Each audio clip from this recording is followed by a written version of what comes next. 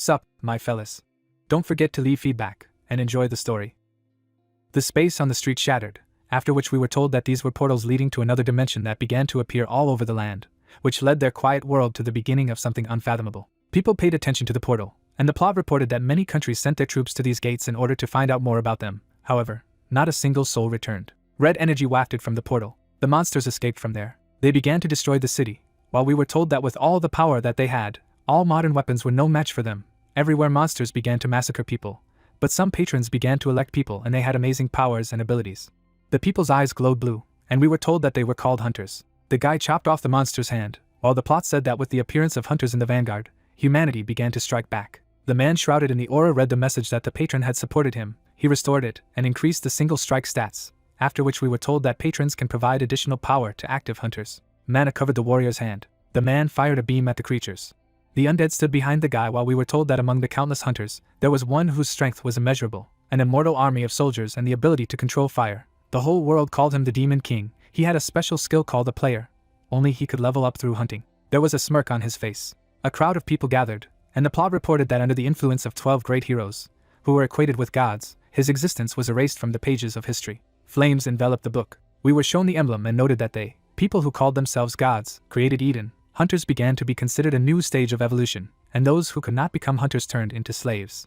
The man was holding a sphere of mana in his hand, and the plot told us that hunters began to rule the world, and thus 100 years passed. Sunlight enveloped the settlement around the forest. The guy was running along the trail. His face was puzzled. He suddenly stopped and began to try to catch his breath. Sitting on a tree branch, the stranger asked if the guy had finished, to which he received the answer that he had reached his limit. He had no strength left at all. Smiling, the man said that his student said that he wanted to change the world, after which he asked if he really thought that with such an attitude he could become a hunter, because in order for patrons to notice him, you need to go beyond your capabilities. Stretching out his hand, the guy asked if Song had overcome his limit when his patron first noticed him, to which he was told that he wasn't.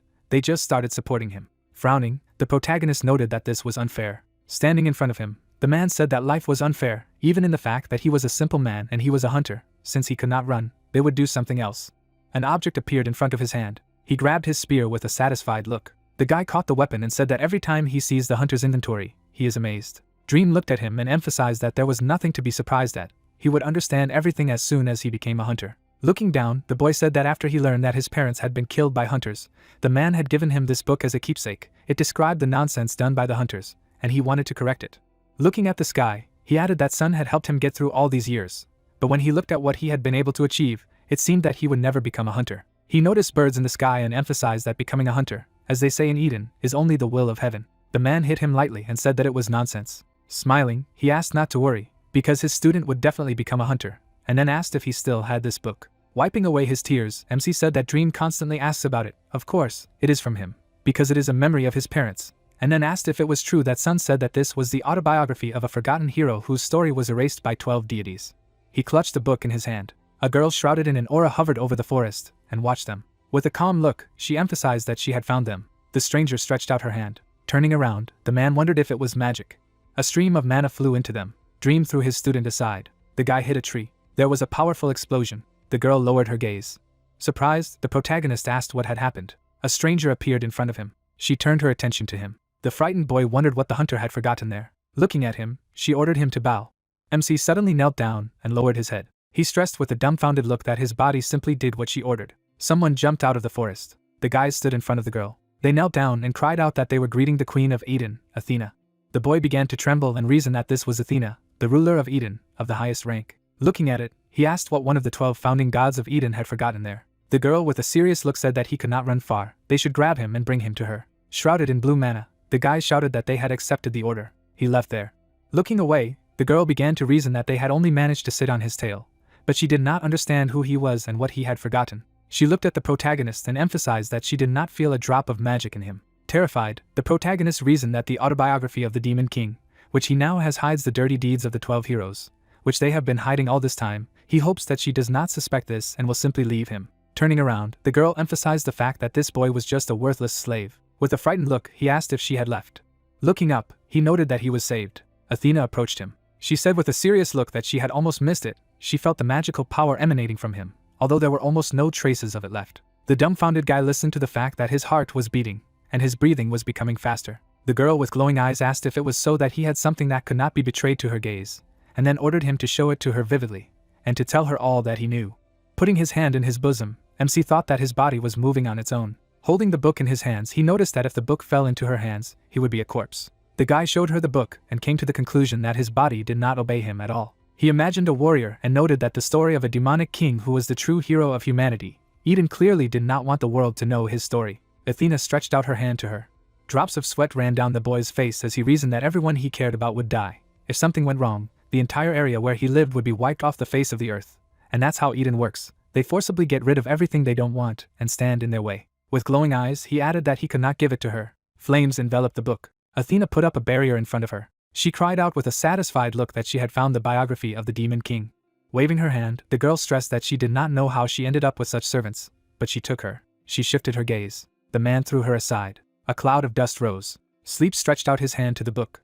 The tearful guy turned to him. Smiling, his teacher asked him not to cry because he was a man, adding that he had carried himself well and had done an excellent job in keeping her. Wiping away his tears, MC wondered who he really was and how he was able to stand up to one of the 12 gods. Looking down, Sun apologized, because he didn't have much time to explain everything to him. He didn't think that he would be found so quickly, after which he added that the guy says the same thing all the time, that he wants to change the world, so he will bet on someone like him. Taking the book, the puzzled protagonist asked.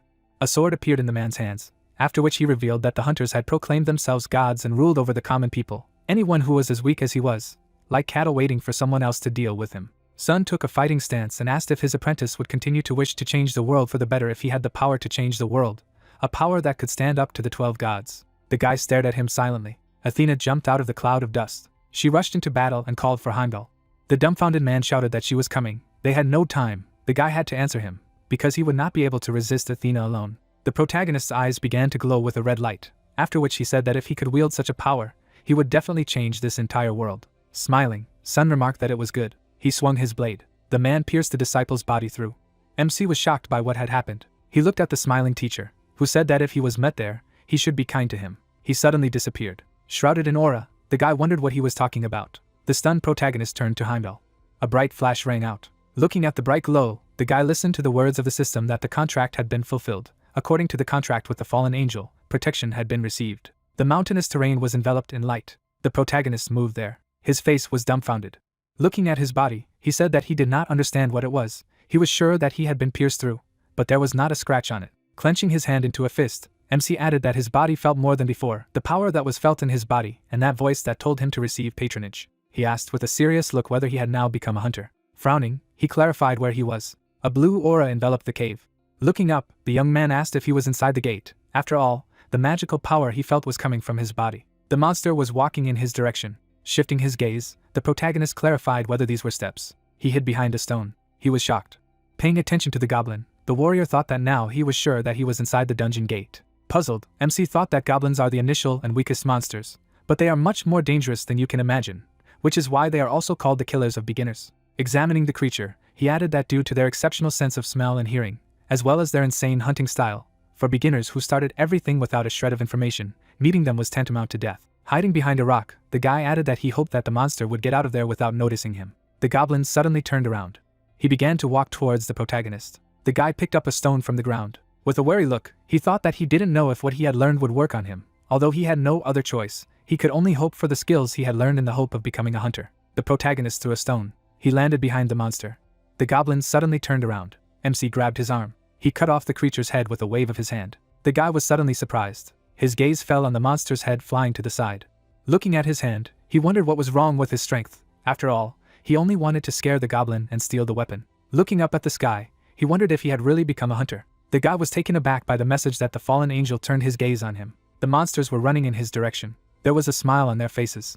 Taken aback, the protagonist asked if they could hear any sound. An aura surrounded the horde of goblins. The dumbfounded protagonist wondered if there were so many of them. Looking at the monster, he concluded that the goblin chief was standing behind everyone. Lowering his head, MC announced that this was the end. After all, he had just woken up.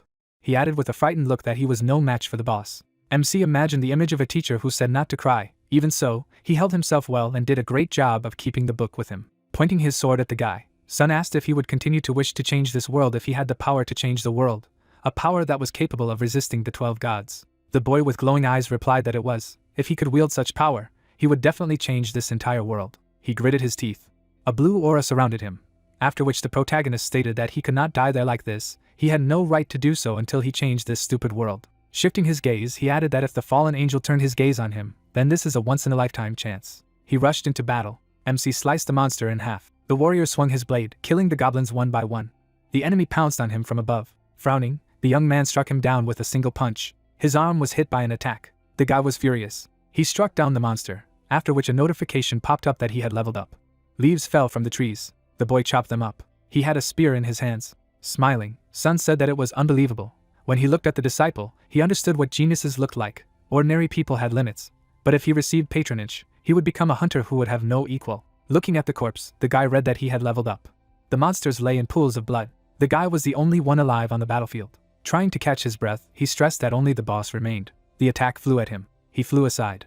MC landed on the ground. Frowning, he thought that it was the leader of the goblins. Looking at the opponent, he noted that even if it was a goblin, it was somehow a boss. The monster's eyes shone brightly as the protagonist said that the rules say that in order to defeat the leader of the goblins, you need to be at least a C-rank hunter. Otherwise there is no point in trying. Looking away, the guy thought that he had just awakened. Most likely he had an E or F rank, and then wondered if someone like him would be able to kill him just by waking up.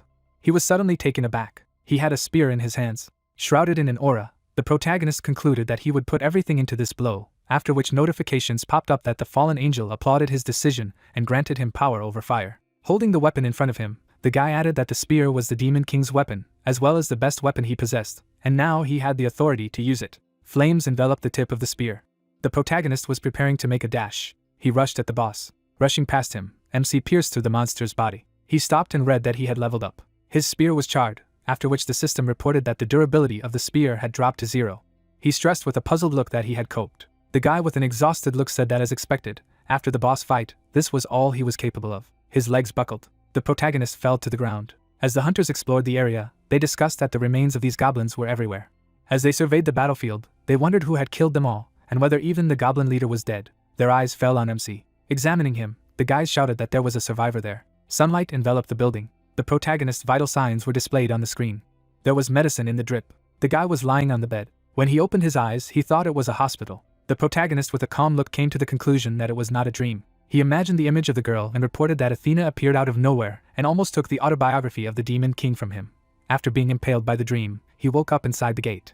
He imagined how the man had wounded him. The guy killed the boss and noted that because of the goblin chief he encountered, he almost died. But he was able to survive thanks to the mastery of fire granted to him by the fallen angel.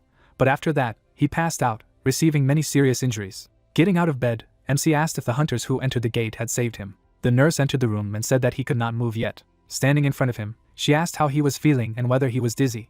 Smiling, the girl said that the hunters from the Major League Guild had found him and brought him there. If it weren't for them, she didn't even know what would have happened to him. The surprised guy asked again about the guild of the Major League. The embarrassed nurse revealed that he was seriously injured, so he was very lucky. He was injured in the incident inside the gate, so someone from the association should come soon while she asks him to rest. As she walked away, she thought she needed to tell everyone how cute he was. Looking after her, the guy asked for forgiveness. The nurse turned. Sitting on the bed, the guy asked what year it was, to which he received the answer that apparently his memory is now confused. He must still be a little dizzy. She added with a satisfied look that it was 2022. The protagonist was shocked by what he heard, after which he thought that it was 100 years before his birth. He imagined a portal and emphasized the fact that the gate began to appear in the year 2020. He introduced the warriors and added that in the year 2022, many hunters began to make names for themselves. MC was frightened. He remembered how the man had grabbed his sword and declared that the hunters had proclaimed themselves gods and ruled over the common people, anyone who was as weak as he was, like cattle waiting for someone else to deal with him. His pulse began to rise. The enraged guy noted that unlike his time, where you had to become the chosen Eden to become a hunter, this is an era when hunters received patronage directly from patrons, and he got this opportunity. He took the catheter out of his hand. The drip staggered. His pulse information disappeared from the screen. The dumbfounded nurse cried out that it was dangerous to get up like that. MC approached her with the words that everything was fine. He did not have dizziness as before. Looking at her, he heard that the bathroom was located near the entrance. The protagonist opened the door. He was suddenly surprised. Looking in the mirror, he wondered if it was really him. Looking at himself, the guy said that he did not have such muscles, and even now he is over 190 centimeters. The upset MC added that his face looks very similar, but his physique and appearance seemed to belong to another person. He turned around when he heard a voice that asked if there was anyone there. The stranger sat across from him. He put the business card on the table and introduced himself as Kim. Smiling, he revealed that after the incident at the gate, he had been rescued by the Major League Guild. He had been told that the protagonist had some memory lapses.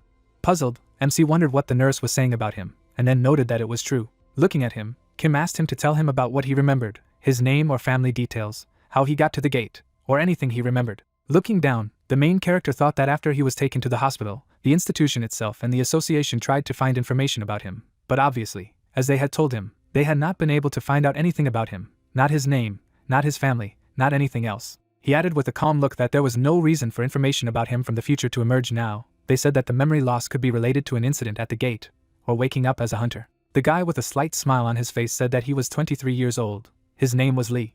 Looking at the other person, he thought that it was that the name of the Demon King came to his mind. For some reason, he had confused his name with the name of the Demon King. He imagined the king and himself from a past life, and added that he didn't know why, but he had an intuition, as if it was the right decision. Holding his head, Kim listened to the fact that Lee didn't remember anything anymore and replied that it was a small problem. With a calm expression, he asked if MC felt anything when he was inside the gate. Sitting opposite, the protagonist said that he heard a voice. Kim was shocked by what he heard. Lee, with glowing eyes, said that the voice told him that he would be his patron. The guy put his hands on the table. With a slight smile on his face, he noticed that the main character had become a hunter, after which he listened to the fact that hunters are something like specially chosen people. Kim got up from the table. Lowering his gaze, he thanked him for taking the time, because after their conversation, someone else might come, but the association would contact him again. Bowing, he added that Lee was slightly worried, but he had become someone incredibly important to this world. Standing in front of him, the guy added that he wished him all the best. MC watched the departing agent. He calmly remarked that he had been very courteous. Looking out the window, Lee clarified his status. A projection began to appear in front of him. Looking at the screen, the protagonist reasoned that this was one of the Demon King's abilities, the reason why the 12 heroes tried to keep the Demon King in line, and the reason why the Demon King was able to become stronger faster than the rest of the heroes. The distressed guy added that Eden was so afraid of it that he erased all mention of him. The Demon King was special. To be precise, he was not a hunter. He drew attention to the fact that his peculiarity is that he is a player. He studied this line intently. Lee thought with a serious look that unlike hunters who needed the condescension of patrons to become stronger, he was able to become stronger without anyone's help, and he was also the only one who could become stronger through hunting. An image of a Demon King appeared in his mind. Shrouded in aura, the guy noted that now the player is him. Sunlight enveloped the hospital. The nurse approached him with a satisfied look and said that she congratulated him on becoming a hunter. Puzzled, MC asked if becoming a hunter needed congratulations. The enthusiastic girl replied that it was like winning the lottery, because even the lowest F-rank hunters could become so rich that an ordinary person could not even imagine even fighting monsters in the gate. There were many things that became available to them. She introduced the blacksmith and told him that the guy could become a blacksmith who forged magical items by infusion of mana. She imagined a man with glowing eyes and emphasized that the protagonist could also become a bodyguard for important people. Huge queues of rich people would line up in the hope of hiring him.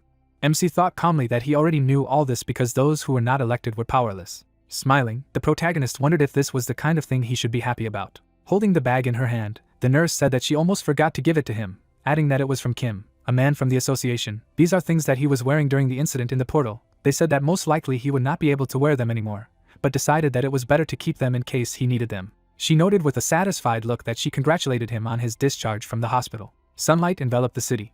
Passers-by were walking down the street. Looking around the city, the guy reasoned that this was the era of the Gangnam heroes. Before, he would not even be able to set foot in this place. He said with an interested look that everything looked bright and peaceful. Kim approached him and noted that he had been waiting for him. With a calm face, he offered to follow him to the association, because he didn't think it was a good idea for a newly awakened hunter to walk around the city.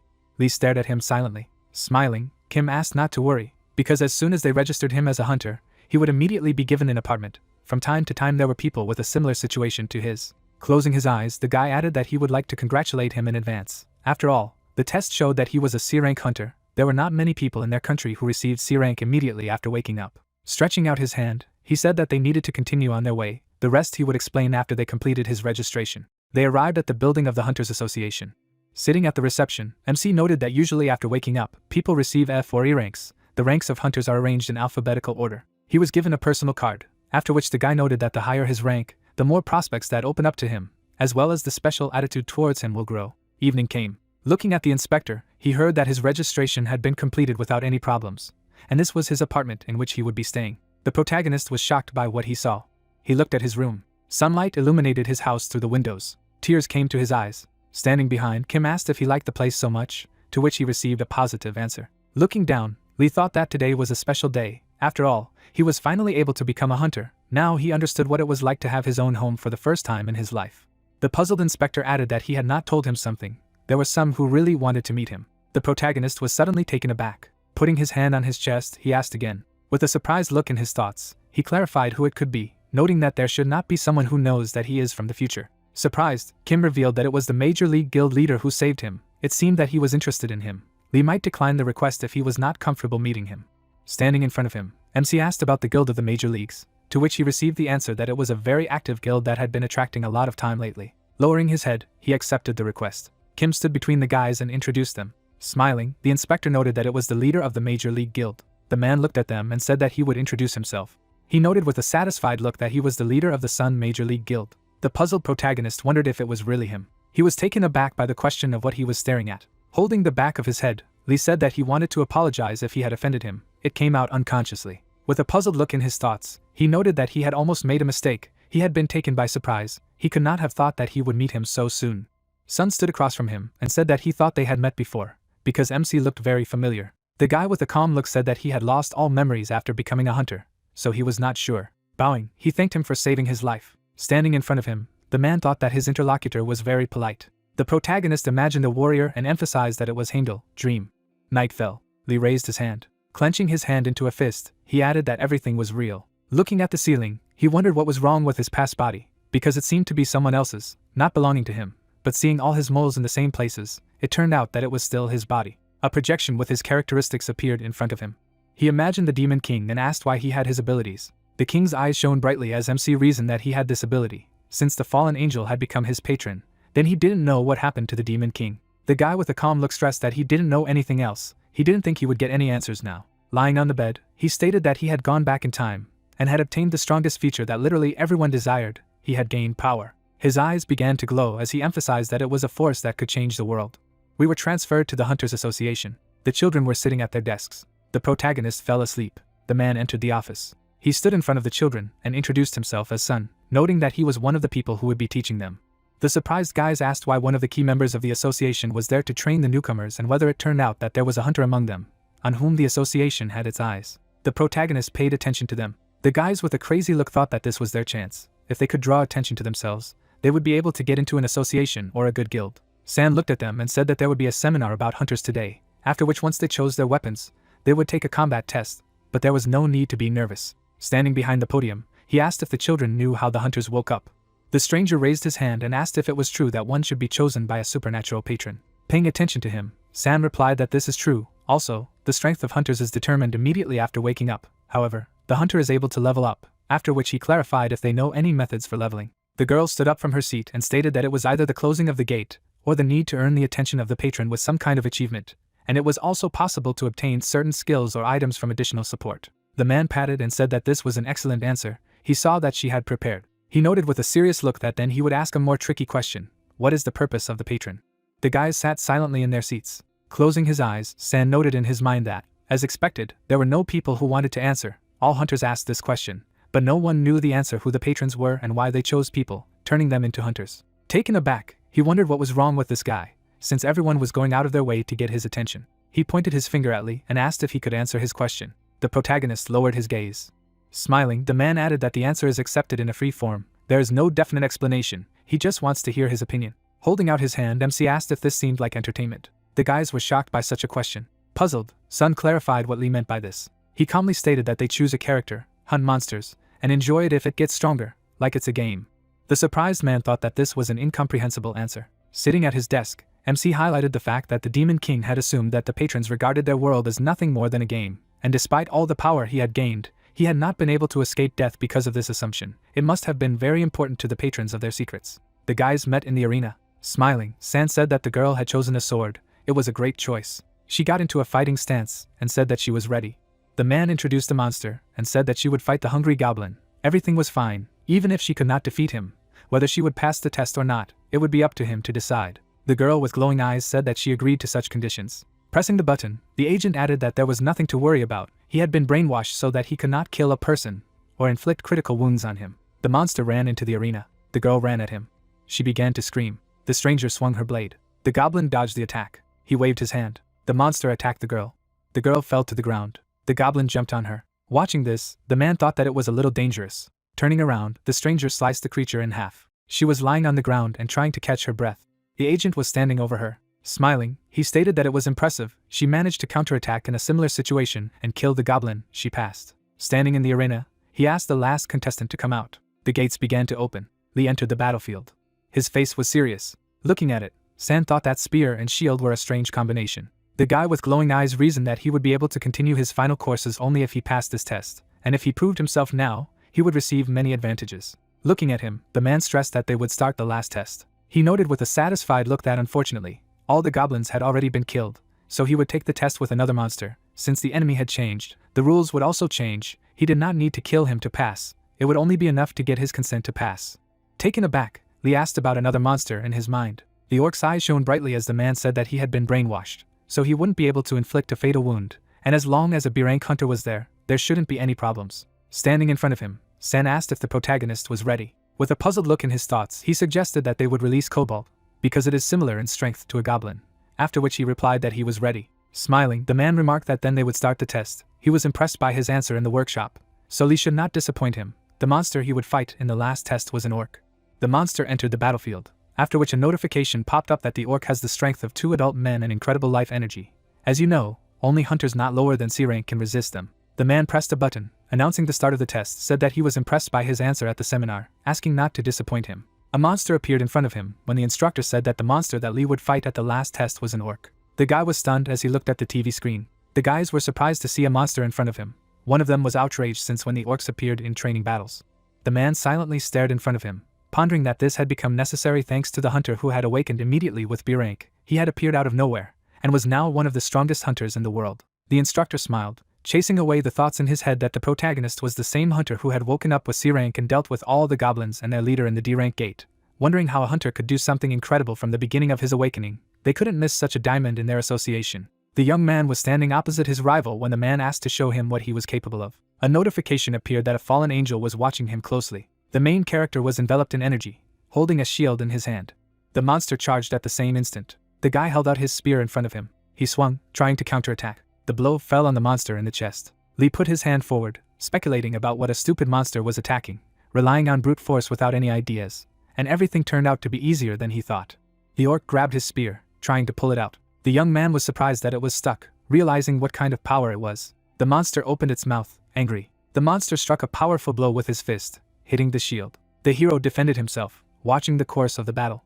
The spectators looked at what was happening in surprise, discussing whether it was too dangerous. An orc from the start. This is complete nonsense. The instructor must stop him. The man watched without emotion, thinking that the lunge was flawless. If it were an ordinary person, he would definitely die from this attack. However, his opponent is a monster that he slightly underestimated. The shield with the image of a horse was shrouded in red energy. The instructor took the dagger in his hands, wondering if this was the end. He understood that if he did not intervene, everything could end badly. The young man let go of his weapon. The observer noticed what had happened. Lee skillfully dodged the orc's sweeping blow. He struck an accurate kick to the head. The monster's fang flew out of the way of the damage it had taken. A guy in a jump made an attempt to attack the opponent with a shield. The guy clenched his teeth, being shrouded in magic. He delivered a powerful blow to the monster's head, using energy. The guys looked at the screen, not understanding who he was, and whether he was really a beginner. The two were stunned, commenting that the hero had squeezed the spear to upset the orc's balance, wondering at the incredible instincts that the guy had managed to defeat the monster in class. San gritted his teeth, wondering if it was a skill. A hunter who had just awakened and already had skills. He hadn't even uttered any spells, so it was a high-rank skill, right? A message was received that the strength of the shield had dropped to 0. The shield was illuminated in orange. The instructor explained that this was the first time since the beginning of the hunter era. The young man was holding a weapon in his hands when the system notified that he had raised the level. Lee stood by the slain enemy, receiving a message that the power over the fire had reached the 2nd level. Sun smiled, realizing that they couldn't let him go. He had to recruit him into the association, and no matter what it cost him, he said that it was incredible, and the guy passed the test.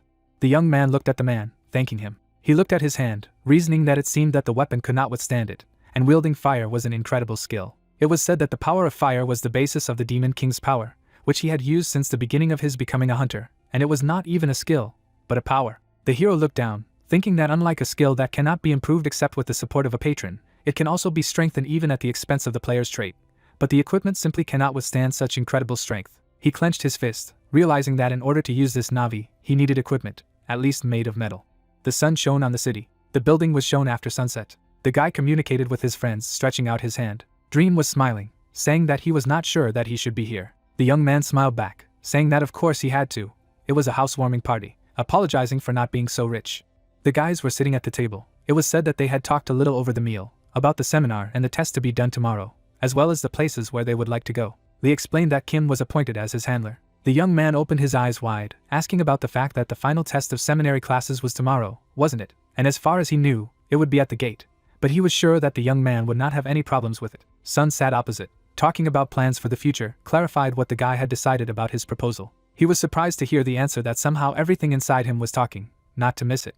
Kim looked away, noticing that the situation was heating up. One of the best guilds in Korea was trying to recruit him, realizing that this was the only opportunity in Lee's life. The man looked at him carefully, explaining that he didn't want to put pressure on him anyway. The main character silently folded his hands on the table. A drop of sweat rolled down the young man's cheek. The guy was without emotion on his face when he replied that he had to refuse.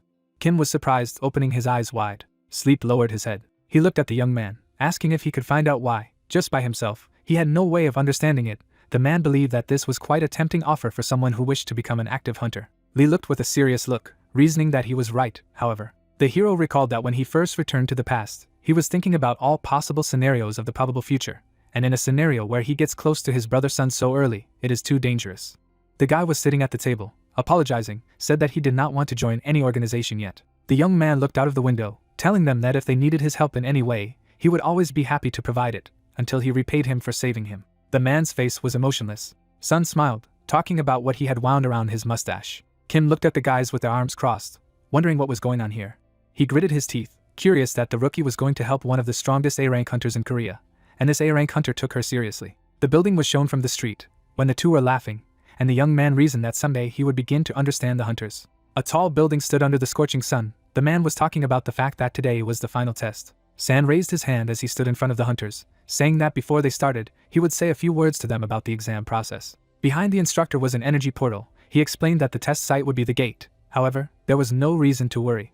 The man clenched his hand into a fist. Sun looked to the side, adding that he would accompany them. The guys looked at him in surprise. A drop of sweat rolled down the hero's face as he reasoned that this was a B-rank hunter, his magic power surpassing everyone standing here. The instructor was smiling, declaring that they would leave the gate as soon as they had all the supplies. Lee entered the portal with a weapon in his hands. He looked around, noticing that the air was viscous. San stretched out his hand to the side, asking that they must have felt some viscosity of the air. Wasn't it because of the strong magical power in the gate? The man was smiling, saying that if everyone was gathered then it was time to move out. When they encountered the monsters, he asked them to follow his instructions. The main character followed the instructor.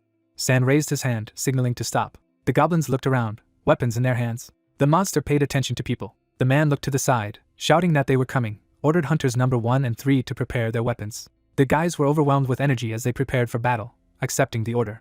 The warrior swung his sword in front of his opponent. He launched a top-down attack, dealing damage to the monster's body. The second warrior struck exactly on the orc's head. Sun looked to the side, exclaiming that the next number is number 8 and number 16. Two summoned hunters rushed to attack their rivals.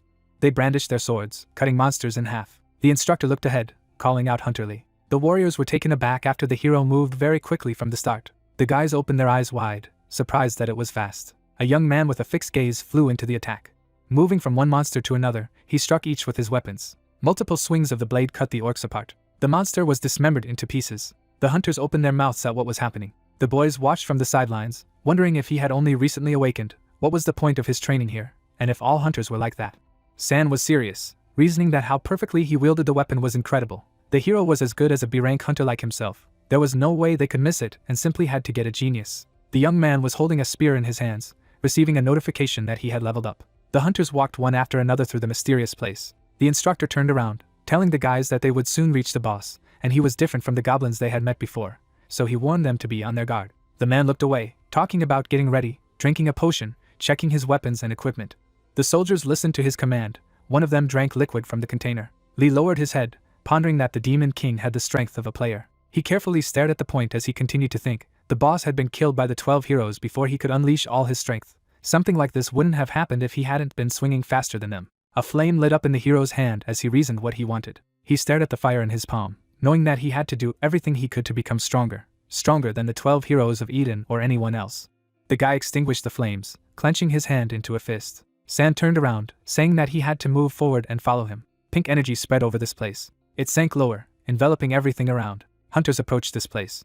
The man clenched his teeth, feeling something. The warriors opened their eyes wide in fear. Lee was surprised, feeling the overwhelming magic power. The instructor stretched out his hand to the side, shouting that he had to retreat and run to the gate, right away. Pink magic flashed.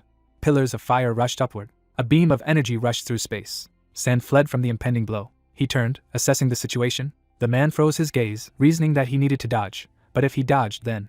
He stopped abruptly, cursing. The instructor raised his hands up, activating his venomous fangs. San slammed his strength into the ground, trying to defend himself from the attack. A huge explosion spread around. The man held two blades in his hands, watching what was happening.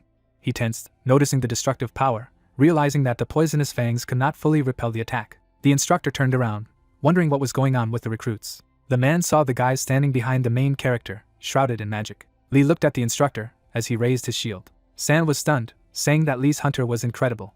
The young man opened his eyes wide, protesting that he had managed to do so because he had blocked most of the attack. A notification has come that a fallen angel is requesting it. The guy was surprised by what he saw. A monster hovered in the air in front of him. The message was that he needed to destroy the great goblin sorcerer. The hunters were frightened, noticing that it was a great goblin sorcerer who could easily destroy B-rank hunters, wondering if they were really in the low-level gate, because there was clearly something wrong with determining the level of danger inside the gate, and one way or another, they had to run, because the only one who could oppose him was the hunter San. The instructor raised his blade, saying that he would be a difficult opponent for him, asking all the hunters to leave the gate and call for reinforcements from the association. The main character approached the man, expressing a desire to fight the goblin. The guys opened their eyes wide from what they heard. San tensed, answering not to overestimate himself. He knew that the guy had already managed to defeat many goblins and even an orc, but the man said that the abilities of the great goblin sorcerer are not based on physical strength, but on magic. His magical attacks are able to easily kill a B-rank hunter. The young man was focused when he stated that the great goblin sorcerer, a B-rank opponent, a monster with fire magic, the main skills being fire arrows, fireballs, a wall of fire, and a shield of flames, showing that he knew that this monster was strong and understood how to face it. Lee turned his back on the instructor, asking if all the monsters here weren't designed for beginners to be able to defeat them, so he once again asked to give him a chance. San was confused, asking himself what this blind self-confidence was, replied that all right, I agreed. A notification popped up about the start of the mission. The guy prepared for the attack, standing up. Energy shone in front of him. The goblin conjured up by attacking with fireballs. 3 beams flew towards the hero. The young man's shield flashed with light energy. Lee began to deflect the magic balls. The hunters commented with surprise that this could not be. He completely managed to repel the fireball. Sun was shocked, thinking that the guy hadn't blocked him, but absorbed him, not understanding how he had managed to do it. The young man pulled his shield to the side, looking at the approaching danger. He rushed to attack, bursting with energy. The monster was in the air, looking at the magical symbols. The explosion scattered beams of energy and light to the sides. Between the two opponents, the fire from the blow was blazing. The guys were excited, reasoning that they had made a mistake. They would not be able to cope. They would simply be smeared with long-range magic. Lee thrust his spear aside. The red-eyed monster grinned as he looked at him. The protagonist drew the weapon, activating the splitting. A huge fireball lit up, illuminating everything around it. The young man stood in front of his opponent as the energy went to the sides. The instructor was stunned, shouting that it was impossible. Lee smiled as he thought that wielding fire was an incredible skill. Shrouded in energy, the guy rushed to attack the monster, who was looking at his opponent in surprise. The goblin used magic runes. The young man's spear glowed brightly with an orange color. Lee shouted as he attacked the enemy. Fiery rays passed by the guy as he ran towards him. The hero, filled with energy, held out a spear in front of him. The guys watched carefully, saying that the newcomer really did it, calling him a super beginner. The system notified that the mission was accomplished. The fallen angel was raptured by his feat. The guy looked down, to the exclamations of the birth of a super rookie. A message appeared in the notification window, which said that in connection with the successful completion of the mission, the fallen angel would become his patron. The hero was surprised by this information. The new notice said that he had been given the opportunity to fulfill the call of the familiar. Lee closed his eyes, thinking that he had finally obtained it, another ability that made the Demon King so incredible. In the windows of a tall building, late in the evening, the light was burning. Sun bowed as he addressed the president of the association. John was smiling as he said that the reason he wanted to meet him so much during the final test was probably because of this C-rank hunter, wasn't it? The instructor looked at the man, confirming what he had said. The president opened his eyes wider, wondering if his rank was actually lower, didn't he? San stood in front of him, answering that it was just the opposite. John grabbed the chair tighter, remarking that if he was talking about it. The president stood up from his seat, adding that it meant that it was so. John walked to the window, turned around, and asked how much of this guy's potential he thought. The instructor tensed, answering that perhaps the goal they were striving for was quite achievable. John smiled as he raised his head. He understood what he was talking about. He put his hands in his pockets, looking out of the window, wished to meet him as soon as possible. The sky behind the building turned pink at sunset. The main character approached the men. Kim noticed that he had already arrived, They were waiting for him here with the head of the guild of the Major League. The young man was smiling as he talked about what he had experienced when he heard that the rank of the gate they had entered had suddenly risen from E to C, but it didn't seem to cause any problems. Dream looked at the young man, asking if he had received an invitation to join the association. The guy stared at them silently. The instructor called out to the guy standing in front of him, asked if he would like to join the association. The hunters were shocked that they were trying to recruit him into the association, and it couldn't be. Lee was focused, apologized, saying that he had no desire to bind himself to joining any group yet. The man stared at him silently, thinking about how he had just turned down his offer. San tensed, answering that he understood. The young man held a weapon with a shield in his hands, thinking that if he joined the association, he would advance faster. However, if the guy did this, he would not be able to hide anything from them.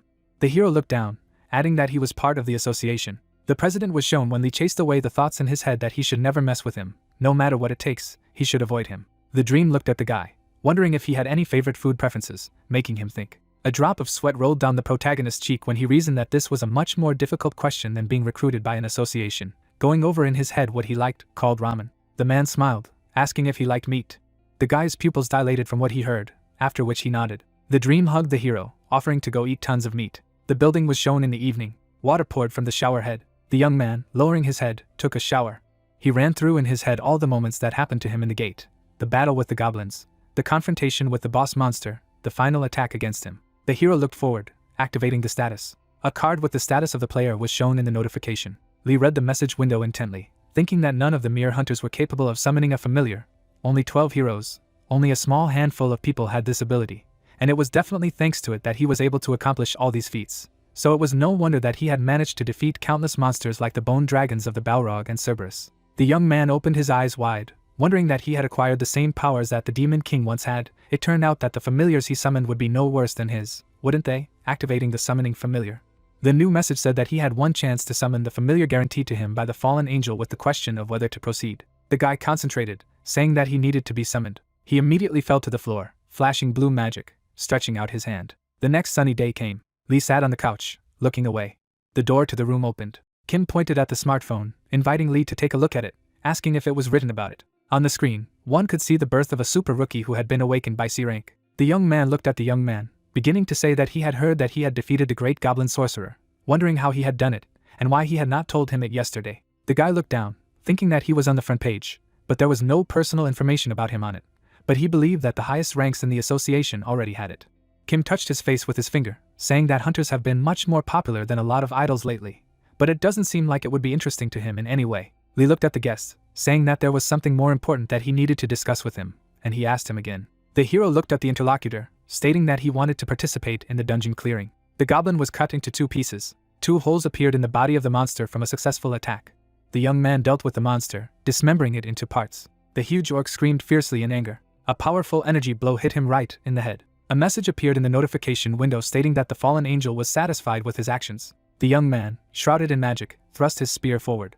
The message said that he had raised the level. Lee lowered his weapon, looking at all that he had done. The system notified him that he had cleared the dungeon. The young man clutched the spear to his chest, wondering why he didn't react in any way after all the monsters he had killed, even after the boss's death, and how he could use it at all. A message appeared above the bracelet that it was a Soul Keeper skull. The system window went out. The guy thought that the familiar must be incredibly powerful, or endowed with special skills, but he still could not absorb a single soul. Lee looked away, saying that all this time he had been thinking that he needed monster souls, not realizing that he was wrong. The young man was leaving the portal when Kim congratulated him. The gates closed behind him. The young man smiled, stating that the hero had already completed his 4th raid in the dungeon. If he had any items that he wished to put up for auction, he could hand them over to him. The guy put a certain amount of weapons next to him. Kim stretched out his hand, saying that apparently he had already mastered the inventory, and grasped everything on the fly. As soon as the item was sold at auction, the funds would immediately go to his account. Lee looked at him anxiously, asking when he would be able to enter the next gate. The young man stood in front of him, apologizing that there was no gate left to reserve. The young man opened his eyes wide in surprise, wondering that the world was literally being torn apart by gates that could not be closed. But he could not reserve at least one for himself. Clarified that he did not understand if something was wrong here. Kim lowered his head, trying to explain that a guild had recently appeared that was gradually building its name. They had single-handedly reserved about 20 low-level gates for themselves. The guy listened attentively, thinking that even if they were low-level, a single guild could reserve all 20 for themselves. The young man was tense, replying that he was right. The association usually rejected such requests, but since all the gates they had previously reserved had already been cleared, the association had no choice but to approve this request. Lee was dumbfounded by what he heard, trying to figure it out. He grabbed Kim by the shoulders, begging him not to tell him that the head of this guild was called Young, to which he replied that yes, realizing that the guy knew about it. The protagonist's hand was resting on the young man's shoulder as he said that the young man was right. It was the guild of the Army of the North. It was founded by Yang, who had the nickname Super Rookie, before he appeared. Lee opened his eyes wide, chasing away the thoughts that soon, this man would earn himself the title of hero and firmly entrench himself as a subordinate of the 12 gods. And among other things, he would become famous as a ruthless killer and an absolute tyrant. He imagined a man, the god of war, Gunther. The hero's eyes shone blue as he reasoned that they had met. A man in a robe looks at the unfolding construction. People stand with signs and demand that the construction be stopped and their lives protected. A guy with short hair stands behind Gunther and says that the riots are getting out of control, and asks what they should do. The warrior shifts his angry gaze forward and says that people are just ants, and that if you destroy their houses here, they will build new ones elsewhere, and asked if there is any reason to worry about the lives of some ants. He imperiously throws up his hand and declares that if the despicable slaves are allowed to survive, it will not be enough for them anyway. The god of war grips his weapon tightly, surrounded by blue energy currents. His sword emits magical flashes. Through the veil of rain, the outlines of the city are visible. A sinister energy mana is approaching him. The protagonist put his hands in his pockets. He looks forward resolutely. The protagonist walks along the sidewalk and remembers that after that incident, half of the inhabitants of the village where he lived died, and that it was a terrible tragedy. The young man moves forward. He shifts his wary gaze and hears that someone is begging for mercy. He clutches the phone in his hand. The man in the barn is kneeling in front of the guys and asks how they can do such a thing just because they are hunters. A young man kicks a cart with pleasure. The old man looks at the hunters with a plea and asks them to stop. Lee approaches the crying man. He shifts his indignant gaze to the guys and asks what they are doing. A guy with gray hair looks at his opponent with contempt and asks who else he is. He clenches his fists, and he replies that he heard strange noises and decided to approach, and asks that they are hooligans. The hunter looks at the interlocutor with aggression and asks how he dared to talk to him like that. The protagonist looked indignantly at his opponent and said that he was the first to start everything. The guy looks at the interlocutor in bewilderment and asks that the young man is a hunter. The main character extends his hand to Moon and asks what happened to him. The young man shifts his cunning gaze to the men and says that this old man injured his precious body with his cart. He stares at Lee and continues to say that he was just asking him for his compensation. The young man furiously turns to his opponent and asks what kind of nonsense he is talking about, and the man says that the guys were the first to kick his cart and began to beat him. The young man looks ahead in bewilderment and asks why they broke the cart. The young man in a friendly way stretches out his hand to the guy and says that he is also a hunter, and that he must understand that everyone who attacks him is his enemy, and continues that there is nothing wrong with the fact that he broke it, and that the guy should also be more careful. The aggressive guy looks at the opponent and says that he is already beginning to perceive the actions of the young man as attacks in his direction. He pursed his lips and told him to quietly get out, since he had already done enough. The main character looks resolutely at the interlocutor and says that he will let him go if he did not cause any injuries to his grandfather. The enemy rushes at the protagonist with clenched fists in rage and shouts that how dare he order him. Lee grabs the opponent's hand. He grips him tightly by the wrist and makes a rapid throw of the attacker. The young man looks angrily at the defeated young man. He is lying on the ground with his arms outstretched. The main character's eyes burn with indignation. A blond man with a knife in his hand approaches the young man. He pulled his hand aside and calmly said that he had never thought that he would see a weapon in such a place, and asked what the young man seemed to be sure of what would happen next. The guy looks at the enemy with hatred in his eyes and asks that he does not have a guild yet. He swiftly attacks the young man and exclaims that they are on a completely different level than the rubbish of the enemy. The main character resolutely puts up a block. He delivers a striking blow to the enemy. Lee looks at the guys lying on the ground and says that if he hadn't been in the know, he would definitely have thought that their guild was no bigger than mommy's upskirts. The lantern brightly illuminates the police building. A man in uniform escorts a guy, and he angrily asks that he at least knows who they are, and swears that grandfather attacked them first. Kim and Soo look at the departing law enforcement officer, and the young man thanks Lee Junkyung for understanding everything. The main character closely watches the arrest of the hunter and pronounces that the deliberate attack of hunters on an ordinary person is a serious crime. The boy looks enthusiastically at the interlocutor and says that there is a witness to all this, and that this is all the concern of the association, and thanks the protagonist for his help. The guy turns his head to the main character. Moon holds out his hand to the policeman, and Kim asks the protagonist, who is worried that the guild will want to take revenge on the old man, and adds that the association will look after him, so he doesn't have to worry. The protagonist looks angrily ahead and says that the hunter said he was a member of a guild and asked where it was.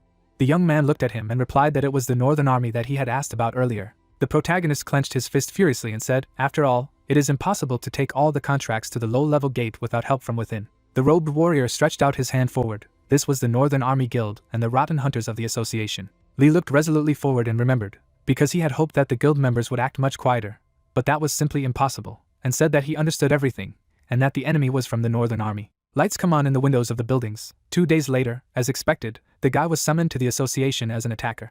The man in the baseball cap lowered his head.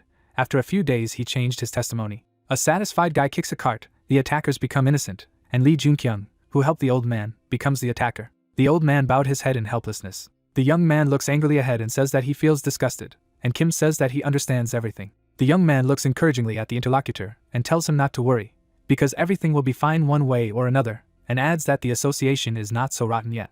The protagonist turns a sad look at the guy and says that he must not know that for someone from the future, like him, the association has been rotten since its formation. The young people stand in front of a building brightly lit by the sun, and the young man invites Lee to go inside. The CCTV camera hangs on the ceiling. The main character is sitting at the table, and the man asks that he does not remember anything from the moment of the incident at the gate. He answers in the affirmative. The interlocutor does not take his eyes off the guy and continues to ask that it was also an incident that happened a couple of days ago, and that he should have been the first to report it, and that he detained members of the Northern Army.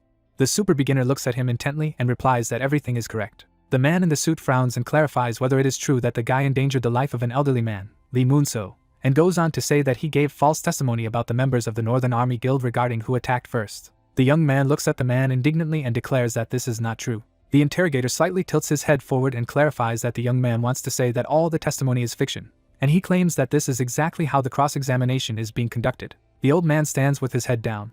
The man stares at the interrogator and asks if in the incident that happened a couple of days ago, it is true that the man sitting in front of him, Lee Junkyung, attacked him, and says that he testified that members of the Northern Army attacked an old man and a young man. Moon turned his frightened gaze to the side. The young man looked directly at the man and decided that he was being blackmailed and that everything was rotten as expected, and added aloud that he did not have to worry. The old man looked down with a haunted look and replied that it was Lee who had attacked him. The interrogator pointed his hand at the man in a baseball cap and thanked him for coming. The man walked slowly towards the door. He lowered his shoulders. His face showed fear. The interrogation room door closed slowly. The man looked at the guy demandingly and asked that he had something to say. The protagonist resolutely put down his phone before that.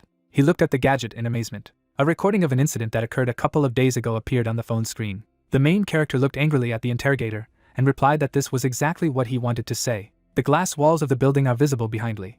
He confidently goes out into the street with clenched fists. The protagonist resolutely looks in front of him and reflects that in any case, the association knew for what reason the testimony changed, and that only the grandfather will have problems for giving false statements, and that there is nothing he can do in such a situation. He grits his teeth furiously and realizes that he lacks strength. The bald man looks straight and says he's heard the news. The main character turns his head to him and greets him.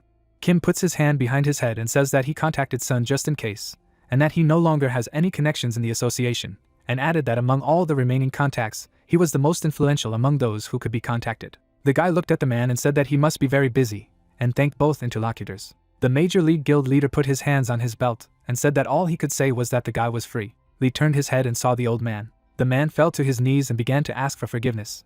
He bowed his head down and began to say that those guys had said that they were going to stab his granddaughter in the near future, and that he couldn't let that happen, and that instead of helping the protagonist, he had caused more trouble. The indignant young man looked at Moon and asked what he wanted to say, that the Army of the North had blackmailed him, and why then he was talking about it now. The frightened old man raised his head and replied that if he had said so earlier, his granddaughter would have been in danger, and continued that what had been done could not be undone, and all he could do now was beg for forgiveness. The head of the guild looked at the old man and said that his granddaughter would be fine, and added that as the head of the guild, he would take care of it, and that he asked him not to worry about the guys from the Northern Army and go home. Moon walks away with his shoulders slumped.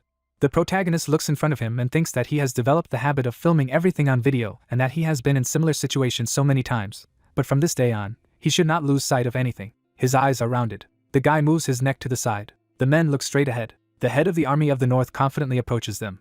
The warrior looks at Lee and Sona resolutely and says that he never thought he would meet the head of one of the largest guilds, and asks why he is so close to the super rookie about whom there are so many rumors. The surprised young man looks at the man and thinks that how he found out about everything, and that the worm in the association is his personal informant. The warrior holds out his hands in a friendly manner and introduces himself as the head of the Army of the North, that his name is Choi Young-song. Dream looks at his interlocutor in amazement. The men shake hands firmly. The head of the guild of the Major League looks intently at the interlocutor and says that he is glad to meet him. The man is enveloped in the streams of golden energy mana and he says that you should not be so arrogant if he does not want to become an enemy for him and this super beginner. Sleep holds the interlocutor's hand tightly. He opens his eyes in amazement. The man throws his hand up indignantly. He shifts his furious gaze to the side and says that he broke it. And Dream, with glowing eyes, declares that he is not even good for the mark, and that he should act more carefully if he does not want to die. The rays of the sun illuminate the windows of the cafe. Kim bangs on the table with all her might. He looks ahead and indignantly says that it was impossible to give them a fine for trying to kill an ordinary person. The main character looks at the interlocutor in amazement, and says that at the moment the hunters are untouchable, and adds that it is better to think about that grandfather now. The brown-haired guy pulls his hand to the side and says that perjury to a hunter is a felony, and goes on to say that because they filmed everything, the actions of the Northern Army members were found to be wrong and given a warning and released. The protagonist picks up a glass of drink, and Kim concludes that Sun most likely had a hand in this, and Lee asks how the Army of the North is doing now. The interlocutor lowers his gaze and says thoughtfully that they have now calmed down. The main character shifts his gaze to the side and says that he will not believe that they did nothing. A man with a beard stands leaning on a sword, and the protagonist argues that Gunther, being a cold-blooded and ruthless killer, firmly believes in retribution, and therefore must do something against him. Lee shifts his gaze to his opponent, and asks that they could continue to monitor the actions of the Northern Army. A young man with brown hair confirms. The main character sits with his hands in front of him and thinks that he will not be idle either. His pupils are constricted, and he mentally decides that he believes in retribution as much as anyone else. Multi-story buildings rise above the park. The protagonist is at the head of the squad. Dream turns his head to him and says that he didn't think Lee would contact him for the purpose of going to the gate together. The young man looks at the man intently and explains that this time the gate is much higher in rank, so he asked for their support, and asks that he take care of him. A member of the guild of the Major League with an associate approaches the main character and asks if they are the same famous super rookie. Chul turns his gaze to the protagonist and says that it is a great honor for them to fight next to him, and his companion adds that after saving him, he could not even imagine that they would go through the gate together. Sun turns his head to Lee and introduces the members of his guild, and adds that they were the ones who saved him. The protagonist smiled and, greeting the guys, introduced himself. The main character looks thoughtfully at his new acquaintances, and thinks that he does not remember their names and faces flashing in the story, and mentally concludes that there is nothing surprising in this, because the story of the Demon King and the guild of the Major League was erased from all pages. The guild leader shifts his gaze to the warriors and commands that they are facing a C-rank gate, and it's time to start the dungeon campaign. He comes to the gate. A painting of a lion hanging on the wall. Choi sits in a chair. He turns his head and shouts at Jong that he can't just let it go, once he's starting to expand his territory of influence. The interlocutor leans towards the opponent, and expresses that, in his opinion, it is better now to increase influence in the existing territories before expanding. He looks through the visor and continues that after the last incident, their guild members are slowly getting out of control. A man with brown hair stands in front of his opponent, and indignantly says that everything he says is nonsense, since people were wrong, and adds that ordinary people are insignificant and live off the protection of hunters, and he can't believe that they had to apologize to such insects. The dragon slayer's eyes burn furiously and he asks again what the interlocutor said. Choi squeezes the armrest of his chair. His pupils constrict, and he thinks that his opponent is going to fight him. The man abruptly gets up from his chair. The head of the Army of the North turns to the participants in the argument, and furiously shouts for them to stop. Yun lowers his hand and says that Choi is right. The man in the helmet looks at him in bewilderment. A guy with brown hair smiles mischievously.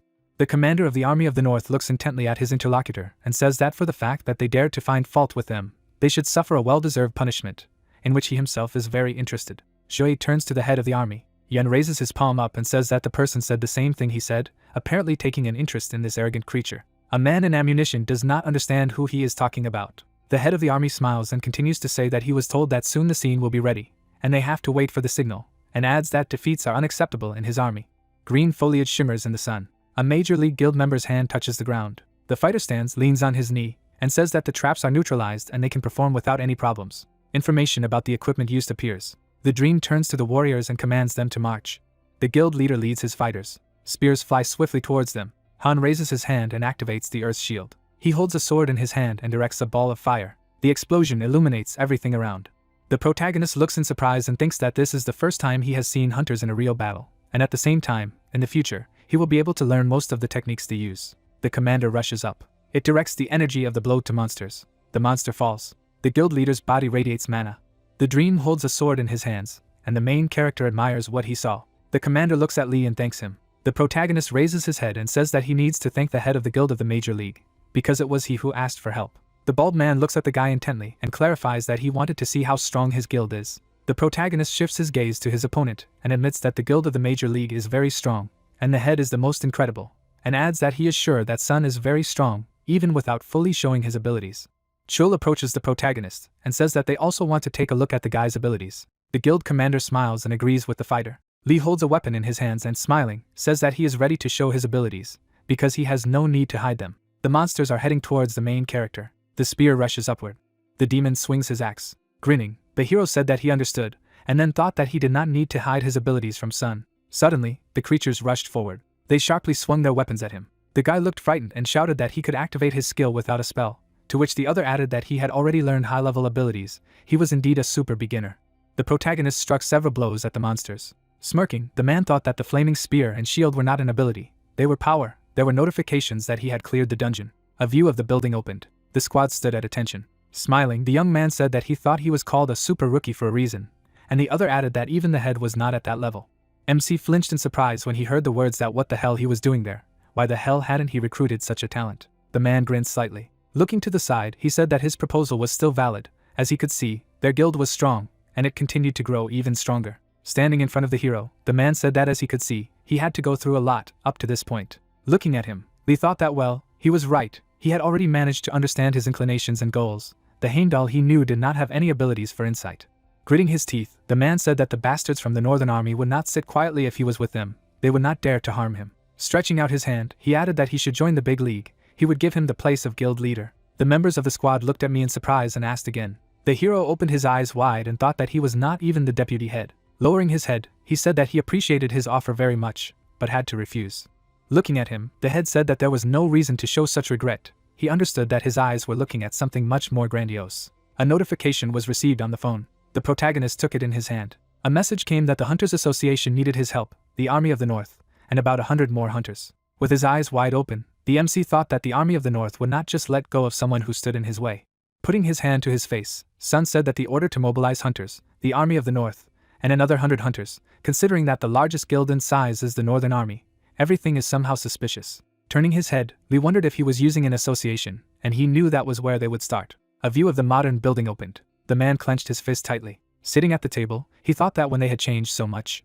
The guys were standing next to each other, and the thought arose in his head that Choi, whom he had known since childhood, and his older brother, Young. Looking ahead, the knight thought that everything had changed since the moment they met that man. The young man furrowed his brows. A phrase flashed by that the belligerent, but warm-hearted Choi no longer regarded the common people as such. The man smiled. The words sounded that the head of the guild considers everyone around him to be worse than himself, whether they are ordinary people or hunters. The man froze, reasoning that they were trying to kill the hunter only because he had violated the authority of the Northern Army with his actions, and that the people could not do this. The guild of the Northern Army was rotten from the inside, and its honor could not be restored.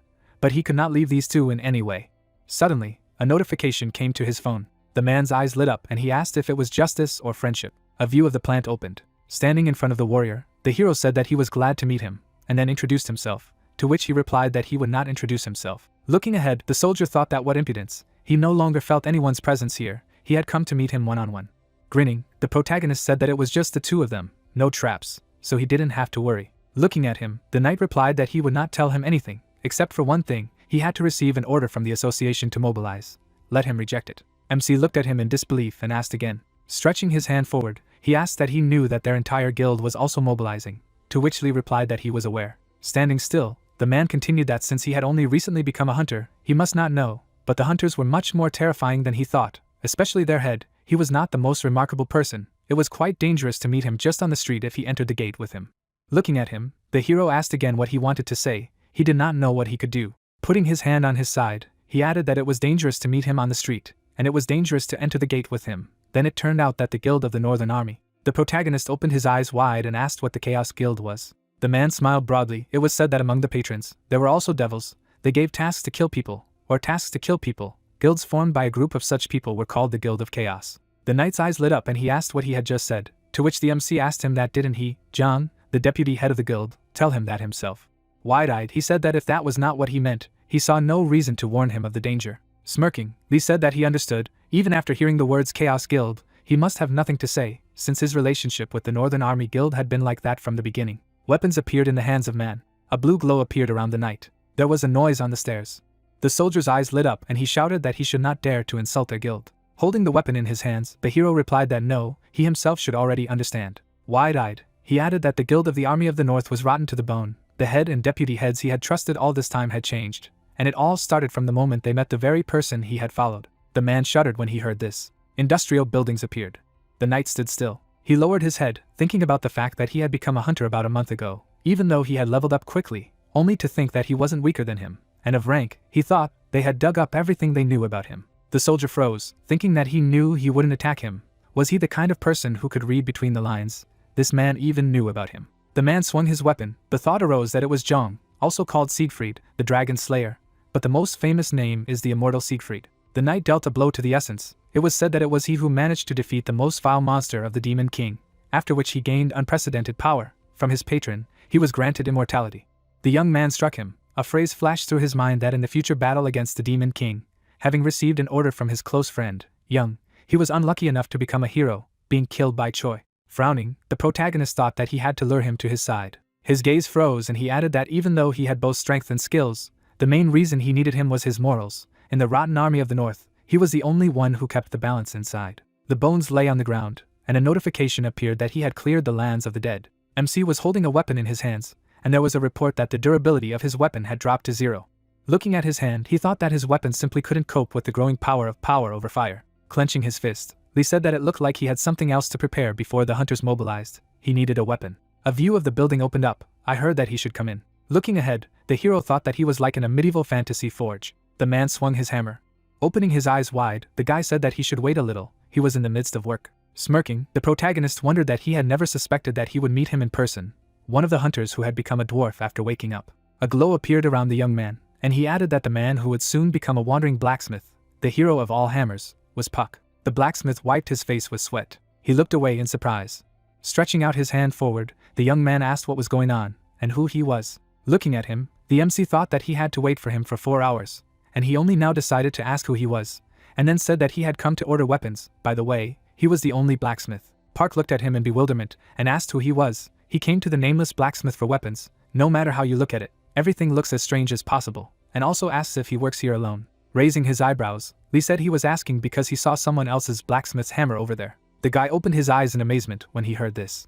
Turning his head, he said that he had a keen eye. This hammer of another boy, but it didn't matter. Stretching out his hand to the side, Puck asked why he had never had a chance to create equipment before. It was all for fun, nothing more. What had brought him to him? Gritting his teeth, the hero replied that his patron, he told him to go to him. The young man shuddered when he heard these words. Standing in front of the hero, he asked that his patron worked directly with him. It was hard to believe. Watching him, the protagonist thought that he had no choice but to believe him, since he himself felt the direct interference of his patron in his life. Puck was so famous that his patron directly interfered in the life of this blacksmith, as stated in the autobiography of the Demon King. A glow appeared around the weapons, and he thought that the one who created all the weapons for the Demon King was Puck. But due to the influence of the 12 heroes, they were scattered all over the world. He only supplied weapons for the 12 heroes. The man's eyes lit up, and the MC thought that the Demon King was writing about how if only Puck stayed by his side until the very end, they would change history. Turning his head, the guy said that well, given how strange these patrons are, he has no reason not to trust him. Frowning, he added that however, he couldn't create anything for him. Lee opened his eyes in surprise and thought that he was in a bad mood, and then asked that there were some reasons for this. Looking to the side, the young man replied that not really, he was not very friendly with fire, so he had never taken orders from customers until that moment. Grinning, the hero thought that this is how it is. Then he stretched out his hand forward. Puck looked at him in surprise and asked why he had stretched out his hand. Looking at him, the protagonist replied that he would create the flames he would need. Flames appeared on his hand. Stretching out his hand to the side, he asked that he was already familiar with the ability to control fire. The blacksmith looked down and asked what he wanted to say, that he could control this little flame in his palm. Ridiculous. If he had such an intimate relationship with fire, then even a blacksmith like him could. He opened his eyes in amazement and asked again. The flames turned blue. The young man looked at him in surprise and asked what it was. Clenching his fist, the MC replied that he had the power to control fire as he wished, and it was not mere possession, but total submission. Puck smiled when he heard this. Lee held the weapon in his hands. Looking at him, he mumbled. Crossing his arms, the young man said that he wouldn't be able to create the shield he was asking for. As previously agreed, he wouldn't be able to create one alone. But as for what he had asked for, inside this spear was the ability to control fire. He had done everything in his power. A glow appeared around the weapon. The guy looked away and said that it was unpleasant to say this, but with his current strength, this was all he was capable of now. Holding the weapon in his hands, the hero thought that he was saying that this is the best thing he can do. The items in the dungeons are no higher than rare. But even if he is a famous blacksmith, this weapon is of an incredibly rare type. Something more will require the direct intervention of the patron. Smirking, he added that however, there were weapons that improved over time. The chance was not great if he had one, and he wouldn't have to change weapons anymore. Wide-eyed, the blacksmith said that it was still not finished. Gritting his teeth, he added that that guy wasn't here yet for his flames. This weapon was still low level. He should definitely come back. But don't let him be too late. Try his best as early as possible. If he came in time, he could strengthen it. After bowing, the protagonist replied that he would then leave it to him. The young man looked down in surprise. A bracelet appeared on the hero's hand. Frowning, Park asked that this bracelet was on his wrist. After all, it was given to him by his patron. Rightly, it seemed that his sponsor was not an ordinary one either. Stretching his hand forward, he continued that he wasn't sure what it was, but he had a bad feeling that he shouldn't use it. A notification appeared above the bracelet. Looking at his hand, the MC thought that he was right. It was just a guess, but if he was right. Lowering his hand, he added that the skull is the guardian of souls. It will be difficult to execute the summoning while he is participating in the mobilization of hunters. Taking the weapon in his hand, Lee objected. Looking ahead, he thought that it was much more than he had expected. The hero looked down and added that if he managed to lure Zhang to his side, he would have a better chance of winning. It would become much more difficult. But if everything was written as it was written in the book, then it would undoubtedly give him an advantage. Frowning, he thought that 2 weeks before mobilization, the creatures were standing in the smoke, and the thought arose that he must now become stronger. The monsters rushed forward abruptly. The protagonist jumped up. He swung his spear. MC looked furiously and thought that even if he had the opportunity to become stronger through hunting, 2 weeks wasn't enough, and then said that even sleeping would be a waste of time. A view of the high-rise building opened. The man was standing in front of a crowd of people. Clenching his fist, he shouted that all preparations were complete. Frowning, the deputy head said that today was the day when the Army of the North would rise from the shadows. The members of the detachment smiled as they heard that in Korea, and around the world, everyone would know the name of the Army of the North. The man's eyes lit up blue. Blue particles appeared around it. Looking at him, Zhang thought that this incredible magic power was that he was finally able to reach a rank. Smiling, Choi thought that it was unbelievable. Everything was going exactly as he had said. All the requirements for becoming a hero had already been met. The man shouted loudly that it was today. Raising his hand in the air, he added that the world would be shaken by the name of the Guild of the Army of the North. The guild members raised their hands in the air. Smiling, Yan thought that he too would receive the title of king. The bus was driving along the road. The car was moving along the highway. Sitting behind the wheel, the guy asked that he really intended to go. Wide-eyed, he added that he was going to die. Hadn't he already told him the ins and outs of the bastards of the Army of the North? They were much more vicious than he thought. The hero silently looked ahead, listening to the fact that the guild that had tried to raid with the Army of the North last time had been destroyed. He thought he already understood himself. Frowning, he replied that but perhaps it was their doing. The car braked sharply. The young man put his head on the steering wheel. The protagonist looked at him. Opening his eyes wide, Kim shouted that he was going to go there too. He was an important person for the association. Nothing would happen to him if he did not go. There was nothing more important than his life. Then he took the wheel. Lowering his head, the guy said that he should not go. MC smirked when he heard this. Looking to the side, he asked what he said was that nothing was more important than one's own life. Right. Gritting his teeth, the young man replied approvingly. Looking ahead, Lee said that he also knew this very well. He would not participate in the mobilization in the hope of the best. Smiling, he added that these bastards are learning that life is not an empty phrase, but something precious. A portal appeared in the air. People were standing near him. Members of the guild communicated with each other. The man was holding a microphone in his hands. Putting his hand on his side, the hero asked that he had heard that the Major League Guild had abandoned the raid this time. So why was he here? The head smiled and replied that he had already announced that the Army of the North was their enemy, and also stated that the super rookie was his friend. How could he be anywhere else? They crossed eyes with the man. Yang smiled as he looked at him. The head sighed heavily. Frowning, he asked that he would go there, even if he asked him not to go. Smirking, the protagonist replied that it was true. He was not here to stop him. Dream gritted his teeth and said that he must already know, but this bastard was stronger than he thought, and then thought that his officially registered rank was in the B Association. Smirking, he added that he was amazed at how strong he had become, no matter what was going to be there, and he was sure he had a plan. Sitting on the bench, Sun said that he was hiding waiting to see how strong he would become, would be waiting for him here, to which Lee asked what he would do it for. A glow appeared around him, and he replied that if he did not come out of the gate, he would not let go of what had happened. The hero looked at him in surprise and thought that he was going to destroy an entire guild. What a crazy guy. They froze when they heard that the raid was about to begin, asking everyone to finish their preparations and get ready. The guild members looked forward, and the thought arose that Yang would become a hero, and the gate called the Rhine River would kill countless people. People were standing in front of the portal. The protagonist frowned and thought that at this point, the story would change its course. He stretched out his hand. MC frowned when he heard them enter the gates of the Rhine River, to which he thought he would get all the glory here. A multitude of people stood near the gate. A glow radiated from the portal. Pink lightning bolts flew out of it. Smiling, the man thought that it had begun. A notification appeared that under the influence of the characteristics of the gate itself, the magical power had changed. The guy opened his eyes in surprise and asked what it meant, and the other added that damn, this was the first time he had seen this message. Holding the radio in his hands, the soldier said that it was impossible. The rank of the gate had risen from B to B+. Lee silently stared ahead. Notifications appeared that the gate feature had been activated. The exit from the gate was blocked. A bright light appeared from the gate. Lightning flew away from him. The soldier looked frightened and said that they were stuck here. There were reports that countless awakened people had gathered in one place. The patrons had turned their eyes to this place. The density of magical power would increase. Lowering his head, the young man asked what was happening, and the fighter said that his body seemed to be on fire. There were notifications that the awakened had entered a special gate. Numbers appeared on the device. The man opened his eyes wide and said that the rank of the gate. The rank of the gate appeared. Throwing the device on the ground, the guy said that a rank. The awakened man looked at him and asked again. Raising his hand, the fighter shouted that they should let him out. This is the A-rank gate. He clutched his head. The thought arose that the A-rank gate was considered impossible to clear. Without a hero rank hunter, some hunters fell into despair. Looking ahead, the hero reflected that their reaction was very expected, because after all, this place could become their grave. Turning his head, he added that they had not even moved. They must have known about it. The man crossed his arms, and the protagonist thought that apparently this was exactly the situation they needed. A notification appeared that the wave was near. Frowning, he shouted for everyone to calm down. Stretching out his hand to the side, Yang added that he understood their confusion. But he was as amazed as they were. He would also like to understand how everything led to this. But the gate is not yet so well studied. Unexpected things happen in it all the time. Looking straight ahead, he asked what was important right now, to fall into despair. Raising his hand, the head said that no, survive, don't they all want to live? He is the head of the Northern Army. He will clear this gate side by side with everyone standing here. The soldier smiled and said that it was true. Didn't they want to stay alive? To which the other added that first they had to survive. There was a message about the status of the ruler of the current. Looking at the people, the MC thought that this was the power of the ruler of the currents. All these hunters were just being instigated. Smiling, Choi asked if he could start already, to which the man replied that he could not. Gritting his teeth, he said that according to what he had told them, the wave of this gate would last for a very long time. The strength of their guilds needed to be preserved as much as possible. Frowning, the guy asked again.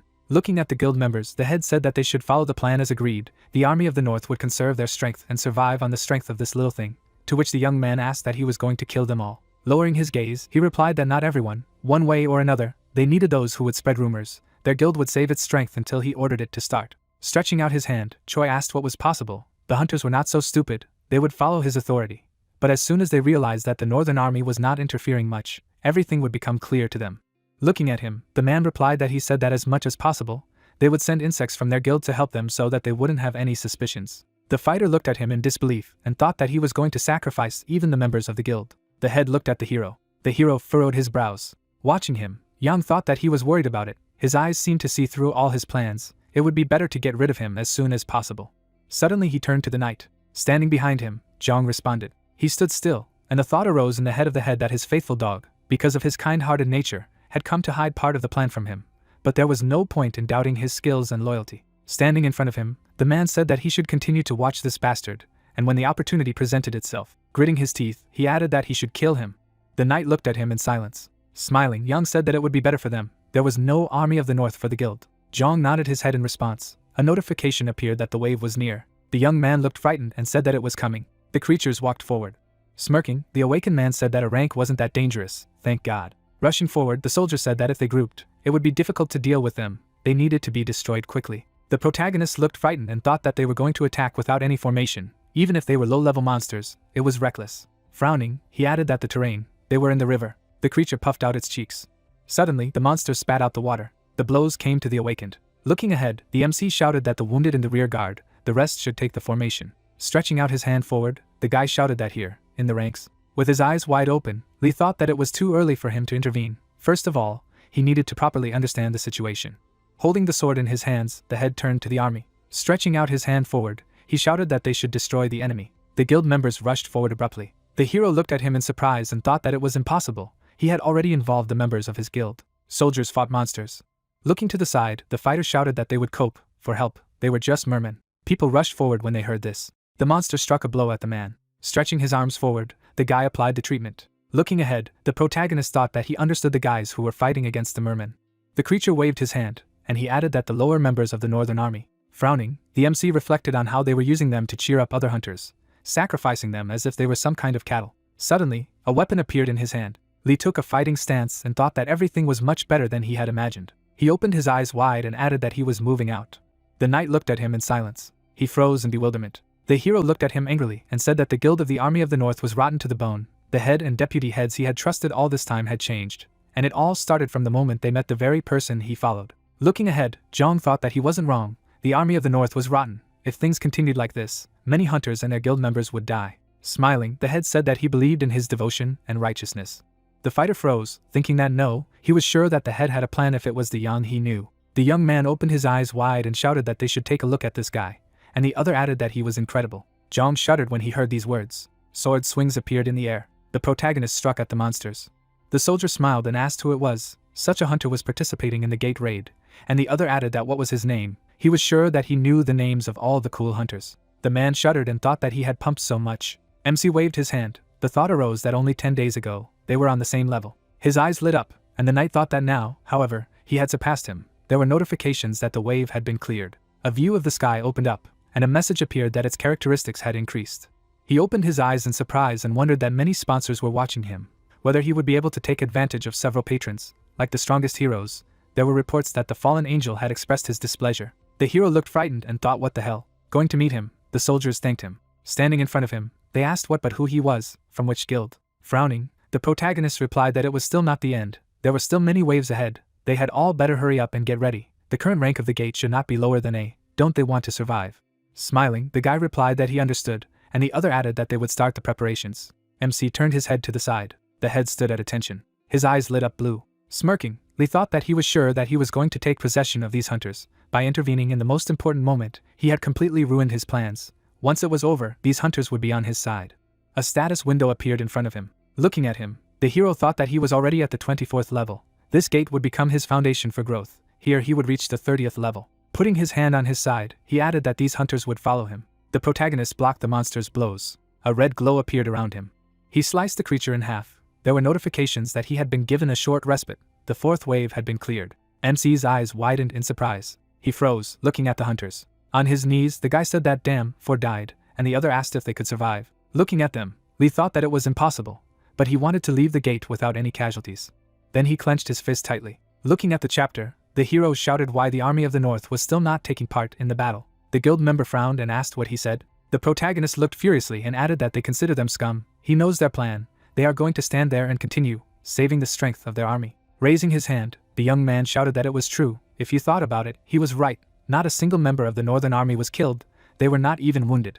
Frowning, the MC said that at least they should fight properly, or they would continue to sit out, watching the rest of the hunters sacrifice themselves for them. Gritting his teeth, the deputy head asked that this was also normal. The man grinned and thought that his plan was bursting at the seams. Looking ahead, he added that after clearing all the waves using the useless members of the hunter guild, he had planned to attack them.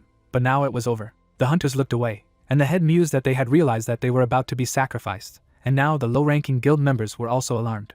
He looked at him angrily and added that the plan he had prepared for him had worked in favor of this bastard. Standing beside him, Choi addressed him. Looking to the side, Yang said that they would continue as they were, observe a little longer. Lowering his head, he thought that considering that he had already expended enough strength, the difference between them was too great, he would be able to defeat him. Smiling broadly, the man continued to think that moreover, he continued to waste his stamina fighting in the vanguard. Let them continue to chatter, he would take care of his imminent death. Particles appeared in the air, notifications appeared that the 5th wave had been cleared, and the appearance of a pre-final boss. A huge creature appeared in front of the hunters. The guy looked at him in surprise and asked what the water golem was, and the other one added what the hell it was. What about its size? Particles appeared from the monster's core. Suddenly, a bright beam flew out of it. Lee looked at him and shouted that he was coming, all to the side. The young man jumped to the side. The beam flew upwards. The soldier looked frightened and asked what it was. What was this incredibly destructive force? The girl aimed her bow. The creature stood still. A shot flew at him. The hunters rushed towards the boss. The monster waved his hand. He struck the ground sharply.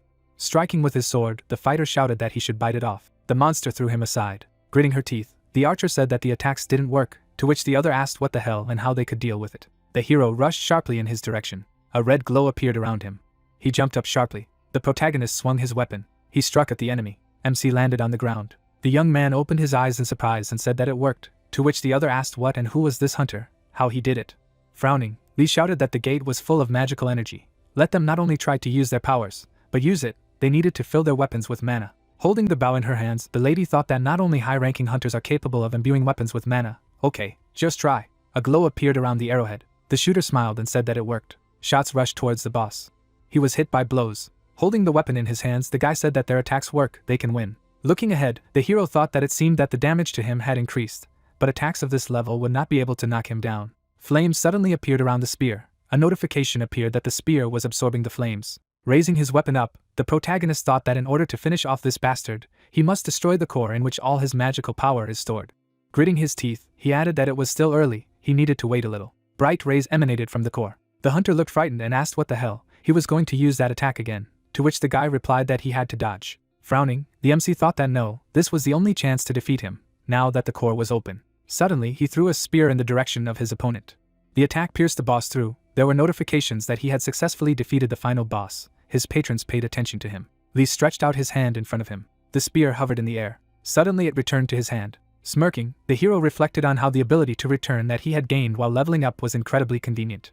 The guild members stared at him in disbelief. The guy smiled and said that now he definitely remembered, there was a rumor about a strange hunter, with a long spear and shield. Stretching his hand forward, he shouted that the rookie monster is a super rookie. With his eyes wide open, the fighter asked that he was crazy, he was almost a hero, wasn't he of a rank? Raising his hands up, the young man said that they would be able to survive, and the other added that they would trust the super beginner. There were notifications that he had leveled up. He had been given a reward for killing the water golem. The other patrons expressed their interest in him.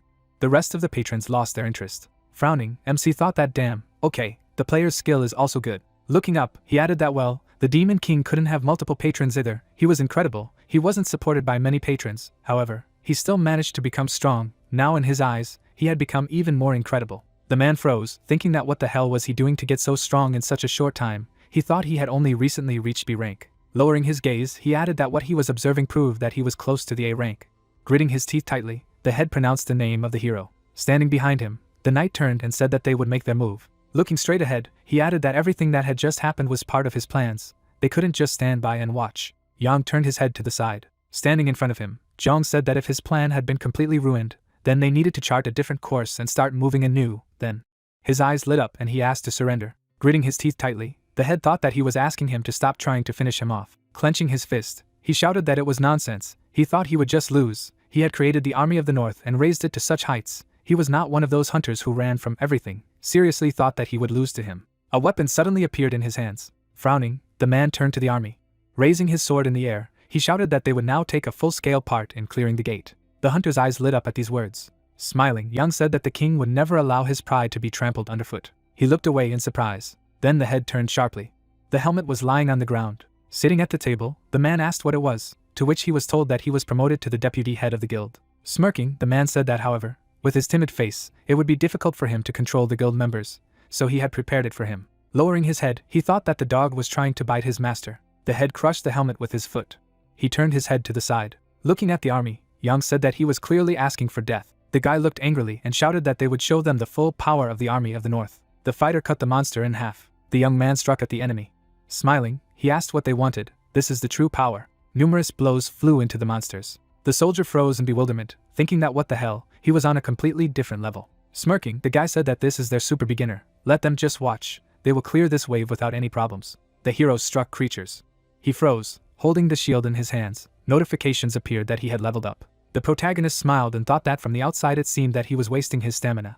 But by leveling up and becoming stronger, he restored it, drop by drop. Suddenly, the monster was behind him. MC launched a sharp attack on him. The man stopped in front of him.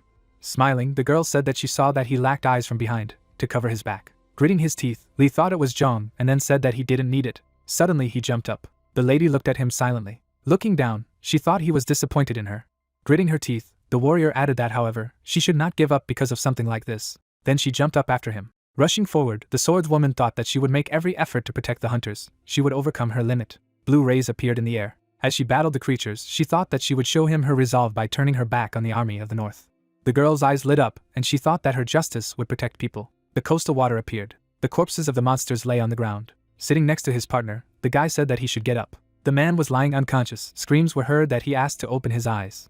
Frowning, the young man asked that anyone had any potions left. He would reimburse them 100 times as soon as they left the gate. Standing at attention, the hero thought that this was a real hell. At the beginning there were 111 of them, but now not even half of them remained. Looking at him, the girl asked if he was okay. Turning his head, the protagonist replied that he was normal, and then asked what she was. Taking a step forward, the hunter shouted that she was a traitor.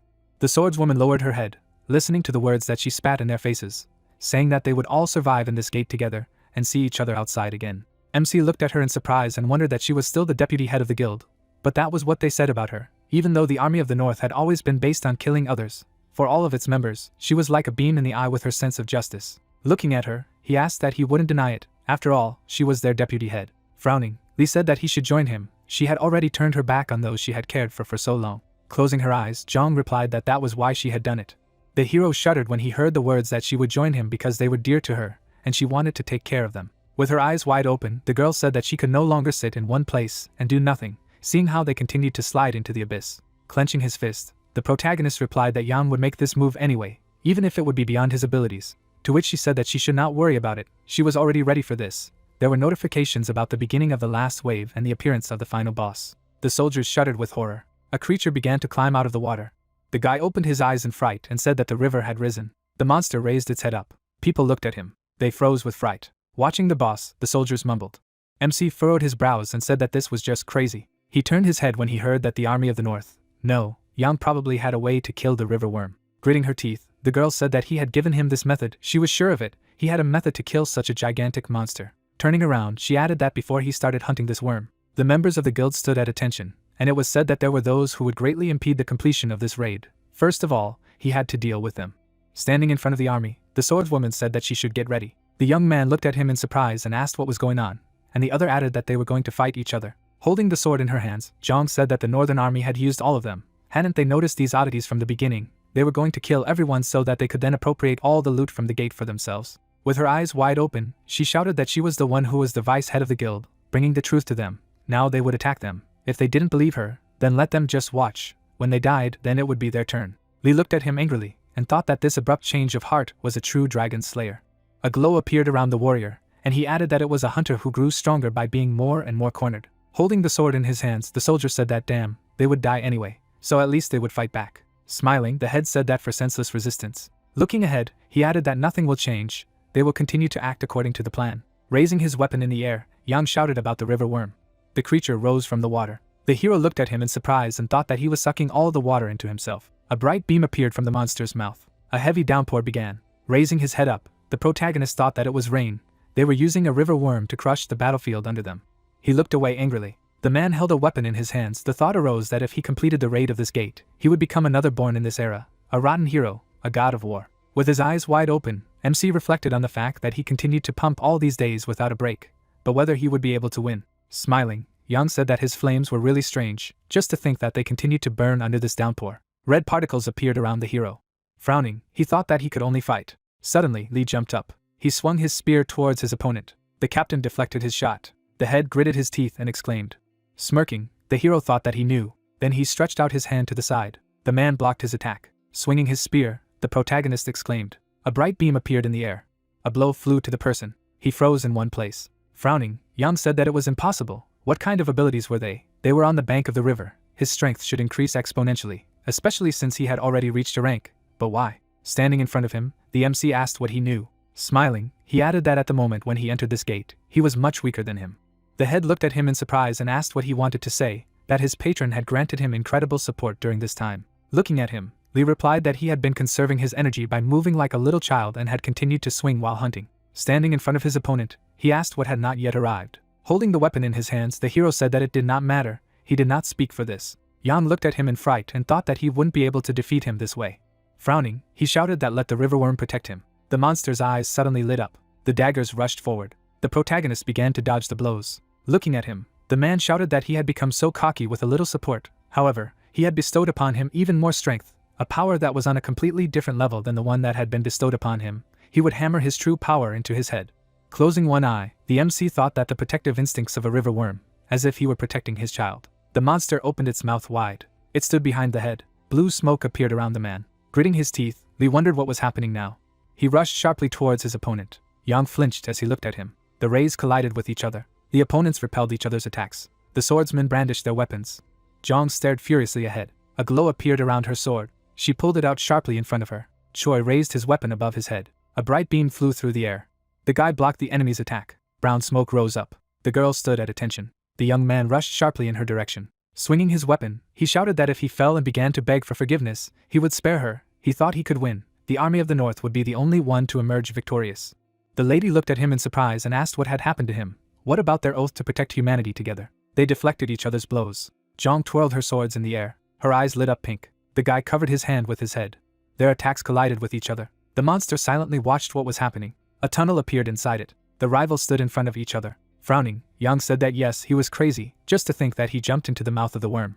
Smiling, the hero asked what he was talking about. He was just waiting for this worm to devour him. When they protect their offspring, he swallows them and guards them inside his body. Holding the spear in his hands, he added that no matter what kind of worm it was always dry inside. The protagonist struck the spear down. A bright flame appeared around him. Looking ahead, he said that however, in the dry stomach of the worm, the power of the patron of the River Lord would be reduced to zero, and his ability to control the flames would become much stronger. There were notifications that the spear was absorbing flames. It had received a temporary increase in resistance to fire. Fire appeared from the worm's mouth. People looked away in surprise. The man stood in the midst of the flames. He looked frightened and said that it was impossible. He was the king. He had been chosen to become one. His eyes lit up and he exclaimed. Swinging his sword, Yang asked who he was. MC held out a spear in front of him. He stood still. Translucent particles flew around the bracelet. A message flashed that the skull of the Soul Keeper had absorbed the soul. The eyes on his skull glowed blue. Looking down, Lee thought that he knew that the Soul Keeper's skull did not absorb the souls of monsters. It needed human souls. And besides, strong people who had been leveling up for a long time, such as those who had become heroes, had heard the words that all support from the River Lords had been stopped. He froze with fright when he heard this. Looking away, the hero thought that it could not be. The patron died at the hands of a fallen angel. The weapon was in the midst of the flames, and he added that after the death of the awakened patron, the patron died with him. But the Demon King's book said that patrons never die. Black particles appeared in the air. The crow turned its head. The protagonist looked at her in surprise. Looking at him, the bird said that he never answered what his answer to the question was. A memory from the battle appeared. Gritting his teeth, the MC thought that he had killed a hunter, not a monster, following the path of a tyrant, not a peacemaker. No, the path of the Demon King, but one was not enough. Looking ahead, he added that in order to change this world, he would take on any dishonor or sin. He would even surpass the Demon King. With his eyes wide open, Lee spoke the name of the fallen angel. Flying up, the bird said that what an interesting answer, they would see each other soon. Suddenly it evaporated. Gritting his teeth, the hero said that he should tell his master every little thing he saw. There was a message that the boss of the Rhine River Gate had died. The creature burned in the flames. It collapsed right into the water. The soldiers opened their eyes in amazement. The guild members froze in surprise. Gray smoke rose up. The protagonist stood in the middle of it. Smiling, the guy said that the super beginner had dealt with the river worm. He did it. MC smirked as he looked at the hunters. Frowning, the girl turned to him. Swinging his weapon, Choi shouted that he was a bastard. Lee deftly repelled his attack. The young man looked furiously and asked what he had done to his brother. He had ruined everything. The hero clenched his teeth tightly. The deputy had raised his sword above his head. The protagonist looked at him angrily. He pushed his leg aside. MC deflects the shot with his shield. The opponent slid on the ground. He gritted his teeth and exclaimed. His eyes lit up and the guy shouted loudly. The spear flew swiftly through the air. Lee pointed his weapon at the enemy. The young man silently stared at the point of the weapon. Looking at him, the hero said that the reason they had gained such immense power as hunters was the opportunity given to protect humanity from crisis. With great power comes great responsibility. People like them who torment those who are much weaker than them have no right to call themselves hunters. Lowering his head, Choi sighed. Raising his hand up, the protagonist said that but today he saw too much blood spilled in vain. Turning around, he added that he had had enough. As he was leaving, the MC said that he should repent and continue to live. The enemy's eyes suddenly lit up. A sword appeared in his hands. Swinging his weapon, he shouted that he should die. Lee suddenly turned around, frightened. Blood spurted to the side. The swordswoman struck the boy. Looking at her, he asked how she could. Then the hunter fell to the ground. A notification appeared that the skull of the Soul Keeper had absorbed another soul. The eyes on his skull lit up. Stretching his hand forward, the hero asked that she was fine, to which the girl replied approvingly. Lowering her gaze, she said that she should have stopped them even earlier. If she had, then such a tragedy would not have happened. Gritting his teeth, the protagonist replied that she shouldn't feel guilty about it. She was different from them. Standing in front of him, the lady said that she thought it was the end for her, to which he asked what she was talking about. The tip of the sword stuck in the ground. Stretching out her hand in front of her, Jong said that she no longer had the right to touch this sword and would live until she atoned for all the sins of the Northern Army. She stood still, and the thought appeared in the hero's head that she had broken, the one whose destiny was to become a great warrior. Frowning, he added that no, she couldn't, he wouldn't let her, but for now, he could only watch her. A view of the beach opened. The hunter stood in front of the people. The man gritted his teeth and said that they were from a hunters' association, to which another added that he was asking them to refrain from excessive filming. The guy looked at him in disbelief and asked what and where Young was, to which the reporter replied that Choi was also not visible. The man looked frightened and asked what had happened there, and then wondered where most of the Northern Army had gone. It turned out that the hunter in the middle was the one who led the raid. Grinning, he added that his face and name were unknown to anyone. It would definitely be a sensation. Journalists began to take pictures. Questions were heard about who he was, what happened at the gates. Let him say his name. The man took a step forward. Smiling, the head said that it was a super rookie who had awakened with AC rank, about whom there were rumors. The reporter looked at him in surprise and asked again. He heard the words that this was Sun from the Guild of the Major Leagues. Apparently they knew each other. The man put his hand to his face. Frowning, he said that these hunters had just returned from the Hellish Gate clearing. Don't they think they need to be given some time to rest? Stretching out his hands to the sides, Sun said that now, for these returning heroes and for those who could not do this, he asked to give them a little honor. People with a smile on their faces began to clap. Journalists applauded the hunters. The soldiers lowered their heads. A phrase flashed through that the gate. through which 110 people entered, had become special. Looking ahead, the hero thought that the number of people who had returned from the depths of hell was only 39. A view of the sea opened. A modern city appeared. The bird flew up to the window. The man looked at her. Smiling, he said that she was late. A view of the room opened. Looking down, John said that apparently he knew about their ability to control the river worm, as well as how to become heroes. Interesting. Looking at him, the crow said something. Putting his finger to his face, the man said that he was getting stronger by hunting monsters. Then he pressed the call button. Standing in front of the table, John said that he needed to meet with the survivors of the raid at the Rhine River Gate, to which he was told that everything would be prepared. Smiling, he added that they no longer needed the army of the north. He understood him, to which he was told that it was accepted. He would immediately prepare everything for the press. A dark raven appeared on the table and said something in an unknown language. John scratched his beard thoughtfully and heard that the hero was becoming stronger by hunting monsters. His hand touched the screen excitedly. The agitated man pressed the button and said that he needed to meet the survivors of the raid at the Rhine River Gate, to which he was informed that everything would be prepared. Dark energy seemed to shake the air, and John maniacally said that they no longer needed the army of the north, to which the assistant understood everything and added that he would immediately prepare everything for the press. The sun shone brightly on the busy street. The blonde woman entered the hall. The girl looked away. An image of a man standing on the stage appeared. A small cloud of fog spread over the platform. Joan lowered her head dejectedly. The blonde looked to the side and whispered sadly that she was fed up with being a hunter. People unexpectedly entered the hall and turned to the deputy head. The girl turned around abruptly and said that the guys were also here. The man came up and said that she had not done anything wrong, because Vice Head Choi and Captain Young were to blame for everything, so there was no one else's fault here. A dark shadow fell on Joan's eyes. People knelt down and asked her not to give up. The man looked down and said that he wanted to live a decent life in order to look into his son's eyes with a clear conscience in the future, so they would take the sin of the army of the north upon themselves, because its fate should not develop in such a way. The girl lowered her head and sadly replied that it was her long life. After all, she was the last remaining captain on this sinking ship, so they guys were not obliged to take this sin upon themselves. The soldier looked ahead and said mysteriously that there was something that she, the vice head, did not know. Joan lowered her gaze in devastation. The darkness seemed to have become thicker from what had happened, and the man raised his hand and emotionlessly whispered that their hands were already up to their elbows in blood. The words struck the girl like lightning, who stood there in complete shock. The sun illuminates the building. Someone is holding a jar. The bald man smiled and asked if his speech to reporters about him was something he shouldn't have done. The hero turned around and asked not to talk nonsense, because he should rather thank him, because he managed to become even more famous. Lee became a superstar in the blink of an eye. The man quickly emptied the contents of the jar, not surprising considering that in the allotted time to clear the gate, he went from B to A rank, his face occupying all the TV shows, as well as the headlines. An image of the protagonist appeared, and the headlines of the newspapers said that with a snap of his fingers, he rose from a C rank to an A rank hunter, also overcame all adversity and became a hero. And someone was trying to understand what kind of dark horse was that exceeded all expectations and launched the A rank gate. As a result, his new name was the Dark Horse. Sun smiled and said that only those who are known to be considered weak are called dark horses.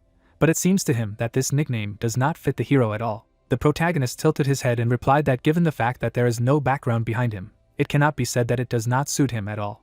The bald man turned around and added that he was worried that he would regard this as an invasion of his privacy. But thank God that he did not bother about it. The protagonist looked down gloomily and thought about what he should tell about his next plan, and asked aloud how he knew about it. The man looked at the guy in surprise and tried to understand what he meant. The young man confidently raised his head and explained that he was using hero creation to his advantage. The idea of creating heroes was not a thing that had been discussed in this era. The man gritted his teeth and repeated the words about the creation of heroes. The words seemed to plunge Sun into darkness, who stood in a daze and suddenly clarified what the protagonist wanted to tell him, that he was able to create a hero. People in this era believed that heroes were people born from a mixture of fate and the power of patrons, and sometimes even born of time. The guy calmly turned around and added that he should know everything himself. Confidence overwhelmed the young man, who looked seriously ahead and reminded him that the bald man was a member of Asgard. A yellow glow began to emanate from the man's white eyes. A golden aura enveloped the gloomy sun. The empty swing began to swing. Everything began to tremble abruptly. One eye sat in front of his subordinate. John looked sharply to the side. Noticing this, the assistant bent down and asked the head what was wrong. An extraordinary interest pulled the strings of the man's consciousness, who smiled madly and replied that nothing had happened. It just seemed to him that something entertaining had happened. The hero looks ahead in shock and realizes that this is his true strength. The bald man with white eyes raised his head to the protagonist. Sleep closed his eyes. The man took a step and excitedly asked how he knew this, and the protagonist remembered that when they first met, he was already a member of Asgard. The guy recoiled a little and asked Sun to answer his question first, because he wants to understand why he did it, because it seems to him that his actions seem to come from the fact that he is aware of all his plans. The bald man smiled contentedly and noticed that the young man had beaten him to him and had made his move earlier. The man clenched his fists and said that he also had suspicions about the hero, because he had an incredible growth rate, and his actions seemed to scream that he knew something. The protagonist bent down and continued that Dream had made a trap for this reason, and he, like a blue fish, had fallen for his hook. The protagonist smiled contentedly and thought that he had done this on purpose, and asked aloud what the bald man thought about this, namely, why he needed all this. An excited man looks at the guy. The young man raised his head and suddenly announced that the reason was that he intended to join Asgard. The hero smiled and thought about how Asgard is a secret group of incredibly powerful hunters, and the real war begins now. Clouds float across the night sky. Moonlight reflects off rusty structures. The girl took a couple of steps forward and asked why he wanted to meet her. The hero raised his hand and said that they would go straight to the point, and then unexpectedly asked her to join him. Uncertain, Joan looked ahead and said that she thought that her usefulness ended at the gates of the Rhine River, and she also didn't have a shred of her former authority in the Army of the North, so she was completely useless. The blonde woman lowered her head gloomily and added sadly that she was not the kind of person who was capable of anything useful. The protagonist took a step and confidently explained to her that she was a very valuable shot. The girl's fist trembled, who noticed that he was talking as if he knew everything. Tearful from the exertion, Joan raised her head and sobbed that he was right. After all, the Army of the North was garbage, and she was part of all this. Clouds floated over the building. The hero looks at the blonde and assumes that something has happened. The girl lowered her head gloomily and said that she was unaware of the many atrocities that were taking place behind her back. After all, they committed murders under the orders of the deputy head of the guild. The truth swept over the guy like cold water from head to toe, who looked ahead in shock, and Joan said that they were innocent, defenseless people. The burden of responsibility fell on the shoulders of the girl, who sat gloomily on the step. The upset blonde looked down and asked if Lee remembered what they had tried to do to him in that conflict between the hunters and the common man. Sin throbbed in Joan's words, who clutched her head and coldly added that in secret from everyone, they killed those who stood in their way, and Young, as the head of the Army of the North, took ordinary people seriously as nothing more than cockroaches. Shocked by what he heard, the hero looked down a little and thought that this was very bad for a person with such moral foundations, because everything fell too sharply on her shoulders, and if nothing was done, then she could finally break, but he could not lose the dragon slayer in the same way. The protagonist stretched out his hand and suddenly asked what she would do if this continued to happen. The young man tilted his head and added that the gates continued to appear, and the hunters were still awakening new powers, and ordinary people could not even hope to resist such unimaginable power. Shocked, Joan sharply looked ahead when she heard the young man say that if such things were happening in the small guild of the Northern Army, then it was not surprising if the same thing happened outside of it, and then sharply suggested that Miss Joan would simply turn her back on everyone in need. The hero looked at the girl who stood up and said that he wanted to eradicate it at the base and get rid of all the evil that was happening around. The confident protagonist leaned over and shouted that he wanted to nip in the bud everything she saw, heard, and felt. The annoyed girl turned around and asked with displeasure if he seriously thought that he would be able to nip all this in the bud, because she understood how powerful the young man was, but whether the hero was aware of the power he wielded, because they were nothing compared to the power he possessed. Anger clouded the blonde's mind, who raised her head and added that they were too weak to stand up to him, and then maliciously wanted to know if the protagonist had any plan to change this world when they stood in his way. A sharp realization hit the guy in the head, and he, frowning, realized that this was it. The unexpected truth shook the space, and Lee straightened up and declared that he was from the future. The girl stood in complete shock. The hero turned around and told him that something unimaginable would soon happen, so many would die, and the destruction that preceded the slight changes in the foundations of the world would be immeasurable, so when the time came, he would need her power. The protagonist took a step to the side and asked if she was aware that the association would soon call them in, and then added that they would see each other there, and in the meantime he would ask her to think carefully about everything. Clouds float across the blue sky. The sun illuminates the residential building. The host sits and says that this news will be about the Guild of the Server Army, behind which many terrible deeds committed by him have surfaced, including the murder of innocent residents. The hero holds the remote control and realizes that everything has gone much further than he could have thought. The protagonist looked up and wondered if it could all have been planned in advance, because now that they were useless, they were simply disposed of, and also tried to figure out if it was all his doing. Two wisps approached the necklace, and the system reported that the skull of the Soul Keeper had awakened, and he had also been reborn as a true familiar. The guy turned around in surprise and happily noticed that the skull had finally appeared, because it had absorbed the souls of Young and Choi, and in addition to all this, it had also absorbed the essence of water worm water and the gem of the water golem, and the system had notified the hero of the name of the familiar, because in order to summon him, he had to call it. The protagonist stretched out his hand and wanted to know how strong he was. The skull soared into the air. The assistant turned to the guy and asked if he had called him. The shocked guy just stood there and thought about the fact that he was talking like a bone dragon. The rays of the sun penetrated through the windows into the house, and the young man remembered that magic is like air, because it hovers around people. A red aura enveloped Lee, who added that countless heroes were also thinking, and then suggested that it could be that they were not using the true potential of magic. After all, they were looking for a way to extract more power from it. An image of mana flow appeared. The protagonist gritted his teeth and realized that he had failed again. The guy stood up and thought about how the method created by the Demon King to harness the true potential of magic was described rather superficially, so trying to apply it wasn't that easy. The young man looked to the side and realized that the moment of no return would soon come. When the time came, the current A-rank hunters would descend to the C-rank hunters, so he should become stronger before that moment. However, it was not that easy. Lee looked at the message on his phone, which said that he should go to the road, where he would be accompanied to the association. The hero turned off the phone. The protagonist looked gloomily to the side and thought that the moment had come for him to meet. Clouds are floating in the sky. The sun shone on the building. The cars were going about their business. Kim smiled and noticed that it was the first time he had seen Lee so nervous. The guy looked awkwardly to the side and reminded him that he seemed to be a human too. The young man looked to the side and said that he had not thought so before, because when he entered the dungeon, and then even the gates of the Rhine River, he did not show a drop of excitement. The hero looked up thoughtfully, and the assistant suggested that only a meeting with the president of the association could make him nervous, although the truth was that he was not the kind of person with whom he could communicate freely. The driver smiled and added that there was no reason to worry, because he had not been called because of an oversight, because he would only be given what he deserved and talked a little. The grim hero turned and said that more than 50 hunters had died in that gate, including the slain heads of the army of the north. The protagonist turned around and added that he didn't call to congratulate him on his survival and find out how he was doing, because it would definitely be an investigation. A frightened Kim looked ahead and said that he hadn't thought about it at all. The bald man furrowed his brows and asked if he really wanted to join Asgard, and then told him that it was not in his jurisdiction, and Lee explained that Heimdall had a disagreement with Asgard, because their original goals were for the sake of humanity.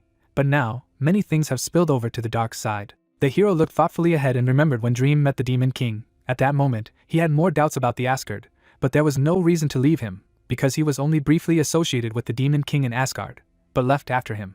A moment's determination took possession of the protagonist, who opened his eyes wide and mentally declared that he was going to get to Asgard faster than the Demon King would, and then use whatever he needed there to level up faster, and until he squeezed everything he could get out of Asgard. Clouds floated across the blue sky. The light was reflected in the windows of the building. The sun was shining on a glass skyscraper, and someone asked me to go into this room. The hero stands in front of the door.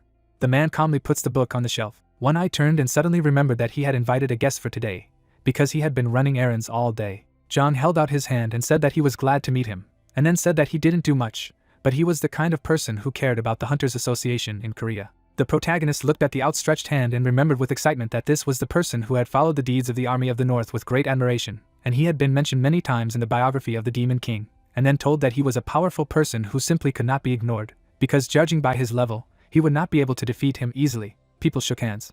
The hero raised his head with excitement, and said his name. The man smiled maniacally. A black aura emanated from Zhang's body, who seriously suggested that the protagonist take off all the masks and go straight to the point, and then asked the guy who he was. One Eye smiled and said that they already knew enough about each other, so he did not suggest wasting time on these games, and then asked if the protagonist was aware that he supported the Army of the North. The guy silently looks at Zhang, and he remembers the words that you can't believe a single word of Odin, because they are all lies.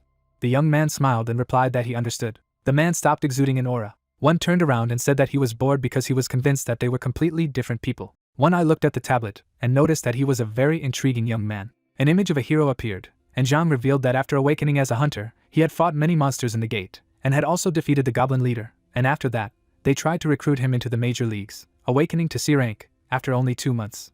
The protagonist stands against the background of a defeated opponent, and the man reminds that he single-handedly slew a river worm in the A-rank gate. One tilted his head and said that his leveling speed was unimaginable and he liked it, but he wanted to ask something. Blue flames began to devour the tablet. Anger overwhelmed Zhang, who raised his head and asked why he had killed Zhang, since he had personally raised him. The hero looked ahead and replied that the man saw everything perfectly through the raven, because he killed the one who tried to kill him. The rage was reflected in Odin's eyes, who leaned over and added that he was in trouble because he had destroyed the peace he had grown. The protagonist turned around and noticed that Ing was just a pawn, and then reminded him of his words about getting straight to the point, and said that he wanted to join Asgard. Shocked, Zhang stands silently. The man scratched his beard and slyly remarked that the guy has a talent for surprising people. However, he does not know what Asgard is. The young man raised his hand and replied that this was a group of first-generation hunters formed for the purpose of saving humanity. This was Asgard. The hero confidently raised his gaze and added without hesitation that the man was Odin, the king of Asgard, and then repeated that he wanted to join Asgard. One Eye tilted his head slightly, and the record said that Odin was never a good person, his eternal benevolence was only the best, and moreover, he had always been narrow-minded and ruthless. But even he had weaknesses. The madness could be read in the actions of the man, who raised his hand and shouted that all this was unthinkable, and then wanted to know how the protagonist found out all this, because first he noticed the presence of a raven, a river worm under control, and then also provoked him, saying that he was pumped by hunting in the gate.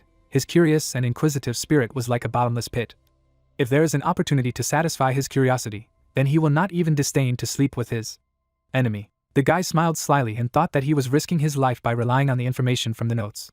But it worked, because everything was exactly as described in the book, and Zhang simply could not refuse him because of his own curiosity. The interested man spread his hands and added that his eye also did not work on him, and then assumed that the young man knew about him, to which Lu assumed that he was talking about an eye piercing the truth, and the record said that because his eye did not work for their author, Odin's interest in him only increased, and the system reported that the fallen angel destroyed all traces of mental interference on the part of this patron, and then warned the seeker of wisdom.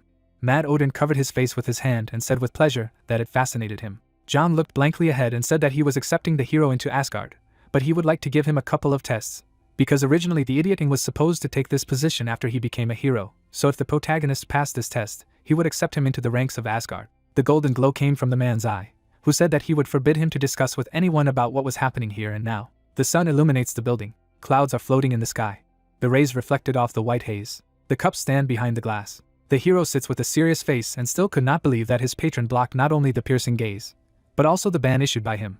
But thank goodness it seems that Odin did not notice anything. The protagonist abruptly lowered his gaze and realized that if he was able to repel the ban, then in theory, the fallen angel is able to dispel any mental attacks, and if so, then this ability is too unbalanced. The blonde woman stands and turns to the guy. The young man turned and asked for forgiveness, because he was completely lost in thought, and then asked the girl to sit down. Lee tilted his head and assumed that she had come here to meet with the head of the association. After all, something had happened, to which he was told that he had only told her that everything that had happened in the Army of the North was a disgrace. Joan looked down sadly and added that she couldn't even ask him why he did all this. The hero raised his hand and told her that the head of the association probably only wanted to cut off all the ends regarding her, because she knew all the ins and outs of him, but for some reason he left everything as it was, and then assumed that the reason was that she was innocent. The girl turned around and replied that knowing him, he was the one who would invent a new sin and put it on the shoulders of the innocent, so it didn't make any sense, and the guy said that he understood what the main reason was.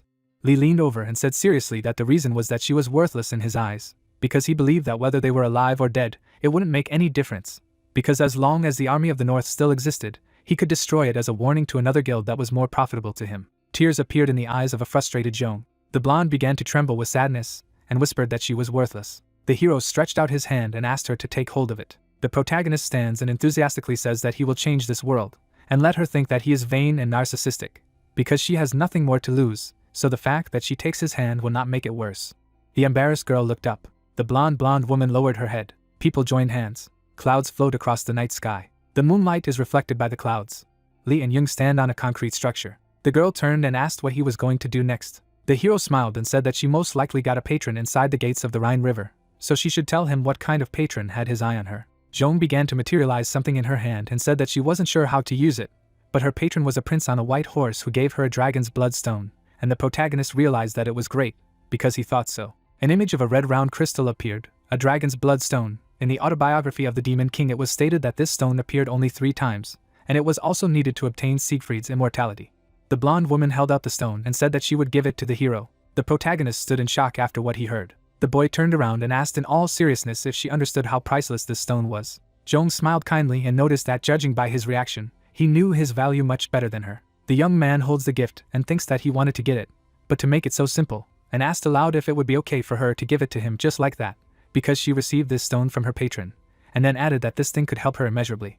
The blonde woman turned around and replied with a hint of gratitude that it was a gift to someone who recognized and believed in her, and then added that she couldn't wait for them to start working together. The grim hero clenched his fist and said that he understood her, and he remembered that he kept thinking about how difficult and long it would take to obtain the dragon's blood stone. A sharp realization hit the protagonist on the head, who abruptly raised his gaze. A smiling girl is standing, and the guy thinks that she is just an incredible simpleton, and the system reports that the fallen angel is mocking his appearance. The hero went into the forge and told Puck that they had not seen each other for a long time, to which the latter wanted to know what his fate was.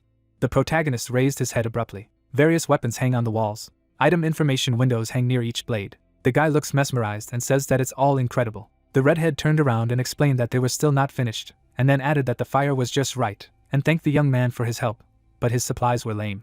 Lee smiled and remembered that while the blacksmith's skills were key, the materials were also important, because everything had happened too quickly, and it was clear that the necessary materials would not appear out of nowhere in such a short time. The hero picked up the scarlet stone. Puck looks at the material thoughtfully. His hand hit the table very hard. The blacksmith leaned forward and shouted that he had never seen such a mineral before.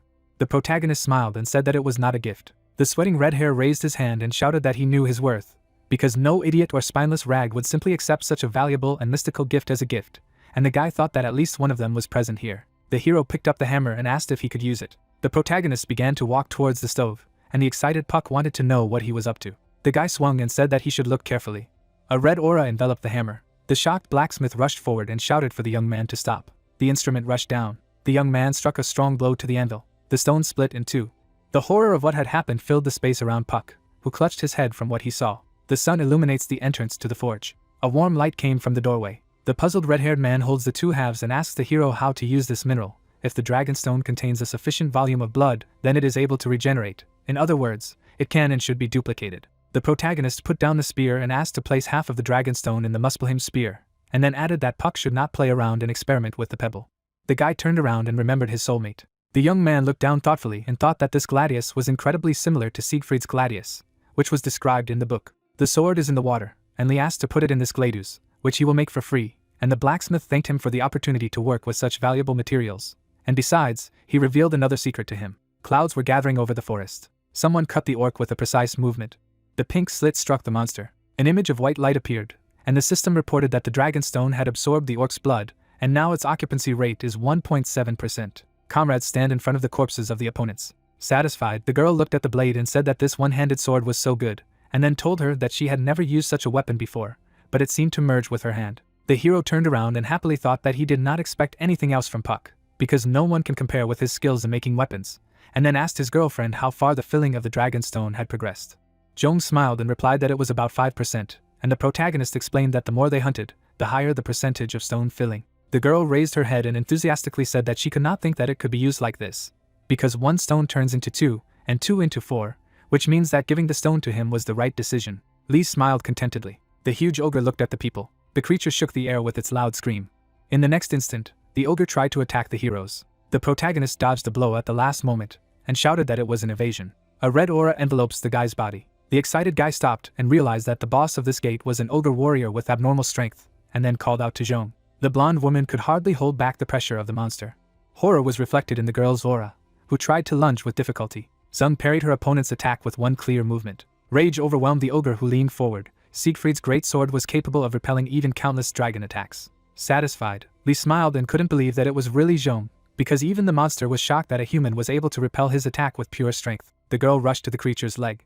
The blonde woman rushed up sharply. The shocked ogre stared at Joan as she swung. Anger seemed to take hold of Joan's mind, who lowered her evil gaze down. One clear purple slit halved the boss. Clouds are floating in the sky. The sun gradually began to set below the horizon. The hero approached his partner. The protagonist smiled and happily reported that she had no idea how calm he felt when she covered his back. The girl threw an angry glance at the guy. The young man leaned on one leg and said that they were going there in 2 days. Lee turned around and said in all seriousness that they would spend the next 2 days hunting to improve their teamwork, which would increase their chances of survival in the future a little. The embarrassed girl raised her head. The hero turned and thought that it was finally time for the test that Odin had prepared for him. Night fell on the city. The protagonist sits and gloomily understands that this moment has finally come. The guy looks ahead and thinks that they did everything they could with that short period of time, and of course, it would be nice if Siegfried made a name for herself, but it happened much later, so don't be greedy. The young man turned abruptly and tried to figure out who it was. The lantern stands in the middle of the park. Moonlight falls on the street. Sun and Lee sit silently at the table. The bald man bent down and told the hero directly not to go there tomorrow, because if he did, he might die, because it would no longer be the easy walk that it was at the Reiki Rain Gate. The protagonist sits silently and notices that Sun's words are sincere. The worried man turned around and said that he had been thinking all the time about how the guy found out about Asgard, for what purpose he wanted to join it, and what his true intentions were. The bald man smiled and summed up that he had decided not to worry about such things, because he trusted Lee. The surprised young man pulled back a little and wanted to know where he got so much faith in him. The bald man closed his eyes, and then calmly and confidently replied that he did not know. He could only say that it was intuition. The man stood up and added that he was asking the hero not to go there tomorrow anyway, because Odin was already incredibly interested in him, and even if he didn't pass any test, he would still allow him to join Asgard whenever the protagonist so desired. Sun leaned over and remembered that the guy still hadn't earned the title, but if he did go tomorrow, he would get it posthumously. The young man stood up and thanked him for his concern, but then asked his friend not to worry. Determination is reflected in Lee's gaze, who leaned over and said that no matter what happened, he would come back alive, because there were still a lot of things he needed to do. Metal structures hold the roof. The light is reflected in the room. Two figures walked out of the building. The hero and blonde stand silently in business suits. Kim waved his hand and called the hunters Jong and Lee here. The protagonist took a step and congratulated the guy on his promotion. The happy young man put his hand on his chest and remarked that their business was going well, and he, as their curator, benefited from it. But what was even more incredible was sending for an international expedition, because it was an honor to be a hunter representing their nation. The assistant bowed and told them to wait a little longer, and the passage would open, and he hoped for their safe return. Kim began to distance himself from the hunters. The girl smiled and said that he was a good person, and the hero added that he had not changed. A blue glow emanates from the gate. The man looked to the side and said that the gates to London were open, so they could go, and then wished to return to them safe and sound. Beams of energy appeared in front of the gate. The Briton in the suit raised his hand and said that it was a great honor for him to meet such a famous dark horse face to face, and said that he was welcome to London. The hero took a step and replied in English that he was glad to meet them, and then said that they were sent to them by the Korean Association, and then introduced himself and June. The surprised girl looked at Lee and noticed that he was so fluent in several languages that everything was comfortable. The guy leaned over and thought that he had learned English only because in the Age of Eden, if someone did not speak English, then he was not even perceived as a person, and said aloud that there was nothing wrong with it, because fate decreed that he had to learn it. The man threw up his hands and said that they would escort them to their rooms, because traveling through the portal is usually very exhausting, and then added that in the evening there would be a party in honor of the arrival of all the hunters who had been summoned for the expedition, and they hoped that they would accept their invitation. Half of the moon appeared in the sky. The moonlight illuminated the palace. An unknown person looks at people. Blonde walks next to the hero and tells him that she is a little disappointed by the fact that she cannot speak English, and then asked what people say when passing by them, to which the protagonist replied that some said that they were glad to meet him, but there are also those who hung racist labels. The men looked sharply to the side. Someone with irritation, and someone with horror turned to someone. Confidence and danger came from a huge man who just silently walked forward. The jock turned around and said with irritation that he was expecting two idiots who had come from Korea, but he could not understand that two pigeons had forgotten here. Jong and Lee looked at the unknown man in surprise. Mutual hostility appeared between people, and the man approached the hero and said that he did not look like someone who could strike at least some blow, and added that he could not believe that the Korean Association sent some weaklings, and then asked who they were and where were the idiots who were supposed to be instead of two doves. The tense girl turned around and wanted to ask the protagonist what this thug was talking about, because it didn't look like he was talking about anything good. Sweat runs down the face of the guy, who thought that this was completely different from his expectations.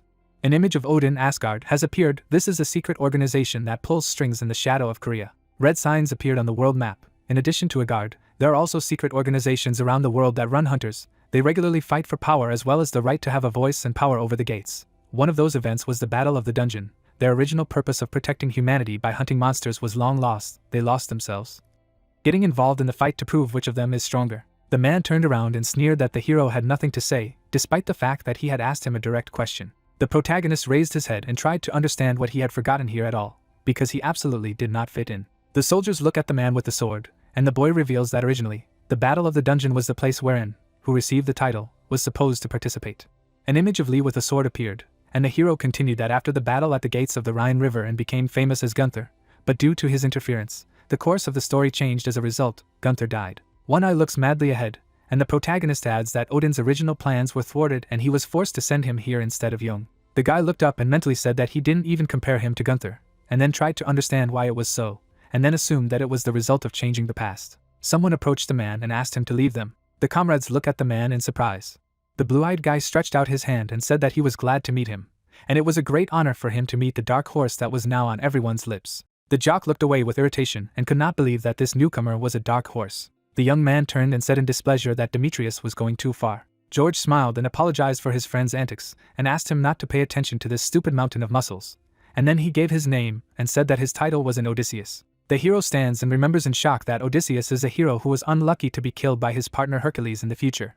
The protagonist shook hands and said that he was glad to meet him, and then added that he had heard about Odysseus, to which the guy replied that he was embarrassed, because his name is not even close to the dark horse, and then called his friend to apologize. The man smiled maniacally and thought that the apology would be through a handshake, and said aloud that the dark horse sounded funny. Shrouded in an aura, Demetrius stretched out his hand and pronounced his name, and then added that his title was Hercules, and then tried to understand what kind of nonsense he was carrying. They say that he had heard about his homeland Greece. Madness is reflected in the look of the man, who tilted his head and whispered that the hero should hurry up and make him happy, accepting his apology. And the diary entries said that Hercules, this guy, was an absolute monster, because just one meeting with him gave the author goosebumps. The girl grabbed the jock by the wrist.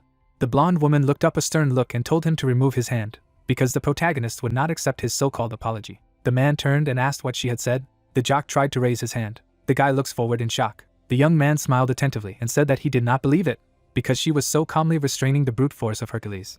Joan looked sharply at Demetrius's hand. The girl flew to the side in an instant. The blonde woman slowed down on the floor. The arm hangs down sluggishly. Joan gritted her teeth and realized that she was broken. The man smiles madly and shouts that he is impressive, because they had another dark horse here. The jock raised his head and calmly said that they would definitely meet again. The guy bowed and asked for forgiveness, and then added that they would see each other later. The light is reflected off the walls of the room. The hero approached his partner and asked if she was okay. The girl turned around and replied that it wasn't, and then asked if they seriously needed to defeat someone like him. The protagonist bowed his head gloomily, and said that they had to win, but they had no chance of winning, and the record said that although Hercules was an invincible monster, he still had some weakness that did not allow him to rise to the top. Determination overwhelmed the guy, who raised his head and whispered that this was only under normal circumstances. The sun illuminates the mansion. Parties were held every day. Members of secret organizations got to know each other while gathering information about the strength of potential opponents. People are standing in front of the portal, but a group of dark horses did not participate in all this. The man in the suit smiled and said that they were there, and then added that they were incredible, because they protect the gates, even when they are abroad. The hero turned around and said that they could always do tourist business at any other time. The man raised his head and said that he was still worried, so they needed to save their strength, given the upcoming expedition to clear the gates.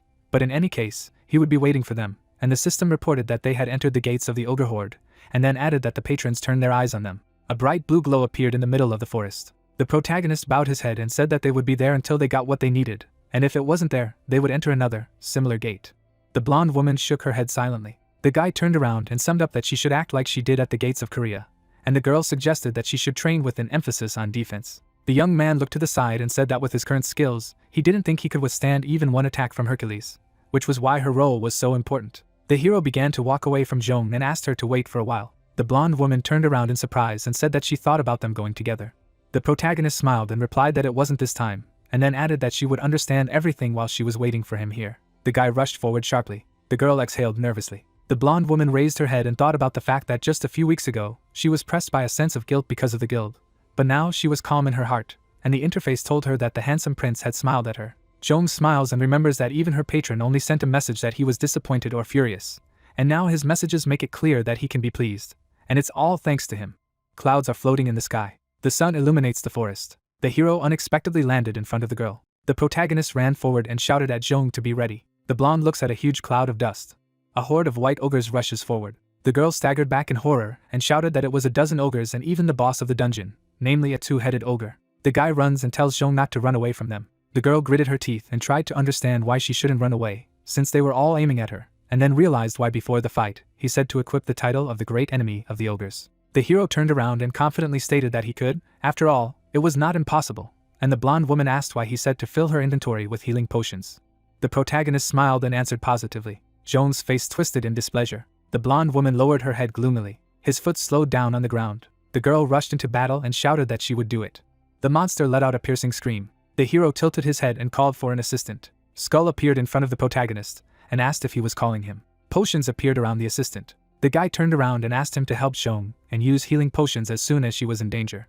Determination enveloped the body of the hero, who looked ahead and thought that she would not have any problems, and now it was time to find the missing piece of the puzzle that would allow him to defeat Hercules. Smoke rushes up. The flames engulf the tree. The fire spread throughout the settlement. Monsters burn alive in agony. The creature is standing. The hero sits in the shadows and thinks that thanks to his power over the fire, just by walking on the flames, he is able to extinguish it, and then adds that he finally found it. The protagonist turned around and revealed that it was an Easter egg that only appeared in B-rank ogre settlements, namely red eyes and mountains of muscle. The madness came from a monster that was just smiling madly, and the guy added that it was a terrifying ogre that even heroes tried to avoid fighting, and although he didn't use magic, but on the basis of his terrifying power, he was eventually nicknamed the Red-Eyed Ogre Mage. Sleep abruptly opened the door. The bald man raised his head and shouted in fury what he was doing at all. The assistant stood in front of the man and asked what he allowed himself, and then added that he could not behave like that in such a place. One Eye raised his hand and said that everything was fine and asked to leave them. People look at each other in silence. Evil Odin looks ahead and tries to figure out what has come over him. Sun leaned over and replied that he himself knew everything perfectly well. One Eye sits and says that he does not understand what he is talking about, to which the bald man asks if he has any assumptions. Gray-haired man exhaled. A blue dome surrounded two people. Furious, John leaned over and said in annoyance that they could now speak honestly, and then added that since this was not their meeting room, he wondered if the interlocutor would abide by the rules of Asgard. Dream turned and said that it was not for him to talk about the rules, and then asked what had happened to their main foundation, about acting in the name of humanity, and then sarcastically suggested that he had been blocked by the creation of all these important rules. Rage burst out of Odin's body, who stood up and assumed that he had dared to reproach him. The disgruntled dream turned around and replied that he would reproach him if he had the opportunity to listen to him. But as he saw it, he had no chance of that happening. The black tentacle rose up. Dark energy envelopes the one-eyed man, who called the bald man an arrogant bastard. The dream stands and says that this concerns Hercules. Surprised, John staggered back and asked again. The energy around Odin began to weaken, and he asked what he meant. The bald man turned and told him that he had heard rumors that he would take part in the battle at the dungeon. The gray-haired man stands silently. One Eye looked to the side and reminded them that this battle was supposed to be the last point in their victory. But Hercules appeared, and then tried to understand if Olympus planned to terminate their agreement. Surprised, Dream stands there and mentally says that he thought that Zhang sent Hercules. But it seems that things are much worse, and then says out loud that he really didn't know. The bald man furrowed his brows and couldn't believe that he was going to send this guy to his death like this, and then added that he thought he was equally interested in him, and then stated that he would go there. One Eye smiled excitedly and asked not to worry so much, because his death was not part of his plans, including everything that had happened. One raised his head and said that they had made a pact with him, and if he was in any danger, the pact would immediately notify him of it. Jean began to smile maniacally and said that Olympus had broken their agreement, and this was giving him a free hand. Sweat runs down Sun's face, who tries to figure out what kind of treacherous person he is, and then assumes that he foresaw that things would turn out this way. But as far as the pact is concerned, he can't say it's good, but it will clearly ease their anxiety. But the premonition of something wrong does not leave him. The sun shines on the building. Odin and Heimdall did not know that Odin's pact had already been torn apart by the fallen angel. Smoke rises. The fire is burning. The orc looks at the burning house. The monster looked away. Hero reached for the red-hot stone and thought about luring him out of here with fire, because it was a good idea. The protagonist looks at his fist and reveals that the reason an anomaly like the ogre mage was here is the most important piece of the puzzle in the battle with Hercules. A gloomy creature stands behind the guy. The young man turned and tried to understand when he had time. The ogre exhaled. The fist began to rapidly approach the hero. The protagonist quickly rushed forward. A monster is chasing a guy. The young man looked back and tried to understand how he got such a speed with such and such a size, and then noticed that this monster was like Hercules, and tried to see if he could defeat him now. The creature jumped up sharply. The ogre landed where Lee was. The hero dodged at the last moment. The weapon appeared in the protagonist's hand. Determination overwhelmed the guy, who turned around and said that he would like to avoid clashes with him, but for now he was preparing for a battle with Hercules. But then there was no point in it, which meant that he had to win. The monster swung furiously. The creature streamed towards the defending Lee, and the system reported that the gate had been cleared. The ogre began to dissolve. The hero raised his head and said that he had done it. The guy smiled and said that the situation would take on a deplorable situation if he managed to injure him, because it would be almost impossible to have time to heal himself with potions before the battle of the dungeon. But he was relieved that Zhong had defeated the boss, which meant that she could be relied on. Clouds float across the crimson sky. Birds fly in the sky. The sun illuminates the building. Unknown people are standing under the stairs. Hercules looks ahead and says that he hasn't seen a hair of that guy since that day, to which the guy assumed that he was preparing. The jock turned and said that he would die of boredom at this rate, and then asked permission to enter the gate. The blonde man raised his head and refused, because he didn't want any more trouble he had created, because he was a problem because he ignored Olim's order and took part in the battle of the dungeon. The man leaned over and asked in displeasure what his fault was, and what was the point of deliberately losing a fight that could be won, and then explained that he was a fighter who despised such unreasonable things. But George asked to remind him why he had sent Theseus to the hospital. Odysseus scratched his head and said that he was driving him crazy, and the battle at the dungeon was about to begin, and then said that he had hidden Theseus well, but given that he was the head of their group, someone from Olympus must come and punish him, the one who ignored the direct order in him, the one who helped him. Demetrius lifted his head and asked his comrade not to worry, because no matter who was sent there, he would protect the guy. But in any case, this dark horse did not look like someone who could withstand even one blow, and then added that he liked the girl who was with him, so you should not miss such a chance. The blonde smiled and tried to understand how many opponents he recognized, because given how condescending he was to the dark horse, but for some reason, everything inside him was calling out to him, in anticipation of something large-scale. Birds fly over the palace. The sun illuminates the building. The girl sits and asks the hero if he is going hunting again, and then asks to keep him company. The protagonist smiled and replied that everything was fine, but she was not in the best condition now. The blonde woman twisted her face in displeasure, and reproachfully asked why she was in such condition again. The guy bent down and retorted that thanks to this, she received a very useful skill that allowed her to further pump physical resistance and endurance, and then offered to repeat. Excited, Joan began to twist her hair around her finger, and Lee asked her to have a good rest, and today he would go on his own. The girl blushed and said that if something happened, he should contact her immediately. Clouds are floating in the sky. The rays pass through the clouds. A tree sways in the wind in the middle of the street. The hero stands and assumes that this is the street of alchemy, which means that it must be somewhere here. The protagonist goes and remembers that this is a place with great magical power. The young man's eyes filled with an aura as he found what he was looking for. A gloomy young man pathetically came in and asked for forgiveness for the intrusion. The redhead stands and happily greets her into the phone booth. Lee smiled mysteriously and realized that he had come to the right place. The girl smiled and noticed that he was Korean, and it is very rare to meet them, and then tried to find out what brought him here, maybe a special potion, or an object for some nefarious deeds. The hero raised his hand and assumed that she was Jean. The redhead put her hands on her belt and asked who he was, so he also showed up at the moment when she first opened, and then tried to find out how he knew her name. The protagonist smiled kindly and suggested that her blacksmith skill was not so ossified yet. The shocked girl stands there and assumes that he was poisoned here by Puck, the younger sister of the greatest blacksmith, the second blacksmith after him, as well as the best alchemist, Hephaestus. This name will be given to her in the near future. A week later, Jean placed the spear on the table and told her that at the hero's request, she had melted the red ore that he had given her and covered Muspel's Burrish spear with it, and then asked him to tell her who he was. The red-haired woman bent down and added that this was the first time she had seen this object in his spear, as well as this ore, and then said that he had left her stupid brother and traveled all this way to England to find this mineral, because even the people of Olam don't have anything like it. The protagonist turned around and asked her to return to Korea. The guy smiled and added that if she needed minerals and rare materials, it would be better for her to be in Korea instead of leaving her here. The bewildered girl tilted her head and tried to understand what he wanted to tell her. The young man leaned over and thought that if the two were to reunite, he would become even stronger with their support, and he replied aloud that he himself was in Korea. Jean stands there and says it's because he's unlikely to be able to get her minerals all the time, which even Olympus doesn't have, and then she tries to understand how arrogant he is. Suddenly, the girl smiled sharply and said that it sounds fun and she likes it. A blue beam rushed into the sky. People silently look away. The bald man smiled broadly. The girl is standing. The host looks ahead and says that the raid is about to begin, and then she adds that she asks all the hunters present here to get ready. The blonde woman turned around and assumed that they would have to fight all these people, to which the hero replied that they would not, because there are people here who are not at all interested in winning the battle of the dungeon and are only interested in winning by clearing the gate. The girl looked ahead and said that she was glad, because it meant that the hunters were not in the mood to kill each other. The protagonist tilted his head and thought that it would be nice if there were people here who thought like her, and said aloud that he had to disagree. The man stands in shock and tries to understand what these no-names are. The crowd turned to the picture in horror. Demetrius leaned over and asked furiously what they were staring at. The guy approached his friend and said that they had not even reached the gate yet. The man turned around and replied that those worms were staring at him. The jock pointed his finger at Lee and shouted that there was a dark horse there. The hero turned to the source of the sound. Demetrius smiled maniacally and thought about liking his look, and then wished him luck. The protagonist tilted his head in anticipation. The hunter stood in front of the gate, and someone shouted that he was asking them all to come to them.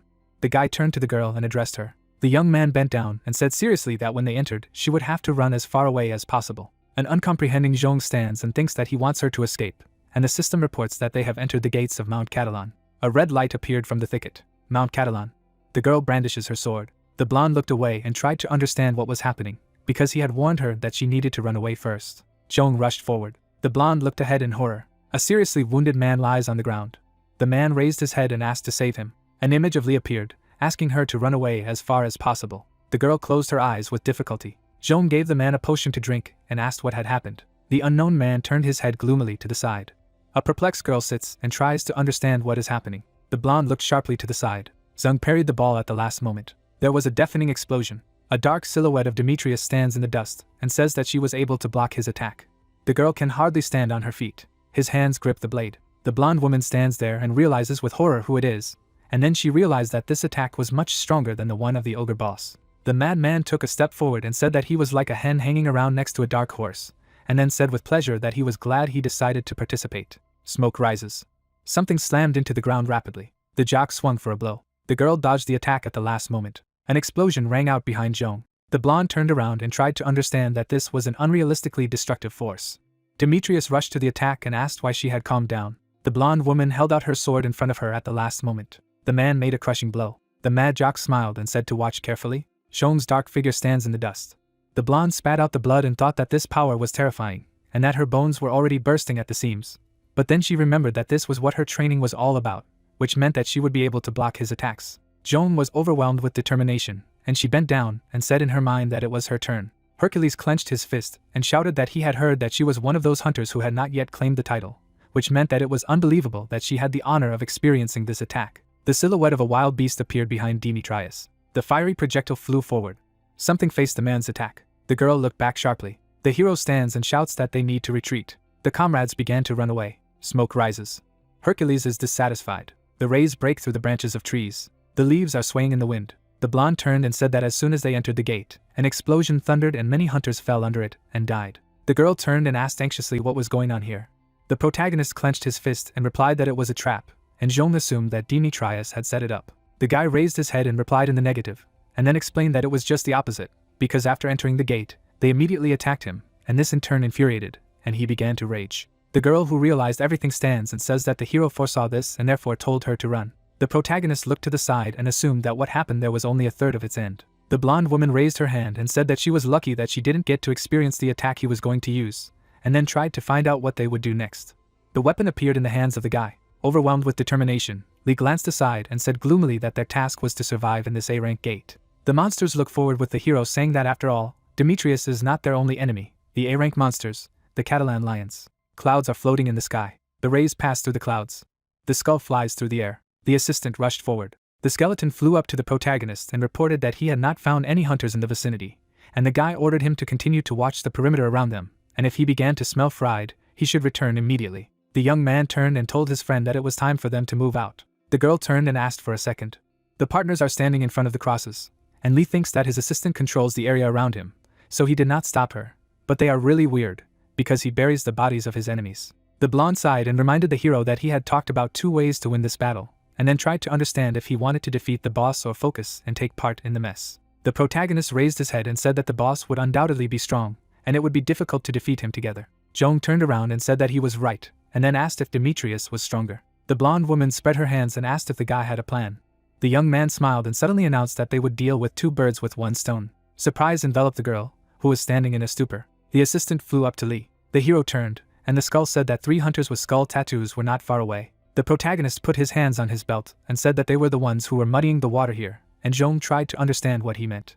The guy raised his head and explained that they were the ones who infuriated Demetrius as soon as they entered the gate, and it was time for them to get ready as well. The young man turned around and the girl said that they were about to face the hunters and asked if it would be better for them to just avoid them, to which Lee replied that they would normally do so, but now it was different because he had a plan. Clouds are floating in the sky. Smoke rises. Flames take over the forest.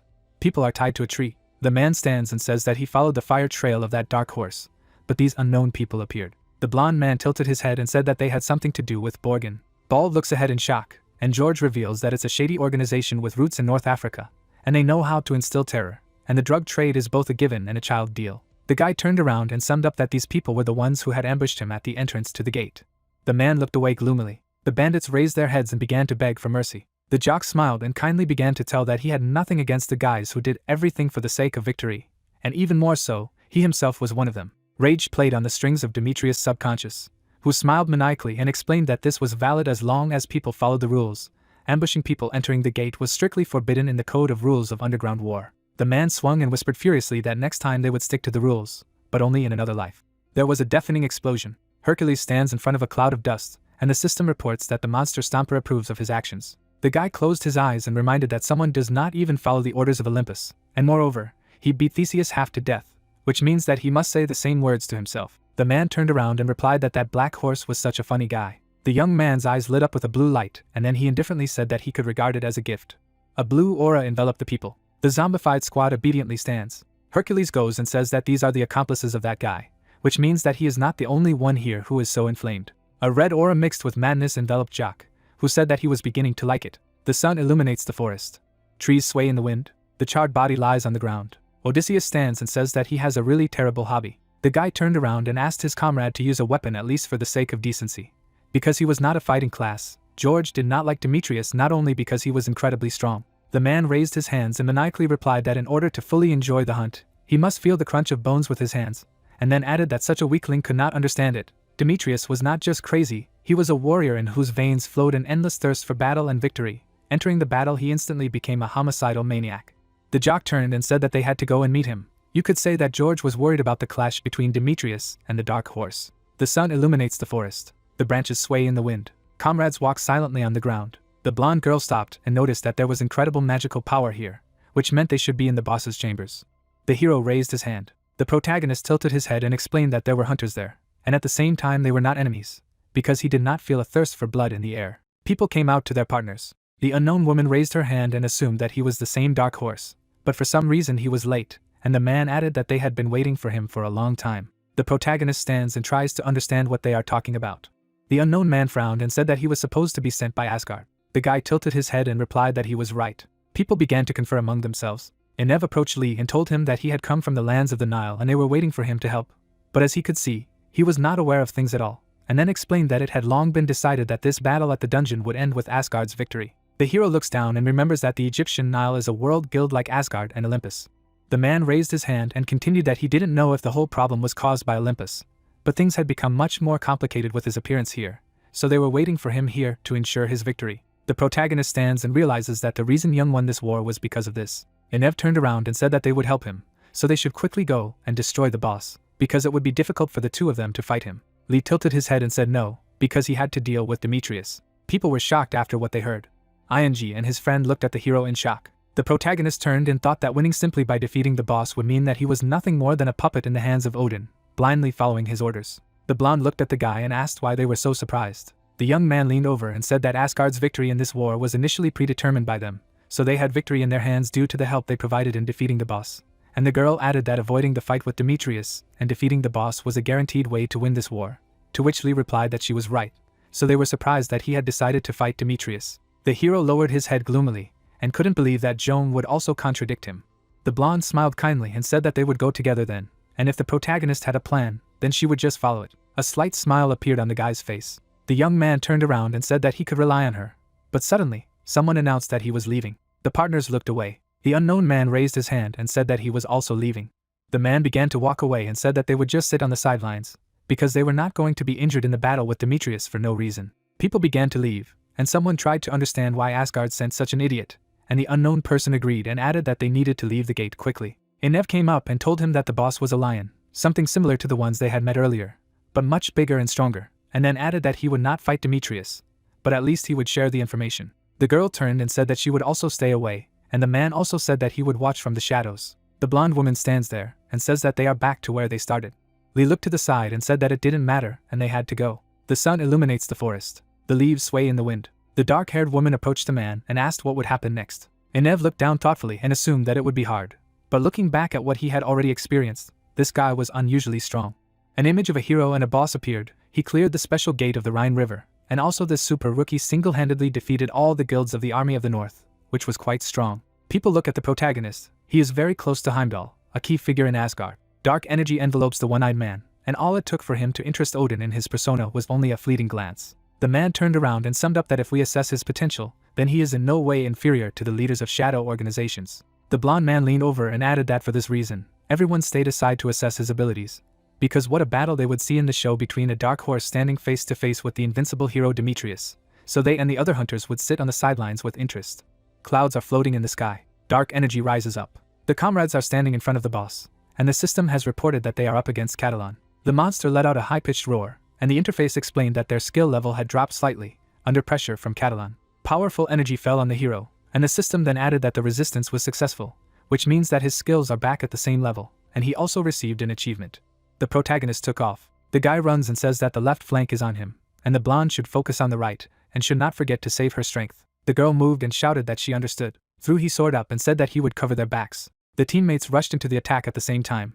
Joan tried to slash the boss's face. The paw of the beginning is rapidly approaching the blonde one. The girl blocked the akka at the last moment. Joan stares at the red light in horror. The hero made a monstrous lunge.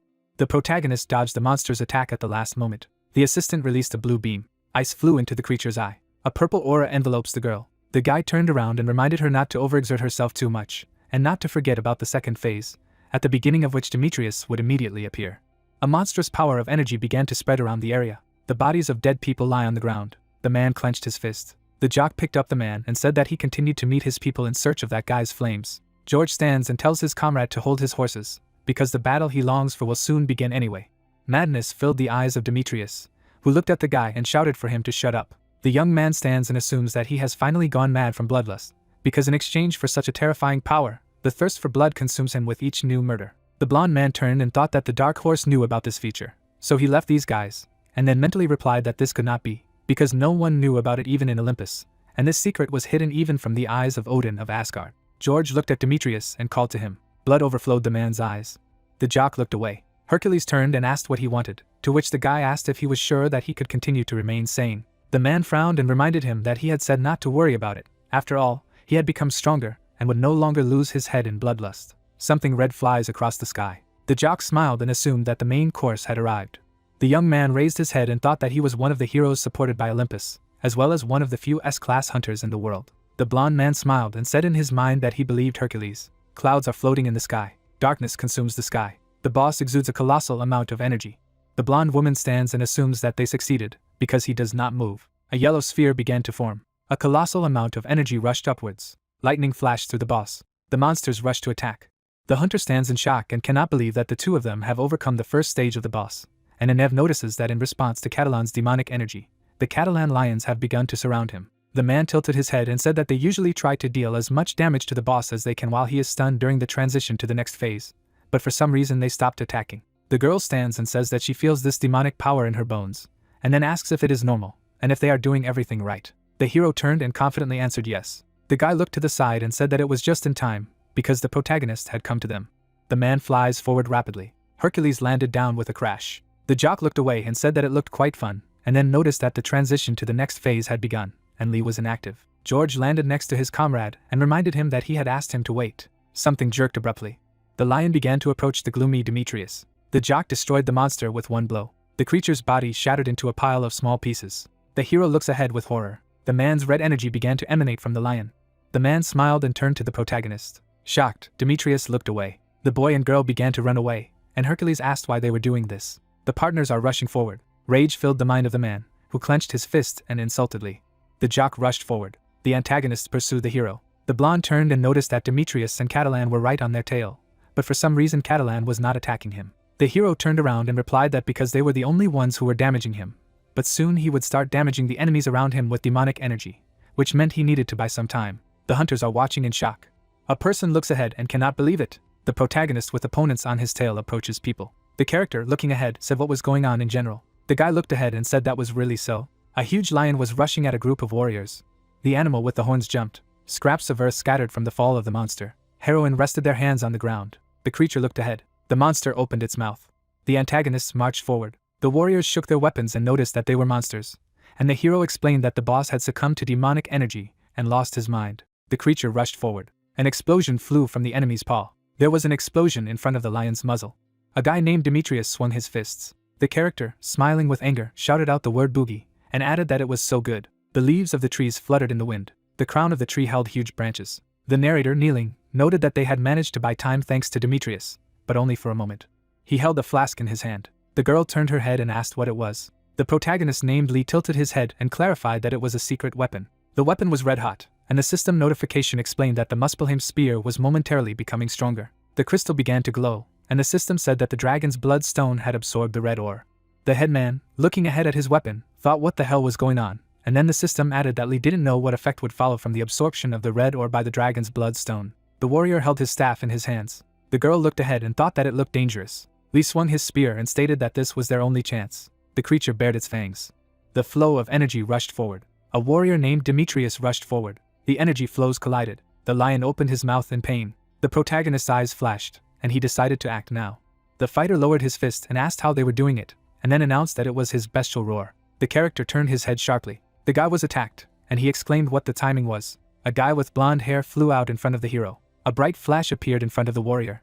The character, turning his head to the hero, reminded him that he told him to get a weapon. The hero, scratching his beard with his finger, replied that he understood him. The blue-eyed guy grinned. He stood in front of Demetrius, and said that it was more important that the dark horse's spear looked somehow different, and noticed that it seemed to have an effect, and added that such an attack would not be able to hit him closely, nor would the hero's bestial roar. The character turned his gaze to the side and announced that he was asking to deal with this midge, and added that to him it was nothing more than a mosquito. His eyes flashed, and he proclaimed that he would be dealing with a real beast. The young man rushed forward. The blonde guy lowered his head and exhaled. The character, looking at something from the side, proclaimed that he seemed to be looked down upon. The girl stood with a sword in her hands. The heroine's eyes were shining, and she asked what he was saying. There was an explosion. The woman rushed forward. She swung her sword in the air. The characters levitated in flight. The hero swung his sword. The girl deflected the blows. The heroine's eyes shone brightly. The blade of the sword blazed with magic. The character, looking down, proclaimed that it was difficult to concentrate such an amount of chi energy from such a distance, and added that someone still did not have enough experience. The guy waved his sword and shouted that this was the end. The skull opened its mouth. The character, hiding from the attack, simply moaned. The girl looked ahead and screamed. Purple smoke rose up. The smoke from the explosion began to dissipate. The hero, raising his head, said that she had run away. The guy shifted his gaze and thought that she could have used this opportunity to impale him. But why did she hit the ground? And wondered why this skull shot this sticky and sweet-smelling garbage at him, and wondered if it was so. The warrior pursed his lips sharply in realization. He clenched his fist.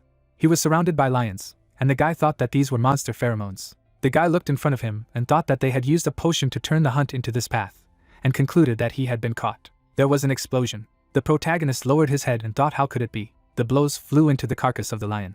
The character looked up dumbfounded and saw him confronting a Catalan overflowing with demonic energy, wondering if that was even possible, and asked how strong he was. The girl was standing next to the protagonist. The character turned his head, noticed that she coped with Odysseus. The heroine, raising her palm with a skull, replied that Hyunmoo had helped her with this. Lee stood in front of his girlfriend and proclaimed that he had to finish everything before Odysseus returned, and asked if she understood.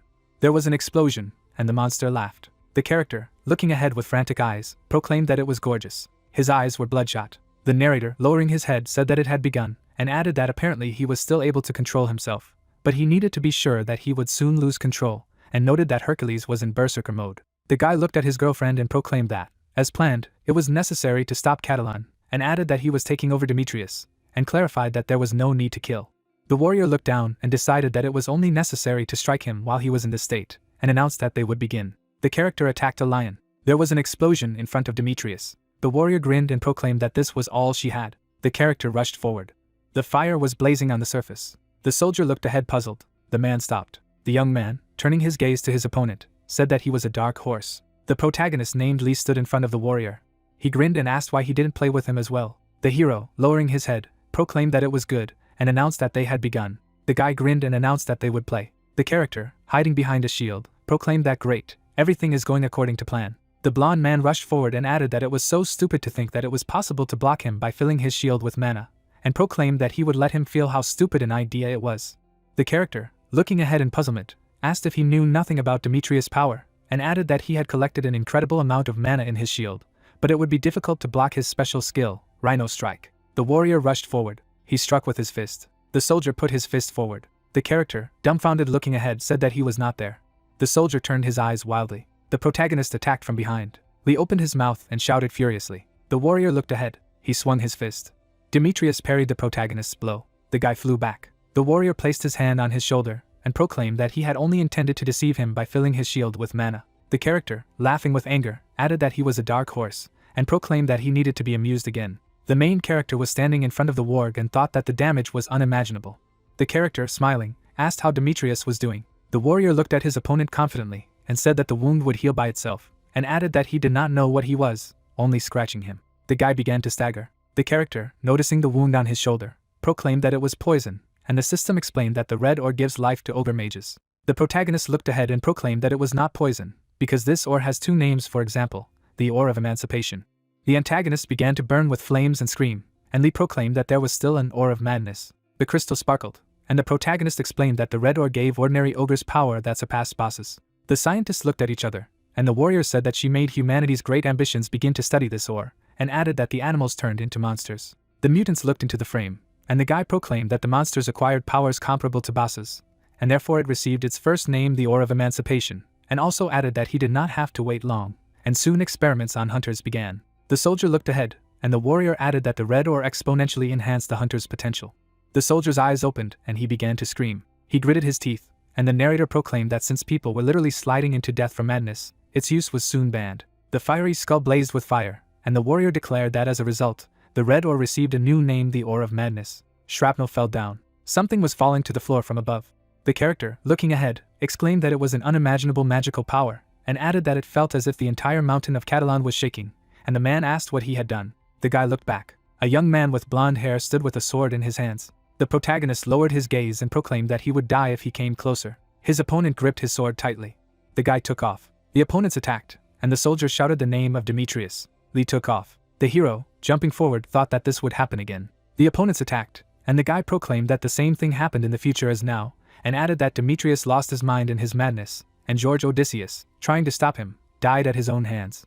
The fire flew forward. A fiery stream attacked the warrior. The streams collided in the air. The blonde opponent looked ahead furiously and said that since he had just descended into madness, he could still bring him to his senses. The protagonist looked up at the enemy, and the enemy added that even if it was him, it was impossible, and could not allow him to die like this. The enemies hit with weapons. The hero raised his head and proclaimed that he had a plan. The character, lowering the weapon, asked what he wanted. The opponents parted. The guy looked ahead and declared that he couldn't trust him, but he would listen, and asked what his plan was. Lee stood in front of his opponent and proclaimed that he would only need 5 minutes, and repeated that they would have to hold Demetrius for 5 minutes during that time. The character, widening his eyes, asked if he seriously decided that he could hold Demetrius for 5 minutes, when he completely lost his mind. The warrior rushed forward. The young man, looking up, shouted Zhong Ying Chang's name. The enemy flew near the guys. He flew to the lion's paw. There was an explosion. The protagonist shifted his gaze and proclaimed that it was excellent, and added that Zhu Ning Chang was good at luring him out, and besides, Catalan was now on their side, and they would be able to hold him back. The character, gritting his teeth, proclaimed that he had no idea what he was up to. He clutched the sword in his hand. The guy stood in a fighting stance, and said that although he had no other choice, he would help. The protagonist named Lee lowered his head and thought that the time limit for the instability of the red ore was only 5 minutes, and if they held out for those 5 minutes, then Demetrius would come to his senses. The hero, widening his eyes, thought that in this case, he would be the winner in this war. The leaves stirred in the wind. The crowns of the trees held the branches. The soldiers were standing on the edge of the forest. The character, noticing something ahead, exclaimed what kind of monstrous energy it was, which did not come from the second phase of Catalan. The man widened his eyes and wondered what it was, and proclaimed that it was Hercules. The antagonist swung his fist. He attacked his opponent with his fist. The blonde guy swung his sword. Fragments of stone scattered to the sides. There was an explosion. The flow of energy flew past the hero. The girl swept past Demetrius. She brandished her sword. The enemy repulsed the blows. Smoke scattered from the collision of blows. The character, looking at the battle, said that it was there that Odysseus was now fighting Hercules, and added that it was unbelievable, because he was an absolute monster. The soldier examined his comrades and declared that he was passing, and added that, whether it was mere observation or not, he did not want to die here, and his comrade admitted that he did not want to die in vain either. The girl looked around at the warriors and exclaimed why the dungeon war had slipped into such a quagmire, and asked what to do, to which Inev replied that he was interested in red ore. The heroine looked away in surprise. The character, looking ahead, proclaimed that it looked like there was some kind of red ore involved, and they needed to intervene. The lion received blows. Shrapnel flew to the sides of the body. The guy named Demetrius grinned. He kicked the girl. The heroine flew far away. The girl was flying in the air. The character, looking at his ally, shouted at Demetrius to come to his senses. The antagonist waved his hand. The enemy's fist shone with fire. The blade of the sword was covered with magic. The character's hand is covered in black magic. There was an explosion between people. A huge lion's face appeared in the frame. Shrapnel flew to the sides. Demetrius launched a stream of fire forward. The protagonist dragged his comrade with him. He laid him on the ground. The hero, lying on the floor, asked how long these 5 minutes would last. A character named Lee looked away and thought that the experiments had absolutely shown that the maximum limit of red ore lasted 5 minutes. The guy looked down and wondered why this monster was still not exhausted. He opened his eyes abruptly in the shock of realization. The enemy jumped on his comrades.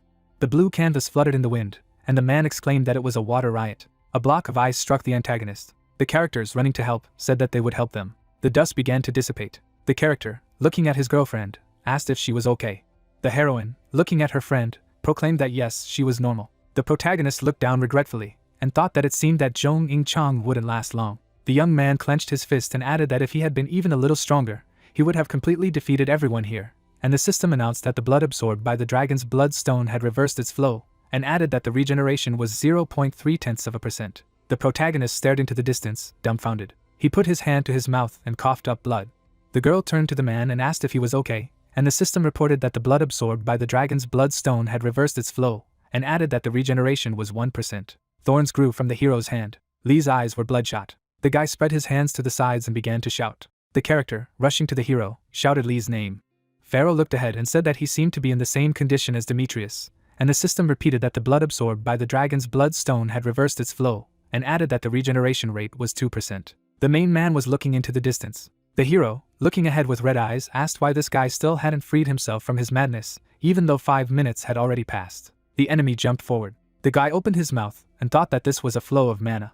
He ducked. The warrior rested his knee on the floor and thought that he needed to fill his legs with it. The man rushed forward. The character, looking at the hero, shouted Lee's name. The characters, watching the event, did not say a word. The characters, standing still, did not say a word. The character plunged a spear into the lion's mouth. He flew into the mouth of the enemy. The guy's eyes sparkled. A stream of fire rushed down. The guy swung his weapon at the enemy. There was an explosion, and the system announced that they had killed Catalan, received the purest dog water, the achievement, beast opponent, the achievement, the one who slew the mountain lion, and added that their skills had increased a bit and they had also leveled up. The protagonist stood in the dust, and the system said that their patron's words had not been delivered to them. Lee's red eyes swept forward. A bloody spear lay on the floor.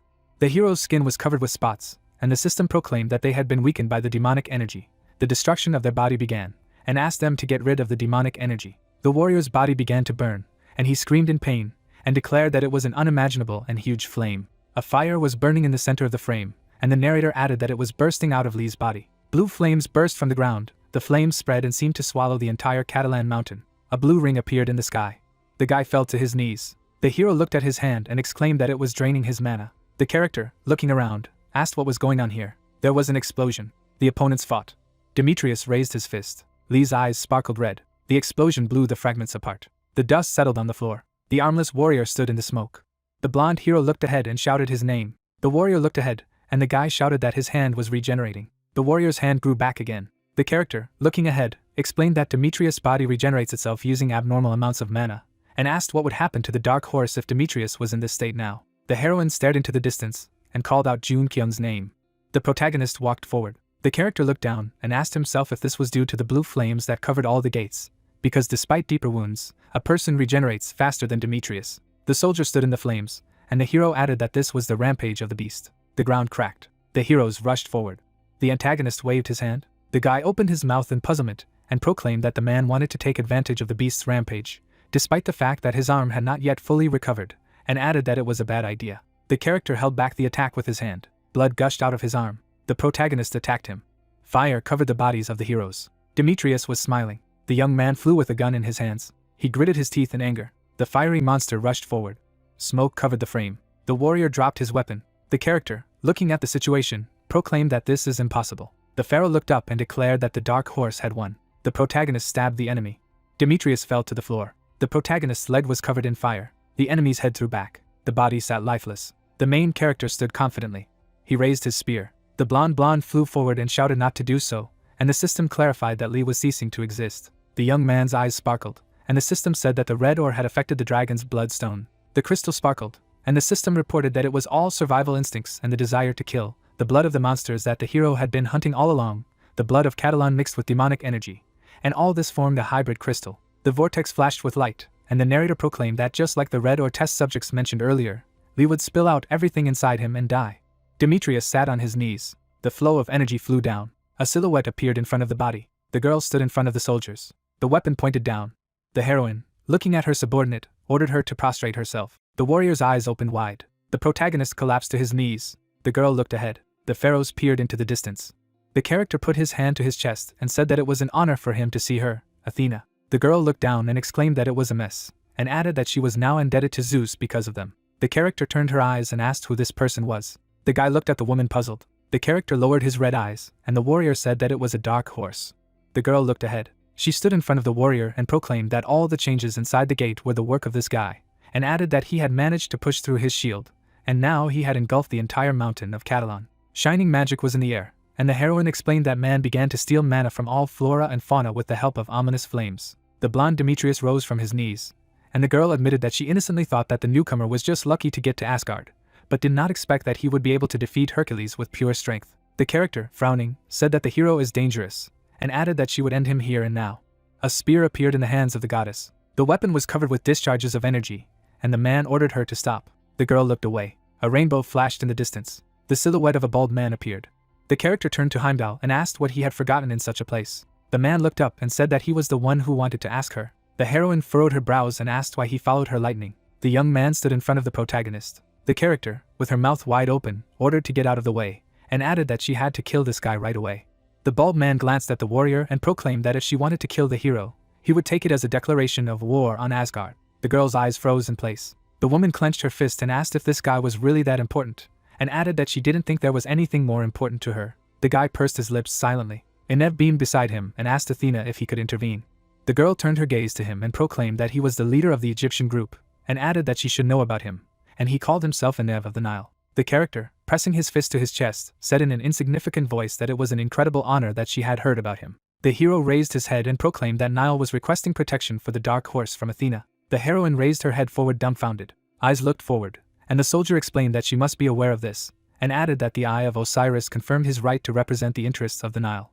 The character, holding an eye in his hand, said that he hoped for guarantees to fulfill this request, and the system reported that the gate would soon be destroyed, and added that the fallen angel blessed the hero with resistance to demonic energy. The fallen angel blessed him with purification, and added that the hero gained the skill without the help of a patron, received the incredible achievement of one who paves his own path. The castle stood under the sun. Through the window I could see the interior of the room. The girl tucked her knees together. She turned sharply. The character, jumping to the bed, exclaimed that Mr. Lee Junkyung, and added that this is such happiness. The girl looked at the bed. The young man, reacting to the words, simply exclaimed, "Oh." The protagonist looked around and proclaimed to himself that his body was in a terrible state. His vocal cords were not working, and the woman added that she was going to call someone. There was a knock at the door. The young man, looking ahead, proclaimed that it was the Knights of the Round Table Club, with a round shield and 2 swords hanging on the wall. The warrior was standing in the frame, and the protagonist explained that not all strong hunters create organizations to control the world from the shadows, and added that there were many secret organizations with nobler goals. A shield and swords appeared in the frame, and the guy said to himself that the Knights of the Round Table were one of them, but even they did not interfere, but simply hid and acted from the shadows. The narrator looked up at the ceiling and explained that they only had to act when England was on the verge of destruction, and added that despite the powerful force, they did not use it to change the course of events. The hero pursed his lips and thought that his body now really looked like a pile of meat. The guy stood in the frame and proclaimed that the vocal cords did not work, the legs did not move. The bandage was visible on his arm, and the man called out the name Hyunmoo, and the system proclaimed that his familiar was asleep. The hero, looking up, added that if he was right, Hyunmoo was not needed now, and the system showed the level characteristics. The young man, lying on the bed, said that his level had dropped to almost 50, and explained that fortunately, the drop in stats was only a temporary effect of the red ore, but he was still unable to speak, and the system had proclaimed that he had gained skills that were not inferior in strength to unique ones.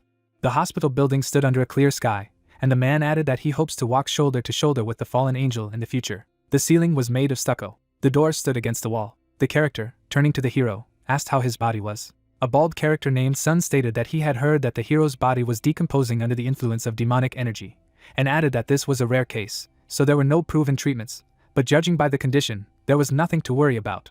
Lee looked ahead and thanked him for his support, and also proclaimed that now it would not be a problem to get rid of the demonic energy, and Sun advised him to focus on restoration. The character stood by the bed and said that he would question the hero after he recovered. Cornices hung on the walls. Stucco molding decorated the wall. The hero was standing in the middle of the hall.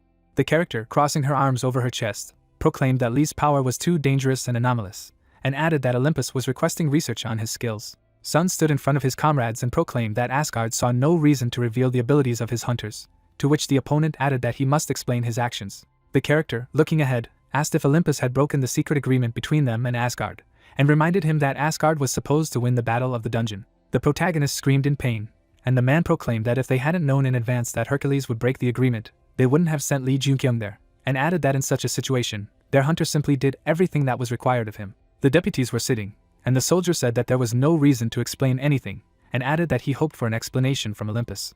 The character, lowering her head on the table, proclaimed that Lee's power is very dangerous. The soldiers fell to their knees, and the girl explained that it had covered the entire area inside the gate with blue flames and absorbed the mana of other hunters, and added that they had never encountered such a thing before. The woman frowned and stated that Olympus was requesting the transfer of the Dark Horse, and added that otherwise she was ready to go to war against Asgard. The man stood on the podium silently. Sun furrowed his brows and added that he understood that absorbing other hunters' mana with flames was a dangerous ability that had not been known before, and asked if they thought that hunters themselves were dangerous. The experts lowered their heads. Officials were sitting at tables. The character, standing in front of the crowd, proclaimed that before the appearance of these abilities, they were unknown people, but now the abilities of hunters inspire terror throughout the world. He looked ahead and added that, therefore, Olympus was behaving like degenerates who deserved punishment in trying to start a war over such an issue. The woman gritted her teeth and said that it was all because of the hero. She looked ahead and asked what he had forgotten in such situations, and added that every time she encountered him, she burst with anger, and her mind became blurred. The man looked at the stands. He looked down. The heroine turned away and said that she hoped that as soon as it was over, they would not collide again. The warrior lowered his head, and the system reported that the mana flow was activated. The room began to sparkle with mana. The crystals were levitating in the air. The hero sat on the floor and stated that he could feel the mana flows and use them. The antagonist flew forward, and the guy added that he realized this while observing the movements, because in order to achieve such strength, the man used all the surrounding mana. Lee closed his eyes and decided that if he used it to attack, the blow would be many times stronger, and the defense would make it stronger, and proclaimed that he now needed to use mana flows to recover, and the system reported that the synergy with regeneration was at a high level, and his recovery rate was exponentially increasing. The character was sitting on the floor. The guy pursed his lips. Blood gushed out of his mouth. The hero, looking at the blood, proclaimed that it was the admixture of the dragon's bloodstone that his body had rejected, and added that it was excellent. And now he could heal the places that had previously been blocked by the impurities with a flood of mana. The man raised his head from the floor. The hero closed her eyes and said that something was interfering with the flow of mana, and added that this was it. The ball levitated. Lee, looking at the floor, proclaimed that the black ball in his back was blocking the movement of mana, and added that this would not work. He needed to change the flow and redirect it. The palace stood under the sun. The energy was flying in space. Mana was beating against obstacles. The man brandished his sword. The girl parried the blows. The blue-eyed man said it was slow. The heroine raised her head dumbfounded. Mana enveloped the lady. Something fell to the floor. The woman was waving her sword. The young man, looking at the heroine, proclaimed that it was great, it was necessary to keep it up, and explained that the attacks of humans and monsters were different, and added that she should understand this. The girl lowered her eyes and proclaimed that long phrases did not help her understand anything. She attacked the teacher. The sword flew past the warrior. The blade pierced the heroine's hand. The warrior jumped away from her. The hero, looking ahead, said that it was enough for today. The woman looked down and proclaimed that she had been useless throughout the Battle of the Gates of Catalan, adding that the lack of a title meant that her patron had not yet recognized her. The heroine, flying back, but that she could not. The eyes of the protagonist glowed, and the girl proclaimed that she could not protect him, and the system reported that the handsome prince looked at her with pity. The beauty pursed her lips and said that she could not believe that she was receiving such words from her patron. The guy was swinging his sword, and she added that despite the same level, the man had outstripped her by several heads, and until she herself rose at least one iota, she had no right to be called his comrade in arms. She clenched her fists, and added that due to her lack of talent, he almost died. The guy wiped his face with a cloth. He looked back. The heroine, looking at the teacher, said that she wanted another round. The guy looked at his girlfriend and proclaimed that those eyes reminded him of his reflection, and added that she regretted not being able to protect others, just like Zhong Yingchang, and added that he was sure she would soon become much stronger. The man put down the rag and agreed to another round. The heroine, looking ahead, proclaimed that she must become stronger. Lamps shone on the ceiling. The upholstery of the seats was green. The man was walking around the mansion. Blood and medicines were in the hospital. The character stopped by the bed and proclaimed that he had felt the nuggets of her potential in the gates of Catalan, and added that it was incredible. She was really incredible. The hero, looking at the hand, proclaimed that every time you cross blades with him, it becomes stronger. He clenched his fist and added that it reminded him of himself in the past. The warrior was lying on his bunk. The young man, standing by the bed, said that his intuition told her that she would like it, and the dark horse had already woken up. The warrior tilted his head thoughtfully. He looked at the bed with the warrior and added that he had to hurry up and get up, because lying in bed did not suit him. The body of the warrior was lying in the room. The building stood under the sun. Sleep was at the door. He looked ahead. The character, looking at his friend, asked if the hero was here for a reason. The bulb manager looked at his friend and hero, said that, as always, the man was full of surprises, and added that now he could move. The warrior stood in front of the protagonist and asked what he knew about lightning. The young man, looking ahead, explained that this is a sacred artifact of Olympus, endowed with the power of Zeus. The man raised his hand and added that there were not many abilities in the world that could rival Zeus' lightning, and such skills had always been sought after and researched, such as Bifrost. The main character shifted his gaze, and the hero asked where the character was from. The protagonist lowered his head and proclaimed that he had something to tell. Sun looked around and added that he understood, but this was not the best place for such a conversation, and proclaimed that the man should follow him. A rainbow was curling in the sky. The sun illuminated the clouds. People walked in the park. The rainbow blinded the frame. Water splashed in the fountain. The character, appreciating the place with his eyes, exclaimed that it was amazing, to which Dream proclaimed that it was his sphere of influence Bifrost. The comrade turned his head and asked if the man was a prophet or someone else. The soldier furrowed his brows as he proclaimed that he was a regressor, a man from the future, and added that he had read a book about him and his friend, who was known as the Demon King. The protagonist looked up and proclaimed that the book was describing someone who was known as the Demon King. Sleep opened his eyes wide. The castle stood under the sky. The heroes were standing on the bridge. The character raised his hand and asked if the hero was asking to believe all this, and added that he had killed him. The young man, looking ahead, proclaimed that it was not a lie, and added that he thought the character knew that after this action, everything that is happening now would follow. The hero, lowering his eyes, proclaimed that he and Athena were once together, and added that he had no choice but to believe the hero. The protagonist looked at his friend and asked if Bifrost confirmed that all of this was true, but added that the book was still unfinished. Lee widened his eyes and said that everything described in the book was just the beginning, and added that the future depended only on his actions, and added that most of the information about the future had been lost, and added that everything he knew was only a small part. The character, looking ahead puzzled, asked what the hero's intentions were. The guy raised his hand and added that he wanted to change the hellish future they found themselves in, and from now on, a lot of things would go the other way. A piece of paper appeared in the frame, and Sun explained that Bifrost was unable to distinguish between lies and truth, but only understood whether words were harmful to Heimdall. The guy looked ahead and added that he apologized for not being able to tell more, because changing the future was not his goal. The building stood in the night. The stalker watched the warrior from the tree. The pharaoh smiled and said that the hero really woke up. The character, looking out the window, asked how the man had entered the round table grounds, and added that something had happened.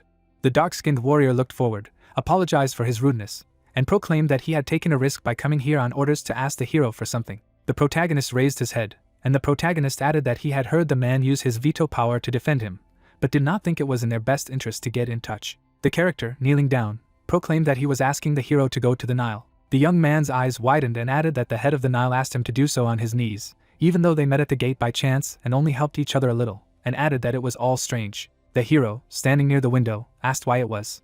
Pharaoh turned around, and the guard asked who the trespasser was. The young man, leaning closer, exclaimed that he had been discovered, and added that it had to do with the red ore, and said that he asked the hero to go to the Nile. He jerked back. The character was looking out the window. The warrior, pursing his lips, proclaimed that the red ore should not be known to any hunter, and added that the character must know something about the madness over the red ore, and asked if the phenomenon had been studied in Egypt, and added that they took action as soon as they saw the changes of Hercules. The warrior took off. The character, bursting into the wards, asked if the person was okay. The young man, turning his head, proclaimed that yes, nothing serious, at least for now. The girl looked ahead. The narrator, looking above the frame, proclaimed that the hero had just crossed the top of the cliff, and added that everything inside the hero indicated that an even higher peak awaited him, and the system reported that the round table meeting was over, and the outbreak of war was recognized as Athena's fault.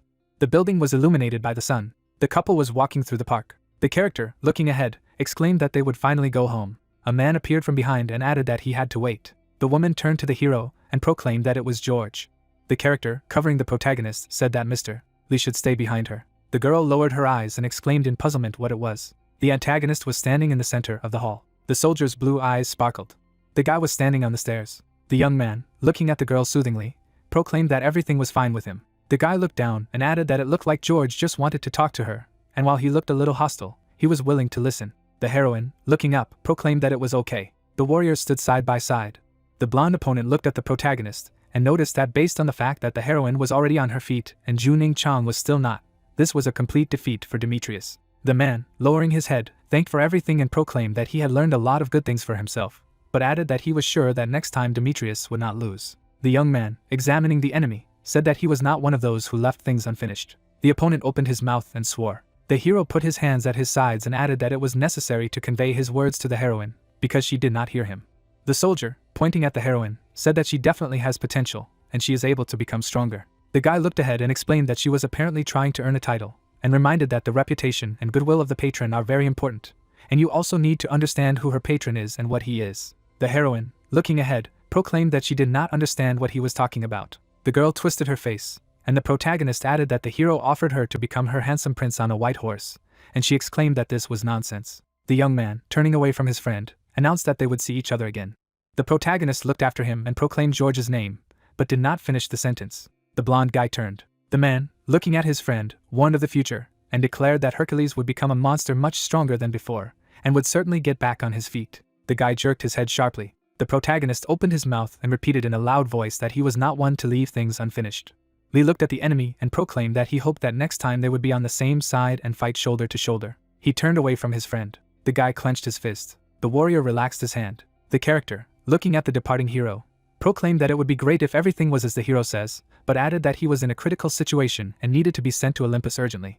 The fences were illuminated by the sun. Carved fences decorated the house. The water in the lake was splashing. The stone flew down. He splashed water to the sides. The protagonist threw stones into the pool. The guy raised his hand and exclaimed that it was some kind of bad joke. Lee's eyes widened. The object sparkled brightly. The heroine, approaching the character, asked who told him how to find her, and added that it was not particularly tactful. The guy looked down and decided that she was Merlin. The heroine, standing in the water, asked who he was. She gritted her teeth and added that he was the man who had defeated Hercules, the dark horse, and asked if he knew who he was, and added that he was too arrogant a hunter. The woman looked ahead and asked what he was trying to achieve by deliberately provoking her. The spear began to appear in the air.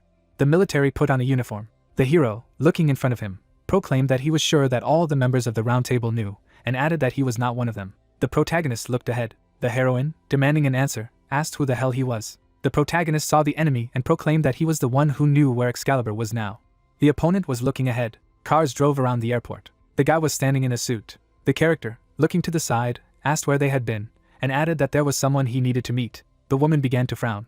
The pendant around his neck sparkled. The character, noticing the detail, asked what kind of necklace it was, and added that he was really dating a girl. The guy looked ahead puzzled. The character, pointing her finger, stated that she knew, and added that she knew that this was the way it was, and it looked like the man was hiding a bunch of girls in England. She crossed her arms and added that she was disappointed in him. The character, looking at his comrades, asked if all the preparations were completed. The character, turning to the hero, proclaimed that Hyun took care of everything. Sun looked ahead and added that he could go back. The character, looking at the characters, proclaimed that they should wait a minute. The protagonist turned.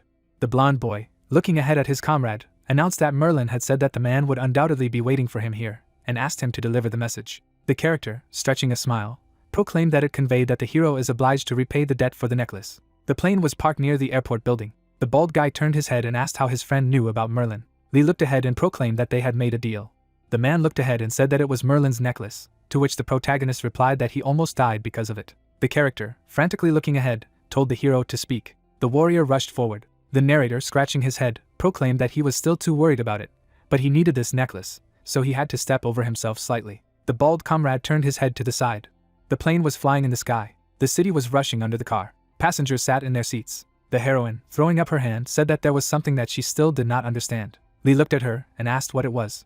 The girl opened her eyes wide and stated that this was about George, and added that despite the fact that they were enemies, he helped him in training and even gave advice. Jock was lying on the table, and the character went on to say that if Hercules had done to them what they had done to him, he would have been consumed by a thirst for revenge. The woman looked up and proclaimed that she did not understand the nobility of high-ranking hunters. The head man smirked and added that it must be intuition. The protagonist looked in the direction of his girlfriend and said that, most likely, George just realized that the hero did not intend to deal with Hercules. The sun shone on the side of the plane, and the pilot announced that the plane would soon land, and asked all passengers to go to their seats and fasten their seatbelts. The video camera was pointed forward. Journalists flashed with camera flashes and exclaimed about a dark horse. Lee stood next to his comrade and asked what they were shouting about, to which he replied that they had been told that George had challenged the hero to a duel, and he had defeated him. The young man, turning his head to his bald friend, asked why they hadn't told him about it earlier. The guy smiled broadly and added that it was a surprise, and asked if this was not what he wanted to gain fame. The protagonist looked at his comrade. He raised his hand to the journalists. Photographers sparkled with flashes. The shutters of the cameras clicked. An image of the messages in the chat appeared, and the man wrote that the man had defeated Hercules, and added that didn't they say that he was an incredible monster whose very name made all of Europe shudder, and wondered how the hero, having become a hunter less than a year ago, was able to defeat Hercules, and the system added that in the age of heroes, the hunter who attracts almost all the attention to himself is definitely Dark Horse. A dark building stood under the night sky. The characters watched from the balcony. The girl turned to the warrior and asked what the man planned to do now. Lee looked ahead and stated that he had too much to do and added that the inventory and spear needed to be repaired. An image of a weapon with a crystal appeared, and the guy proclaimed that he needed to deal with the dragon's bloodstone and the side effects of the red ore. The man sat in front of a pool of blood, and the man added that Hyunmoo had never come to his senses. Pharaoh knelt, and the soldier proclaimed that he had other business in the Nile besides this. The main character, slightly stretching his lips, proclaimed that the first thing he should do was to move, and added that from an early age he dreamed of his own house. He turned his head to his friend, and the woman asked if moving was the most urgent matter. The heroine smiled and added that the hero would not need her help in the near future, and added that she had something to say to him. Lee looked at the girl. The heroine, opening her eyes wide, proclaimed that from that moment on she would act herself. The protagonist looked ahead puzzled. The characters, watching the heroine, silently followed her words. The companion stood in front of the warrior and said that clearing the gate with the hero was a fun and valuable experience. But after George's words, she needed to find something that she could do herself. The factory building stood in the night. A dark sky covered the plant. The protagonist lowered his head. The girl was leaving. The young man, stretching a smile on his face, proclaimed that apparently she had finally begun to reveal herself, and she would soon become much stronger. The character, pressing the phone to his ear, greeted him. The guy's eyes widened in surprise, and the man on the other end of the phone said that the head of the association was calling the hero, and tomorrow morning he would come to pick up the hero to accompany him. The guy was standing on the bars. The warrior looked ahead with a determined gaze and thought that he had forgotten the most important thing. The young man, looking at the moon in the sky, declared that he had forgotten about Odin. The chapel stood under the sky. The red-haired young man ran and exclaimed that it could not be. He flew sharply forward. Explosions thundered. The man swung his fist. A huge pumped-up guy rushed forward. He was swinging his fists. The young man, looking at the character, simply called his name Demetrius. A muscular young warrior turned to the character and proclaimed George's name. The blonde-haired guy spread his arm and asked what had happened and when he had come to his senses, to which Demetrius asked in a menacing voice why the man was behaving like a culprit, and added that this was the first time he had seen a defeated hunter. The guy looked ahead with hope in his eyes and said that he had never lost. The warrior looked ahead and agreed that it was. The character, looking ahead, noticed that something had changed, and said that Demetrius had always been on pins and needles. He was aggressive all the time, and now his soul seemed to have found peace. The guy was standing. The young man, standing in front of his comrade, asked what had happened, and he replied that, apparently, their opponent did not originally plan to be their enemy. The character, frowning, proclaimed that these were his eyes. A dark aura enveloped the warrior, and he added that he should not be surprised, and explained that he had completely subdued his madness, and now he could use this power without side effects. The character, looking up, proclaimed that it seems that the hero presented him with this gift on a platter. Lee looked ahead, and the warrior declared that Hercules would become a much stronger monster than before, and would certainly get back on his feet. The guy looked ahead hopefully and added that he hoped that they would be on the same side and fight shoulder to shoulder. The young man began to smile. A haze rose on the battlefield. The corpses lay on the ground. There were bright flashes from the blows. Jong jumped back. Looking at the monster, she thought that 3 days had already passed. With an exhausted look, she wondered where this monster-like guy came from, because she had the feeling that she was confronting Hercules again. The orc was furious, after which a notification popped up that Prince Charming had restored her life points a little. Surprised, Jong noted that he could barely hold on even with the support of her patron, but this guy himself was already at the limit of his strength. The monster attacked. She managed to jump to the side. The girl struck his arm. The orc was taken aback by this. Holding the sword above her head, she cried out that she did not quite understand what it meant to save the princess. She pointed her blade at her opponent. Jong noted with an enraged look that anything that threatened the princess could simply be killed. She made a powerful attack. The girl pierced the opponent's chest. The monster watched her closely. A red aura enveloped his fist. He managed to strike back. It flew to the side. The ground beneath the orc shook. Jong couldn't move. The light in her eye dimmed. She turned her attention to the defeated enemy. The girl put her hand on the ground. She was holding her stomach. Closing her eyes, Jong thought that the potions had run out, and even if she had them, she had no strength left, and just raised her finger. She would die like this with him. The skeleton stood over her and asked if she wanted a potion. Taken aback, the girl asked if it was a black warrior, after which notifications popped up. The handsome prince praises her for her merits and grants her the title of Siegfried. Evening came. Lee stood in front of her and asked if she was awake. Puzzled, Jong asked where she was. Smiling, the guy replied that she was at the gate. Looking up, she reported that her body felt much better. It was a rather strange sensation, and then asked if the protagonist had obtained an elixir somewhere. Looking at her, MC stated that she wasn't, but she could accept his congratulations. A dark aura emanated from him. Turning around, the girl clarified where her sword was. Looking at the ground, the guy noted that he was pretty close to stealing this murder from her. Observing the creature, he added that he had come to the conclusion that he was not some kind of monster to do so. The girl looked at her opponent's face. She began to pull the sword out of his chest and thanked the guy because she was finally able to get her title. She drew her sword, after which the system said that she had saved the princess. The ogre prince Siegfried sponsored the ogre by the princess and defeated the ogre mage. A green ray appeared in front of them. Surprised, Jong wondered if the patron had been a girl all this time. The little ogre looked at her. She jumped on the girl's shoulder, after which Lee announced that he now belonged to her. She asked again with a surprised look. Standing in front of her, the protagonist pointed out that this ogre was something of a black warrior. Now that she had the title, she had become a true hero. The enthusiastic monster raised his hands. Looking at him, the girl wondered if she could really get attached to him while they were fighting, because he was quite cute. Stretching out his hand, the guy asked to protect the princess and clarified whether she had already chosen a name for him. The monster began to shout that his name was Gongs. Puzzled, Jong asked, after which notifications popped up that the handsome prince was smiling satisfactorily, and the fallen angel was laughing at this absurd situation. Smiling, Lee thought that she had won a one-on-one duel against an ogre mage. She was not far behind the black warrior.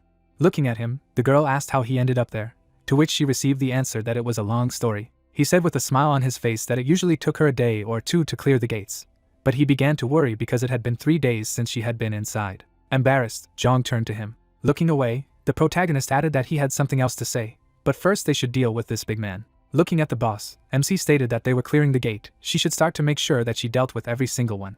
The girl's eyes began to glow, after which she agreed with this advice. An aura enveloped her, after which she thought that the heroic power that she had gained by obtaining the title was overflowing with mana flowing throughout her body. The two-headed ogre was the boss of the ogre village. With a smile on her face, she emphasized that this is a great opponent to test her hero powers. Jong rushed into battle. It flew at the enemy.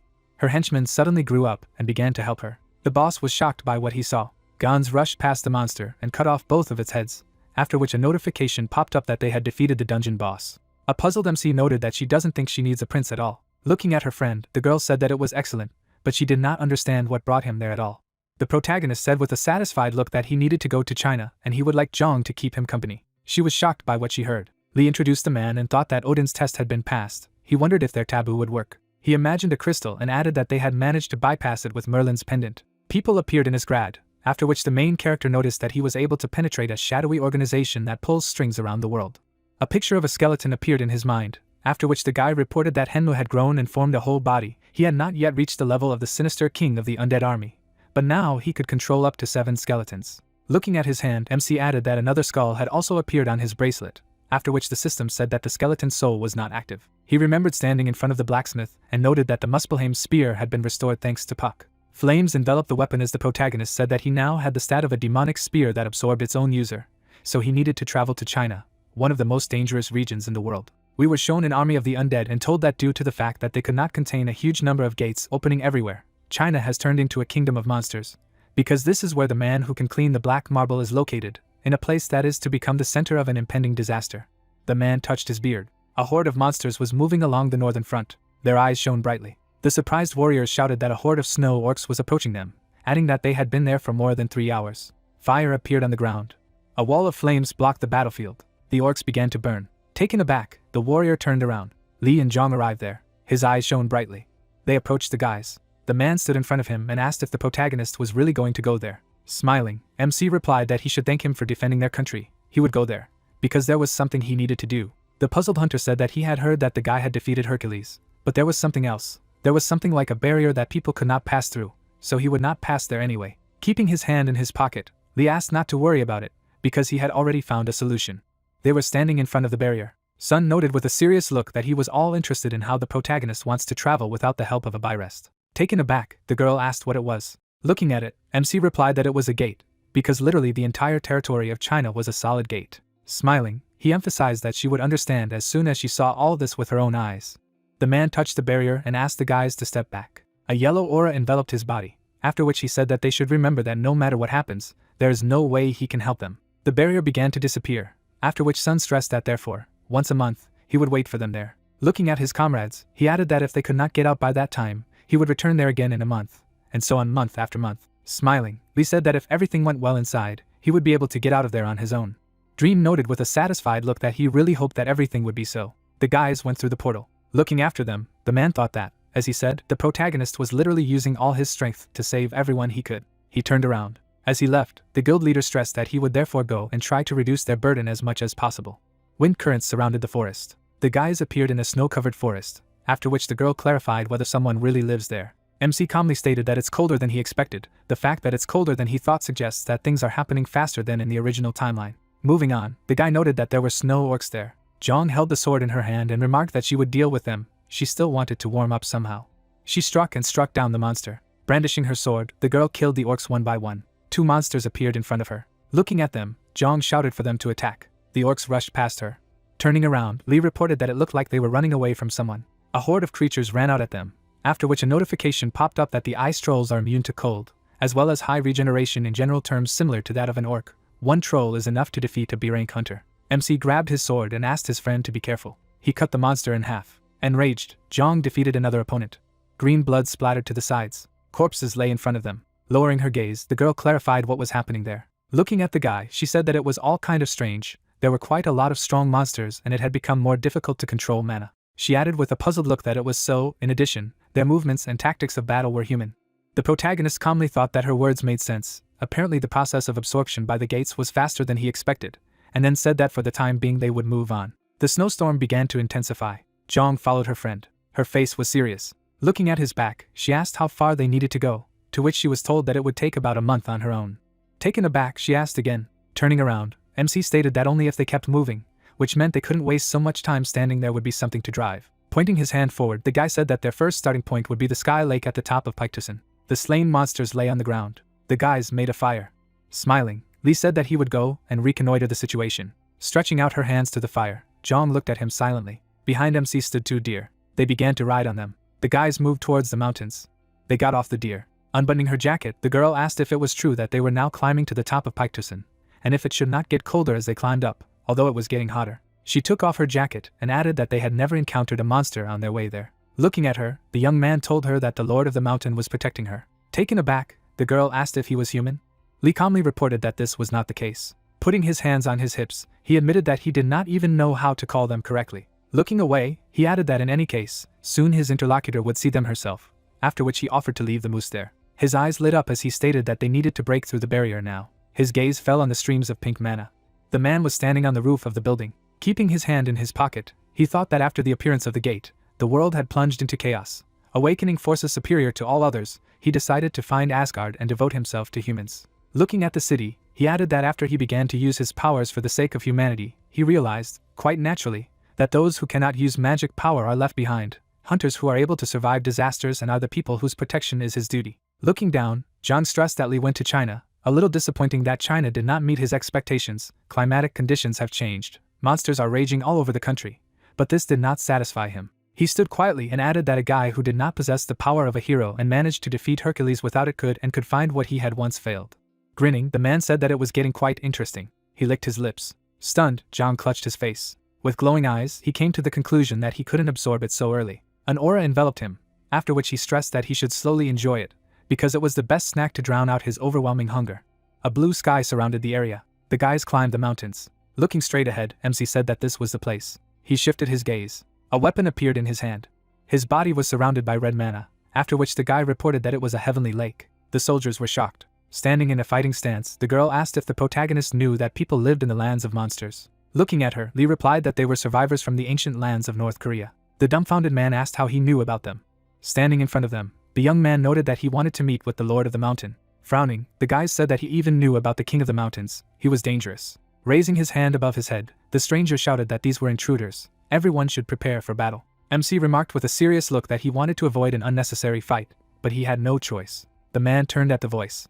The girl, with a smile on her face, stated that the king of the hill had told her to bring the guests to him. We were shown the ruined city and told that North Korea disappeared from the face of the earth a long time ago, due to failed nuclear experiments. North Korea became a wasteland even before the appearance of the gates. After that, many refugees from this country began to move to South Korea or China. The guy stood in front of him and asked again how the protagonist knew about them. The girl wondered with a displeased look if her uncle had thought of behaving in this way with the guests of the Lord of the Mountain, noting that if they knew about the king, it was clear that they would know about them. The puzzled stranger remarked that they could be accomplices of those fools.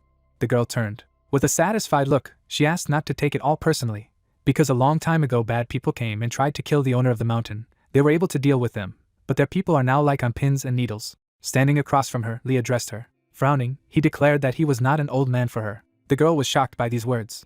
Sunlight enveloped the settlement. The guys said with a surprised look that there had been no guests for a long time. Judging by their appearance, they came from outside. As she walked down the street, Jong said that they had about 200 people there, most of them hunters. Lee was suddenly surprised. The guy pointed a spear at them and said that they were not allowed there. After stopping, MC asked if it was customary for them to receive guests. He asked with a serious look if the owner of the mountain had told them to bring them to him personally. The warrior looked at him and replied that even if it was so, he would still not let them see him. The girl ran to him. Paying attention to her, the guy said that she herself knew perfectly well in what condition the owner was now. Shrouded in an aura, the protagonist said that it turns out that something happened to the master of the mountains, but his opinion still does not matter. The warrior rushed into battle. The girl with glowing eyes began to scream. The guys paid attention to her. Frowning, she said that in the name of the village head, Chingji, she ordered him to get out of the way. Lowering his head, the guy replied that he listened to her. Turning around, the girl asked to follow her. They moved through the cave. Walking ahead, MC asked if his girlfriend knew anything about the Tengen myth. With a calm face, he told that there was a forgotten folk myth called the myth of Tengen, about how Wanam came down from the mountains and discovered Korea, founding their people there. Standing behind, the girl clarified why he remembered this for no reason. Following the girl, Lee noted that the locals clearly knew something about it. There was a smile on her face. A stream of blue mana appeared in the cave. The tiger was lying on the ground. The protagonist walked in his direction. Standing in front of the beast, he asked if this was the owner of the mountain. Looking at him, the tiger said that surpassing all his military forces and knowing about him, they were honored guests anyway. Rising to his feet, he said that he was the protector and master of Mount Pictou, after which he asked what had brought them to him. Surprised, Jong wondered what this terrifying aura was. The guy with a calm look noted that this was a mess. He stared at the tiger in silence. Furrowing his brows, he clarified if it was true that the power with which he protected the mountain would soon disappear. Watching the beast, the guy reasoned that he was dying because the source of his strength, Mount Pictou, was gradually collapsing. Looking down, the tiger asked who it was. Standing in front of him, MC replied that he was the one who could help him, but he would like to meet him, but the true owner of this mountain. His face was serious. The enraged tiger cried out that this was impudence. Stretching out his hand, Lee stated that he was able to apprehend the intruder, but it was not normal for the master of the mountain to be a dying fool. He should be taken to the second reaper. and then he would save the village and him. The tiger frowned. Sunlight enveloped the settlement. The protagonist glanced at the girl. With a calm look, she asked to know who the owner of the mountain was, because MC said that it was not a monster. Smiling, Lee replied that she might think of him as a deer harnessed to their sleigh. However, he was a much more advanced being. He remembered how they had stood in the mountains and added that simply put, after absorbing the magical energy emanating from the gate, their personality and appearance had changed. Puzzled, Jong noted that this did not explain his ability to communicate with humans, and his ability to absorb such huge amounts of magic, as well as his behavior. Smiling, MC said that she was right. Even before absorbing the magic power, he was different from the other animals, after which he clarified if she knew who alphas were. Remembering how they came across the tiger, Lee said that their bodies are bigger, stronger and smarter than the rest of the animals. Over time, alphas can become the main characters of legends and fairy tales, but the master of Mount Pictou is more special because he has a patron. Jong was taken aback by what she heard. Stretching out his hand, the guy said that the owner of the mountain was a hunter like them, but now he was injured by an intruder who had infiltrated Mount Pictou. Looking up, MC added that he was therefore not only their target now, but also the intruder who had wounded him. The girl stretched out her arms and directed the flow of energy. Frowning, she ordered the world to be opened. A flash appeared in the sky. The beam of energy began to increase. The guys were standing in front of the barrier. They jumped down from the mountain. Lee and Jong fell into the portal. They suddenly disappeared. Crossing her arms, the girl cried out that she wanted to close the world. The energy suddenly disappeared. Sighing, she asked them to return safe and sound, after which a notification popped up that they had entered a temporary gate. The guys appeared in the cave. Surprised, the girl wondered if this was a temporary gate. Looking at it, the protagonist revealed that it is a gate that appears inside another gate. North Korea and China are already gates in themselves, so technically all gates in them are temporary. Holding a clod of fire in his hand, he listened that it was terribly hot there, and it had just been cold, after which he replied that they would take it as a tempering, so they would become stronger and more enduring, after which there was a message that the handsome prince had blessed them with heat resistance. MC thought with a satisfied look that, as expected from the hero of the ogre Prince Siegfried who had inherited the title, they were not so conservative about blessings. Jong slew the monsters. Looking at her friend, she noted that they were finally finished. The guy with a smile on his face read that his level had been raised and noted that as he thought, the Chanji gate with a strong flame was ideal for leveling up. Looking at her friend, the girl asked what kind of child it was and whether she had created this sealed territory. Paying attention to it, Lee replied that it was, but it would be more correct to say that it did not seal the territory, but lured the invader into it. This place is the center of Mount Pictou, the place of concentration of all forces. The source of the strength of the owner of the mountain is also there. With a slight smile on his face, he added that this girl, the bear from the myth of Tengen, could also use this energy. She was the one who bestowed this power on the lord of the mountain. Taken aback, Jong asked. Stretching out her hand, she clarified whether it was true that An was the strongest, and not the lord of the mountain.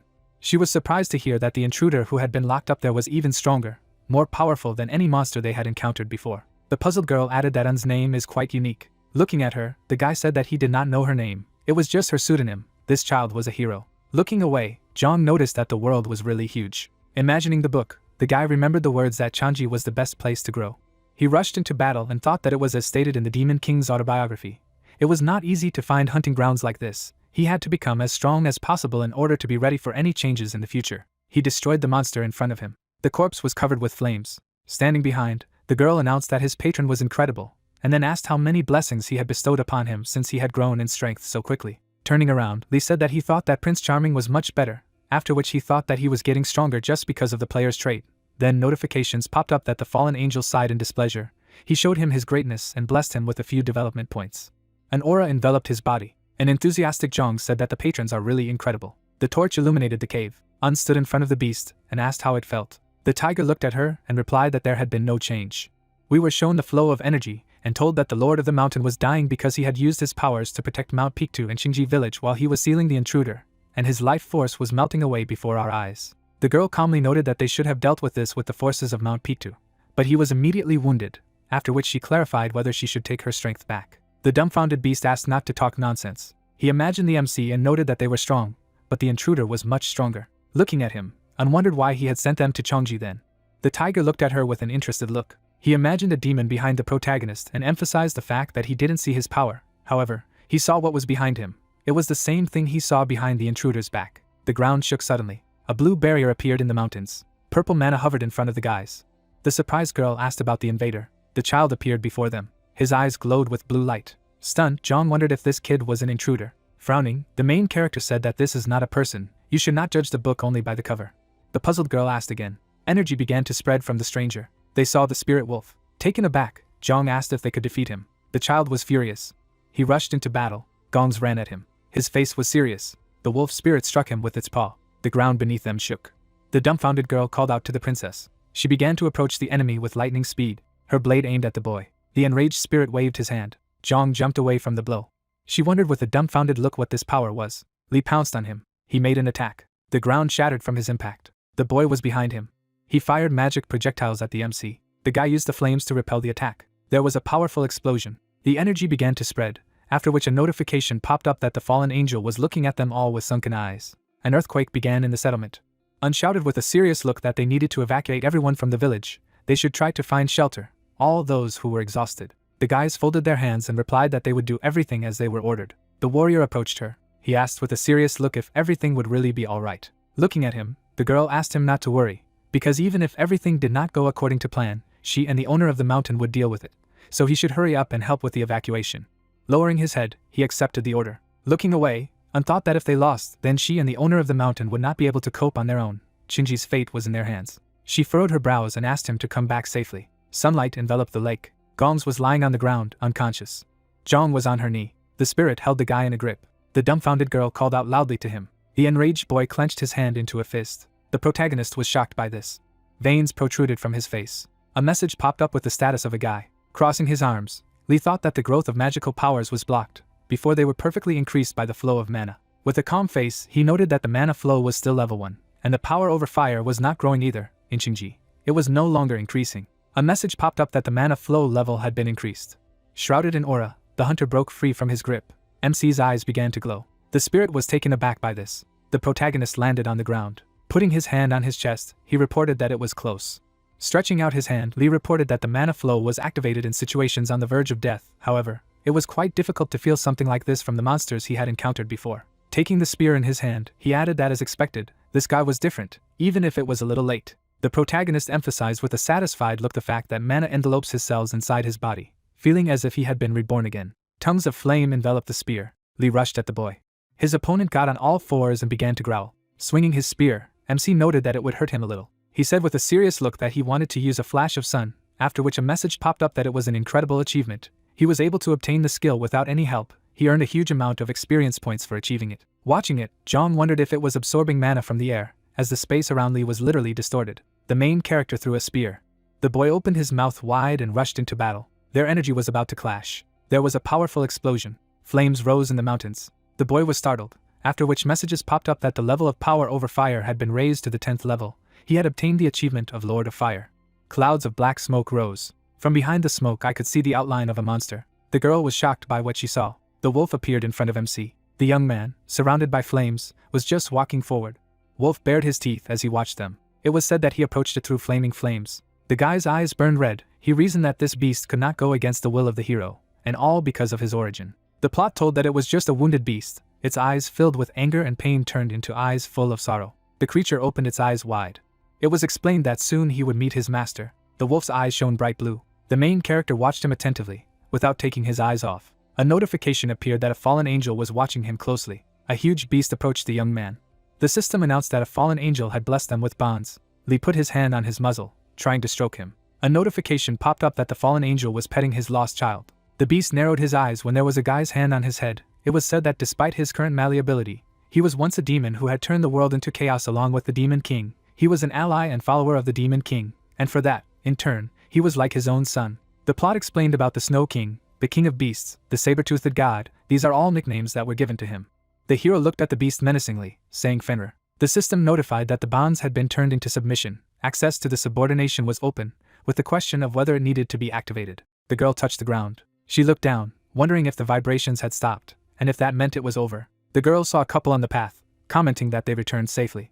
The young man was carrying the boy in his arms. The girl opened her eyes wide, realizing that it was an intruder. She burst into magic, summoning the Lord of the Mountain. The guys were surprised by her behavior. The tiger came up behind the girl's back. The schoolgirl lowered her head, asking what it all meant. The guy remained calm, answering that he had kept his promise. The Lord of the Mountain got angry, wondering if they had deceived him, since it had been said that they would kill the intruder. Li held Fenrir in his arms, saying that there was no talk of killing anyone. He only said that he would save him and the village. He looked up, assuring that this boy was no longer dangerous. The boy opened his eyes when he woke up. He jumped from the young man's arms. Fenrir was enveloped in blue energy as he stared at the beast. The tiger and the girl watched the intruder intently. Lee and the boy looked at each other. The boy suddenly bowed to them, and the guy put his hand on his friend, asking if they were convinced. Behind the village we could see the mountains in sunny weather. Fenrir stared intently in front of him, trying to pronounce Jubit. The protagonist sat in front of him, correcting his name Lee Junkyung. He looked down, wondering that it was clear that he could not speak. The girl approached them from the side, calling out. The boy growled, after which Jong spread her hands, explaining that she was not an enemy. The boy looked away. Fenrir grabbed the monster, calling it a princess. He was happy. The lady said that it was impossible. The guy smiled, noticing that everything was fine. They were children, let them indulge at least a little. She replied that it seemed to her that this was not the point. The system announced that the handsome prince had turned into tears, and the fallen angel was smirking at his victory. Water washed the rocky mountains. The hero and the girl approached the shore when she clarified why he called her here. Lee stared into the distance, saying that he had made a promise to the owner of the mountain that he would deal with the intruder and help with his recovery. He put his hands in his pockets and looked at her, adding that if he could handle it, he would take her. The girl looked up silently. The hero looked at her, saying that not now, he would come for her as soon as he sorted out his affairs in China, asking her to get ready. A magic sword appeared in his hand. He threw it into the water, just looking after the weapon. Lee was smiling as he said that he needed to keep an eye on him until he returned. It would be great if the girl did one of her rituals here. The schoolgirl, not expecting to hear this, asked again. The hero's sword sank in the water when he said that it was very important. He wanted to give it to someone. A building by the road was shown. The guys were standing in front of a crowd of people. The man looked calm, apologizing for the last time, explained that the foreigners who had come to them before were only trying to rob them. The couple looked at them, answering that everyone understood and everything was fine. The girl approached the young man, asking if he was leaving already. He replied that he did not have much time left, but he would soon return and pick her up. The schoolgirl was confused, wondering what it meant. The hero lowered his head, chasing away thoughts in his head that she did not remember their yesterday's conversation, whether the side effects had increased, replied that he should ask the owner of the mountain. Joan turned to Lee, inviting her to come with her. The guy shifted his gaze to the side, saying that the owner of the mountain should take care of his health. The tunnel underground was lit by fire. From the darkness I heard the call to hurry. Behind the snowy forest I could see a high mountain. The guys walked through the snow, cruising between the trees.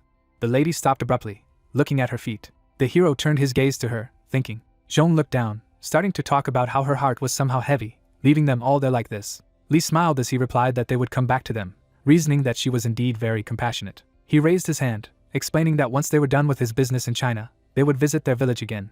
The girl looked into his eyes, wondering if he was here to deal with the problems of the gate. After all, it would be much easier for them to return back by plane or ship. The hero pointed his finger at himself, asking again. She replied that the young man always performs incredible feats, doesn't he? Joan closed her eyes, remembering that she had defeated Hercules, tamed Fenrir, asking once again if he was in China to deal with the gate. Lee lowered his head, explaining that he couldn't do it. He looked at the lady, saying that he couldn't stop the gate on his own. No one in this world was able to deal with the gate in China.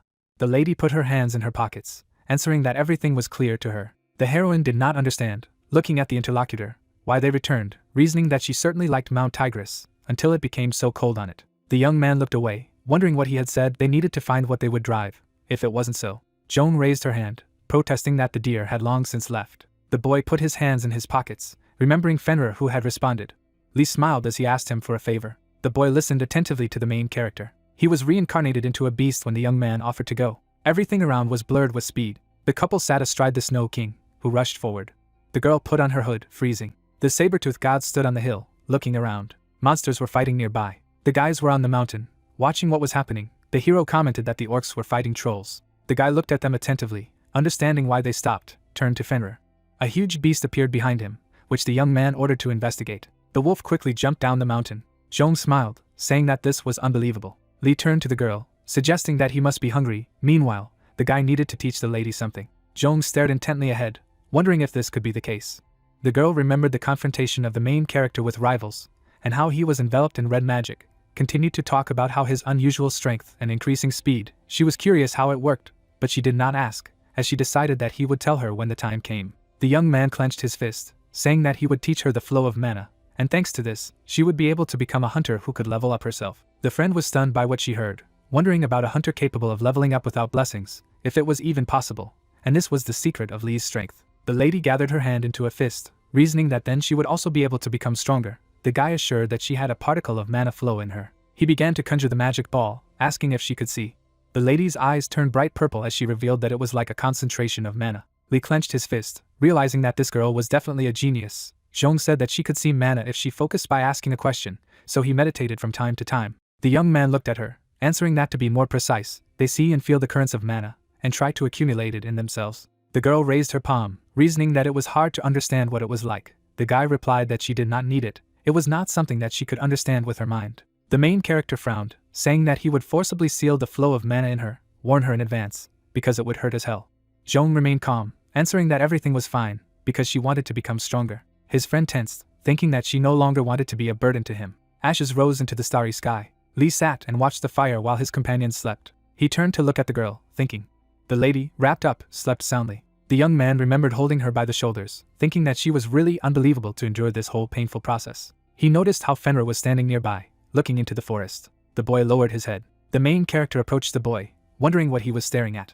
At the foot of the mountain was a huge monster. A drop of sweat rolled down the boy's face as he assumed it was a drake. Fenrir pulled out his tongue, licking his lips. Lee looked at the boy, asking if he wanted to hunt him, to which he received an affirmative answer. The plot said that Fenrir's favorite food was drakes.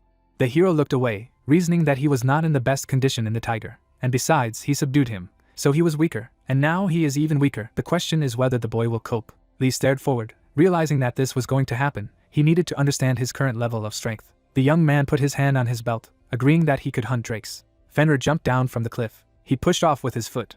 In flight, the boy lit up with a bright light. The boy was reincarnated as the Snow King. The monster raised its head, seeing a bright glow. A powerful flow of energy rushed at the beast's opponent. The Beast King raised his head, sniffing. He was heading towards the drake, carrying out an attack. Peals of energy lit up everything around. The forest flashed blue in the night. The guy came up from behind when the beast was feasting on its prey. Lee smiled, wondering if he had really become weaker, drake, and even so easily. The hero looked away, summing up that all the preparations were completed. Snow was spreading in the mountain valley. People frozen in the water looked up. The couple was standing on the pier watching this scene when the girl turned to the guy. Tears welled up in her eyes. The lady said that this was the disaster he was talking about, asking if the whole world would really end up like this.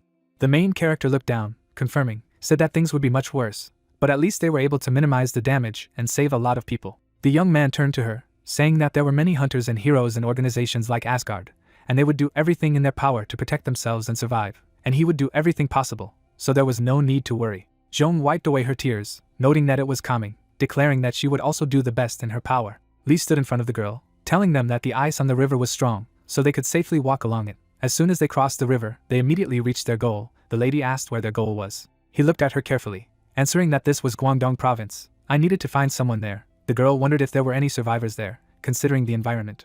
The young man did not take his eyes off, reassuring that he was sure. He looked to the side, thinking about what was holding the black marble back with the flow of mana, but he could feel the black marble's powers growing stronger. The hero looked at his fist, thinking that this was his limit, and he could not hold it back any longer. The guys were standing on the pier when the guy offered to cross the river faster, realizing that they needed to find them as soon as possible. The girl jumped down from the Snow King. The young man was tense, saying that they would not be able to ride Fenrir any further, and there was no need to attract unnecessary attention. My friend smiled, stating that it was warmer here and there were no monsters. The guy smiled back, saying that it meant that they were moving in the right direction. Suddenly, they noticed a boy who was pointing his finger into the distance. Above the forest towered the silhouette of a warrior, which was seen by two. The guys froze in observation when Joan was surprised that there was someone like that, but the hero advised them to prepare a weapon. The lady looked at him, asking again. The main character's eyes glowed red, and he reported that in such a place, people could not catch their eyes. A huge opponent with a sword came closer to them. The hero exclaimed that it was a giant. The heroine stood at the bloody hand with a weapon in her hands. Joan averted her gaze, saying that it was strange. He appeared on the horizon like an ordinary person. The couple stood by the corpse of the enemy. They noticed that he behaved like a starving animal, while the young man suggested that perhaps he had broken away from the group. The guy put his hand on his belt, saying that those who are usually expelled from the group due to weakness or illness often end up in this way. This giant must be one of them, so he is weaker than the others. There were two dead bodies near them. Zhong said that it was scary just to think about it. She opened her eyes wide, noticing something to the side. A thick blizzard was rising in the valley. Lee was looking in that direction, saying that there was clearly more than one of them. The girl noticed that they were not even given time to breathe. A giant riding a drake approached them. The lady was dumbfounded, thinking that they were on ice drakes. This idea is incredible. The man looked at them, clarifying who they were, and why they were hunting for this small rabble. The giant saw the young man, exclaiming that he was special. Lee turned his attention to Fenrir, wondering if he was serious about wanting to eat a drake in a situation like this. A trap was flying from above. The girl raised her head, wondering if it was a network. Joan prepared to attack, standing up, realized that she would cut her neck, and immediately someone put a hand on her shoulder. The main character touched her, saying that he did not feel any thirst for blood. The huge man lifted the trap closer to him. His eyes glowed red as he announced that the guy would come with him. Giants on drakes moved one after another. The guys were sitting in a cage, in front of unknown people. The man approached, asking if they were locals. The hero replied that no, they were from distant lands. The giant was surprised, asking if this was true. They were captured with a special one, so don't worry. The guy sat down in the cage, reasoning that they were different from the giants from the stories, unlike the records where they were described as simple monsters from the legends, where they were very clever, asking him if they were being taken to Utgard. The man looked at the cage, replying that he knew about their city, and it was interesting, and it was true that they were going there. Again, let them not be afraid, because they had no intention of harming them. The giant punched himself in the chest, introducing himself as Shachi. He spread his arms to his sides, clarifying that he was a proud warrior of the great ice giant tribe. The young man looked at him, introducing himself in response. The energy pierced one giant. A beam of magic passed through the second monster. Shachi, enveloped in energy, stood with an axe in his hands. Li looked down as he was in the cage. The giant looked around, thinking. He smiled, shifting his gaze to the main character. The guy opened his eyes wide as he watched him. The giant watched him sit in the cage. He lowered his head, asking to be allowed to ask a few questions, and if he wanted, Shachi would let them go on their own. The young man frowned, thinking that it seemed that he was hiding something. However, there must be more survivors in the city of giants itself. The man put his fist to his forehead, swearing the honor of his name, said that the hero was free to make a choice, and he would not do anything to him regardless of his decision, swearing on the honor of Shachi. The guy clenched his fist. The main character lowered his head, thinking that it looks like they will get to their goal much easier than they planned, because they are heading just there. Zhong was surprised, exclaiming. The giant smiled as he said that they had arrived. This was their city. Shachi rubbed his hands together as they looked at the fortress together, saying that he was welcome to Utgard. In front of them stood a tall castle with strong walls. A giant riding a drake was entering the building. The guys were joyful, exclaiming that Shachi had finally returned. The couple looked around, being in the cage. The giant put his hand on his belt, smiling. The girl was drawing water from a well nearby. The lady smiled, noticing that it felt like they were in the Middle Ages, wondering if they would tell her that they had traveled through space and time. Joan looked to the side when she heard something. The guys were surprised, looking at the guests, discussing that these were people, and then why they were locked in a cage, what they had done. Fenrir burst into flames of magic, horrified by what was happening. The guys were shocked to see the special one, wondering what Shachi was able to grab the special one, and whether it was a werewolf. The giant looked away, saying that everything was fine, they just wanted to visit the chieftain, so get out of the way. Li put his hand on the boy's head, reassuring him that everything was fine, he needed to be calmer. The boy clenched his teeth, trying to say that he needed to kill the enemy. The hero bent down, thinking about what he had said. Magical energy enveloped the building. The giant with the cage in his hands approached the guards, asking to tell them that Shachi had arrived. The door to the building opened ajar. The giant walked into the hall, holding a cage in his hands. On the throne sat the master. He opened his eyes wide, asking that he had brought another intruder. At the moment when Fenrir gritted his teeth, the boy was thinking that it was his boy who had called him an enemy, that he must have fought with him before he got to Mount Tigris. Shachi got down on one knee, addressing the chief that he had brought a werewolf and his companions to him. The man looked away, assuming that the boy wanted to stay with them. The gentleman looked at them in surprise. He answered hand to side, asking what he wanted to say. They were able to rein in the werewolf. Shachi confirmed his words. The chieftain flashed purple magic, ordering the warrior to leave the intruders and return. The giant raised his head, beginning to tell that he had given the word of the warrior, asked him not to harm them in any way. The master watched attentively, hearing that after all, they should return home safely. Shachi closed his eyes, telling the chief about the request to keep his name as a warrior. The castle was buried under the incessant snow. The girl grabbed the door of the cage. She stood next to the exit, stating that it was closed. However, if she wanted, she could easily open them. Li noticed that she would antagonize the entire tribe with a giant, even if she was so sure that she was still in the heart of their domain. Joan raised her hand, wondering if they were in trouble anyway, since no matter how he looked at everything, she didn't believe that their king had good intentions for them. The girl looked away, adding that especially after Fenrir's reaction to him. The boy sat by the fireplace when the lady said that she was sure he felt pressure on him, asking what they should do. The main character is sprawled on the bed, saying that there is no need to worry. If they want, they can leave this place at any time, and in the meantime they need to rest after such a long journey, advising them to rest a little. The young man smiled, declaring that apparently they were here for a long time. A huge flame spread in the city. The fire engulfed a tall building. Giants smashed buildings in the city. Li walked over to the window, pondering that in the Demon King's notes, the war with the giants was described as one of the most terrible wars, but he didn't understand. The hero was concentrated, looking ahead, thinking that he was sure that their king was incredibly strong, but individually giants were inferior to humans in strength. The question arose how they managed to drive humanity into a corner. The doors to the room opened ajar. The young man looked at the exit. The girl was holding a tray in her hands, saying that she had brought tea.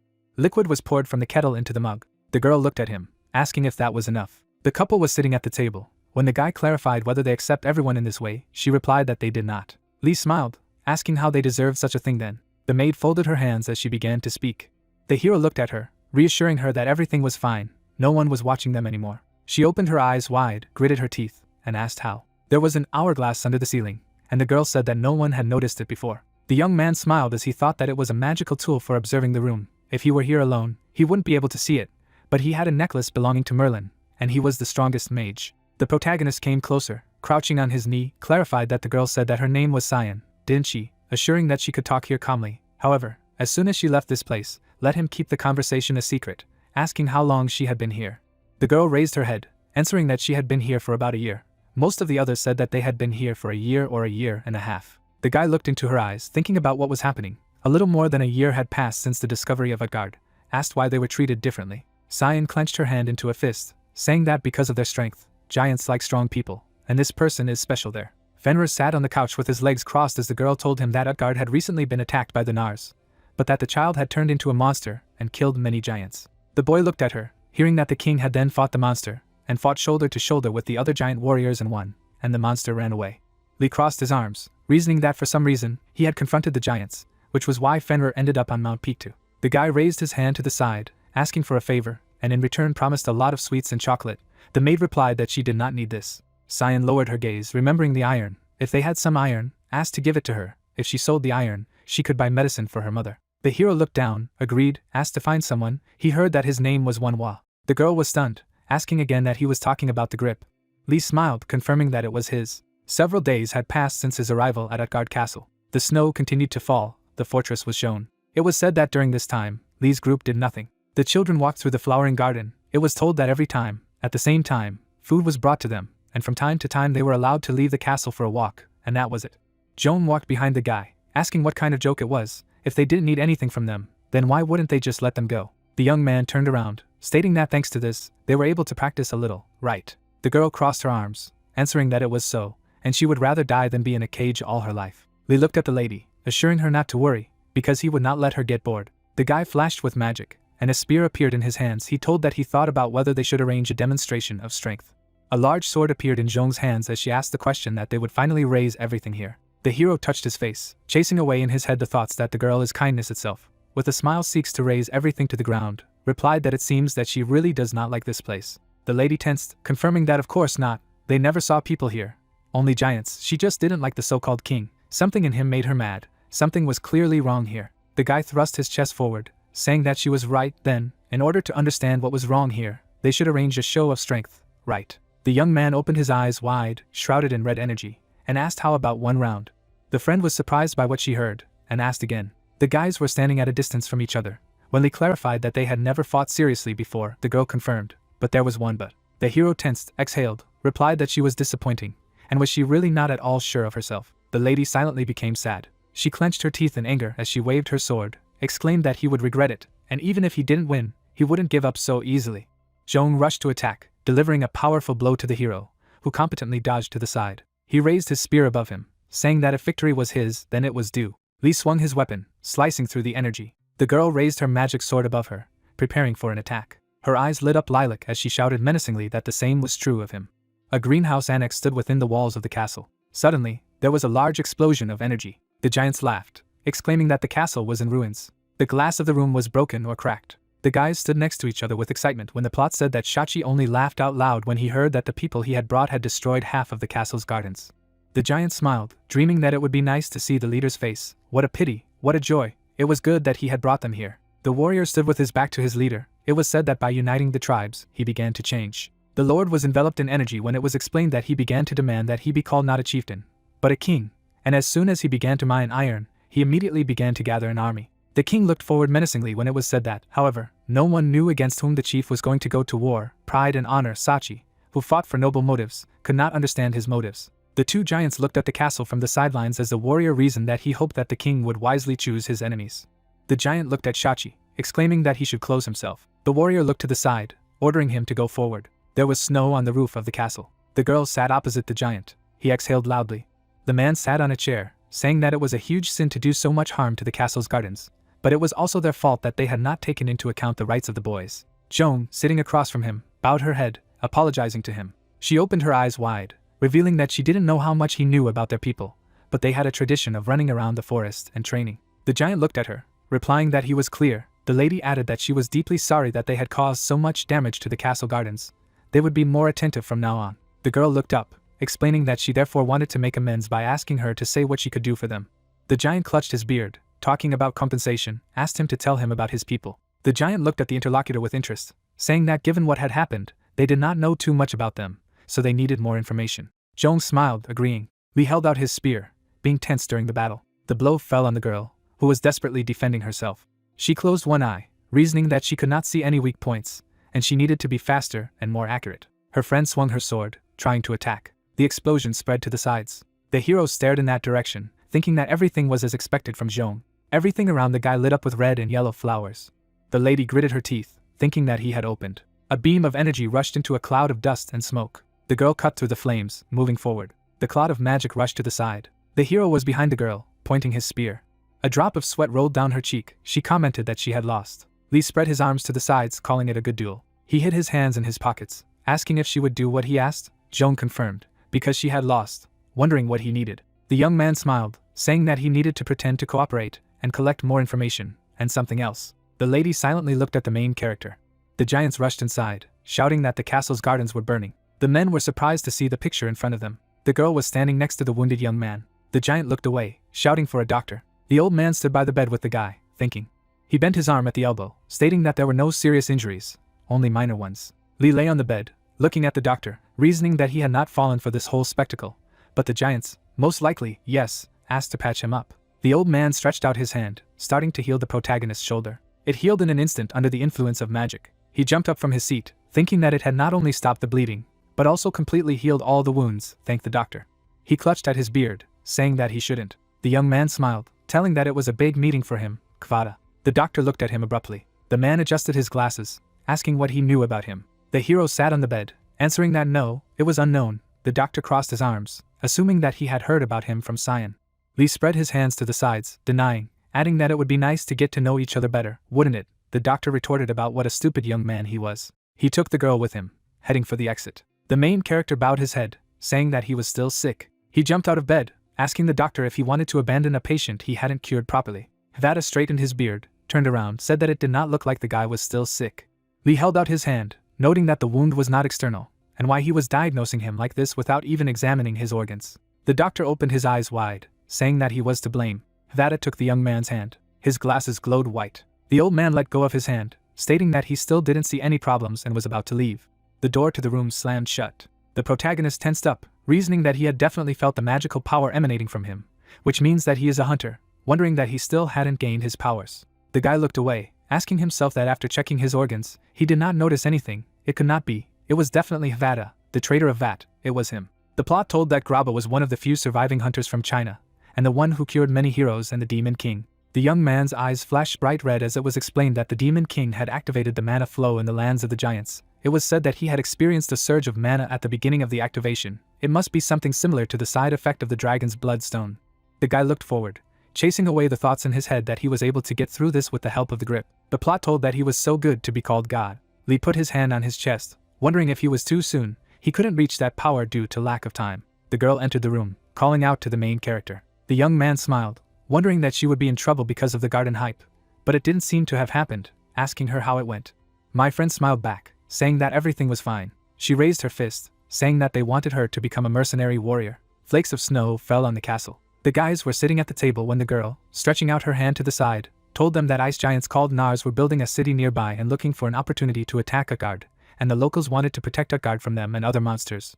But they did not have many warriors, and so they asked for their help. Li looked down, reasoning that the number of giants was much smaller than he thought, and because of the Nars, it was continuing to decrease. Perhaps because of this, it would be difficult for them to harm humanity.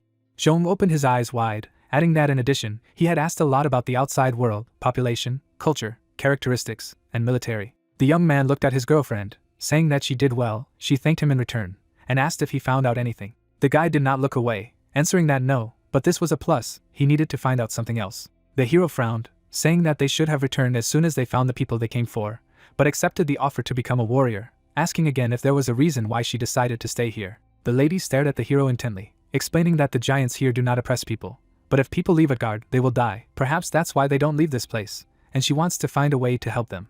He leaned back on his chair, thinking about how he planned to take a few with him after he found Grip and escaped Utgard, stating that she was much kinder than him, thanking him for that. The main character looked at the interlocutor with interest, thinking that sacrificing a minority for the sake of the majority sounds good, but said that he almost did what he hates the most. The settlement was shown from above, when he revealed that by signing the contract of a mercenary warrior, he was able to stay here with other people. The guys cautiously looked in one direction, wondering if this was the wolf's master, not understanding what he had forgotten here. The guys watched him, realizing that he looked dangerous. The couple looked around. When the young man thought that they clearly did not like strangers, the girl said that it seemed that they were not welcome here. Cyan ran towards the boys, calling out to the mister. She pressed her hands to her chest, thanking her for helping her. Her mother was already better. The guy replied that he was glad. Lee looked up, noticing someone. Havada was adjusting his beard, asking how he was feeling. The young man pulled his hand aside, answering that it was already much better, and everything was thanks to him. The men shook hands. The doctor looked at the hero, advising him to find him. If he felt bad, he would see what was going on. The characters looked after the departing characters. The guy clenched his fist. The young man relaxed his palm. He stared at them, chasing thoughts through his mind that he had intentionally redirected the flow of his mana in his presence, but he didn't notice. Again, the doctor was shown from behind as Lee mused about how the man must have noticed that something was wrong, wondering if he had misunderstood something about Old Man Grip. Joan turned to the guy, wondering if everything was okay, to which she received the answer that no, not everything. The girl looked at the hero attentively, asking him not to worry, they would find the one they were looking for. Lee smiled back. He turned his eyes to her, offering to gather information for the time being. The hero approached the guys. One of them asked if he wanted to know how many giants there were. He was not sure, maybe about 1,000. His partner turned, sitting on the bench, objected that there were definitely tens of thousands of them here. The young man raised his hand, trying to ask who the Nars were. The young man looked in front of him, answering, in Utgard, there were always many more giants, he thinks maybe 3 to 4 times. But at one point, clashes began between the giants, and one of the leaders took a group of giants and left. They called themselves Nars. The hero looked at his interlocutor inquiringly, wondering what had become of those who did not stay here and did not become Nars. The friends looked at each other, discussing how they died fighting each other. Some were even struck down by some kind of disease. They simply could not adapt to their lands and died of diseases. The protagonist looked down, thinking that infectious diseases meant a new piece of information. Lee stood in front of them, asking if there were any strangers besides them. The guys answered, wondering what they were. The young man was surprised, chasing in his head what they were, and whether it could be. A guy with glowing eyes was shown. He remembered the Demon King, because the diary said that he had visited China and arrived in the City of Giants. Perhaps the young man could find some traces of his existence since he was now in the past. The friends were sitting on the bench, talking about how there were a couple, but they left. The guys did not see them with their own eyes. These are just the words of giants. They found several invaders besides them, but they immediately disappeared. Lee smiled, thinking that he would need to ask the giants about this, talked about what he could share with them about what was going on outside. The guy walked down the street, thinking that it was very fruitful. He moved on, reasoning that there was clearly someone here who was able to stop the spread of infection among the giants. The one who was often summoned to the castle. The grip he was looking for must be this person. He looked before him, thinking that he should ask the giants about this. The giant looked away. He looked at the hero and Fenrir, laughing if this was the same man who had burned down the castle's gardens. Shachi looked down, thanking them for helping them. Despite the fact that they are not even of the same species, the dwarves and the banner guys hate them giants. Today he will need to go outside. The guy was surprised, asking again. The giant smiled, saying that the attacks of the Nars were becoming more frequent, asking if he wanted to help them. Lee smiled silently. Giants and a crowd of people gathered at the foot of the mountains. It was said that Shachi and the main character, who had left the castle to stop the attack of the Nars, encountered a very unexpected guest. A crowd of warriors stood in front of the opponents. That guest was the leader of the Nars tribe. The man sat on a drake, looking menacingly ahead. It was Srim. He dismounted from the monster, heading towards the enemy. Shachi was moving towards him. The giants met face to face. The leader of the Nars called his rival by name. The giant looked ahead, calling out to Srim. The hero tensed, watching from the sidelines. He understood that it could be dangerous. That giant of the Nars is called Srim. The chief of the tribe burst into red magic when someone spoke about how strong he was. The guy looked at the giants, thinking that he was stronger than Shachi, perhaps even at the level of the king of the giants from the castle, wondering if he should learn their language, because he could not understand what they were talking about. The system notified that the fallen angel had blessed him with knowledge of the Yetan language. The hero was surprised. The rivals stood, looking at each other. The chief looked menacingly, asking why he did not change his mind. Shachi was serious, answering that he saw no reason to listen to the traitor. Srim raised his hand to ask if he was going to listen to this foolish king any longer. What a pity that his tribe had sunk so low, declaring that they were a disgrace to the name of a warrior, and they were not traitors, they just didn't consider themselves masters of Utgard. The giant protested, shouting that enough. A magic axe appeared in his hand after bursting into flames of energy. The enemy's hand glowed with gold. He replied that it was true. They decided their affairs differently. Srim suddenly looked away. The chief paid attention to the protagonist and Fenrir, wondering that he was special. He obeyed people. He was also human. The chief touched his chin, saying that it was interesting, and they would see each other next time. The giant got angry, shouting that enough chatter. The enemy looked up at him, preparing for battle. Shachi struck the ground with his axe. The energy was released to the sides. The chief went on the attack, gritting his teeth.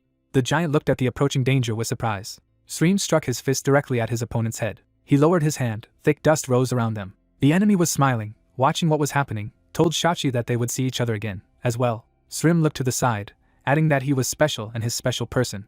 The warrior approached the captain from behind, asking if they would pursue them. The giant opened his mouth, thinking. Shachi turned around, answering that Sreem was with them. They would only lose warriors if they started a battle with them now. It was all sad, but the chief directly said to avoid skirmishes with him. The army of the Nars disappeared from sight. The warriors lowered their heads, regretting what had happened.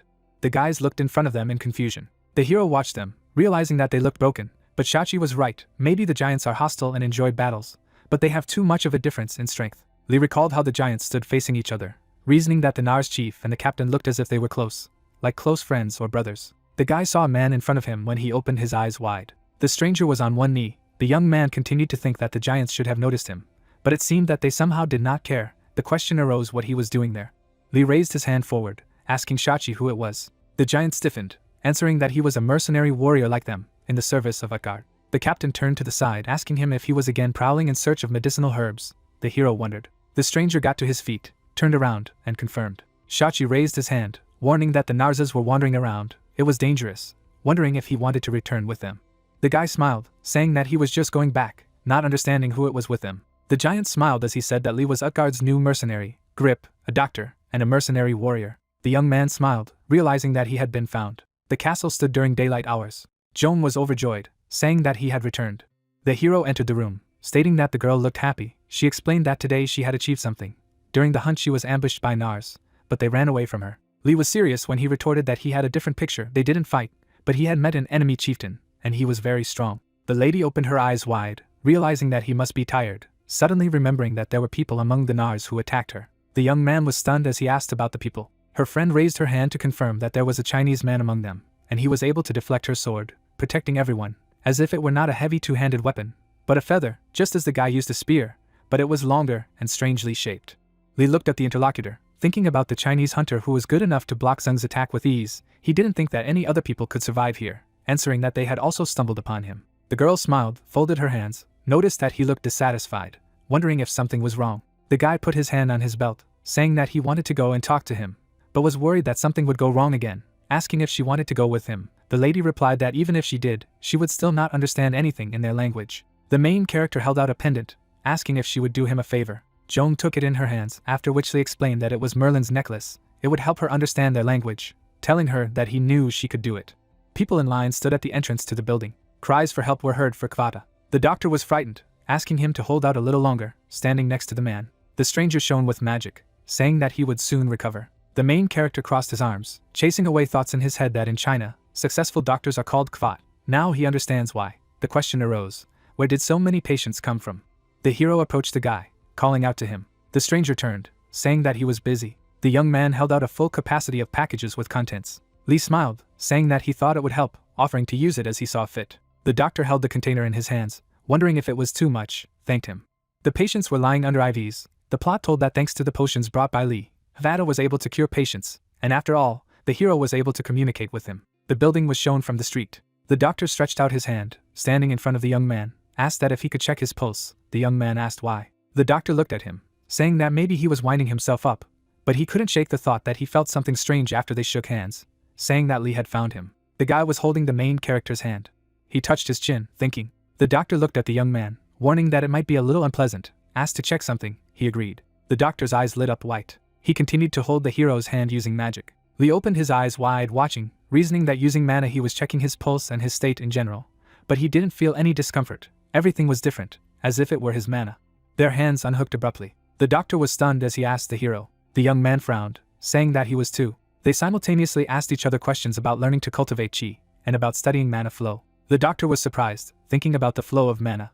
Lee was stunned to hear about chi cultivation. Snow covered the roof of the building. The men were sitting at the friends' table opposite each other. The hero asked how he was able to think of mana flow. The guy asked him again, correcting that they called it chi cultivation. The young man was taken aback, clarifying who you were and who else knew about cultivation. The doctor raised his hand, confirming that the people were on Narza's side. Lee remembered the dialogue with the girl, reasoning that the people Zhong had met clearly had a double bottom here. He looked at the other person, thinking that for the time being, he needed to deal with the black marble, asked if he had noticed anything when he checked his pulse. The doctor held out his hand, saying that his blood was very thick and the flow of internal energy was unnatural. His conclusion was not perfect, because he had only briefly studied it, asking if anything was bothering him. Li froze as he stared at him, chasing away the thoughts in his head that this was the person who had been able to heal the Demon King and that he could trust him, and then replied that he had had problems cultivating his inner energy. The young man recalled how he was torn apart in pain, said that the huge amount of demonic energy released by the monsters flowed through his body. A silver ball was shown as he talked about how this demonic energy was mixed with other energies of other origins inside his body and transformed into black marble spheres. And when these balls began to release strong energy, his body began to experience great pain. The main character stretched out his hand, explaining that he had no idea what these balls were, but cultivating internal energy was absolutely useless. The doctor opened his mouth, starting to talk about what happened then. He looked ahead, asking if he could examine it again, but this time properly, but it could be quite dangerous. Li smiled, saying that everything was fine. He was lying on the couch in front of the doctor. The guy touched his forehead, saying that there must have been a feeling as if his organs were being torn apart, but he endured it well. The young man was covered in sweat. He was interested in how everything went. The doctor gathered his hand into a fist, telling him that the black spheres inside him were very unique. They usually absorbed all the life energy of a person until he died, but the spheres inside him were different. They instead stimulated the flow of mana inside. The main character got up, sitting down on the bed, asked what it could mean. The doctor looked at the young man, explaining that they did not cause him much harm, and the reason why he was in pain was a forced change in the flows inside. The guy raised his palm, stating that it was fundamentally dangerous. The spheres became stronger with him. The hero asked again. The doctor lowered his head, confirming, said that if they became stronger than him at any point, the orbs would overwhelm him as an entity. The young man remembered the battle with the giant, hearing that he would go mad by becoming a psychopath consumed by the desire to kill. But surprisingly, with his unusual mental stamina, he was able to suppress it all. Li watched with interest, curious about psychopathy, which he casually talked about, not in the same way that haunts Nars abandoned in the ice. The doctor lowered his head in silence. The main character recalled how he stood by the bodies of giants, hearing that the people on the side of the Nars are psychopaths, consumed by the thirst for murder and the cultivation of internal energy. He was able to collect a lot of new information, which he does not yet understand, but one way or another it will be useful to him. A ball was shown. The main character said that black spheres are safe, and also help him improve. Li stared forward, thinking that it was natural to cultivate while facing danger, so everything was fine. He picked up his clothes, wondering if the Demon King could learn about the mana flow by studying chi cultivation. If so, then through cultivation, he would be able to improve his mana flow in the future. The young man was putting on and asked Wong if they could talk for a while. The doctor looked up, answering that there was no problem. He also had a few questions for him. The rays of the sun fell through the window. The guys were sitting at the table when the hero asked about the fact that all these patients, they didn't even participate in the battle. So why are they all sick? To which the guy replied that there is too much energy in these lands. Vaughn held the mug in his hand, telling him that hunters under the supervision of patrons could benefit from such a place if they were used to energy, but ordinary people were not able to cope with such amounts of energy, which made them sick. Abandoned buildings were shown, when he continued to talk about how this is why there are so many sick people here. With the appearance of gates all over the world, lands unsuitable for human life began to appear. The doctor set his mug down on the table, saying that he had studied medicine in Europe before China had undergone a vertification, and had returned to his homeland after news of everything reached him, hoping that he would be useful. Orcs with red eyes were shown. The doctor knew that outside of these lands, everyone called them irreplaceable hell lands, the realm of monsters. The guy looked at his interlocutor in fear, saying that he therefore wanted to ask him why he had come all this way here, and whether a rescue team would be sent for him. Li tensed, reasoning that there was not a single mention of a rescue group in history, then replied that, looking ahead, there would be no rescue group. Vaughn lost his face, replying that he was clear. The young man looked at him, adding that she was already here. He asked again. Li smiled. The doctor bowed his head, saying that he would finish talking nonsense. There are only two of them. The hero replied that in addition to Fenrir, there are two more who gave the giants a cigarette. One of them is not a person. I think it would be more correct to say skeleton. The guy looked up, wondering what it did change, because the problem was that they had to save everyone, whether they could do it. The young man was calm, answering that no, and no matter how, but he could not cope alone. Vaughn opened his mouth, not knowing what to say. Li held out his hand, asking him to tell him about the people on the Nars side, because he would need their help. The doctor slammed the table angrily, shouting about what this absurdity was, since he knew nothing about them. The protagonist took the mug in his hand, explaining that this is why he asks if the number of surviving hunters living in Utgard is too small, which means that most of them are on the side of the Nars, right? Vaughn looked away, answering that he did not know when he had gone out to collect medicinal herbs. While he was gone, when he returned, he learned that many hunters had left Utgard. Li lowered his gaze, thinking about a person who could lead all these hunters, realizing that no one came to mind. The hero drew attention to the lowered eyes of the interlocutor, reason that his gaze reminds him of his past, In this look you can feel despair from his powerlessness and the desire to save people, realizing that he wants to help. The young man was thinking about taking all the people with him and running away. They needed the help of these hunters, and for the coming cataclysm, they should prepare by becoming even stronger. The protagonist looked at the guy carefully, stating that he had a request. He wanted to learn chi cultivation. Vaughn was stunned by this request. Lee imagined a character with glowing eyes, knowing that if he could study her, he would be one step closer to the power of the Demon King. Utgard Castle was revealed. The guys walked nearby in the hills. There were rocks on the ground when the guy announced that they were finished. Vaughn rubbed his hands, saying that he had erected a barrier around this area so that no mana flow would leak out. Even if he trained inside, no one would suspect anything. Lee touched the defense, wondering if he meant to say that such a thing was necessary during his training. The doctor raised his palm, noting that this was certain, because the internal changes required the absorption of energy around them. During this process, due to the huge changes in energy, one of the giants might notice it. The guy gritted his teeth as he continued to say that since gathering energy in one place was not an easy task, it would be a good idea for them to start by the barrier to the natural flow of mana around them, asking a question or something wrong. The young man looked at him, denying, said that he really felt and collected the energy that naturally flowed around. Vaughn spread his hands to the sides, wondering that he was collecting energy from the outside without any special technique. Who was his teacher? What special technique of internal energy they were trained in? It was impossible. The hero asked what was so incredible about it. A drop of sweat rolled down the doctor's face as he explained that he seemed to have an incredible predisposition to control internal energy. The guy felt that it was entertaining, but exceeded all his expectations. Vaughn smiled, adding that it was good. Lee looked inquiringly, asking, glad that. The guy clenched his fist, saying that although his technique was impressive, he thought, after listening to him, he realized that it was possible, and most likely they would be able to cope with their problem. 3 characters communicated in the camp. The young man was puzzled, asking what he wanted to say. There were no strong hunters among them. The man confirmed his words. The boy looked down, reasoning that they had finally sent a rescue team. The warrior looked ahead, assuming that this was not the case. If it was a rescue group, there would be no chance that the Nars would not notice them. It must be a small team of less than 10 people.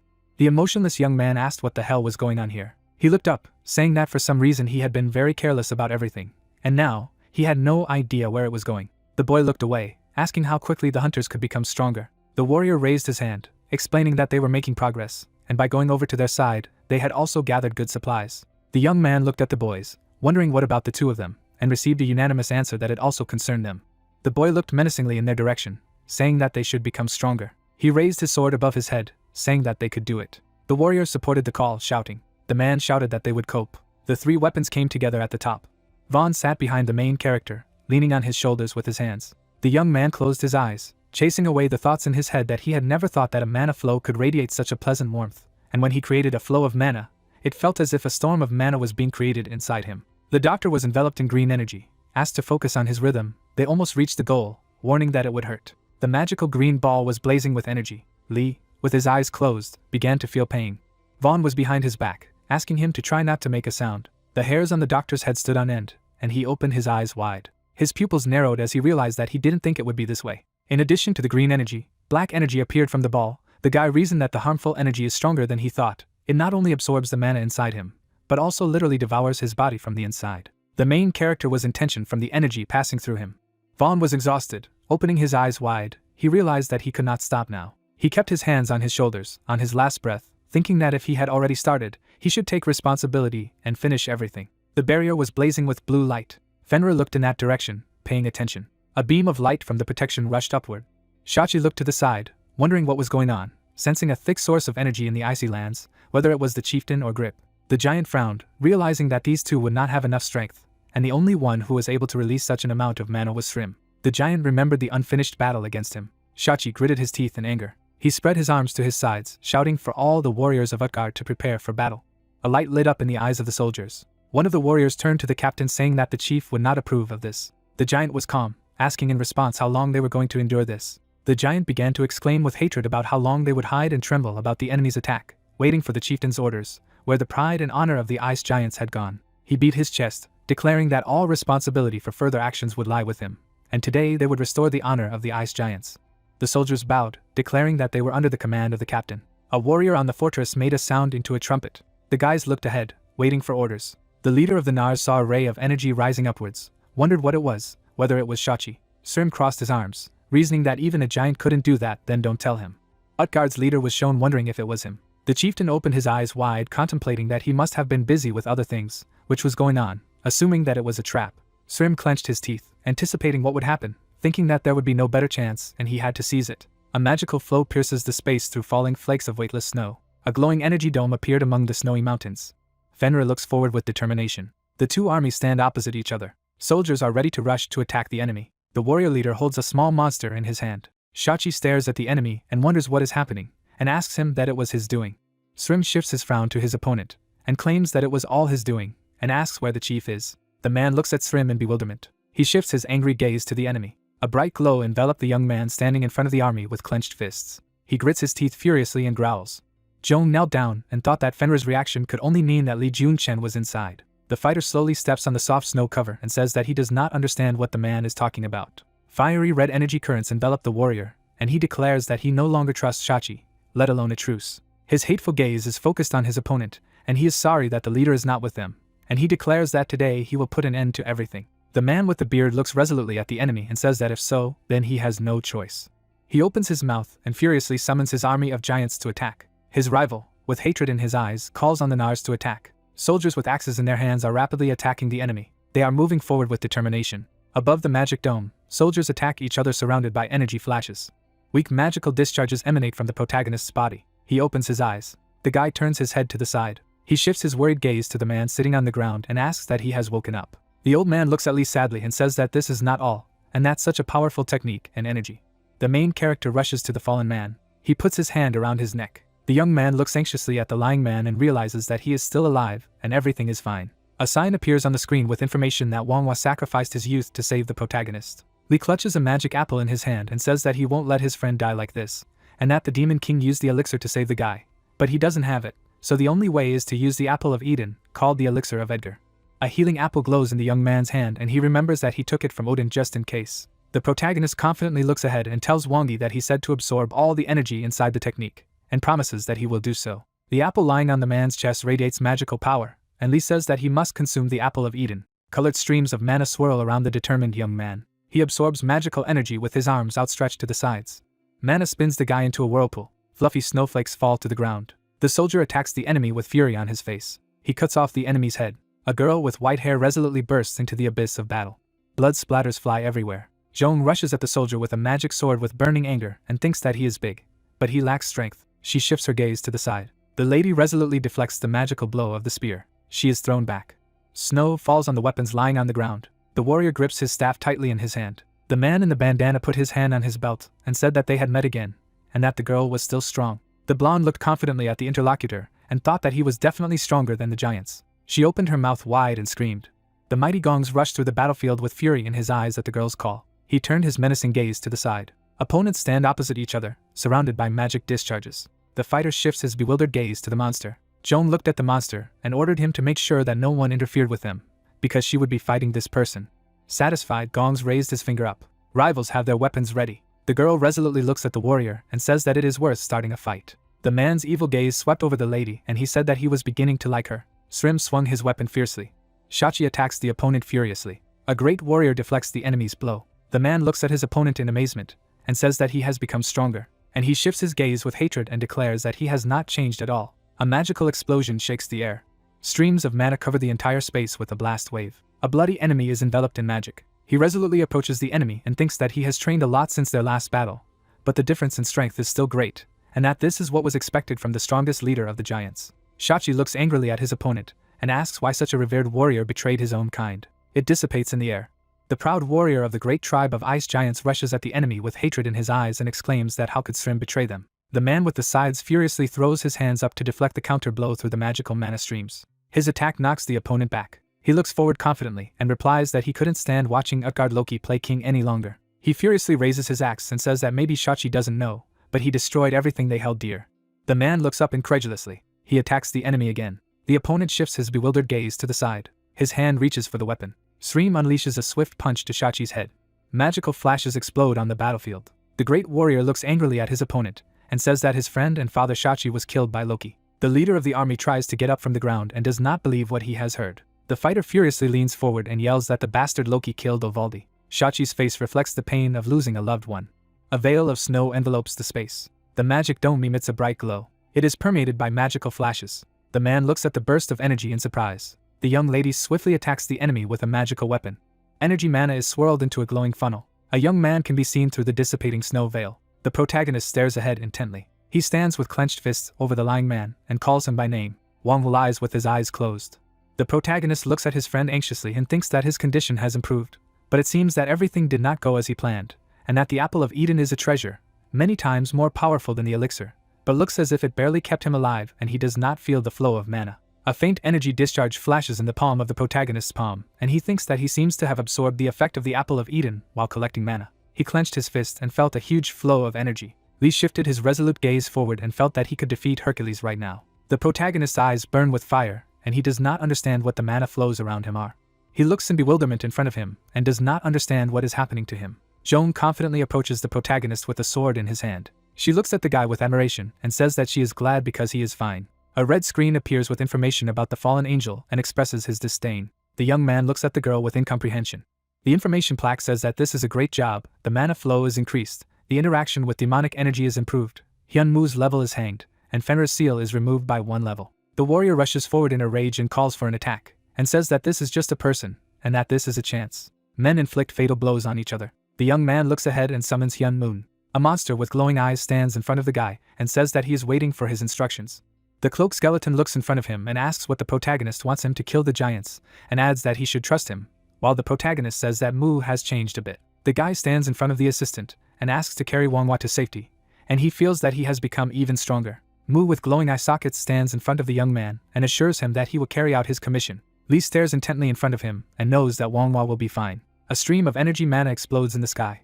The protagonist rushes forward rapidly. The great warrior raised his fist with hatred to strike at his opponent. The main character delivers a crushing blow to Srim's face. Powerful energy streams explode on the battlefield. Shachi looks at the young man floating in the air in bewilderment and thinks who Li Junkyung is, and realizes that he has become incomparably stronger since their last meeting.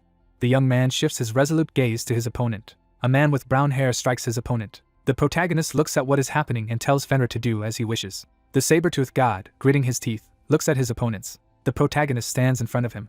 Li goes forward. He turns his head and asks if they need to talk. Yubi stands with her partners in front of the main character. He stares at the guy and asks who he is. The protagonist's pupils dilate, and he ponders that these people should not be underestimated, because they are heroes, and continues that the two standing behind are equal in strength to Zhang. Li looks at the strangers and says that he would like to know who they are. A man with gray hair raises his head and says that he is Yubi. The protagonist straightens up and reflects that he doesn't remember anyone with that name, but someone with such abilities must have been in the records of the Demon King, and says that he would like to ask one more question. Li looks intently at the interlocutor and asks why he betrayed people. The opponent clenches his teeth and angrily says that he did not betray them.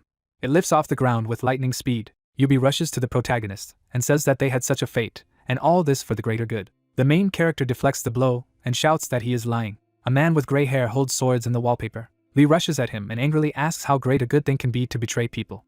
The rival tilts his head towards the boy and says that he and Srim have the same agreement, and continues that if the king of Utgard is defeated, the great warrior of the giants will help them rebuild China. Li strikes with his weapon and shouts that he could have made a similar agreement with the king of Utgard. The enemy parries the protagonist's blow. The spear hits the ground. Yubi counterattacks. He applies the tactics of equipment. The main character jumps to the side. A warrior with a bandana on his head directs a blow at his opponent, and shouts that he is caught. Li looks at the approaching mana energy. He intercepts the opponent's weapon with his hand.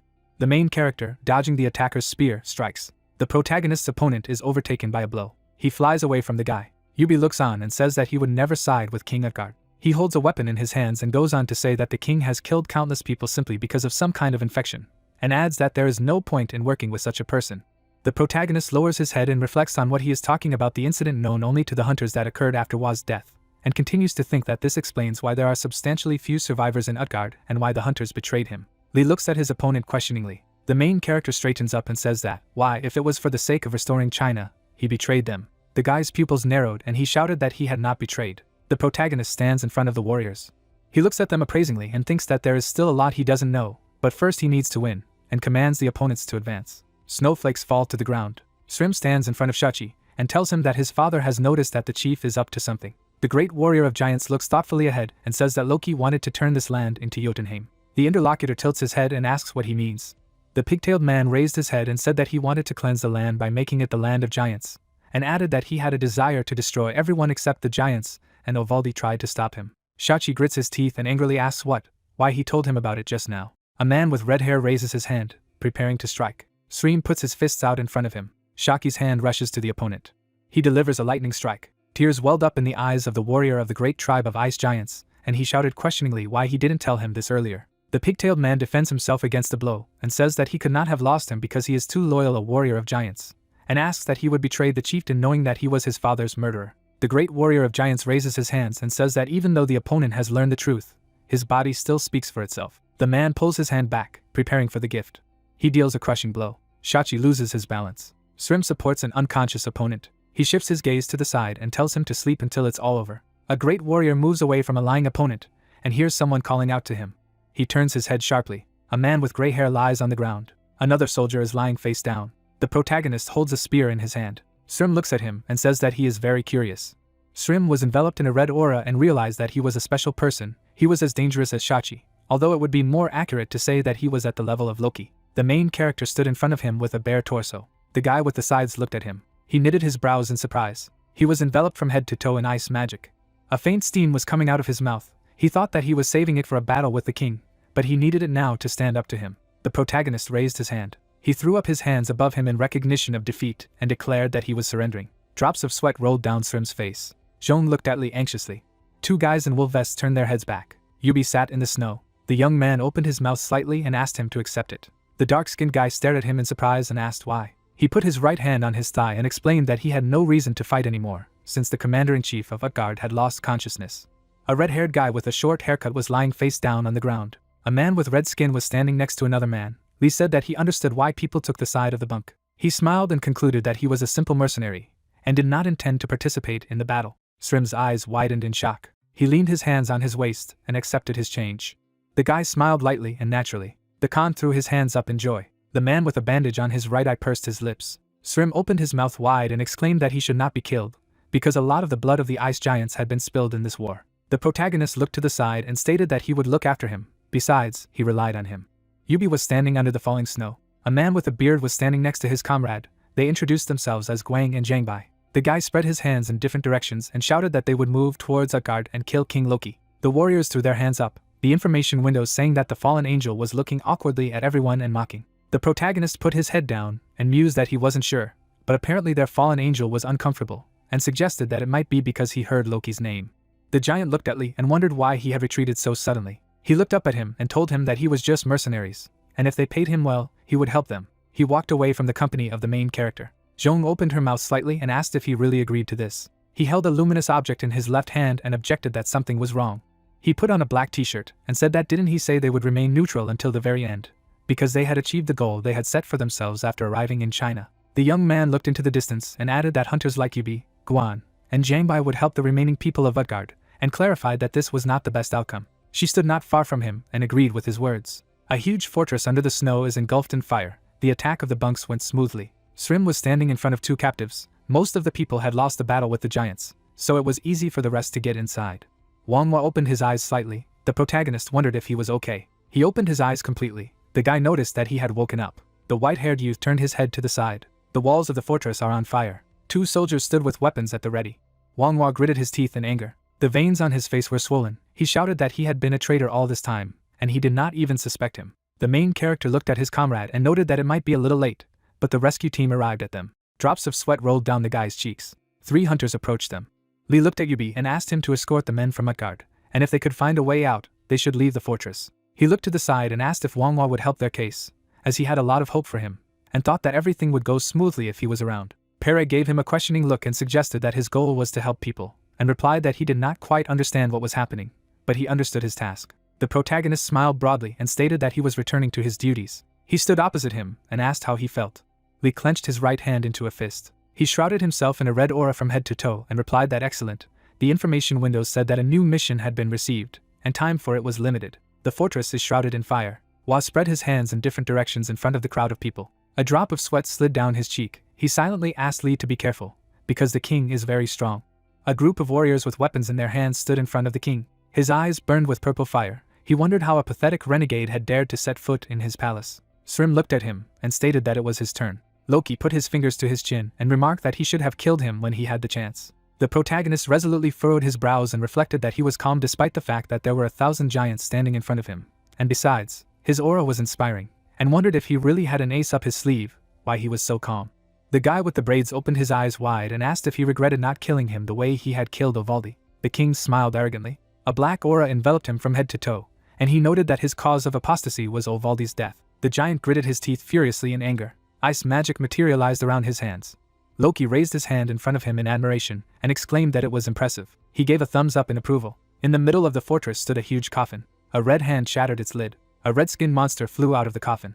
Shards of glass flew in different directions. His eyes glowed brightly with a red light. A crowd of similar red-skinned monsters stood in front of King Loki. Lee furrowed his brows and realized that they were weak-willed giants, like the ones he had first met when he had come here. In anticipation of the battle, the king bared his teeth. Srim gritted his teeth and exclaimed what that bastard had done. The protagonist's eyes widened in alarm and remembered that there were rumors that a huge number of giants had died of disease, but these giants were different in strength from the ones he had seen on the ice plateau, and they were too strong, and added that they did not have a will of their own.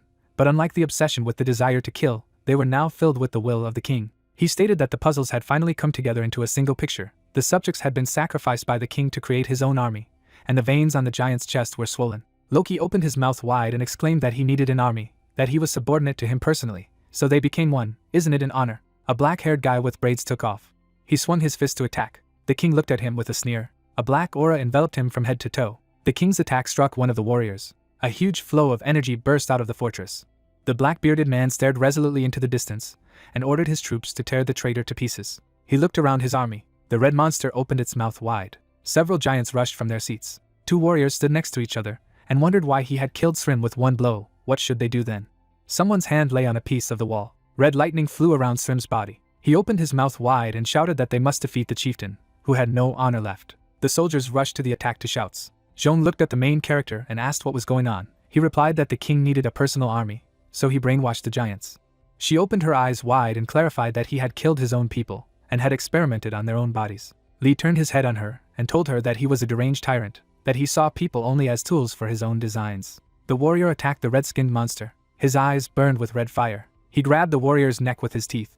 The weak-willed giant tore off a piece of his neck. The two monsters rushed to attack the others. The protagonist looked down and thought that these giants had no mind, so they thoughtlessly attacked like berserkers. Because of this, the bunks were unlikely to win, so there was only one thing left for them. The guy looked resolutely into the distance. Loki put his hands on his belt and exclaimed that he knew that everything would turn out this way, so he would destroy them.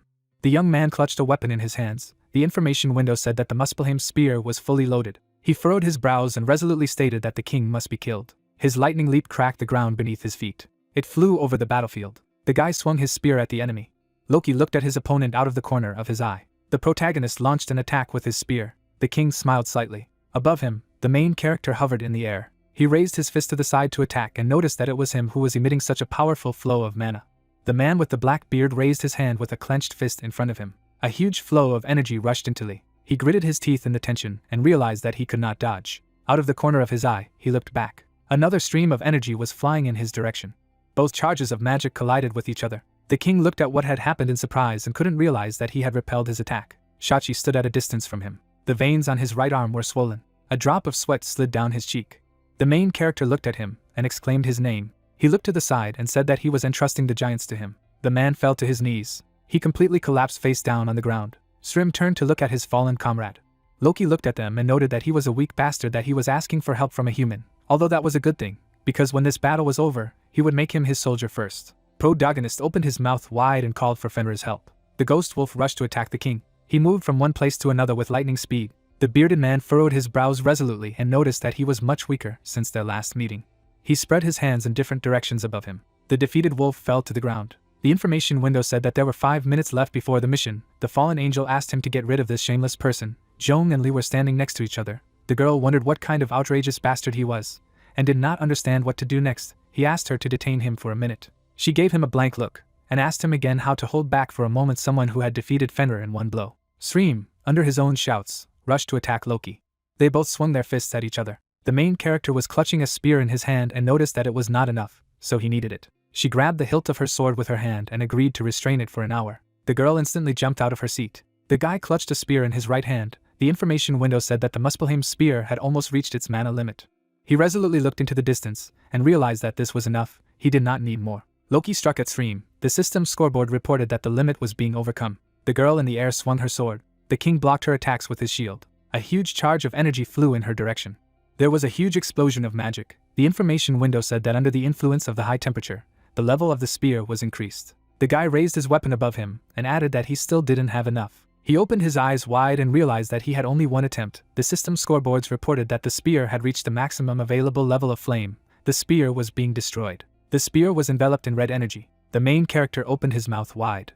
He threw a spear at the enemy with all his strength. A flood of energy pierced the fortress. He soared further into the skies, the information window saying that the mission was complete. Loki opened his mouth slightly. The system board reported that the fallen angels were satisfied. There was a huge hole in the king's body. The information window said that this was an incredible outcome.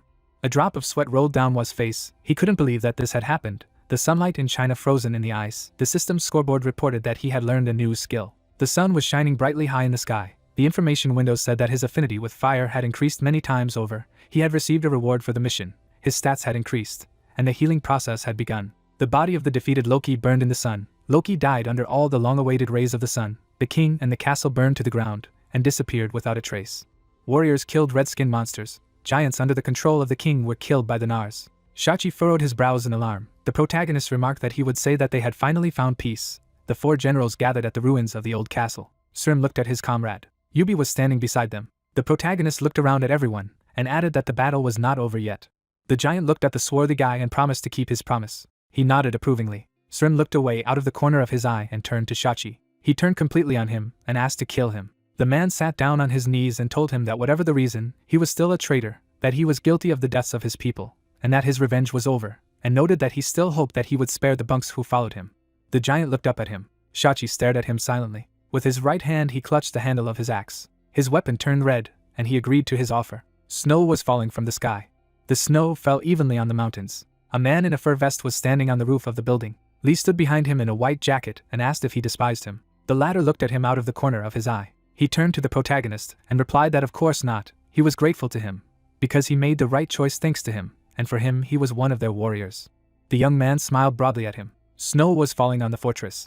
Jangbai lifted a huge tree trunk on his right shoulder. Guan pointed in the direction with the index finger of his left hand. Yubi stood next to the protagonist, who noted that the reconstruction was going according to plan, who noticed that it was all thanks to him. The guy didn't look at him and asked if he needed help. He turned to him and told him that they were doing everything possible, but normal people would not be able to live long in such a barren and uninhabited land. He put his hands on his belt and concluded that they were thinking of leaving the walls, and asked if he would help. Lee looked at him and replied that he would help, but he didn't think it would be the right decision, because a lot of things would change soon. The guy looked at him anxiously and clarified what he meant.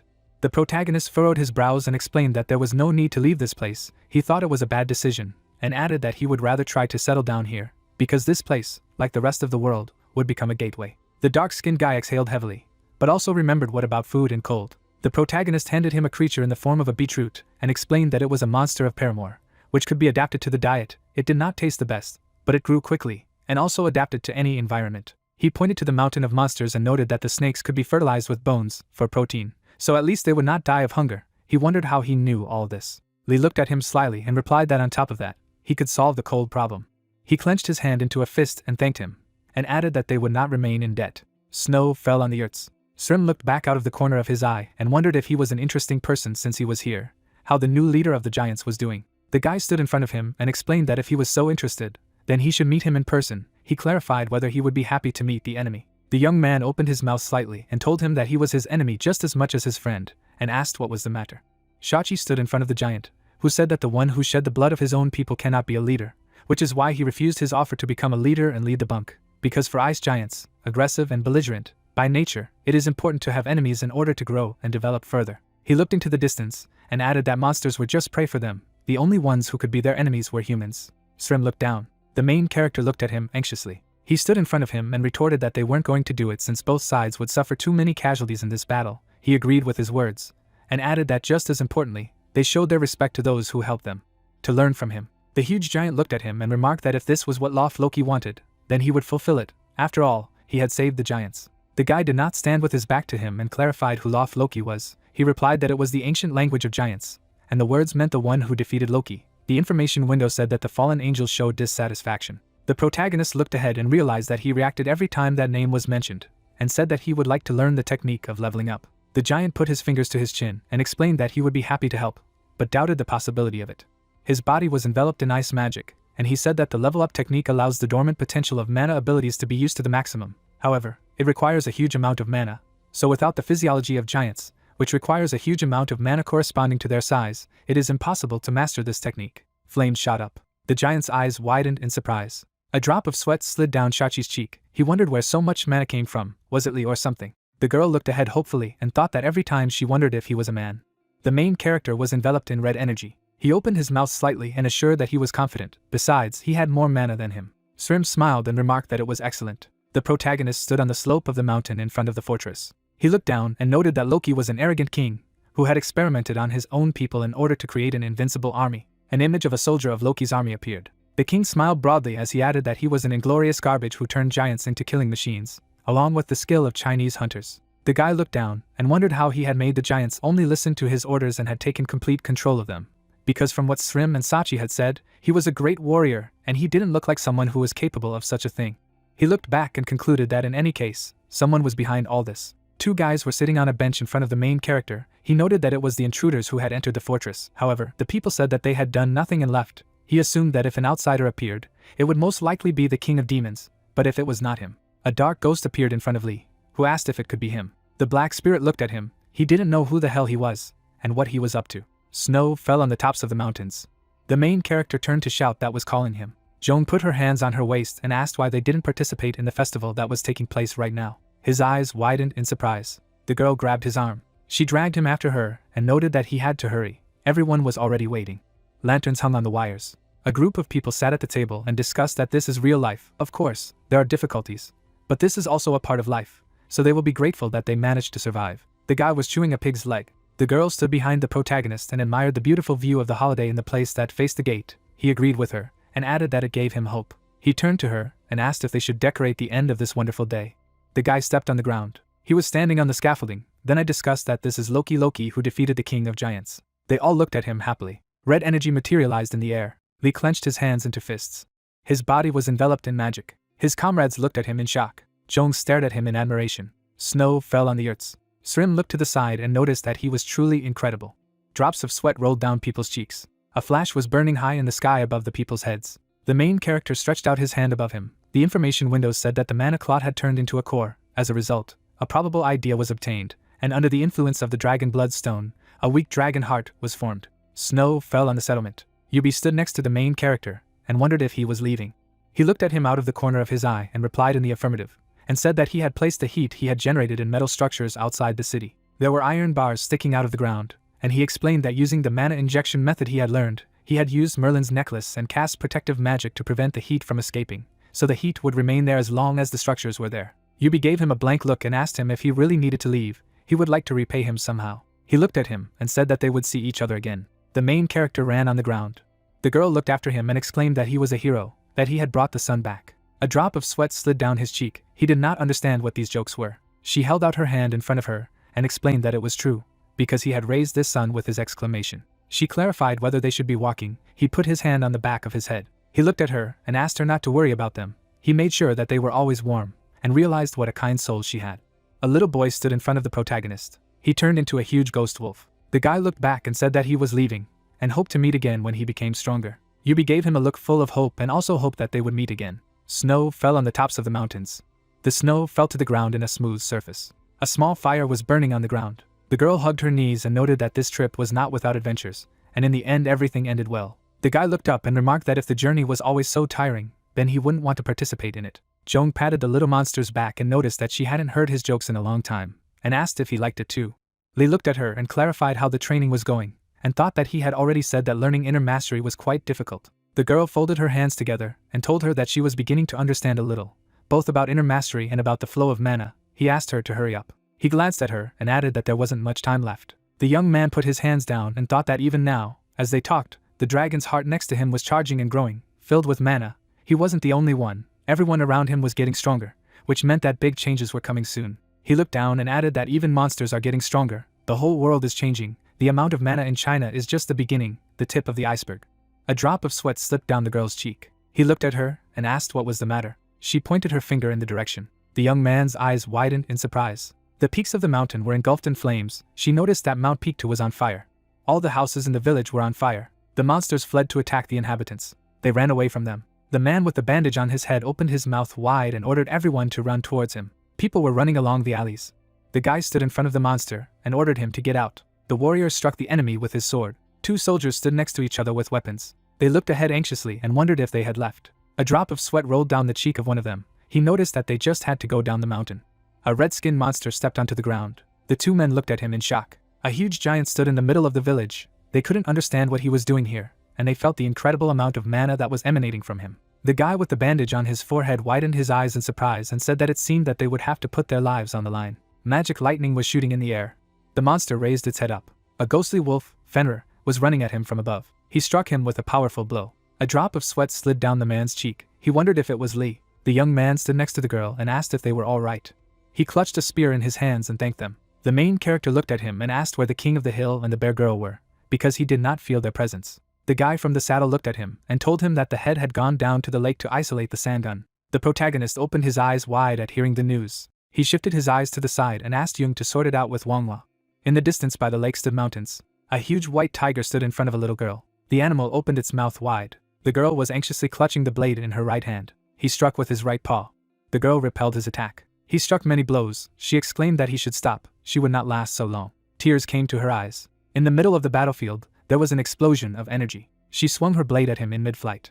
A white tiger stood in front of her. His eyes burned red. Her eyes widened in alarm. Their blows collided with each other. The girl flew a few meters back. Fragments of earth flew in different directions. Dust rose into the air. She leaned her hand on her knee. Blood gushed out of her mouth. She wiped it with her sleeve and told her that he had been a father to her, that he had taken in an orphan, and asked how she could kill him. A huge white tiger stood in front of her. The girl spread her hands in different directions and concluded that it would be better for her to fall from his hand. Tears poured from her eyes. She said that she was ready for him to kill her. She needed to end it, because she was so tired. Sangu swung his paw. He bared his teeth. The girl closed her eyes. Tears came to her eyes. Right in front of her stood the main character. He held back the onslaught of the animal and asked if she was okay. She looked at him anxiously. The tiger's paw flew at the protagonist. He lifted the girl in his arms. He landed on the ground with her. Lee looked at her and asked her what had happened, and she replied that a man in black robes had come to Sandgun, and then it happened. He opened his eyes wide in shock and realized what kind of man in black she was talking about.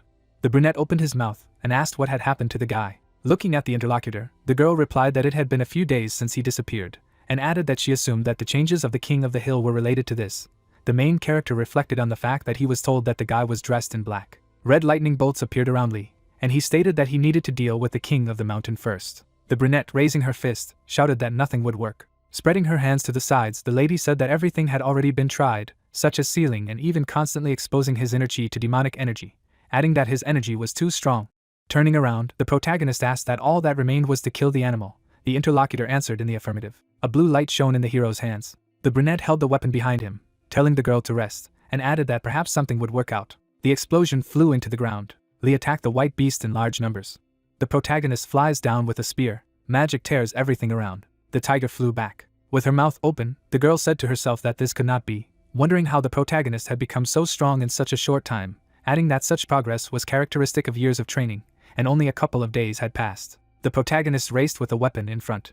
Sangun opened his mouth. The brunette attacked the opponent's chest. Angini began to cry, shouting, "King of the hill." Looking away, the guy said that she should not worry, because he was not going to kill him. The spear went through his heart, and the hero reasoned that this stone allowed him to feel the powers of the king of the hill. Lee squeezed his hand harder, continuing to think that with this power, he was going to absorb the madness that had defeated the king, adding that things would not go as planned. Gritting his teeth, the protagonist said to himself that everything was bad since the spear had become completely demonic, and added that it was now absorbing the king's life force. Opening his eyes, the brunette thought that it didn't matter, he could handle it, and continued that it was just necessary to return the vitality and energy of his opponent. A system window appeared, saying that cleansing was activated. The hero raised his hand, thinking that everything was great, and he would not miss such an opportunity. Lightning hovered around the king. Sangun's eye color changed from red to blue. The beast opened its mouth. Looking to the side, Lee thought that he had done it. The hero swung. The tiger fell to the side. The ground cracked from the jump. The girl ran to the king, shouting her name. Angini touched the wound. Opening her mouth, the brunette declared that she would cure Sangun. A green light appeared around the king. The tiger did not move. The girl began to cry, begging for the king to wake up. Anghen put her hands on the floor. Looking into nowhere, the brunette asked Sangun for forgiveness. The lady turned. A snow king appeared on the battlefield with a man. The stranger, raising his head, said that it was not too late. The brunette stood in front of the tiger. The guy looked ahead, asking if all the Tsar's feelings had returned to normal. Sungun, lowering his head, replied in the affirmative. Lee's eyes widened, and the hero thought that he himself got rid of his madness, but the king still dies. Stretching out his hand, the protagonist asked the interlocutor who the man in black was, and added why the tiger decided to meet the stranger. Looking ahead, the brunette said that he did not understand how such a mythical creature as the king had met such a suspicious person, and asked why Sungun had taken such power. Folding his paw on his paw, the interlocutor said that he would tell everything, and asked if the girl was okay. Opening his mouth, the protagonist answered in the affirmative, and said that Ung-hen could not find a place for himself, because of how much he worried about the king. Clenching his hand into a fist, the brown-eyed man told the girl that he had healed all the external wounds of the tiger, but the rest were not in the best condition, and explained that the internal wounds were too serious. It was useless to treat them. Tears flowed down the brunette's face. Lowering his muzzle down, the king said that he assumed that the hero already knew that he would soon die, and asked that the promise made to Ungini was valid. Lee nodded affirmatively. The light shone on the cave, and the king said that in that case he would leave the girl to the boy. His blue eyes shone, and the tiger explained that the man in black, although sinister, had something familiar to the king. The beast says that it was not a man who came to him, but he himself found him in Jeonju. An unknown person is standing on a hill. Opening his eyes, Lee asked for the name of the place. Sungun reasoned that the man was staring at the area motionlessly, the sunlight illuminating the man. The tiger walks forward, reasoning that it has slowly approached the stranger. The main character leaned his palm against his chin. The eyes of the white tiger glow blue. The interlocutor says that he cannot remember what kind of animal it is. The hero spread his arms to the sides.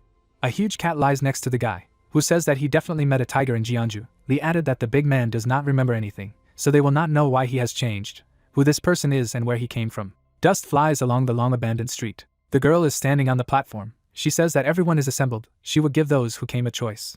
Opening her mouth, she said that people can choose what they find more interesting. Frozen in place, she said that they could rebuild this place. It would be hard, but then they would stay in their homeland.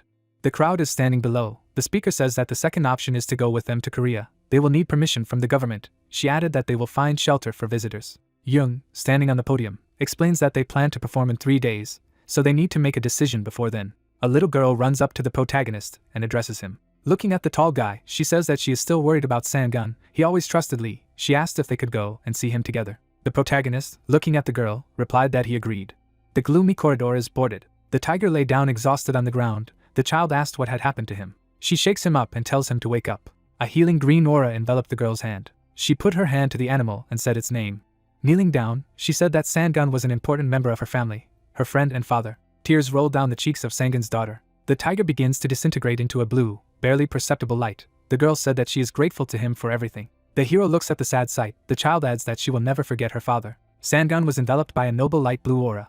Lowering her hands to the ground, the daughter said that she was grateful. The spirit of Sang-gun winds through an underground gloomy corridor. People gathered in the square. The spirit of the tiger flies past the wooden pole. The blue light disappears into the sky.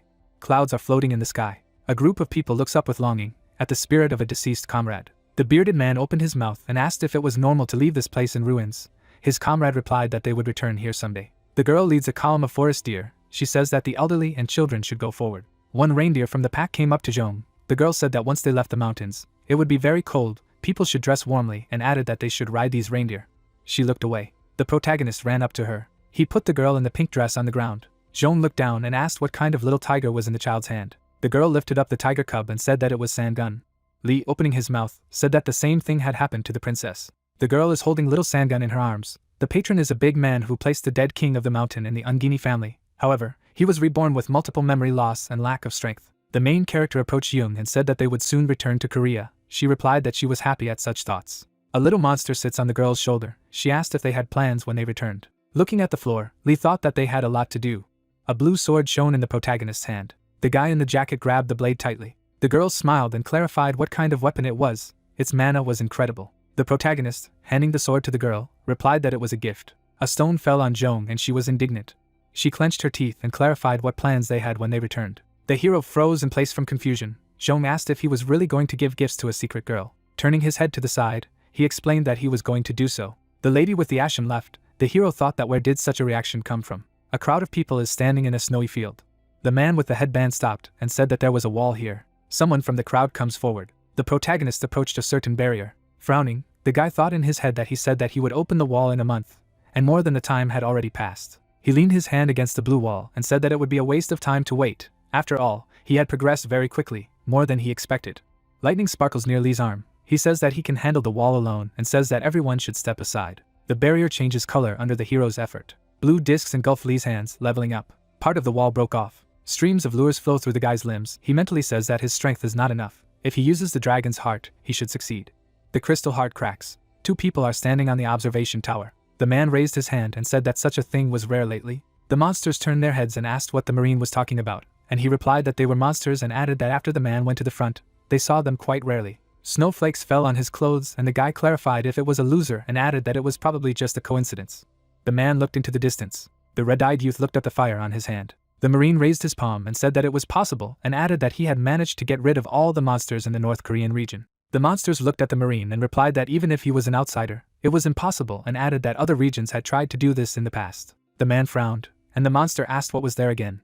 Beads of sweat appeared on the watcher's face, and he said that the barrier was changing. The barrier glowed brightly. The sentries look at the glow of the barrier. It is snowing. Snowflakes fly in the air.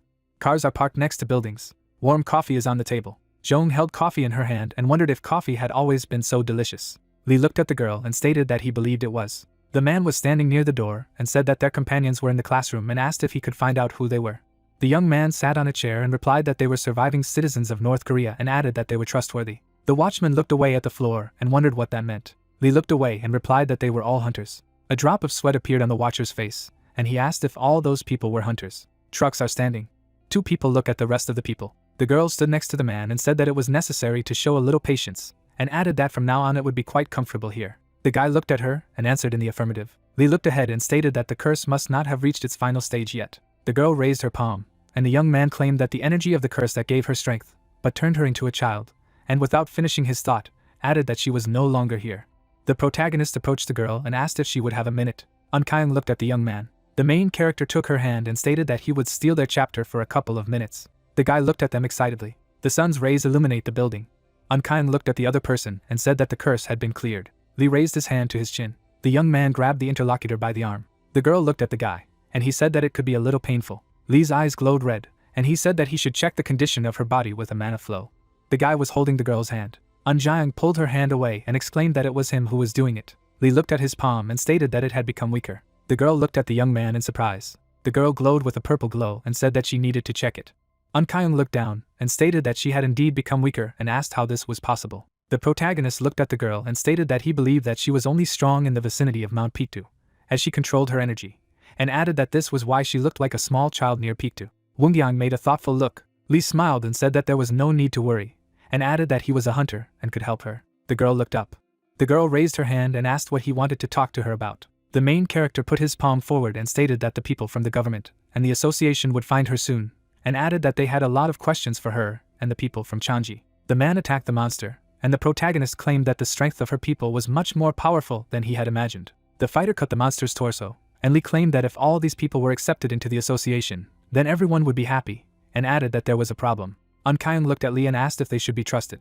The main character looked at the girl and replied that, after all, there is a possibility of expulsion from Korea, and added that either signing a dishonest contract with the government, or with an association. The man with the eye patch looked forward, and the young man said that the president of the Asgard Association would most likely arrive in person, and added that he would most likely want to possess their power. The protagonist raised his hand to his chin and stated that he wanted to offer a good option, and added that the choice was up to her and the people of Chanji. The girl opened her mouth and asked what it was. The sun's rays illuminate the facade of the building. The car is moving. The car stopped. An employee in dark glasses got out of the car. The man looked straight ahead. The officer spread his arms to his sides and, turning to Lee, said that they had not seen each other for a long time, and the young man replied that they had not seen each other since training. The man smiled and stated that the impression of him was excellent, and added that Lee was a hunter who successfully completed a dangerous mission and even brought the surviving North Koreans, who turned out to be hunters. The guy smiled back and said that the association came out to them first. The employee frowned and said that there was a problem with whether they could trust them, and added that the president of the association had something to offer them. Lee looked into the distance and thought that Asgard was making his move. A man in glasses turns his head to the side. He looks at the building and says that all the surviving Super Koreans are hunters, and that the president would like to make contracts with them. Lee stands in front of the man and asks if he means a mana contract, to which he agrees. The hero is covered with a red aura. The conclusion of such a contract allows you to control them like slaves, applying fines to the hunters, which are prescribed in the contract. The protagonist smirks and states that these people have already made contracts with him. The man wears glasses. He asks again in surprise. The guy raises his hand and replies that he brought them here of his own free will and they all signed the contract, then adds that a person can only sign one of them. A man in glasses puts his hand to his chin. He looks at the young man and says that he will inform the president of the association and asks him to wait a minute. Lee smiles, thinking that it would be interesting to see how one of them would react, then adds that he is about to find out. A long-haired man adjusts his green sportswear and claims that it is very comfortable. The person next to him adds that it is really comfortable in it. The food is arranged in sections in a plastic tray. Young people are sitting at the dinner table. One of them tearfully tells that in Chongjin they ate only potatoes. The second adds that this is paradise. Jong chews on the food and reveals that it is really good. Lee smiles and agrees, mentally saying that they haven't had a chance to eat properly in China. The girl raises her hand and declares that she misses the loads. The hero notes to himself that she already wants to resume the hunt. The protagonist lifts the edges of his lips and declares that she is indeed a great hunter. He rises with a tray and reveals that they will definitely find something to do, just like in preparation for Hercules. Jong nervously asks them to forget it. The round roof of the building is shown. The guy is standing on the edge of a cliff in front of several buildings. The young man frowns and silently calls this place quiet, then adds that soon the whole world will turn into hell.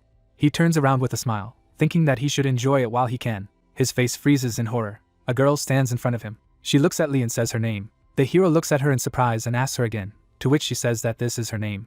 The protagonist pronounces her name and declares that he will remember it, after which he asks how she managed to hide her presence. He furrows his brows, thinking that he didn't notice her until she came to a tight one, even though he can feel most of the mana flows. Song's eyes glow golden. The guy mentally declares that if she were his enemy, then he would already be a corpse. The girl keeps her hands in her pockets and reveals that this is her talent, to which Lee asks why she came to him so much. She raises her hand and replies that she was interested in his next steps, as they have no choice but to follow him because of mana contracts. The hero smiles and declares that they are going to Seoul. A man with an eye patch looks down thoughtfully. The protagonist reveals that one is already aware that the people of Chongjin have made contracts with him, and as long as he is connected to Asgard, the association will not interfere with them. The girl looks at the interlocutor and declares, "I mean, what will happen next?" Lee smiles and replies that he would like to entrust her with something. Song makes a surprised face and asks again. The hero makes a confident face and claims that he will not force them to do anything, because with such power comes responsibility, and just wants the people from Chongjin to fulfill their duties as hunters. Song straightens her face and says that she understands. The protagonist watches the girl leave. A notification pops up that the dragon's weak heart has stabilized. The guy exhales and says that this ability is finally ready to be used. He clenches his fist, saying that he wonders how much stronger she has become. A muscular man covers his body with fire. The protagonist reveals that he could now defeat Hercules in the form of a berserker. The young man smiles and declares that he is undoubtedly getting stronger. The armored man makes a worried face and calls out to Lee. He stands in front of the hero and tells that a person from the association makes meetings with him. A building with transparent windows is shown. A ray of light reflects off a person's bald head. The protagonist smiles and asks him how he is doing. Dream smirks and replies that it's clearly better than his. The guy stands in front of the man and notes the absence of his hair, to which he is surprised aloud. The young man scratches his head and says that he just wanted to say it if he manages to return, then adds that this is a reward for work. The man in the coat makes a displeased smile and replies that it was only this time. Lee raises his hand and asks what the association has decided. Sleep stands silently. He exhales and says it's a complete mess and almost all the members are back in Korea. The hero makes a surprised face. The bald man raises his hand and says that the discovery of special people is a sign of rebellion. A lot of ferocious monsters are shown. The protagonist notes to himself that unusual passages generate monsters much stronger, which makes their opening much more dangerous, then adds that similar gates open all over the world. The plane flies in the sky. The guy adds that most of the hunters return to their countries after raids and even Odin summoned heroes. The dream looks at the interlocutor and says that the meeting lasted several days and Lee was also talked about. The man in the coat touches the railing and adds that they expected the hero to return. A lot of people in sports uniform are standing. The hero looks down with thoughts that the hunters from Chongjin are worthy of being called that, and that the number of people who work for him is quite large. The dream turns a serious look with the words that the problem is that the protagonist possesses this treasure. He raises his hand and states that the mana contract is designed to force a person to serve, then adds that the guy has brought a lot of hunters that belong to him. The dream clenches his fist and claims that the young man will make a lot of enemies, because the mana pact and the guild are incompatible things. Lee looks at the other person. He lowers his head and says that it's okay, because it's not an Asgard member. The man exhales and says that he is right. The dream embraces the hero with the words that he is glad that he returned safe and sound. The sun illuminates the sky. People in jackets are standing near the buses. The protagonist stands next to Sun in front of the crowd. The listeners look at the guy, who says that he would not refuse 100 such trips, because they just slept and did all sorts of nonsense, then adds that he still rested too well. The young man smiles and says that soon they will all be busy, so they can take a break while they can. A man in sportswear looks up and agrees. The dream points his finger to the side and asks Lee who the woman is. Song smiles. The bald man wonders if she is really called a goddess, and if the hero went to China just for her. The protagonist looks down contentedly and replies that the man was not mistaken. The light reflects off Sun's bald head. The guy states that it was a joke.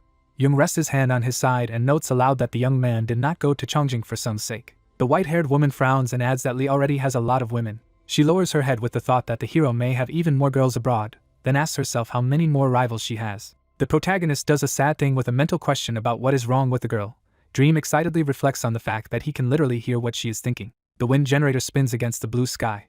Blue buses pass a wind turbine. A lot of cars are driving along the road next to high-rises. People in sportswear are standing near transport. Men make uncomprehending faces. A black multi-story building is shown. Passers-by are going somewhere. Cars are driving along the road. People in sportswear make surprised looks. Lee in a jacket stands next to the center and says to himself that everyone is just speechless. He looks down and asks Song to take care of her people. The girl makes an admiring look. She looks at a modern city. The hero thinks that she grew up in the mountains, so this is the first time she observes this. The hero stands in front of Yun and asks to escort the people out of Chongjin, to which she agrees. The protagonist lowers his head to Fenrir and asks him to obey the girl. The guy looks up fiercely. Lee strokes him and asks if he feels the same way. A high rise is shown. One with his hands behind his back looks down. The hero looks at the man. One eye grins. The protagonist takes a serious look. He goes down to Fenrir and says that he needs to learn something. Lee looks at the boy and asks him not to growl at people, and also to know when to use fangs. White-haired looks at the guy, who tells him that he better not use them when he can't. Fenrir smiles and agrees. A black high-rise and many buildings appear. One holds his hands behind his back and greets Lee. He stands in front of the hero and son and states that they brought a lot of interesting things, to which the protagonist agrees. One Eye smiles and talks about 100 players, 2 of whom are heroes, as well as 3 strange things. The protagonist frowns and thinks to himself who are the heroes and who are the things, then mentally wonders why 3. John puts his hand on his shoulder and adds that he means him. The man smiles and says that he wants to talk about the trip, but something needs to be done. A golden glow comes from the group. They find themselves in a huge yellow courtyard. One Eye walks towards the arch. The dream looks at Lee and informs him that today he will be introduced to Asgard and a conference will be held, then informs him that he is interested in him. The protagonist smiles and replies that he understands. A golden building is shown. The muscular man grins and tells how he heard that they want to introduce some snot. The guy in the honey mask asks how he could be accepted into Asgard. A lot of people chat at the banquet, discussing how Lee's skills have grown tremendously in a short period of time, and how he has been to China and is crazy. The man squints his gaze and reports how you feel that the flow of energy is entering the hall. A short-haired man makes a surprised face. Someone is shocked and asks to wait. 2 men in shirts freeze, one of them talking about the exchange in Heimdall, then adding that the third flow of energy is huge. The second man declares that it can't be, because he is a beginner. The blonde man makes a doomed face and asks if the newcomer is really that strong. The door is open. Lee takes a step and says he's glad to meet you. He gives a sinister grin and reveals that he is the loser. The end of the second season. A blue beam rushes into the sky from the city. A guy in a jacket is standing in front of the gate, thinking that they should be back soon. A long-haired man exits the portal. A lot of people in sportswear stand in front of the aisle. The gates sparkle with blue lightning. The portal closes. Kim raises her palms and praises the White Tiger group for their work. The long-haired man smiles and thanks for his patience. The young man looks at them and tells them that they were able to pass the gate quite quickly and it will be much easier for the citizens to deal with the consequences. And notes to himself that this team has a rather pleasant character and good skills. Song holds a white tiger cub and asks if there are still gates left, then suggests that they go to the next ones.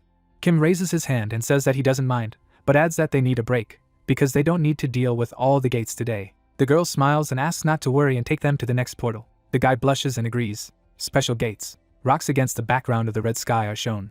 Joan attacks the huge birds. She slices through monsters with her huge sword. A notification pops up that Prince Charming is sponsoring her parameters. The monster swings its claws behind the huntress. Someone's red hand grabs the bird's head. Gong swings his fist at the captured man. The ogre destroys the monster's head. Horseradish launches a blue beam at the monster. A blue thread binds the bird. Wasp slices through the beast.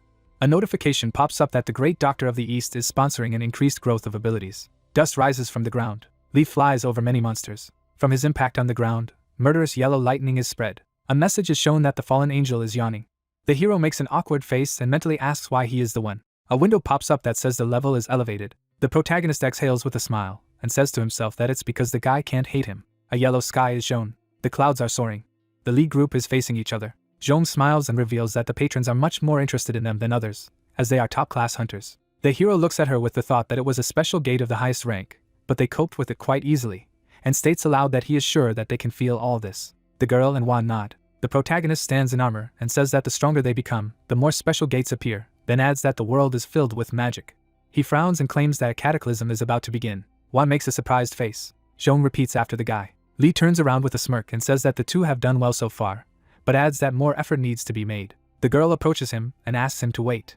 She looks at him and asks where he is going, because it sounded like a parting word before leaving. Lee turns to her and replies that she wants to travel the world for a while, to which she asks in surprise. The hero frowns. Hwa says that the protagonist announced the cataclysm, but now he just reports the journey. The girl replies that he has every right to rest. She smiles with the thought that respite is very important, and claims aloud that she understands him. Lee makes a satisfied face with the thought that if he didn't elaborate, she would think he was going on a date with other girls.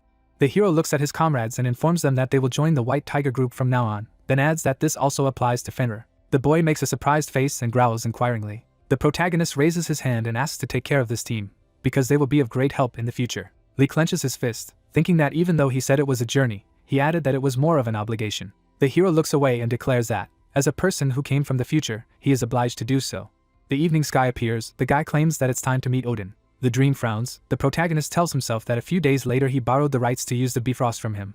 The man asks to be careful, then added that he did not expect Odin to approve of this. Lee stands in front of him and tells him that he made a deal with him. The bald man asks again, to which he confirms this and adds that he gave him what he values the most. Sleep makes a strange face. One eye joins his hands. Usually Odin does not allow anyone to use the Bifrost, but the hero received permission due to a certain deal. A dark entity in a cloak is shown. The subject of the deal was a man in black. Returning from China, the protagonist told Odin something that differed from the information of the survivors. Lee raises his hand in front of the man and reveals that the man in black is planning something, then adds that he turned China into a wasteland and destroyed a village on a sky island. This information was enough to fuel Odin's interest in finding him. One Eye smiles madly and demands to find out what kind of person TB he is planning, then adds that Asgard will provide him with all the support he needs, which meant that the whole of Asgard will cooperate with the loser. A high chapel rises above the houses. A beautiful rainbow is shown. A small cloud of dust rises around Lee. A man in armor stands in front of him and reports that he was waiting for him. The hero smiles and declares that he is honored to meet Lancelot, and says to himself that he expected that a manager from the council would be sent to him. The blonde puts his hand to the breastplate and claims that he agrees with the hero. The protagonist mentally says that he could not even imagine meeting him. A shield with swords is shown against the background of a Gothic building. The Council of the Round Table is a secret British organization that has an unusual view of the world. One stands next to a muscular blonde man under a black eclipse. While some organizations manipulate humanity and say that people's lives depend on them, the Round Table board stands aside and watches. The blonde makes a piercing look with her turquoise eyes. They have power but do nothing, and the main source of the council's power is Merlin, who is at the center of the organization. The blonde guy looks straight ahead, but even without her, the Round Table advice is strong enough. Golden flashes are shown. The reason for the power is that they have the Order of the Knights of the Round Table at their disposal. A blonde warrior stands in front of a group of people. The composition includes people much stronger than heroes, and they have always played an important role in overcoming crises in the history of England. A large building with a blue roof is shown. The armored blonde smiles and reveals that Merlin herself is interested in Lee, then adds that everyone is curious about who he is, and even he is no exception. The hero makes a serious face with thoughts that the man's gaze is full of hostility, then adds that this is probably because of that girl. Lancelot cries against the background of purple lightning. He was known for his crush on Merlin. However, she did not reciprocate his feelings, and their relationship was completely destroyed. The man was not a traitor or a bad person, just his addiction went too far. Lee makes an awkward face on the couch and says to himself that he has heard that most of the questions in the council are related to Lancelot. The interlocutors sit in front of each other. The hero says that all he wants is to fulfill Merlin's promise. The blonde interrupts him with a question about whether he misheard. The protagonist exhales and asks what the problem is. He frowns and declares that he has arrived at the girl on an official visit, after which he advises not to cross the border. The blonde warrior leans over and asks what it is, to which the boy replies that since the knight is so stupid, he hardly has the right to be called that. Lancelot bangs on the table. He stands up abruptly and asks how he dares to scold him. The young man crosses his arms with the thought that Merlin is most likely watching the situation, since the only place she cannot view is the council living quarters. The knight makes an angry face and claims that he cannot allow such a display of disrespect. He twitches at a voice that tells him to stop. Lee gives a displeased look and says to herself that she did show up. A window appears. Merlin is sitting at the table. The knight stands in front of her and addresses her royally. The girl looks at Lancelot and informs him that he is being disrespectful to the guest. The blonde twitches. He abruptly turns to Lee and challenges him to a duel. Merlin gets up from his chair and asks what the man is thinking. The brunette opens his mouth and claims to accept the challenge. The girl opens her eyes in surprise. The hero looks straight and offers to go to the training room. A bright blue sky is shown. Beams float in the sky. Gothic buildings appear. Someone says that Lancelot of Dreams did something. The warrior smiles and says that they haven't seen a cool fight for a long time. The man next to him replies that the blonde will win again and asks who his opponent is. 3 people stand nearby, one of them claiming that Lancelot is fighting a loser from Asgard, to which another adds that it will be a glorious battle. Gawain walks beside the warrior. 2 men in armor look at them and talk about how even the leaders of the orders have come. A man in armor salutes Gawain. The blonde puts his hand on his shoulder and praises him for his good work. The knights watch him with a smile and call him tough and noble. Lee is standing in front of Lancelot. The blonde raises his weapon and mentally notes that they fight with spears, then adds that his technique is probably better than that of the hero. Gawain takes a serious look with the thought that it will be interesting to watch the battle of two spearmen from the east and west. Lancelot confidently bows and thanks everyone for the attention given to his fight. The soldiers are smiling. The blonde grins. The protagonist frowns and asks the opponent if he is a knight or a comedian, then adds that, judging by the movements, it is more like the second option, then asks if it is appropriate to address him as a sir. The blonde man strains his face. Lee's eyes emit red lightning. He wonders if it is true that it is allowed to take life in local duels. Lancelot's pupils glow blue, and he answers positively. The blonde ducks with a glowing spear in his hand and reveals that his life is in danger in this battle, then adds that he was going to show mercy and not kill the guy, but added that there seems to be no reason for this. The young man's body is covered with scarlet lightning. Lee declares that, judging by the blonde's speeches, he is a very self-centered and arrogant aristocrat. The hero smirks and calls his opponent a false knight. The blonde rushes to attack and calls the protagonist names. The guy stands calmly. He frowns at the thought that his enemy is known as the one who kills with one blow, then notes to himself that the rumors were not lying and, regardless of the Zarek Toro, he really is a hero. The spear is flying. The weapons are directed towards each other. Lee stops the knight's attack. The audience makes surprised faces and asks how the hero was able to block Lancelot's shot. Sweat runs down the blonde's face. He freezes with the thought that he cannot move. The protagonist looks angrily at his opponent. Gawain opens his mouth and declares that this is enough. The guy turns around.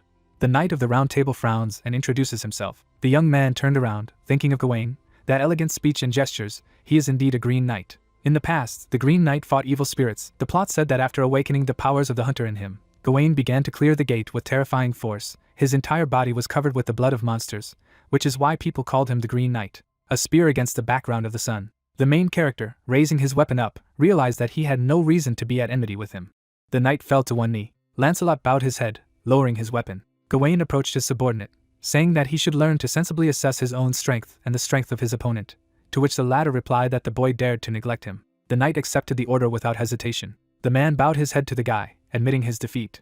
Lee looked at the knights attentively, reasoning that Gawain was indeed not the kind of person to be treated lightly. He had evaluated his abilities from the beginning. The Green Knight turned, looking away, chasing away the thoughts in his head that it was amazing to repel Lancelot's magical attack with one blow, and it seemed that another star had lit up in Asgard, which meant that the rumors that he had defeated Hercules were true. The building stood in the water. The guy and the woman were talking at the crossing, when he said that only this time. Lee looked at her attentively, telling her that he had agreed to the duel because he wanted it too. There would be no second time. The hero remembered Lancelot with weapons in his hands, reflecting on the fact that Merlin completely controls the Council of the Round Table, including the knightly order. Therefore, they obey her orders. If the woman did not want this duel, she would make sure that the guy would never face Lancelot. Lee, shrouded in magic, looked ahead, chased away in his head. Only because Merlin gave tacit consent, he agreed to this battle. Of course, he was pursuing his own goals. The hero pointed his finger, noting that this was in order to pay off his debt. The woman tensed, noticing that the guy was quite straightforward, because he himself agreed to fight because he wanted to fight, wasn't it? The young man touched his cheek with a finger, replying that he only agreed because he was a proud enough person, thinking about what was really happening. Footage from the boy's battle with the knight was shown. The hero reasoned that he did it to find out in practice how much his skills had grown after a trip to China, and to pay off his debt to Merlin. The guy raised his palm, wondering if she got what she wanted, so his debt was repaid. Moreover, this situation would clearly teach Lancelot something useful. The knight was tense, putting his weapon forward when the young man realized that the woman already knew about his progress, so she allowed the duel to take place, realizing that the knight would lose, which meant that she wanted him to lose. Merlin looked at Lee, noticing that he was much smarter than she thought. She really wanted Lancelot to lose. The knight laughed as he looked away as the lady began to talk about how Sir Lancelot had incredible potential, but was also rich in arrogance and obsessed with her. He needed to be given a reason to grow as a person. She needed to use the hero as a stepping stone for a knight. The woman's eyes lit up blue as he said that, as he had said, he would accept it as payment for his debt. Merlin began to transform as she spoke. A young man was now standing in front of Lee. Looking at the guy, he said with a serious look that he still owed him the fulfillment of his promise. The young man, looking at him, called out to Arthur, being asked if he had kept his promise. The main character stretched out his hand to take the magic sword. A golden blade appeared in his hand as he noticed that it was the first thing to do. The young man opened his eyes wide in surprise. He clenched his fists in anger, asking questions about whether it was Excalibur, and the guy mocked. Lee sent him forward, telling him to be angry after picking him up. The young man grabbed the sword in his hand. He stared at him, asking what the young man was saying, that this decorative sword with magic inside it was Excalibur, wondering if he dared to look down on him. The boy was furious, calling it such a pathetic trick, asked that the hero seriously thought it could work. Merlin raised her hand, calling to Arthur. The young man turned around in an instant. The boy was surprised, seeing a woman in front of him. He asked her again. He stared at the golden sword, knowing what it meant by Excalibur. Arthur was dumbfounded to notice that the curse had been lifted. The woman looked at her hands, realizing that they were separated. Lee smiled as he looked at them, said that he had kept his promise.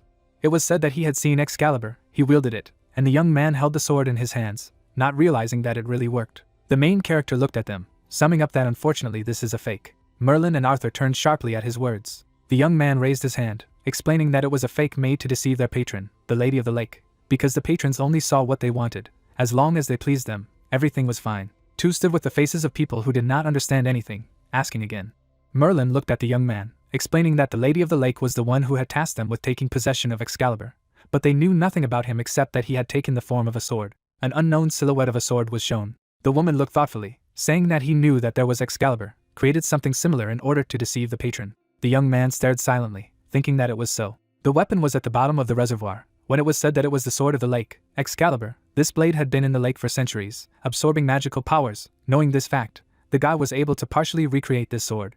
Arthur looked up, asking if it was a fake. How they separated, the lady replied that it was temporary. Merlin gritted her teeth, adding that when the Lady of the Lake realized that it was a fake, the curse would return again. The young man got angry, bursting with energy, decided to designate. The woman raised her hand in an attempt to stop him. She pushed him back, stating that even if it was a fake, they had a little time, checking with the hero.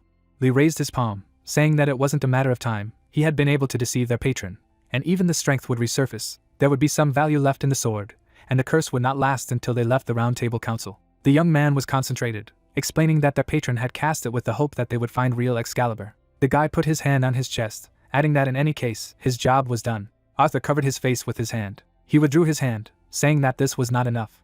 The main character took a closer look, thinking that the young man suffers from the curse much more than Merlin. He was forcibly placed in the body of a child, while the woman owns the body, understanding where he got such a character. Lee thought for a moment as he began to speak. He clenched his fist, suggesting that he tell them something else, namely the location of the real Excalibur. A particle of energy caught fire in the forest. A powerful explosion threw pieces of earth and trees to the sides. Hercules swung his fiery fist. He tried to strike at the enemy, who dodged to the side without any problems. Another explosion threw out a lot of light and energy. The man was tensely trying to hit his enemy. The warrior struck again, which rushed to the ground. Zeus raised his sword above his head, commenting that it was slow. He swung his weapon at his opponent, who dodged in a jump. Hercules exclaimed as he walked away from the attack. A drop of sweat rolled down his face as he realized something was wrong. A sharp sword charged with energy rushed forward. The magic went into Hercules' back with lightning speed. He screamed with all his strength, in pain. The man looked up. The redness began to slowly subside. The warrior landed on one knee, bowing his head. Zeus lowered his sword, watching him intently. Hercules pointed his finger, asking what kind of sword it was. The guy looked at him closer, answering that he did not know, because he picked him up recently. The warrior was surprised, asking again if he had picked up something like this, running through the events in his head when he had wounded him with this sword, losing control of his magic power. Zeus clenched his hand into a fist, summing up that the man had reached enough heights for him to forgive him for breaking the agreement. The warrior clarified whether this meant that he would not be subject to disciplinary action. The guy smiled, explaining that he was the only one who had forgiven him, but Athena seemed to be planning to bring him to justice. Hercules saw the girl to the side, thinking about how long she had been here that he hadn't noticed her presence. Athena stared at him with her arms crossed. Zeus came closer, asking her what was wrong. She said that she had come to report something. The lady looked thoughtfully ahead, beginning the story that the other day he had asked about the loser. The warrior was surprised to think of the loser. The guy looked at her silently. The girl dropped her hands, continuing to say that after returning from China, he went to the UK. She was focused when she added that they did not know the specific reason. However, he met with the board of the Round Table. Zeus touched his chin, thinking. He stretched out his hand, looking to the side, agreed, ordering her to look after him, and Hercules to make sure that he did not neglect training. Athena put her hand on her chest, accepting the order. The warrior put his hand on his chest, agreeing. The guy was looking to the side when he was called out. Clouds floated across the blue sky. The building was shown in the water. Arthur put his hand on his belt, asking that Zeus had Excalibur. The hero confirmed in response. The young man opened his eyes wider, protesting that he already had the lightning of Olympus. Why would he need Excalibur? The young man smiled as he thought about lightning, wondered how people got such an idea of Zeus, and then replied that he did not know. Arthur gritted his teeth, asking why the hero was addressing him informally, to which he was told that he was doing the same. Lee smiled, asking if there was any problem with this. The young man lowered his eyes sadly, saying nothing. He exhaled heavily. Arthur looked up, wondering what they would do with the Excalibur. The main character clenched his hands into a fist, clarified what he was asking him, because he told them where the sword was, and then they were on their own. The young man was surprised, saying what the guy promised. Lee stared sternly, remembering that he had told him to find Excalibur that could dispel their curse, and he thought the job was done. Moreover, It was time for both of them to repay him twice. The young man lowered his head, answering that he did not think that Zeus would agree to negotiate the transfer of Excalibur. The protagonist smiled, assuming that Merlin would be able to figure it out. After all, she was a very smart girl. Arthur smiled, confirming that it was true. He put his hands on his belt, asking what payment he wanted. The young man narrowed his eyes, thinking that the woman was at a meeting about the return of Excalibur. There was no point in talking to Arthur, who knew nothing but power. Later replied that he would tell as soon as Merlin returned. The lady was climbing the steps. She looked at the guy attentively, saying that they were ready to listen to his wishes. Lee met her with a gaze, saying that it was excellent. The hero lowered his eyes, saying that he wanted these two to survive. Arthur was stunned, asking again. Merlin was surprised by what she said. Lee put one hand in his pocket, explaining that he needed their trust, he needed to do what he said, and if they agreed, the debt was settled. The young man raised his palm, wondering why the hell he was asking for two things to pay off one debt. The hero replied that if he wanted to die, it was a shame. A drop of sweat ran down the boy's cheek. The woman looked thoughtfully ahead, agreeing with him, but she thinks it would be nice to get an explanation. The hero tensed, answering that something really important would soon happen. The guys looked at the guy attentively. Arthur asked again something important. The hero turned his gaze with concentration, talking about the special gate and the strange mana, being sure that they also felt it, and wondered if that was why the nightly order of the Round Table Council had been summoned. Merlin was tense when she realized that her assumption was correct. The density of magical power was growing throughout Britain at a wild rate, and she blamed it on a special gate. Lee frowned as he agreed. There would only be more such gates in the future. The woman lowered her head, asking if this was the important event he was talking about. But what about wishing them would survive? The young man immediately replied that he did not. The hero looked focused when he replied that the important event was the disappearance of all special gates, and it was necessary to prepare for this moment. The children listened silently to what was said. The guys stood on the water facing each other. Two beams of energy crossed. Arthur held a sword in his hand, stating that he often trained alone here, and few of the council knew about its existence. The young man was charged with energy, offering to start, noticing that the guy had become stronger since their last meeting. The young man grabbed a spear in his hands, confirming what he had said, replied that he was very different from what he had been before. Lee's eyes turned red, and he asked if the young man had ever fought that lightning boy. Arthur opened his eyes wide, asking again. The young man laughed, noting that he said such things so simply. Did he want to die? The young man asked just to answer. Arthur smiled, saying that he had fought. Lee smiled, answering that it was good. He frowned, thinking of a preemptive strike. The clouds dissipated from the air current. The protagonist's large spear burst into flames of magic as he ran towards the enemy. The opponent spread his arms to the sides, clarifying whether the guy was serious, because it was too slow. The water splashed to the sides. The main character stopped abruptly. The guy looked sternly towards his opponent, reasoning that a duel against the young man was not just a test of his abilities. He should use everything he had. The weapons began to blaze with fire. The system began to notify that the characteristics of the fire power of the muscle spear have been increased. The flames will be on his side under the influence of the fire monarch. Red tongues of energy emanated from the hero's weapons. Arthur smiled, saying that it was impressive. The guys began to fight, moving from place to place. While the young man was swinging his sword, the young man was putting his spear forward to defend himself. Arthur held out his palm, filled with energy, and exclaimed. A beam of magic struck Lee's body, tearing things apart on him, and the protagonist was thrown back, trying to get back on his feet.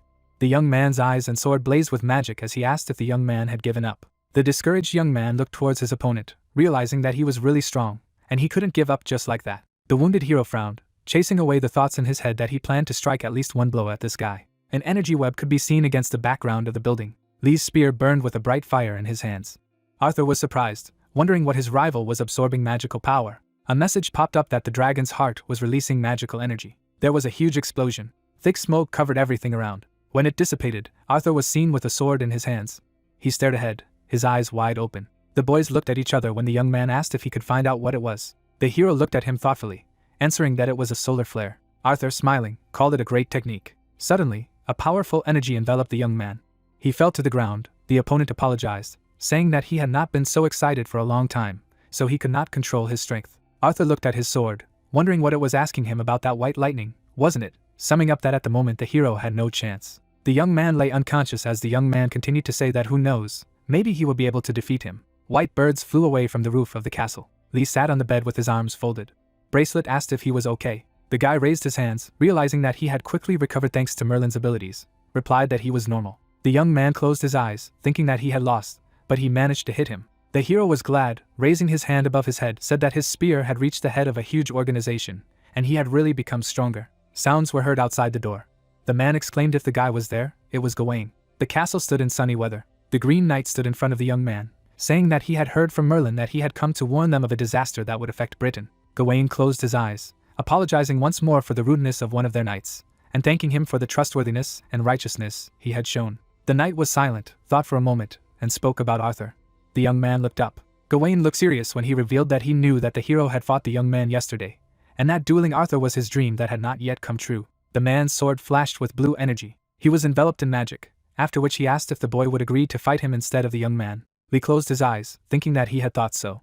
His eyes turned red when he announced that he didn't mind. He was also interested in what a knight was capable of. Clouds floated across the sky when the plot suggested that perhaps this was a characteristic feature of the English, called knights. But the knight brandished his weapon. The hero told that while he was at the council of the Round Table, Gawain, Galahad, and surprisingly, even Lancelot fought with him. The man looked forward with aspiration when it was said that perhaps having realized everything, he made an informal apology and offered to hold a duel. Lee exhaled heavily, thinking about the fact that he had come here because of Excalibur, but instead he was fighting, and fighting again. The girl held out a pendant. She was smiling, declaring that this necklace would raise his skills a little. She was sure that one day it would be useful to him. The main character squeezed it in his hand, thinking that he had also been helped well in China, and thanked her. The young man put his hands behind his head, listening to the question of if he had time, could he go to see Neil. Merlin looked away, wondering if he remembered the hunter who had come from the Nile. His name was Eneb, who had caused a great stir.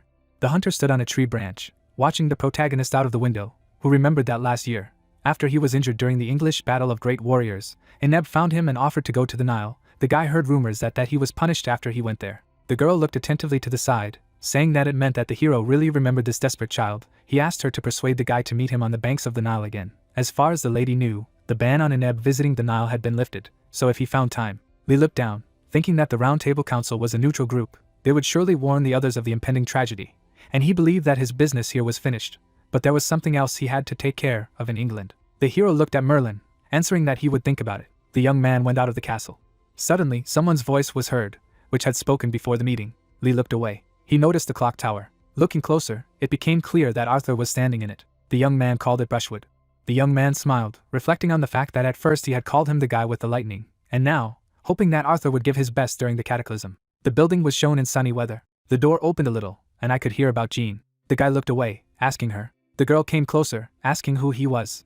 As she crossed her arms, she listened to questions about whether Jean wasn't here and whether the store didn't belong to her. The lady touched her chin, reasoning that the hero did not look like a pawnbroker, and not like a hunter who bought a faulty potion either, and it did not look like she was hiding some kind of man. The girl clapped her hands, realizing that he was a buyer. A drop of sweat rolled down the boy's face as he replied that he wasn't, wondering where Jean was and who she was. The girl leaned on the counter, saying that she was just looking after the store at her request, and the saleswoman would not appear here. Lee stated that he had come at the request of her older brother, asking where he could find Jean. The lady smiled, realizing that this was the person she was talking about, and asked to tell her that she had joined Olympus. The main character was stunned by what he heard. He clenched his hand into a fist, thinking that the past had changed again. The woman put on a hood. The young man reflected on the fact that Jean should not have joined Olympus so early. It is not clear what prompted her to do this. Lee was upset, wondering if it was because of him. The guy looked down, concluding that the story continued to change. The palace stood against the background of the pyramids. The hero was talking on the phone, greeting him. The birds were sitting in the sea foam on the shore. The girl was sunbathing, asking if something had happened. The guy asked to get ready. The lady jumped up from the lounger, exclaiming, "Now." Lee held his smartphone to his ear, explaining that he needed her to come here and Dream would tell her more about it. That all but the white tigers were to come to Egypt. The girl stood on the sand, agreed, said that she was already bored with sitting in one place. Cars were moving along the street. Sun was driving. When the hero explained on the phone that he was in Egypt, he asked what he thought. The guy used Bifrost to go to Korea, wondering why in Egypt. Lee stated that he needed to do something. The man held on to the steering wheel, asking if it was related to the cataclysm. The hero replied that it could be due to something worse. Sun carefully looked at the road, saying that a sudden transition there would cause a lot of problems. Egypt was already unstable. His arrival would only exacerbate the existing diplomatic problems. Until they settled them, let him behave quietly. The guy objected that he thought the difficulties had already arisen. The man was stunned by what he heard. Lee made it clear that he believes in Asgard. The hero raised his hands, surrendering to the soldiers. The grand palace stood in the sunlight.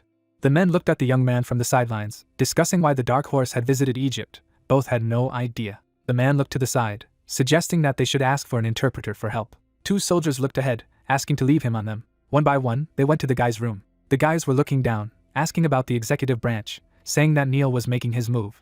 The soldier looked away, clarifying whether it was true that he was a dark horse. Lee looked around, assuming it seemed to be them. The sun was sinking below the horizon. Clouds floated over the high tower. In front of him was a guy with glasses who introduced himself as Yoon, who works for the Egyptian branch of the Korean Association, and it is an honor for him to meet the hero from Asgard.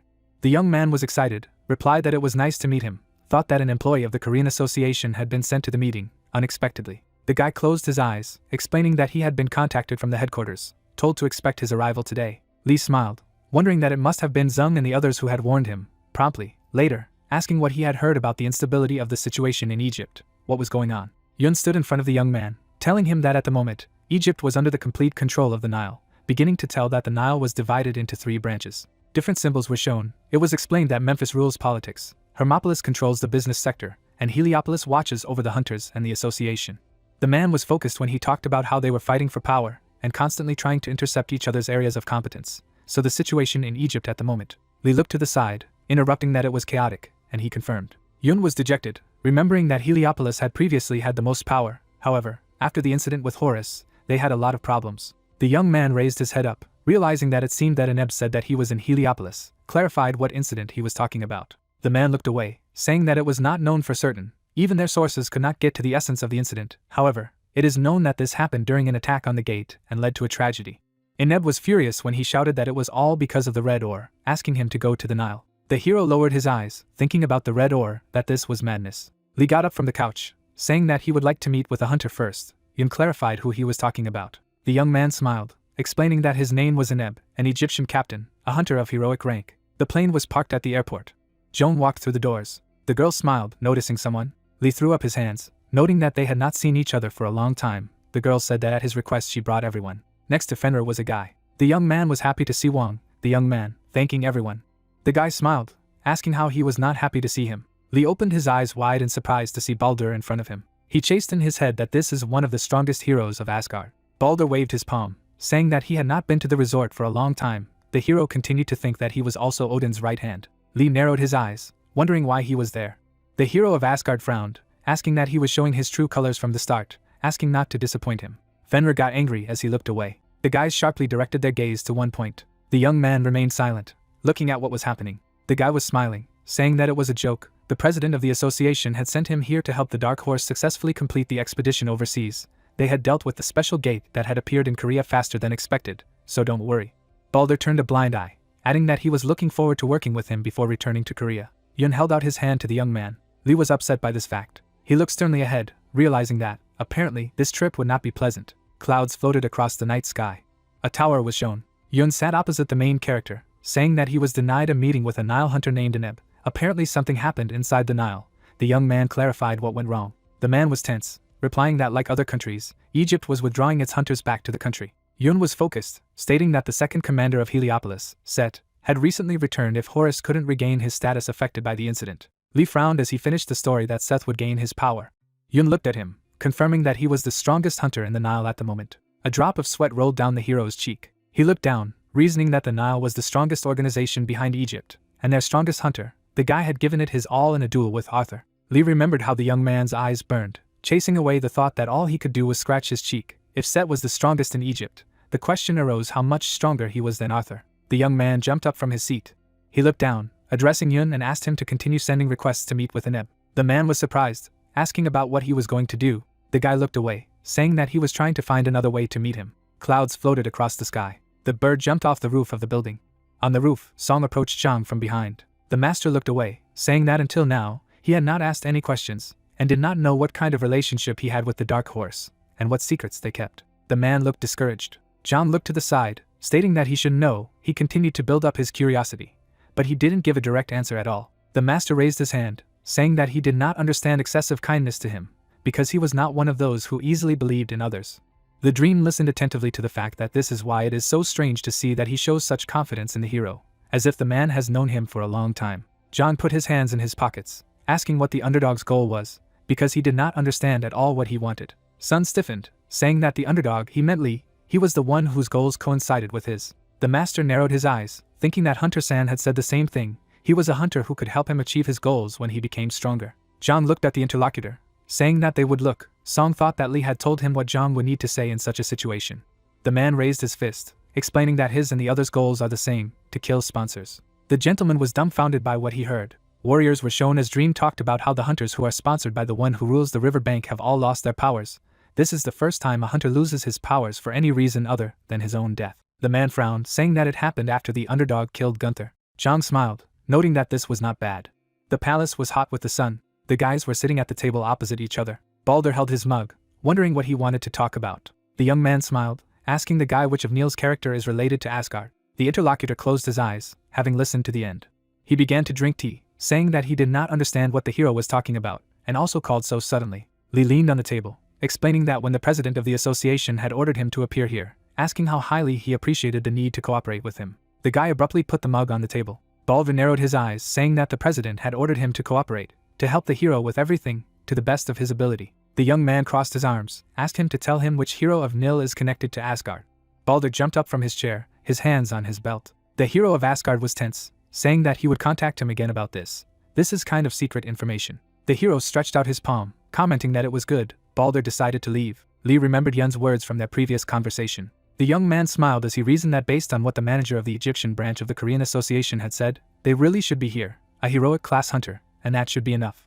The guys walked one after another along the street. Joan waved her hand, noticing that it was a little hot here. Juan opened his eyes wide, wondering if it was better than frost, wasn't it? The girl turned around, confirming that it was so. The guy walked behind the hero's back, addressing him, asked if he could find out what the ultimate goal was. The lady looked in front of her, adding that if she thought so, she didn't think she had heard of his ultimate goal either. The doctor was concerned, assuming that the young man always seemed to be working towards some goal, even though he knew his short-term goals without knowing what it was, and asked him not to say that he dreamed of world domination. The main character stopped in place. He lowered his head. Lee turned back, replying that he thought it was world domination after all.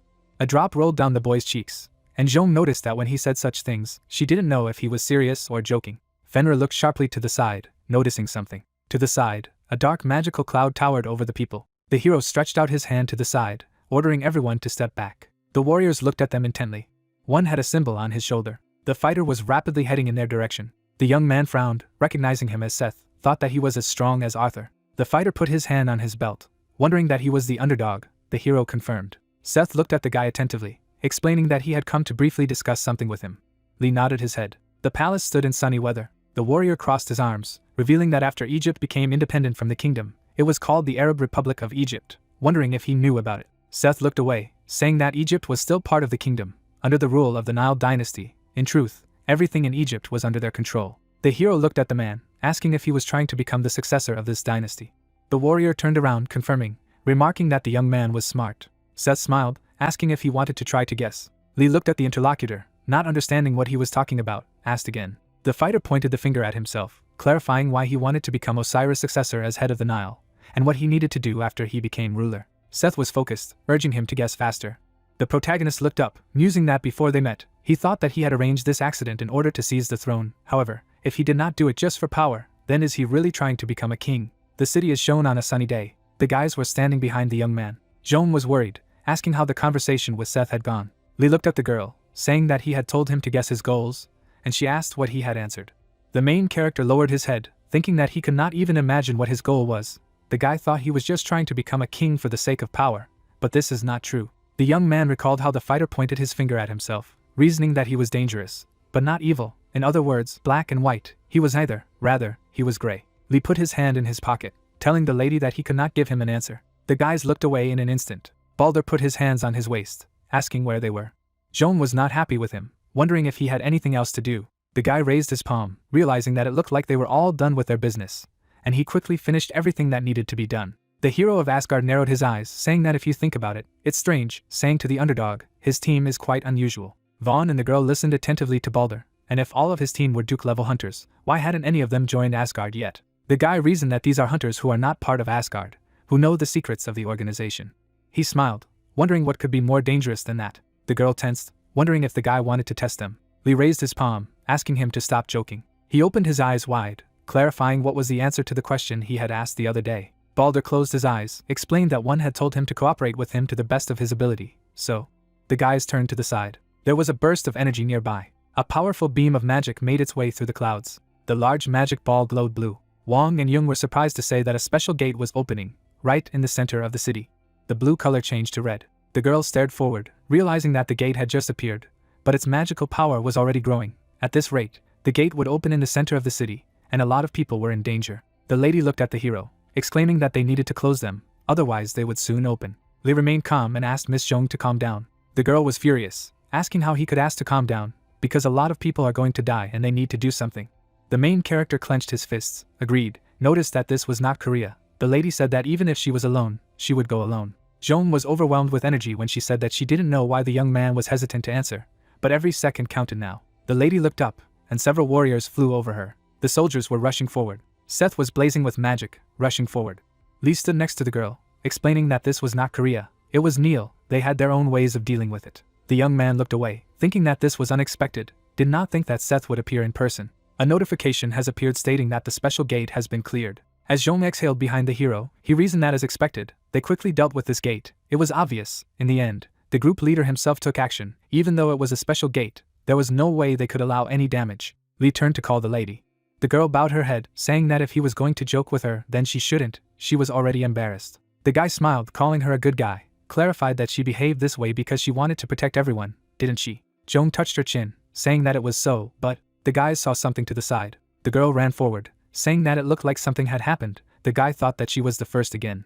The scoundrel was holding a sword in his hands over the defenseless when the lady came to this place. She was angry, wondering what he was doing. The men looked at the guest, wondering what it was a hunter, and what she said there. The hero arrived at the place, asking the two what was wrong. They were surprised by the underdog, and his ability to speak Arabic. Lee frowned, realizing that Merlin's necklace was very useful, and asked what had happened that they had grabbed someone by force. The man smiled, explaining that this was not a matter in which a foreign hunter should interfere. The young man looked at the unconscious guy, replied that after he saw that they were attacking a person in this way, he couldn't just pass by, they had to tell him what happened. Lee took out his smartphone, threatening that he would have to contact the association, and no matter why, a hunter had no right to attack an ordinary person like that. The villain smiled, stating that it seemed that the hero did not know, in Egypt, the difference in strength between an ordinary person and a hunter is completely different. He laughed, saying that hunters could punish ordinary people whenever they wanted, it was their right. The man raised his sword above the man. The children were surprised by what they saw in front of them. The hand of the scoundrel with the sword fell to the ground. He held his stump in his hand, screaming in pain. Seth sat on the roof of the building, adding that Egypt has its own laws. The onlookers were surprised. The guy leaned on his knee. Magic appeared behind him as he spoke of how hunters from the Nile could punish other hunters. Lee and Zhong opened their eyes wide. There was a pool of blood on the ground. Everyone in the scoundrel's gang was dead. The girl turned to the hero, asking that the hunter Seth must be a good man. The lady was shocked, saying that, of course, he did it to save a person, but this is too much. The young man lowered his head, thinking that he was going to save this man without caring about Neil's influence. Seth should have known that too. Lee looked at the corpses, realizing that he had killed the hunters who shouldn't have died anyway. Zhong turned to the guy, saying if he was sure that Seth was a good person. The hero replied that he did not know. The palace was bathed in the rays of the sun. Behind the hero stood Balder. Eneb and his friend were sitting opposite them. Lee was glad to see him, saying that they had not seen him for a long time, asked who it was with him. The girl smiled, introducing herself as Lamia. Her pseudonym is Batet. The young man stared ahead intently, contemplating that he wanted to meet Eneb alone, but it seemed, as expected, that Nil and Asgard were watching them closely. The guy was pleased, noticing that they had not seen each other for a long time, clarified the reason why the hero wanted to see him. Lee looked at the other person, claiming that he just wanted to meet him. Bastet's face changed, not expecting such an answer. Balder narrowed his eyes at what he heard. The guest opened his eyes wide, hearing the protagonist's thoughts about whether he hears him. Only now he can hear the voice, and if he wants to confirm something, let him give a positive answer. If he wants to do the opposite, let him give a negative answer. Eneb looked ahead, thinking that he could even use magic. A truly incredible person replied that he also wanted to meet him. Lee raised his hand, noting that he seemed to have lost a lot of weight, asking if Neil was not feeding him well, and in his mind he asked a question, explaining that he had come here because of the red ore, if it was related to the power of Hercules. The guest smiled, answering that he fed him quite well. The young man smiled back, asking if he was eating whatever he wanted in his mind, saying that last time he had told him to save Horus, if the Gorus incident was related to the red ore. Eneb leaned on his knees, confirming, adding that he was quite picky about food. The boy sat on the couch, wondering if she was all right about Numek, the huntress who had also helped him during the Battle of the Great Warriors, then asked if Gorus had been affected by the red ore in the same way as Hercules. The guest smiled, answering that she was doing well. Balder closed his eyes, not understanding what they were talking about. Lee stared ahead intently, wondering if he liked Numek and Seth was the culprit. Eneb was stunned when he listened to the question. The guest was in a good mood, replying that he was a joker, and that he felt, but did not know, how Numek felt. Lee smiled, chasing away the thought that this meant that he wasn't sure if Seth was the culprit, and then added that it would be great if the two of them could do it by offering their help. Eneb looked at him intently, saying that it would be good if he could lend him a helping hand. The young man raised his palm and asked for time so that they could all meet. The palace was shown. The guy clenched his hand into a fist. Balder, raising his palm, was extremely displeased that the hero asked to arrange a meeting with Eneb for such a conversation. He closed his eyes, stating that if he was using Asgard for something like that, he didn't think one would be pleased. Lee was serious, asking if he wasn't a consistent person. The hero of Asgard did not understand what he was talking about. The young man smirked, saying that he would be satisfied later. Balder opened his eyes, advising him to take care to show the proper results. The hero smiled back. Lee put his hand on his belt, noting that he was done with his business in Egypt, urging him to return in 3 days.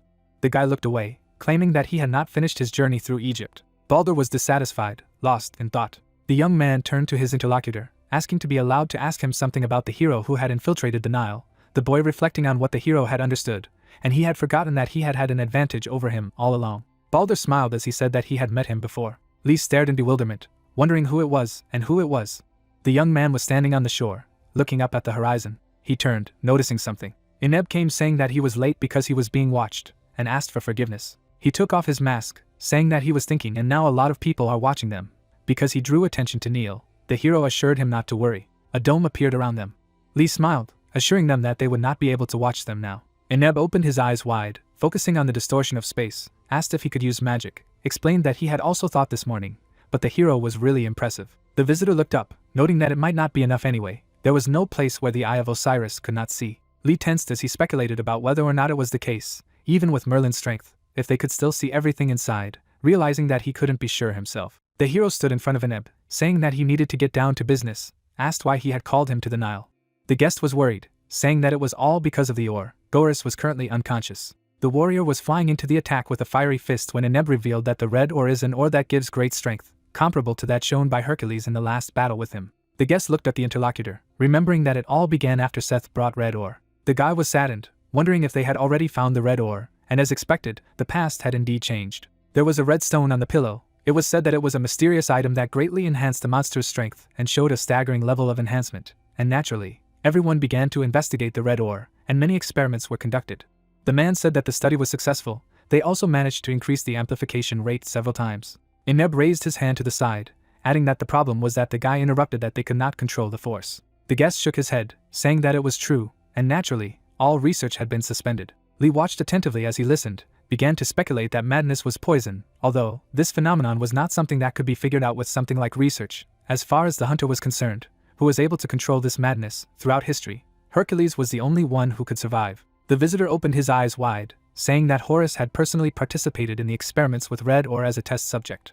Lee was stunned by what he heard. He raised his hand, speculating that the successor to a large organization, who was personally using himself as an experimenter, had asked if this was the incident. Ineb held out his hand, confirming that despite the fact that everyone was trying to dissuade him, Horus was still determined to take part in the experiments. The hero asked again why Horus was trying to get his hands on the power of the red ore. The guest, thinking for a moment, said that this was all. He lowered his head, adding that because of Set, despite the fact that Horus was the rightful heir to Neil, the fighter wanted to control himself. Seth shouted something in his flashback when the man revealed that Osiris, and he often argued, but he was too strong a hunter to discount him, so to stop Set, Horus wanted more power. Lee scratched his chin about Seth. The fighter ran confidently forward, and stood in front of the magical symbols. The guy raised his palm, asking if it was really that dangerous for him to eventually gain control of Nyla. After all, from what he saw, he didn't seem to be such a bad person. There was interest in the hero's eyes when he asked if he had been ostracized, simply because he wanted the throne to be his, and if it was just a hidden struggle for the throne of the Nile. A drop of sweat rolled down Ineb's face. He replied that this was not the case. Horus was a righteous man. He planned to pass the throne to Set, but which of the two of them the guy visited? The guys turned back sharply. Set was approaching them. Lee didn't understand how, thinking that he was following Ineb. No, Merlin's barrier was still in place, then it could mean. The protagonist clenched his fists, asking what he had been there from the beginning. The fighter apologized for accidentally overhearing the two of them, but he wanted to ask something. The warrior looked at Ineb, asked him to answer him. He also knew that Horus was trying to hand over the throne to him. However, he was still trying to wield this dangerous power, all for the sake of controlling him. Why? The guest closed his eyes as he began to speak. Ineb lowered his head, declaring that Horus had said that someone was controlling him. Seth was shocked, opening his eyes wide. The warrior closed his eyes, asking how many people had heard this. The man put his hand on his chest, stating that he was the only one. The fighter clarified if he thought he would believe him. The visitor stood still, saying that just before Goris had experimented with red ore, he had told him about it, and perhaps he had already told someone else about it. But as far as he knew, he was the only one who had been told. Lee frowned, reasoning that he had been relaxed all this time. But now he was acting anxious. It seemed that Horus was right. The guy was behind Ineb, telling him that he thought it would be better if he came back now. The young man looked at them, talking about what it was about treating Goris. He would think about it, and he couldn't guarantee anything, so let him not be hopeful." The man looked away, thanking him. Seth stood next to him, asking him to come back, to which he replied that he was following his orders. Eneb lifted off the ground, flying through the water. The fighter frowned, looking away. Lee got angry, asking to stop, thought that if he had already made up his mind, he had no way to stop him. Seth exhaled heavily, saying that everything was clear. The soldiers stared intently ahead, explaining that there was something they needed to talk about. The stars were visible in the sky. The warriors sat down on a rock, claiming that he was watching the guy. The hero replied that he knew, but did not suspect that he was so close. Lee was excited when he wondered if the person behind him was Asgard. The guy remembered Baldur smiling, thinking about what he was saying. He had already met with a spy. The hero stood behind the warrior, thinking that since Set wanted to take the throne, it was possible that he was working with Asgard to do so. The soldier looked at the young man, noting that he was not mistaken, but also not quite right. He put his hands on his belt, saying that he was not a spy, and it was better to say that they were helping each other. Lee was surprised, saying that it sounded pretty shocking. Seth smiled, replying, "Let him think so." The young man got angry, raised his fist, asked who was behind him, who was controlling him from the shadows. The warrior stared into his eyes in silence. The energy enveloped the fighter. When the weapon appeared in his hands, he said that as he had heard, the guy was quite brave, and since he let Eneb go. Set raised his sword, asking if he could kill the hero. The young man's spear burst into flames. His eyes lit up red as he began to think. The warrior was just working with Asgard. The guy could only tell by the way he held his sword pointed at him. Only the problem was with the person behind the fighter. The question arose if this meant that there was a person who was capable of controlling the leader of an entire organization. Lee frowned, discharges of energy passing through him, thinking that there was not a single chance that he would win. But he would have to risk his life. Seth was smiling, saying that it would be fun. The warrior lowered his head, saying that the red ore was not accidental. The fighter simply disappeared into thin air. The guy was dumbfounded, realizing that the enemy had disappeared. Seth appeared above the protagonist's head, brandishing his sword. Lee arched his back to dodge the powerful attack. The warrior turned, not believing his eyes. The opponents stood opposite each other. Drops of sweat appeared on the guy's face. After that, he thought that it was a moment, but he managed to notice. The young man held a spear in his hand, reasoning that it was all thanks to Arthur and the Knights of the Round Table. If it hadn't been for the duels with them, he might not have been able to dodge it. The soldier smiled, noting that, as he thought, his eyes did not deceive him. The hero was really amazing. Seth cast a serious look, adding that the red ore had not come to him by chance. The man had given it to him on purpose. The guy opened his eyes wide, not understanding who this man was. The warrior raised his hand, saying that before the hero asked what he would do when he became king, wondering, he now understood. Lee frowned, realizing that the opponent was not real. Seth was stunned, asking again. The young man stared at the enemy menacingly, replying that it was a pathetic sight when he thought that the fighter was at least a second like him, chasing away in his head that the hunter who was known for making others tremble, the hunter who was trying to change the situation with his shame. Behind the indignant rival, the silhouette of a demon king appeared. The guy thought about when he saw Seth, immediately thought of him. Seth stood silently aside. His smile was visible. The soldier raised his head up, starting to laugh. He stared at the sky, not holding back his laughter. The warrior looked at his opponent again, confirming what he had said. Clouds floated across the night sky. The palace was shown under the sun. Lee leaned on the table, wondering what this guy was, and whether Asgard knew that someone else was behind Seth. He looked down, wondering if Asgard wasn't supposed to know about it. He wouldn't just let him go. A question arose. Maybe he thought the guy wouldn't tell. Joan went into the kitchen, wondering if the hero was asleep. He replied that yes, he was just thinking about everything. The girl frowned, starting a conversation about the warrior. It seemed to her that something was wrong, and she did not think that he was a good person. The young man took a closer look at the lady, asking why. She touched his chin, wondering if it was just a sensation, because the way he seemed to them, what kind of warrior he really was, there was a feeling that he was just pretending. Lee smirked, thinking that he only realized this after their last night's meeting, noticing her really unusual intuition. The door opened abruptly. Baldur shouted at the underdog what he was doing. The guy continued to sit at the table, not understanding what he was talking about. The hero of Asgard said that he did not know if he knew this, but the Asgardian informant he had talked about earlier was Seth. Baldur closed his eyes, informing him that this morning the warrior had announced that he would stop sharing information with Asgard, and the reason he had done so was because of the protagonist. The young man narrowed his eyes, clarifying that the hell the guy was doing it. The young man had no face on him as he began to say what he had done. Lee crossed his fingers, explaining that this was what he was going to do now, which was to join Neil's debate. Joan was stunned, not expecting to hear this. Baldur frowned silently. Garden near the pyramid. The soldiers stood in line. The soldiers opposite lined up in two ranks. The girl spread her hands to the sides, in front of the characters, said that it was an honor to meet them, welcoming the heroes of Asgard to the Nile. Lee put his hand on his chest, replying that it was nice to see them again. Today he had come as a representative of Asgard. Batet held out her hand to the side, explaining that they had been notified in advance from Asgard, asking them to come here.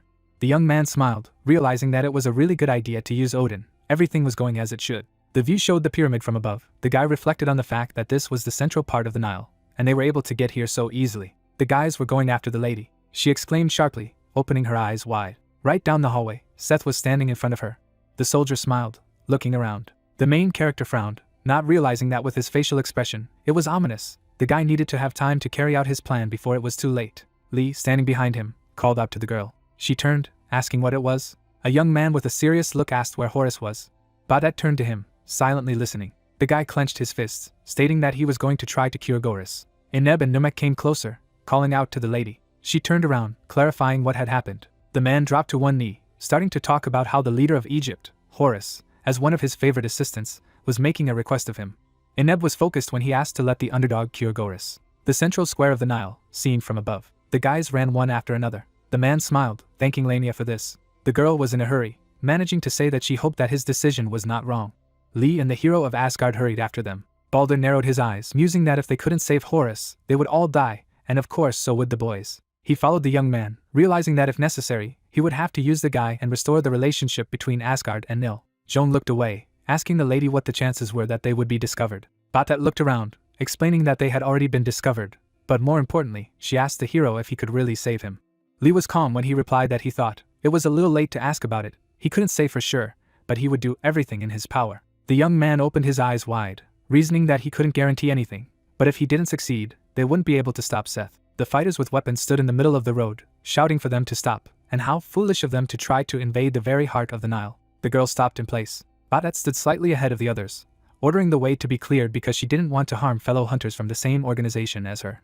The guys were dumbfounded, asking why Badat was here. The warrior opened his mouth, noticing that it was not too late, and she could go. The lady rushed from her seat. She struck swiftly one after another. The soldiers fell unconscious to the ground.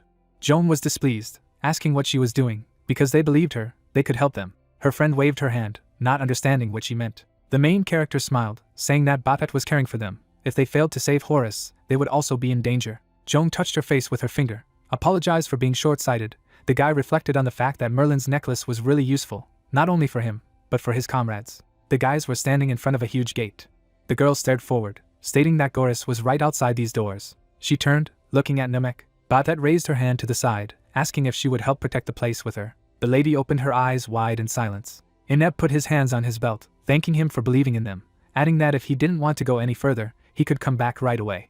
She looked down sadly. She smiled, saying that it would be an honor for her to fight side by side with the warrior. The girl wondered that she did not know why, but it seemed that she was determined now. The gates swung open. Everyone went there except for two girls. Numek shouted after the man. Ineb turned to look at her. The lady lowered her eyes, saying that if he succeeded, let him be with her. The man smiled, asking her not to worry, because they would definitely succeed. The girl was upset as she looked at the floor. The guys watched this picture. Joan noticed that now they really could not fail, to which the hero replied that he thought the same way.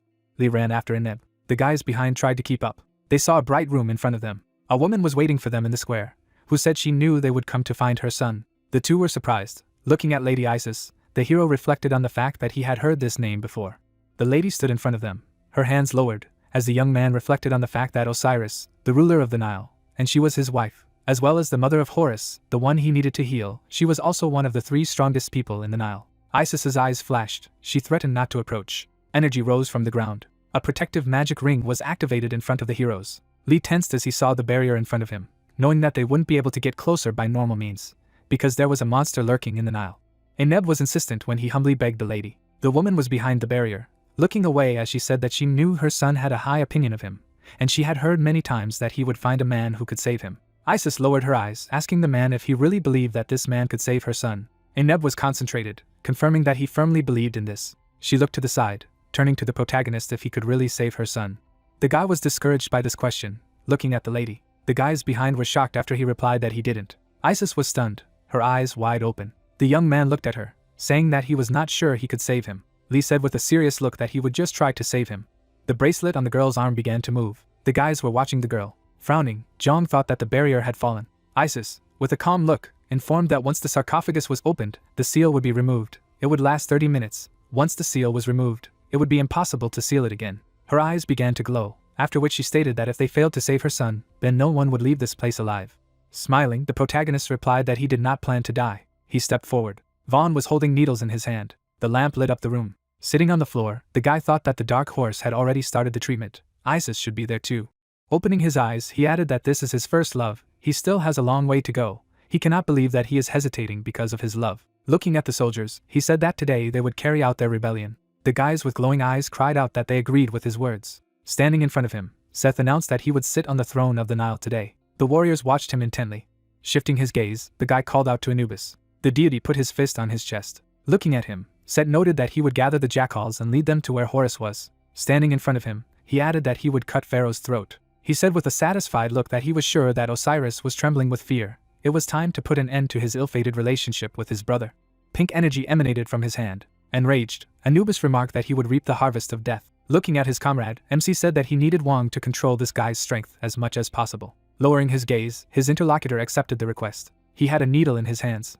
He was standing in front of the mummy. The energy spread throughout the room. Puzzled, Enev thought of Numek and Batet. With his head down, Lee called for Mr. Baldur. The guy approached him and asked if he could really save him, to which he received a positive answer. He said with a calm look that it was good. Baldur began to flee from there. Adjusting his tie, Lee said that he trusted his comrades with everything else. Standing in front of him, the guys asked him not to worry. Wiping the sweat from his face, Vaughn said that all preparations were over. Taking off his jacket, MC thought that he would leave Baldur to deal with Seth. Once he began to heal Gore, he would be completely defenseless. He jumped up suddenly. While inspecting the mummy, the protagonist highlighted the fact that he would have to let his team take care of the rest. Smiling, the guy turned around. Looking at Isis, he noted that on top of that, they now had a strong ally on their side, equal to Set. There was no need to fight against the whole of the Nile. Many would be on their side against Set thanks to Isis. A spear appeared in his hands. An aura enveloped the weapon. The guy pierced the body of Horus. Taken aback, the girl asked what it was. She rushed into battle. Enraged, Isis shouted that the protagonist was a fool. Enev stood in her way. Spreading his hands, he shouted for her to stop. Turning around, Vaughn asked to calm down and take a look. Red energy covered the man's body. The surprised girl said that it couldn't be. He was absorbing red magic power. Red veins appeared on MC's body as he reasoned that madness was creeping into him, just like what happened in England during the battle. He remembered how he started screaming and added that he had gone mad because of the dragon's bloodstone back then. Continuing to absorb the energy of madness, Lee revealed that he was now different, absorbing the power of madness with the dragon's heart. Surprised, Zhang wondered if everything would be fine. Looking at the mummy, she noted that his bandages, dyed red by madness, were returning to their original color. Her eyes fell on the protagonist. Steam began to come out of the guy's mouth as he reasoned that it wasn't enough to just heal Horus to defeat Set, he needed to climb one more step. Looking at his weapon, Lee emphasized that by changing the direction of the flow of the stone, he would be able to absorb the madness. Gritting his teeth in pain, he concluded that he needed to grow a dragon heart. His eyes began to glow. Frowning, Vaughn noted that he was completely absorbing the red magic power. Isis thought with a satisfied look that the red magic power that was eating away at Horus was now passing to the dark horse, which meant that Horus would wake up. Numek flew aside. The girl was lying on the ground. Enev ran up to her, holding the potion in his hand. Her body began to recover. The frightened guy asked if she was okay. Numek suddenly woke up. Looking at him, she replied that everything was fine with her and asked how Batet was doing. Anubis led an army of men. He held the girl by the throat in front of him. Enraged, Isis called out to him. The warrior paid attention to her. He dealt a powerful blow to Batet. She began to cough up blood. The girl fell to the ground. Dark energy hovered around her. Anubis turned to the jackals with glowing eyes. A red aura hovered around them. Frowning, he ordered his subordinates to go and harvest death. The warriors rushed into battle. Isis, dumbfounded, cried out that they must protect Horus and the Dark Horse. The guys took the order with a dumbfounded look. Running aside, Vaughn said that he would go and cure Batet. The guys attacked Seth. They flew at him. The guy with glowing eyes called them idiots. He swung his blade and sliced through his opponent. The man was attacked. Bright mana hovered around him. The corpses of people turned to sand, after which a message popped out that the wolf of the destroyed desert supported his determination. A puzzled Set said that it was a shame they did not recognize their new ruler, even when he was standing right in front of them. Smiling, he asked to wait for his brother, for he was the one who was most suitable for the role of ruler of the Nile. The warrior walked further down the corridor. We were transported to Odin's domain in Asgard. Sitting at the table, the man said that they were starting a meeting. Folding his hands, Zhang revealed that Set had started a rebellion. Even if it seemed that the Nile was overflowing its banks, everything should be fine. Frowning, he added that with that in mind, the topic of today's meeting was about Neil. A projection appeared, where Baldur turned to Odin. Smiling, he said that they would soon begin a battle with Seth. The enthusiastic man replied that he was giving him permission. The guy was standing opposite the enemy. The puzzled warrior said it was surprising, for he had never thought that Baldur would stand in his way. Holding the blades in both hands, the hunter emphasized the fact that he also never thought that they would fight like this. Seth said with a satisfied look that then it meant that this was Asgard's intention. It was fine. It seemed that before starting the main meal, he would practice a little. He rushed into battle. The warrior swung his blade. Baldur repelled his attack. He raised his hands above his head. Smiling, the guy emphasized that his opponent was strong. Looking at him, the hunter replied that it was mutual. They bounced off each other. Sunlight enveloped the pyramid. The jackals began to attack. Zhang ran to meet them. She began to fight them. The girl wounded one of the opponents. She swung her sword from behind her head. Smiling, Zhang stated that this enemy would be the first to be killed. The soldiers pounced on her. They attacked from the side. The girl swung her sword and cursed. A powerful blow rang out. She jumped back. Next to her stood Vaughn. Looking at her, he stated that each of them was a heroic class hunter. Her skills were incredible. Shifting her gaze, Zhang noted that looking at them, she didn't think that now was the right time to admire. Isis held back the onslaught of the jackals. She was shocked. Anubis stepped forward. He was surrounded by energy, after which he ordered to step aside. He jumped on the woman. The monster was flying towards her.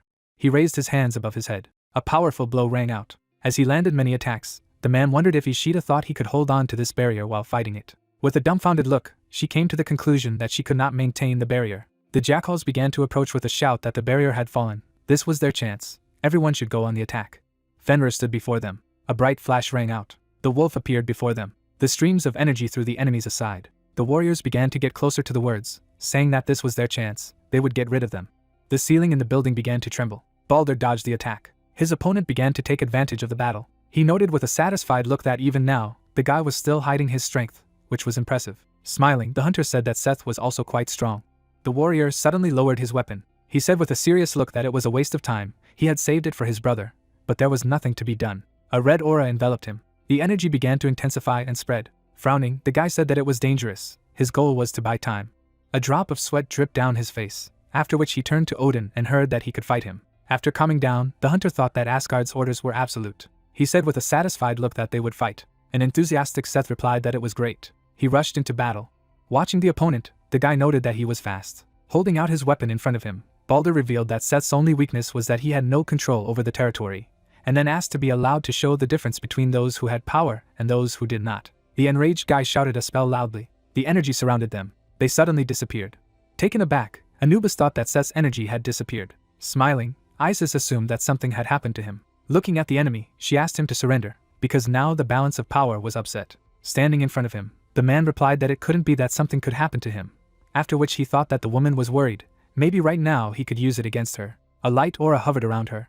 Watching her, Anubis asked her to keep in mind that it was not his intention to kill her. Stretching out his arms, he cried out that he wanted to apply the curtain of truth. The energy shackled the girl. Enev, dumbfounded, called out to her. The man locked her in a cube and said that she had lost her vigilance. The dumbfounded woman thought that her body had become heavy. She could not do anything. Smiling, Anubis asked her to stay trapped and become his power. The guys ran to help Isis, shouting that they needed to destroy this barrier. Swinging his fist, Enev thought that he would hit him once with all his might. This should be enough to break through. He attacked the cube.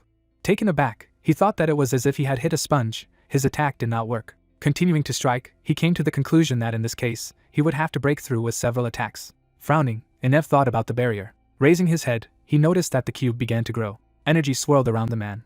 Taken aback, Batet reported that she felt the power of Lady Isis and Enev emanating from him. Anubis laughed with glowing eyes and cried out that an incredible amount of power was penetrating him. He noticed a voice that called him a dog. Smiling, John clarified what he was going to do. Glancing at the wolf, she emphasized the fact that all of his subordinates had been defeated by their white dog, and only he remained. The man raised his hand above his head. A flood of energy surrounded him, after which he reported that he was harvesting from all of them. Shadow mana reached for the corpses. The jackals suddenly rose to their feet. Taken aback, the girl thought that all those who had died had come back to life. Frowning, the warrior ordered the destruction of all his enemies. Batet frowned and cried out that they had to be careful, because Anubis's forbidden magic turned them into his battle toys. Puzzled, Zhang noted in her mind that she had finally seen it again. She imagined the creatures and emphasized the fact that they were just like in China with giants, monsters born of the ruler's greed. Standing in a fighting stance, the girl noted that Seth and Anubis were the same as the king of the giants. Everything was fine, because they had already fought with such a thing once. Puzzled, Balder thought that Braidablik had been smashed to smithereens, then added that control of territory is a space that grants its owner absolute power. We were shown a rift in space and informed that despite his control still being in effect, Seth had managed to break free by breaking the rules of the territory that had bound him and breaking free from space. The warrior's face was surprised. Steam was coming out of his mouth. Taken aback, Wald wondered if they were trying to scare him. He noted with a serious look that since his control of the territory had not worked, it was the only means left, after which he shouted that he would continue and use it, so he wanted to be given permission, to which he was told that they needed to retreat. It would lead to their losses. They should give up the Nile. They should take the dark horse and leave. The guy was surprised. Drops of sweat ran down his face as he said he would obey his orders. The hunter removed the weapon from his hands. A red aura hovered in the room. Smiling, the man wondered if this was Asgard's decision to bring him back. Standing in front of him, Wald said that it was humiliating, but there was nothing to be done, because the orders were absolute. The joyful warrior asked not to humiliate himself, because Asgard made the right decision. The guy stepped back from there. The room was brightly lit. Seth stood in front of his brother. The old man looked at him and said that his younger brother was there. Examining him, the guy said that his interlocutor did not look well, given his appearance. It was his decision. With an enraged look, he asked loudly why everything had to end this way. The stranger turned to him with a calm look, noting that he did not regret his decision. Seth stood quietly and asked if the reason his brother had become possessed by a power that had nearly cost Horus his life because he was determined to take the throne. Frowning, the man asked not to be so presumptuous, because there are many powerful people hiding in this world, but not all of their goals are for the benefit of humanity. Taken aback, the guy asked if he had seen him. Clenching his hand into a fist, he added that he was talking about a man who wears black clothes. The old man was shocked by the question.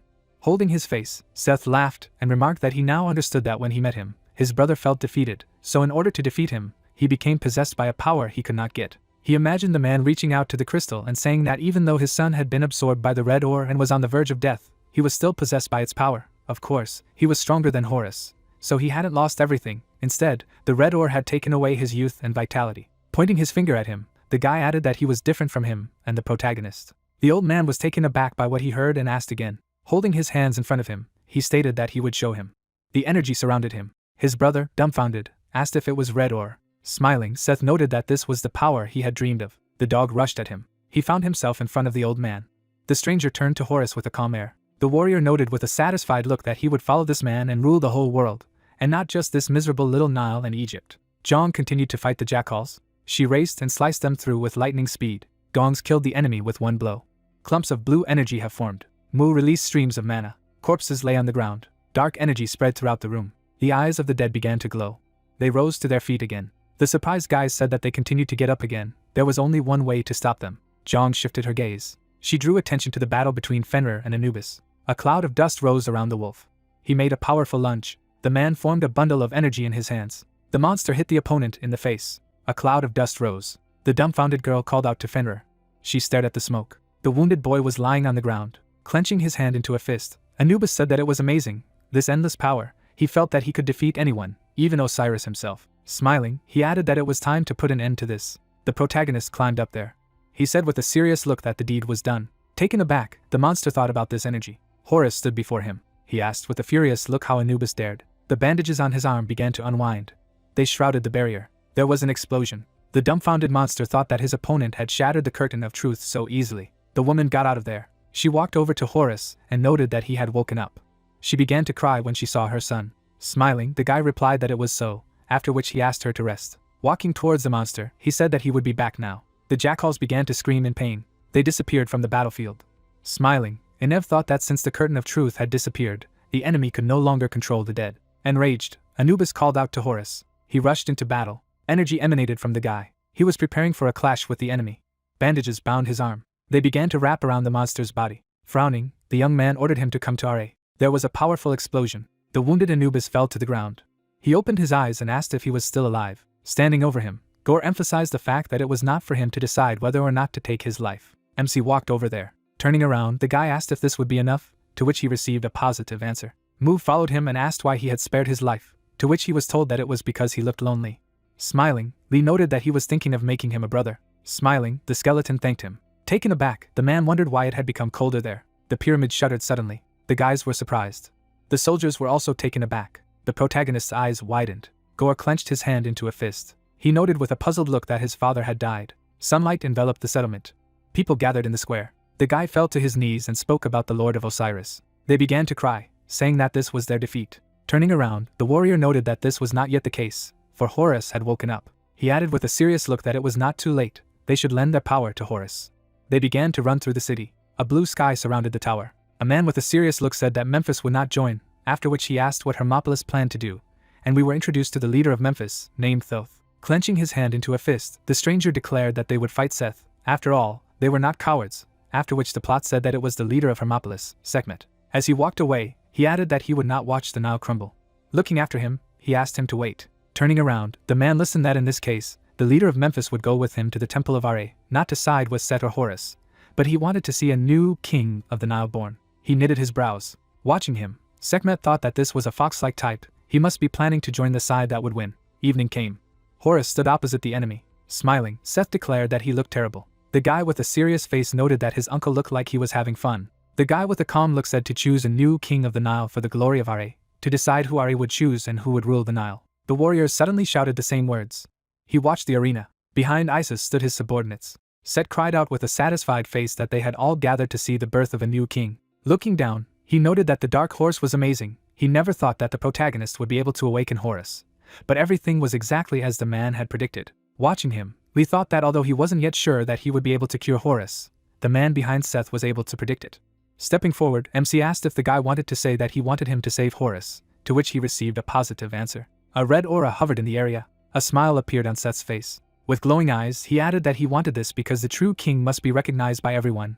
The protagonist also needs to go up to the place where it is decided who will become the king. Gore turned. Surprised, Sekhmet wondered what this guy was saying. Puzzled, Thoth asked if Set wanted an outsider to join the struggle for the choice of king. Stretching out his hand, the guy assumed that his opponent also felt it. Looking at Lee, he said that the patron of Horus, the son of the desert, was also looking after this person. Frowning, MC thought that since Horus woke up, there had been a message that the desert sun was watching him. But for some reason, the fallen angel didn't like it. He didn't understand what it had to do with who would become the king of the Nile. Observing the ally, Lee said that even though he had absorbed Horus' madness, he had just freed himself from the seal. Even so, Gore had never been able to defeat Set. He jumped up suddenly. The protagonist landed in front of the guy. Standing nearby, he said that he would help him. Smiling, the guy noticed that this was encouraging.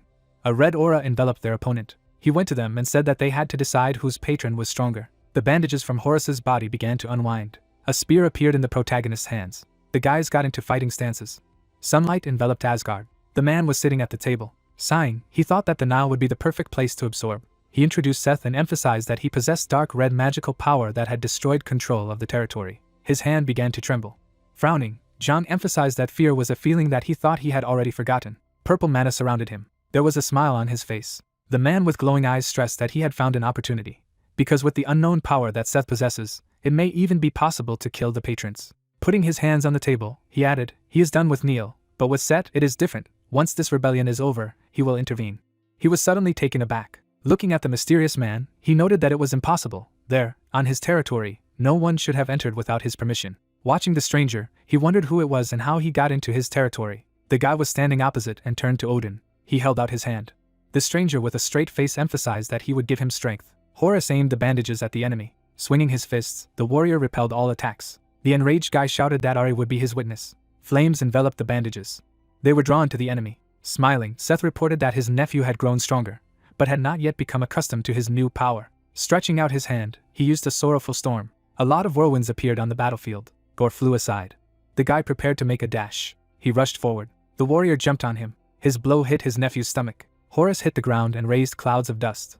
The spear was aimed at the man. Seth grabbed him by the blade. He began to restrain the protagonist. Smiling, the warrior asked what it was, noting that Lee was much stronger than before. The dumbfounded protagonist thought that since he had repelled his attack so easily, then there was nothing he could do. He had no choice but to use the madness he had absorbed. He was furious. Taken aback, Seth wondered how he could use the power of the red ore, noting that when he was healing Horus, he must have absorbed the power of the red ore. He let go of the spear. Dodging the attack, the man thought it was very interesting. He began to launch a huge series of attacks. Frowning, Lee asked if his opponent wanted to reveal the person's identity to him. Swinging his fist, the warrior replied that even if he told him, it wouldn't make any sense, he would die today anyway. Throwing a punch, he threw MC aside. Seth watched his opponent. Streams of flames stretched towards him. The fire surrounded the villain. Enraged, Horus wondered if he had to kill his father. There was a powerful explosion. Surrounding himself with a barrier, the man replied that it was not bad. He landed on the ground. Standing in front of him, MC said that he had a proposal. With glowing eyes, he asked a question. How about he answer their questions if they defeated him? Going to them, Seth replied that this would never happen. Holding the spear in front of him, Lee said that they would take a look. Inhaling the air, he thought that using the power of madness, he was overflowing with mana. Right now, he would be able to use it. After which he said that he had used the sun flare. Bright mana enveloped the spear. The enraged protagonist shouted that he had used a whirlwind. The flow of energy destroyed the earth. The puzzled man stressed that he understands why MC is so confident, but this is not enough. He created a sandstorm around him. The streams of energy collided and raised smoke. There was an explosion. Looking at the flying debris, people shouted that they needed to be careful. The girl chopped up piles of stones. Turning around, Zhang shouted that the guys must retreat. She would protect them while they retreated. Running away from there, the guys thanked her, noting that this was not a battle between ordinary hunters. Wiping the sweat from his face, Lee reported that even though his attack had reached its target, it wasn't enough. Set's magic power hadn't diminished at all. The outline of the enemy was visible from behind the dust. The monster jumped out from behind the smoke. The dog began to bite into Horace. The guy gritted his teeth in pain. The protagonist chopped off the monster's head. Standing in front of them, the man reported that his attacks were beyond his imagination. He didn't think he would be able to break through his sandstorm. A dumbfounded MC wondered why Balder had lost. His arm began to recover. The warrior said with a serious look that he couldn't have thought that Lee would force him to use this power. Fog enveloped the building. Taken aback, Sekhmet wondered what this sinister mana was. Frowning, Thoth added that it was larger than Gore and the Dark Horse combined. The dumbfounded girl called out to her friend. They stood opposite the enemy. Horace began to cough up blood. Smiling, Seth said that the nephew looked exhausted. It seemed that the new Ari would be the wolf of the ruined desert, so he would let him rest in peace. Lee touched his knee. Frowning, he thought that just by looking at this power, anyone who saw this dark red aura would feel that they were facing an endless abyss of power that would never run out. His hand began to tremble, after which Lee stressed that it was terrifying, and he wanted to run away from it immediately. An aura surrounded him. Surprised, Seth remarked that he had a real warrior spirit. He thought the protagonist would run back to Asgard with his tail between his legs. As Balder suggested that Asgard had decided to retreat, he added with a satisfied look that it didn't matter, even Odin wouldn't be able to win. Then, without further hesitation, he would go ahead and take his life. Observing the enemy, MC reasoned that this battle could not be won, but he could not retreat. Such was the duty of those with power. The sun broke through the clouds. The rays of the sun shone brightly, after which a notification popped up that the desert sun was watching him. The guys were surprised. Surprised, Isis said that this is the light of Ra, and she does not understand how this is possible. Bright energy surrounded the mountain. Looking down, the guy asked in his mind what it was, noting that his wounds had healed and he was covered in an incredible amount of mana. After which he received messages that the desert sun supports 2 hunters. Both hunters can use enhanced abilities. The puzzled protagonist opened his eyes wide, and wondered if he supported both of them, adding that the fallen angel didn't mind it. After which he turned his attention to the projection where it was said that the desert sun had exceeded the maximum amount of sponsorship. After the set time had elapsed, the sponsorship would be withdrawn. The warriors warily asked if the light of Ra had shone on the 2 people. Watching them, Seth asked if it was a desperate struggle. Gora bent down. He was preparing to make a breakthrough. The warriors sent a demon dog at him. Approaching the enemy, the guy dodged the attack. He began to run at the enemy. MC was surprised by the news that the dragon's weak heart would temporarily increase due to the influence of the desert sun. He began to grow wings. Lee suddenly jumped. He soared over the arena. As he watched the battlefield, he asked if it was because the desert sun had given him its power, noting that he saw mana floating in the air. He said that he could use mana in the air thanks to mana, and asked if he could use the Demon King's signature attack. There were reports saying that the mana flow was activated at a rapid pace. The weak dragon heart was absorbing the magical power in the air, and the process was activated. Flapping his wings, MC thought that even though he had gained power through sponsorship, he still couldn't match set mana in the air. He needed to focus on collecting as much of it as possible. After which notifications appeared that the desert sun was paying attention to him, and the fallen angel was smiling like he knew what he was going to do. Lee concentrated the flames in his hand. Energy surrounded him. He remarked with a serious look that it was the Fire King's skill, after which the system said that the Fire King's skill had been obtained. It was an incredible achievement. He had become a person who was paving his own path. He had become a person who had grown up without a patron. A cloud of energy formed in the sky. The dumbfounded warrior reported that the sun was on fire in the sky. Watching what was happening, they cried out that it was not so. There were 2 suns. Smiling, Seth asked if this was all, adding that as he thought, the patron suitable for Ra was not the sun of the desert, it was the wolf of the ruined desert. Gora repelled his attacks. Frowning, he heard his comrade's voice that he needed to move away. The guy suddenly jumped to the side. Looking up, the man said that he could run like a rat. He was suddenly taken aback. A stream of flames fell on him. Holding out his hands in front of him, he tried to hold back his energy. Streams of mana hovered across the battlefield. The building began to collapse. People began to run away from the explosions. The dumbfounded warrior screamed in pain. The protagonist's head protruded from the sun. He got out of there. Lee, dumbfounded, thought that it was good that he was able to break free before he lost control of his body. This was the end for Seth. Black mana surrounded the sphere, after which the system said that the desert sun was showing its anger, and the dark sun was appearing on the battlefield. The energy spread across the battlefield. Trying to fly away from there, the protagonist thought that he was being sucked inside. He used all his strength using the skill of the Fire King. Frowning, he emphasized the fact that he didn't have the strength to escape. The black mana began to pull him in. The protagonist hovers in black weightlessness and thinks that this is a place where nothing exists, either sky, nor sun, nor light, nor heat, nor people. He looks up and realizes that there is nothing in it.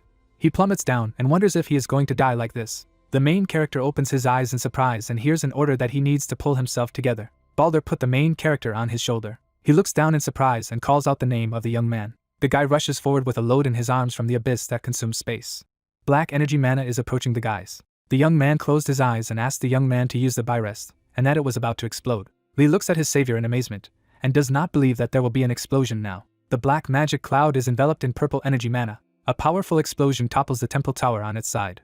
Fiery lava fills the entire space. The magic dome glows with bright colors. Balder furiously grabs the protagonist by the neck and exclaims what he did, and that he asked him to use the byrest to escape from here. The boy shifts his evil gaze and continues his angry tirade that the hunter used it as a barrier to protect the temple, and asks that he is trying to die with everyone else. The protagonist grabbed the red-haired guy's hand and said that if he hadn't, the others would have died, and furiously shouted that Balder wouldn't do anything anymore. Fire mana is approaching young people preparing for battle. The young man shifts his wary gaze to the side and pronounces the name of Breidablik. Fiery lava filled everything around. A bright yellow cloud emits light. The young man looks at the lava anxiously and says the name of Lee Jun-ken. He shifts his excited gaze ahead and thinks that the protagonist has erected a barrier around the site of the explosion to protect everyone, and continues that no one can survive an explosion of this magnitude. A magical flash appeared in the air. Manhwa rushes forward. A girl with blonde hair grabs his hand, stopping him. The young man turns to her and asks why she stopped him, and she replies that Lee Jun-king is inside. A young man with blonde hair looks at the lady in bewilderment, and says that they must save the protagonist. The blonde looks at him confidently, and says that there is no need for this, and that there is no need to save the hunter. She turned her thoughtful gaze to her partner, and said that he had to get used to it, and that it would not be long before he would return, and as if nothing had happened. The guy moved his neck to the side and thought that this was why everyone else who was part of his team, except for him, the last one to join, was just quietly waiting. The girl and the boy calmly look at the young man. Joan shifted her confident gaze to the new member of the team. He looks at her trustingly, and she says that the barrier is still intact, which means that the main character is alive, and Manhwa replies that now everything is clear to him. The magic barrier hung in space. Gore looks ahead appraisingly, and decides that he is looking at a dark horse. Pumped-up warriors look at their opponents with clenched fists. Seth looks aggressively ahead and invites the interlocutor to go up to him in order to choose a king. The dark-haired man looks ahead gloomily and muses that another candidate for the throne is the one who received the light of Are. A plaque appears informing that the dark sun briefly appeared on the battlefield, and that the explosive energy emitted by the explosion collided with the barrier of Beaverist, and came under the control of Baldur's territory. The red-haired guy opened his mouth furiously. This turned the once beautiful territory of Baldur into ruins. Young people look desperately at the ruins through the dissipating fire. A young man with glowing eyes looks ahead and says that at least it worked and Lee was able to unlock the explosion, and goes on to say that using Baldur's control of Baldur's territories is not his doing, and that he did it himself, someone who is unconditionally loyal to Odin. Bald lowered his head and thought that this had turned into an opportunity to weaken the protagonist's power. He shifted his hateful gaze to the guy and said that perhaps he had saved the hunter on a whim, but he would never forgive him, and would make sure that he repaid him. The boys approach the clouds of smoke and Baldur says that they are coming back. The smoke screen rises up. The guys confidently walk through the devastated desert. The protagonist looks ahead in despair and thinks that this place has become like this because of him and the dark sun, and that it looks like a meteorite fall. The red-haired young man shifts his squinted gaze to his companion and offers to look for Seth. He moves swiftly forward and thinks that there is no reason to look for it, and that there is nothing left here, and persuades himself that you never know for sure. A scoreboard appears with information about mana activation. Weak magical sparks emanate from the protagonist's body, and he thinks that he will use the energy to find Set. The guy looks forward with a worried look. A piece of cloth is visible from under the rock, and Lee thinks that there is nothing left, and wonders how a piece of cloth could have ended up here among the rocks and dirt, and how it survived, and immediately decides that he should put it in his inventory. Baldur approaches the protagonist and says that there is really nothing left, and asks that he has found anything, and the hunter replies that there is nothing here. The protagonist turns his head to the young man and confidently says that in this case he must remove the barrier. The warriors look at the magic dome in amazement. Energy mana radiates energy over the city. The guy confidently approaches the dome. He looks forward in a friendly way. Manhwa looks at Lee with admiration and says that this is exactly what Jung said, adding that he didn't have enough faith in him. The blonde looks at him and says that she was right. The young man opens his eyes wide and thinks that it was she who was most worried. The girl runs towards the protagonist. She throws herself on his neck. Helicopters fly over the ruined city. The information says that after the disaster that occurred in Egypt, was everything really okay? The number of hunters was growing and ordinary people were afraid that they would soon be replaced by hunters. But who was the man who stopped Seth? He was the dark horse who appeared again. The upper floors of the Cairo hotel are immersed in the rays of the sun. The boys are standing in the square, and Manhwa asks Lee how he feels.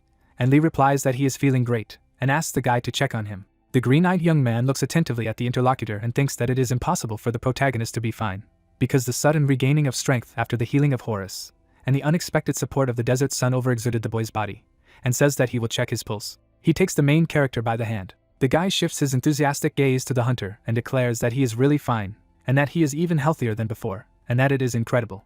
Lee shifts his friendly gaze to the other person and says that he wasn't sure, but that's true, and adds that he's glad he can rely on the young man. The door to the room opens and the main character is addressed by name. The girl quickly approaches the guys with a newspaper and says that there is important news. She points her finger at the photo of the main character, where it is written that a Korean hunter is saving Egypt, and says that everyone is talking about a dark horse. The door to the office is closed.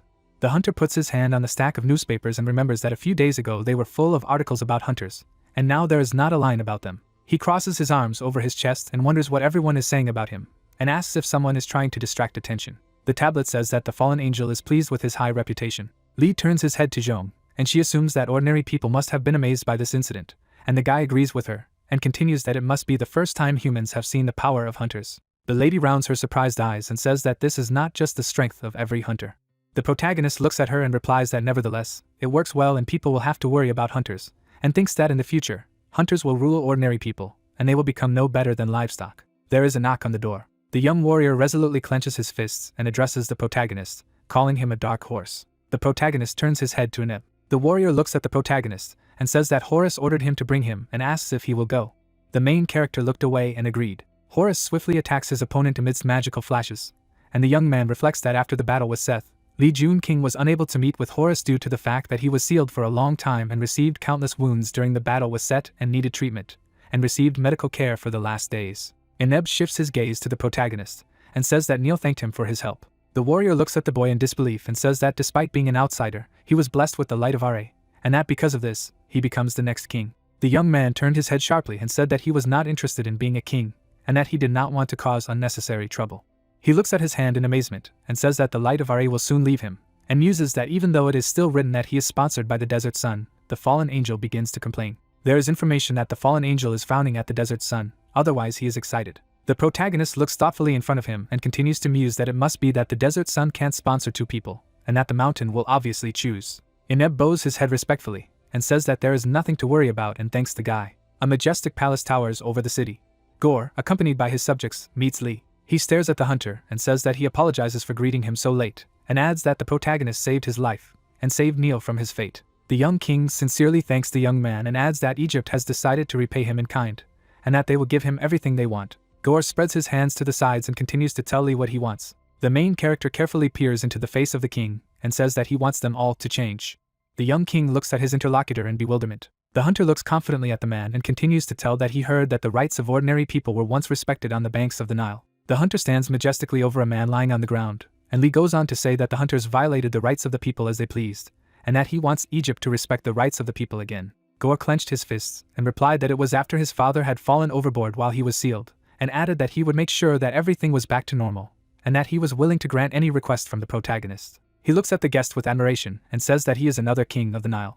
The leader of Memphis, look at the overlord with anxiety in his eyes. Lady Isis opens her mouth furiously and pronounces the king's name. He resolutely turns his head to his subjects and declares that the guy, although a stranger, was honored with the light of Ra, and that everyone knows this, and angrily asks that they are going to deny it. The leaders of the cities bowed their heads guiltily. The girl looked angrily at Horus. The main character looked anxiously at the rulers of Egypt and said that the light of Ra in him would soon disappear. The king straightened his shoulders and said that he knew about it. He raised his hand and addressed the guest that it did not change the fact that he had been blessed with the light of Ra, and that when the light left him, a part of him would remain in him forever. The young man does not take his eyes off Horus and thinks that they are not connected in this way. The Lord of the Nile throws up his hands in fury and declares that when Lee Jun-king was once an outsider, he has now become the hidden king of the Nile, and that he commands that he take the title of Ammonius and together with him, the bearer of the title of Ra, they will lead the Nile into the new system of Ammonius Ra. He looks angrily at his subjects and continues to command that they will change the course of the Nile as Ammonius commanded, and that they will no longer tolerate discrimination between hunters and ordinary people, and that he will repeal the law that allows hunters to kill people whenever they please. The men bowed their heads obediently, and replied that they would follow Ra's orders. Inabu and Numek lowered their gazes and said that they would follow Ra's orders. Snow-white clouds float in the blue sky. The two kings look down on their subjects. The main character looks forward and reflects that those who called themselves rulers were not normal. The king of the giants laughs madly. Seth looks down on haughtily. Horus turns his trusting gaze to the young man and says that now that they are alone, he is much calmer, and asks the guy not to worry too much, and admits that he also does not like the position of the king. He brings his hand to his face and continues that Lee is upset that he could have guessed his feelings. The protagonist replied that this is not the case.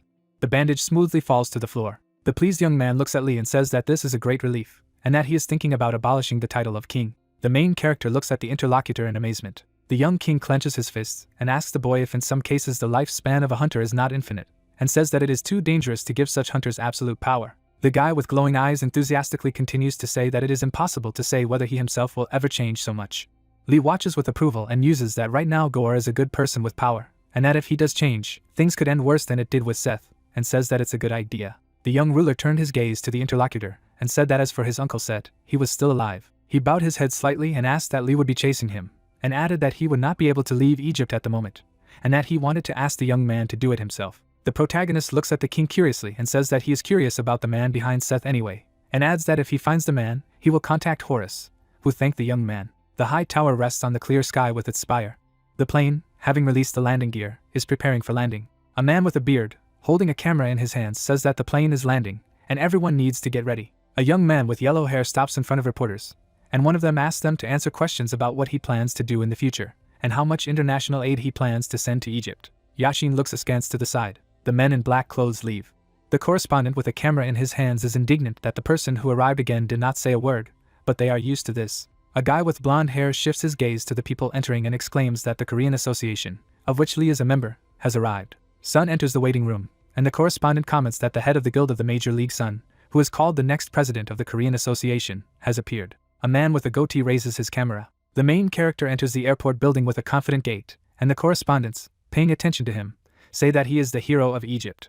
The protagonist stops in front of the head of the guild of the Major League, and asks about his arrival. A newspaper clipping appears detailing a meeting between Lee and Song to discuss the Korean Hunters Association's support for Egypt. The traffic light is located above the highway. The car is moving along the street of the city, and a conversation takes place in it. The protagonist looks thoughtfully ahead and says that it is very strange that Balder left for Korea so quickly, and then it makes sense.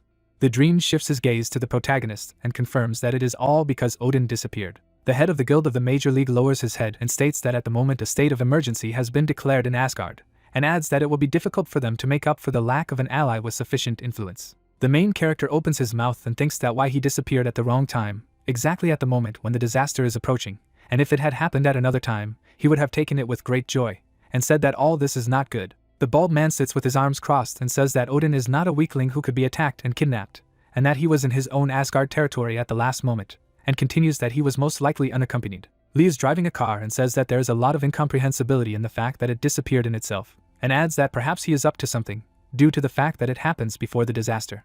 Dream turns to the interlocutor, and smiling, says that the guy should not worry, since Odin himself was preparing for him, and adds that, in any case, his disappearance will not be a big problem for them. The main character lowers his gaze and says that what he said calmed him down, and the interlocutor continued to say that it doesn't matter to them, this is the loss of the most important power, and it's time to finish their work as soon as possible and return home. The protagonist keeps a close eye on the road and reflects that Odin's disappearance is drastically different from the last time and the reason may be himself, and continues that if he were not here, things could have gone differently, and he is uncomfortable with it. The tower of the building is illuminated by sunlight. Horus stands in front of the audience.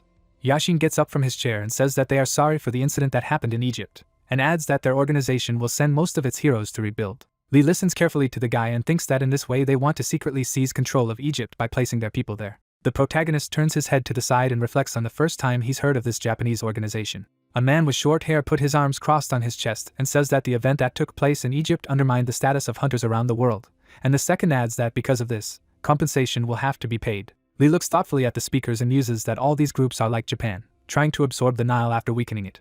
The protagonist shifts his gaze to Sun and asks if Asgard is going to join, and the interlocutor replies that after a joint discussion, they decided not to interfere. The guild leader of the Major League looks at the guy and says that they already have enough influence on Nile, thanks to a certain person, and adds that it's all thanks to the hero of Egypt. The protagonist sits with his hands in front of him and says that the interlocutor should not think so, and the bald man objects that he should look ahead, because he is telling the truth. Horus stands behind the podium, and says that Egypt has been saved by a man to whom they are willing to continue to express their majestic gratitude. The main character opens his eyes wide in bewilderment.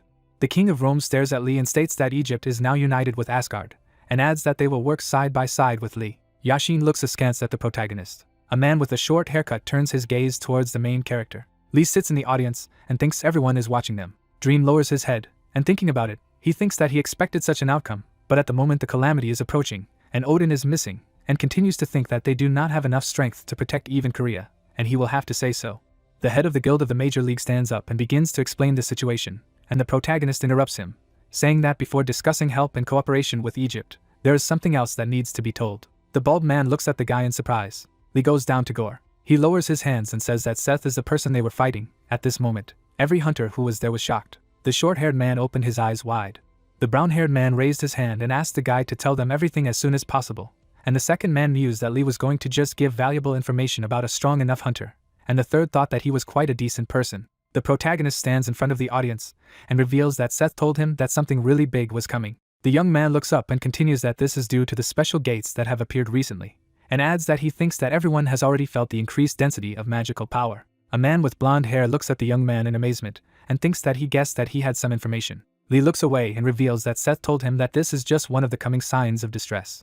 The protagonist raises his head and states that some time has passed since the appearance of the gates and hunters, and he is not sure that more changes will not happen, and adds that Uncle Horace told him that a calamity is coming. The protagonist puts his hand on his chest and admits that Seth tried to persuade him to his side, so he revealed the secret. Horace looked down in thought. Lee raised his hand and told him that he had been told that someone with incredible power would seek to conquer and rule the world, and added that if he agreed to go over to Seth's side, he could ally with him. The blonde youth looked at his colleague in surprise. Yashin got up from his chair. He holds the table with his hand and says that everything he said is ridiculous nonsense. The Japanese representative looks at the protagonist and asks if he is trying too hard to raise his price, and adds that he is not strong enough for Seth to try to recruit him. The yellow-haired guy straightens up and says that Lee has watched too many movies when talking about conquering and ruling the world. The protagonist raises his hand and asks to answer the question of what is the goal, for all of them who are part of the organization. Yashin chuckles and says that their goal is the salvation and protection of humanity, and adds that everything they do, even sacrificing themselves, is done for the sake of humanity. The main character raises his head and says that their goal is to satisfy their own interests and the right to govern the territory, and asks if he is not right. The pupils of the interlocutor narrowed. The protagonist tilted his head and stated that whoever had taken control of Seth was already working to change everything, and clarified whether the fact that he had warned them of the disaster was important. A shadow fell on the protagonist's eyes, and he said that the issue of Egypt was important, and added that if his goal was to rule the world, then it meant that none of their territories would be safe either. Drops of sweat appeared on people's faces. The sun's rays illuminate the buildings. Sun stood in front of the guy and asked what he was thinking about when he told them about the disaster, and added that no one knew what was going to happen now. The man looked ahead and said that these people have the power to turn the world upside down, and added that they have the power to drastically change everything. The young man opened his mouth and said that he was sure of only one thing: if they told them about the disaster, they would save many lives. The interlocutor made a thoughtful expression on his face. Lee raised his hand and affirmed that after hearing about the disaster, they would try to do something, and added that this alone would help them protect their countries, and then clarified that compared to the past, this time many people will be able to survive the disaster. Sun took a closer look at his interlocutor and stated that since Odin was now absent, he had gathered new people to deal with the disaster. The main character fixed his gaze on the man and offered to just pray that everything would work out. The building stands under the clouds. The guy is on the edge of the balcony. Yashin opened his mouth. The young man leaned over and said that he had come here to help Egypt regain its power, and clarified that it could all be a lie. Lee put his hand to his chest and reported that Seth had tried to sway him to his side, and made it clear that he had therefore revealed the secret to him. The guy lowered his head and thought that it didn't look like he was lying. Yashin turned around and asked his interlocutor what he thought. The girl folded her hands around her waist. A shadow fell on the young man's neck, and he asked his interlocutor if she had predicted the impending danger. The woman opened her mouth slightly and said that disaster was imminent. 2 swords hung from the young man's belt, and he reported that for the past few weeks she had been constantly talking about the impending disaster. Yashin looked up and said that he needed to meet the dark horse. The young man stepped forward and announced that he would be away for a while. The pyramid stands behind the building. A guy walks down the hall. The young man looked ahead.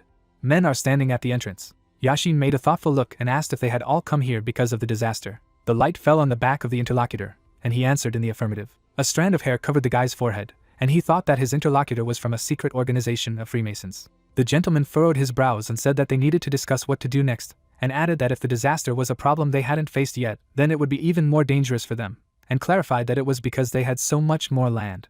Yashin approached the man and asked where the dark horse was, to which the interlocutor replied that he was currently talking to Gore. The lamp hung on the wall, and the interface notified that the desert sun was watching over its 2 incarnations. Gore stretched out his hand and asked if his uncle had really said so. The man looked straight and reported that he hadn't heard anything his uncle said, and asked the protagonist if he could tell him the truth. Lee knitted his eyebrows and thought that since the desert sun was watching them, it would be difficult for him to lie to Horace right now, and replied that it wasn't true.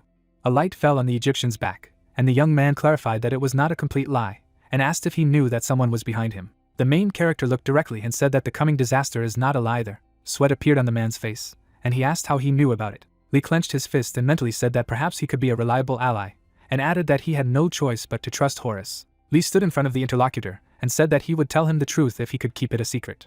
The protagonist tilted his head and stated that he came from the future. The man knitted his eyebrows in surprise. The light falls on the facade of the building. The interlocutors come out to the men. The guy straightened his shoulders and asked them why they had come. The employee pushed his torso forward and asked Lee to fly to America, adding that they would give him whatever he wanted. Lee glanced at the man and thought that he hadn't foreseen that his interlocutor would try to recruit him. The worker broadened his gaze and stated that there were too few hunters in America for the amount of land they had, and added that if the guy told the truth, they could face serious danger, and repeated that they would give him whatever he wanted. A shadow fell on the man's forehead, and he wondered why the dark horse was of such great value, and the second man mentally asked that America was recruiting the dark horse. The employee raised his hand and said that the Philippines also welcomed him, and the employee added that Australia also wanted to recruit him. Two people turned around. Yashin emitted a blue glow and asked the main character to come to Japan. Lee looked at the Japanese man and said in his mind that he was pressing down on everyone present with his magical power. The employee turned his eyes to the main character and said that he offered everything he wanted. The chandelier swayed. Sweat appeared on the worker's face, and he asked if it was an earthquake. The man looked away and replied that the gate had collapsed. A group of bald warriors ran forward, someone exclaiming that they were there, they needed to be rescued quickly. Werewolves struck at people. Swarthy soldiers fought off monsters with swords. Clouds flew in the sky above the high tower. A drop of sweat slid down the guy's cheek. He couldn't believe that the gate had collapsed so suddenly. His comrade added that there was not even any sign that it would happen. The man in the bandages on his chest desperately lowered his eyes down and noticed that there was no gate nearby. The black man turned his gaze away and concluded that it was coming out that the gate had collapsed as soon as it appeared. The protagonist looked ahead in front of him and stated that they did not have time to evacuate or prepare other measures to combat this, so they should resolve this situation and then have conversations. In the middle of the city stood a huge skyscraper. Joan put her hands on her belt and reported that more than 100 people had died, but luckily for them, the hunters and Nil were able to react in time and take action, but the gates still collapsed in the area. She opened her eyes wide and noted that they had collapsed the moment they appeared, so they had no time to prepare, and asked that this was the disaster. The protagonist looked at her and replied that it was just a harbinger, and ordered her to take everyone to Seoul and work with the White Tiger group. She stood in front of him and asked what he was going to do. He said that right now, this was the place, their chance. The young man looked at her and added that there were heroes from all over the world who had witnessed the harbinger of disaster themselves, and this would convince them to strengthen their defenses, which would save countless lives. She opened her mouth slightly and tried to object. The young man stretched out his hand and continued that the same event that had happened in China would happen in Korea. So Korea needed all the hunters they could get their hands on right now. Besides, the president of the association was missing. She bulged her eyes at him, asked again about the disappearance of the president. He furrowed his brows and explained that Odin was gone. He would send them all back through the Bifrost right now because Korea needed their help. Clouds flew over the skyscraper. A rainbow flew out of the window. Lee was standing near the window. He stared into the distance and realized that they didn't have time. And now he didn't know how things would turn out, so he needed to do his best to convince everyone. Clouds flew over the high tower. The main character stood at the lectern on the stage and noted that Seth told him about it. There are only 3 harbingers of disaster. He looked around the stands and explained that the first, the collapse of the gate. The gate appears and collapses at the same time, just as it happened yesterday. It is the first harbinger. The man on the bench folded his arms over his chest. He continued that the second thing was to strengthen the monsters. Usually S-rank hunters could easily deal with the monsters in the S-rank gate, but now, B-rank, or even A-rank hunters might be needed to deal with them. The young man looked seriously into the hall and concluded that the third type was golification. The man with blonde hair looked at him uncomprehendingly and asked again about the third type. He furrowed his brows and explained that he also didn't know the details, but assumed that there would be big changes like the ones that had taken place in China. The guy's eyes widened in surprise. The black man's eyes bulged at what he heard.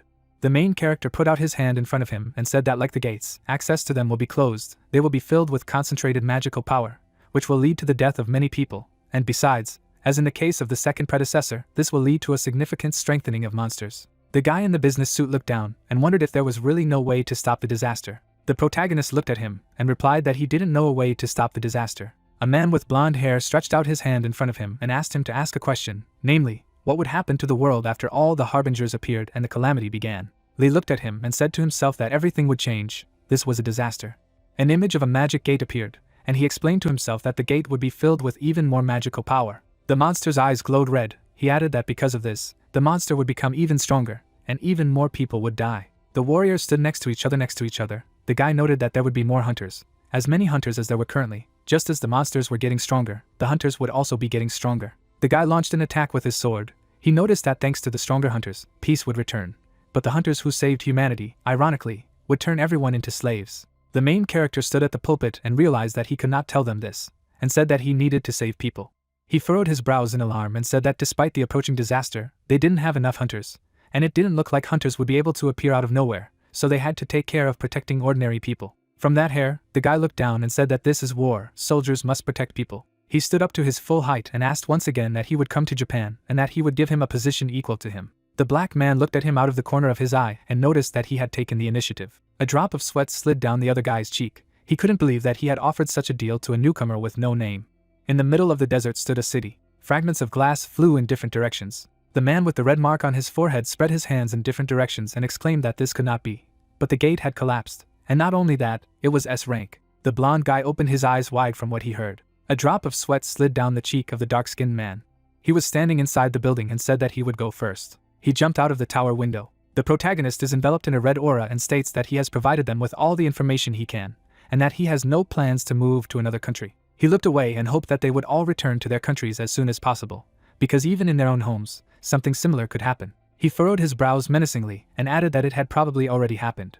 Those sitting in the hall lowered their heads in shock. Monsters moved on the roofs of buildings. One of them was enveloped in red energy. The spiked mace was shrouded in a red aura. The monster's eyes glowed red. A warrior with a sword dodged his attacks. He held out his sword in front of him and exclaimed that these were not the trolls he knew, they were much bigger and faster. The guy's eyes widened in surprise. The main character flew at the monster with a spear from above. He pierced through the head of the monster. The young man slid along the ground with a spear in his hands. He thanked him for the fact that he survived. Lee looked at him and stated that they would stop the monsters, so he had to evacuate everyone else to safety. Drops of sweat slid down the foreheads of the warriors. The protagonist abruptly jumped from his seat. He clutched the hilt of his spear in his right hand. He looked down and pondered that these trolls were more similar in size to the giants of Utgard. But even though they were trolls, they looked like giants. That was the level of monsters that came out of the S-rank gate. In the distance there was a huge gate. He realized that there was another one that had not come. The guy furrowed his brows and concluded that the boss was trying to break out, and he had to stop it. The blonde guy raised his head at the main character. He looked after him and noted that he was a dark horse. There was a bandage on the girl's head. She explained that he would help him with this mission. The monster swung his weapon. He replied that he was a human, which was related to his fate. The young man spread his hands in different directions. He resolutely stared into the distance and noticed that when he looked at him, his heart was beating faster, as if he was pulling him towards him. The guy furrowed his brows and concluded that he had to catch up with him. An image of a gate appeared. Someone's hand poked out of the portal. A huge giant walked on the ground through skyscrapers. A drop of sweat slid down the protagonist's cheek. He realized that he was just huge. Buildings were like toys for him, and as long as he still couldn't get through the gate, he had to end it. The guy held out a spear in front of him. A huge stream of energy flew out of the spear. A huge energy explosion occurred in front of the monster. The ground cracked under his feet. Dust rose in the air around him. The troll raised his fist forward. The main character flew past him. The monster's body was enveloped in a dark aura. He opened his mouth wide. The protagonist flew at him with a spear. He opened his mouth wide in the excitement of battle. A huge hole appeared in the monster's head. Lee looked at him and realized that he had defeated him. The monster threw its head back from the blow. A drop of sweat slid down the guy's cheek. He realized that if he fell like this, then all the people below would die. The immobilized body of the troll fell on the city. The guy in the white shirt grabbed the hilt of his blade. He sliced the monster's body into pieces with lightning speed. He flew over the city with swords in his hands. The blonde man landed on the roof of the building. He looked into the distance. The main character hovered in front of him. He looked at him and remarked that it was impressive, and he didn't understand why someone so skilled wouldn't gain widespread fame in the future. The young man's eyes widened. He clutched his head in pain. Lee fell to the ground. The ground cracked from his landing. His friend ran up to him and asked if he was okay. The girl walked towards them. She folded her hands on her stomach. The main character was on one knee. He noted that it was a great relief that everything was fine with him. The information window said that the fallen angel was watching closely. A drop of sweat slid down Lee's cheek. He couldn't understand why as soon as she appeared, he began to have a headache, and the fallen angel was paying close attention to her. Clouds of dust rose into the air. The protagonist stood on the roof of a destroyed building. He looked down and thought that even though it was an S-rank gate, it had been dealt with quickly, and it was thanks to the meeting in Cairo that heroes from all over the world had gathered. Someone's voice praised him for his work. The guy turned to him. He turned to his comrade and replied that he had also done a good job. A man stepped on the ground. The guy looked at them and thanked them. Hen turned to look at him with a kind smile on his face. The young man opened his mouth slightly and noted that he suspected their departure, and added that they helped them a lot. The protagonist looked at him and silently replied that the reason he had come here was to get rid of the variable he had caused, and remarked that it was great to work with him. The man in bandages walked forward. The wings on Lee's back spread. He reflected that saving Horus had led to a fierce battle with Set and his empowerment, and realized that getting rid of the variables would only lead to their increase in the end. He looked down and added more importantly, he had received help from the Desert Sun. The information window said that the Desert Sun was no longer sponsoring him, for that he had received a new title. The Desert Sun had given him the last message. It was giving him constant firepower. It would always help him. The young man smiled slightly The system board reported that the fallen angel was staring at the desert sun. The guy looked at him worriedly and remarked that, as he had said earlier, Neil wanted to continue to cooperate with him, but they were not asking him for help. He stood not far from it, and continued that due to the rebellion of Set and a series of collapsed gates, they had suffered serious damage, and noted that one day, Egypt would regain its strength. The protagonist smiled broadly and replied that if they could overcome this calamity, Egypt would undoubtedly see the light of day again. The swarthy guy lowered his eyes desperately. He stretched out his hand and said that he was the light of Egypt. Let him remember that wherever he went, and no matter how much he needed them, they would always be there to help. Lee looked at him and thanked him. The latter stood opposite him and added that it was shameless of him, but that he was asking him a favor. He asked him again. The guy with the seal on his forehead furrowed his brows and revealed that due to a series of events, Egypt had suffered a lot of damage. As a result, he could not leave Egypt, and since he was also looking for Set, if he was lucky enough to see him again, he would be able to find the Eye of Osiris. The guy opened his eyes wide and thought that he assumed that Seth managed to survive. But how can he be so sure of this? But he feels a piece of Osiris energy emanating from him, so he is sure that Seth escaped with an eye. The young man looked seriously at his companion and asked him to find the Eye of Osiris. A plane flew across the sky surface. Lee exhaled and said that everything was interconnected, so that he would ask him to find the Eye of Osiris. Him sat in the opposite place and replied that he knew about it. The request to find the greatest treasure of the Nile, to deal with Seth, and the power that supported him was quite difficult. The latter looked at him out of the corner of his eye and agreed with his words, and wondered if they could return in an instant with the help of a Byress. So why were they flying by plane? A drop of sweat slid down the swarthy man's cheek. He explained that the beast is not unlimited power, and they have been using it constantly since the days of England. Lee smiled and noted that this time, they had used it to save people in Egypt, and it had indeed been through a lot. Hyun looked out the window of the plane and agreed that they had saved quite a few people this time, and now they were almost back in Korea. The young man cast a blank look at the ceiling and asked how the investigation into Odin's sudden disappearance was progressing.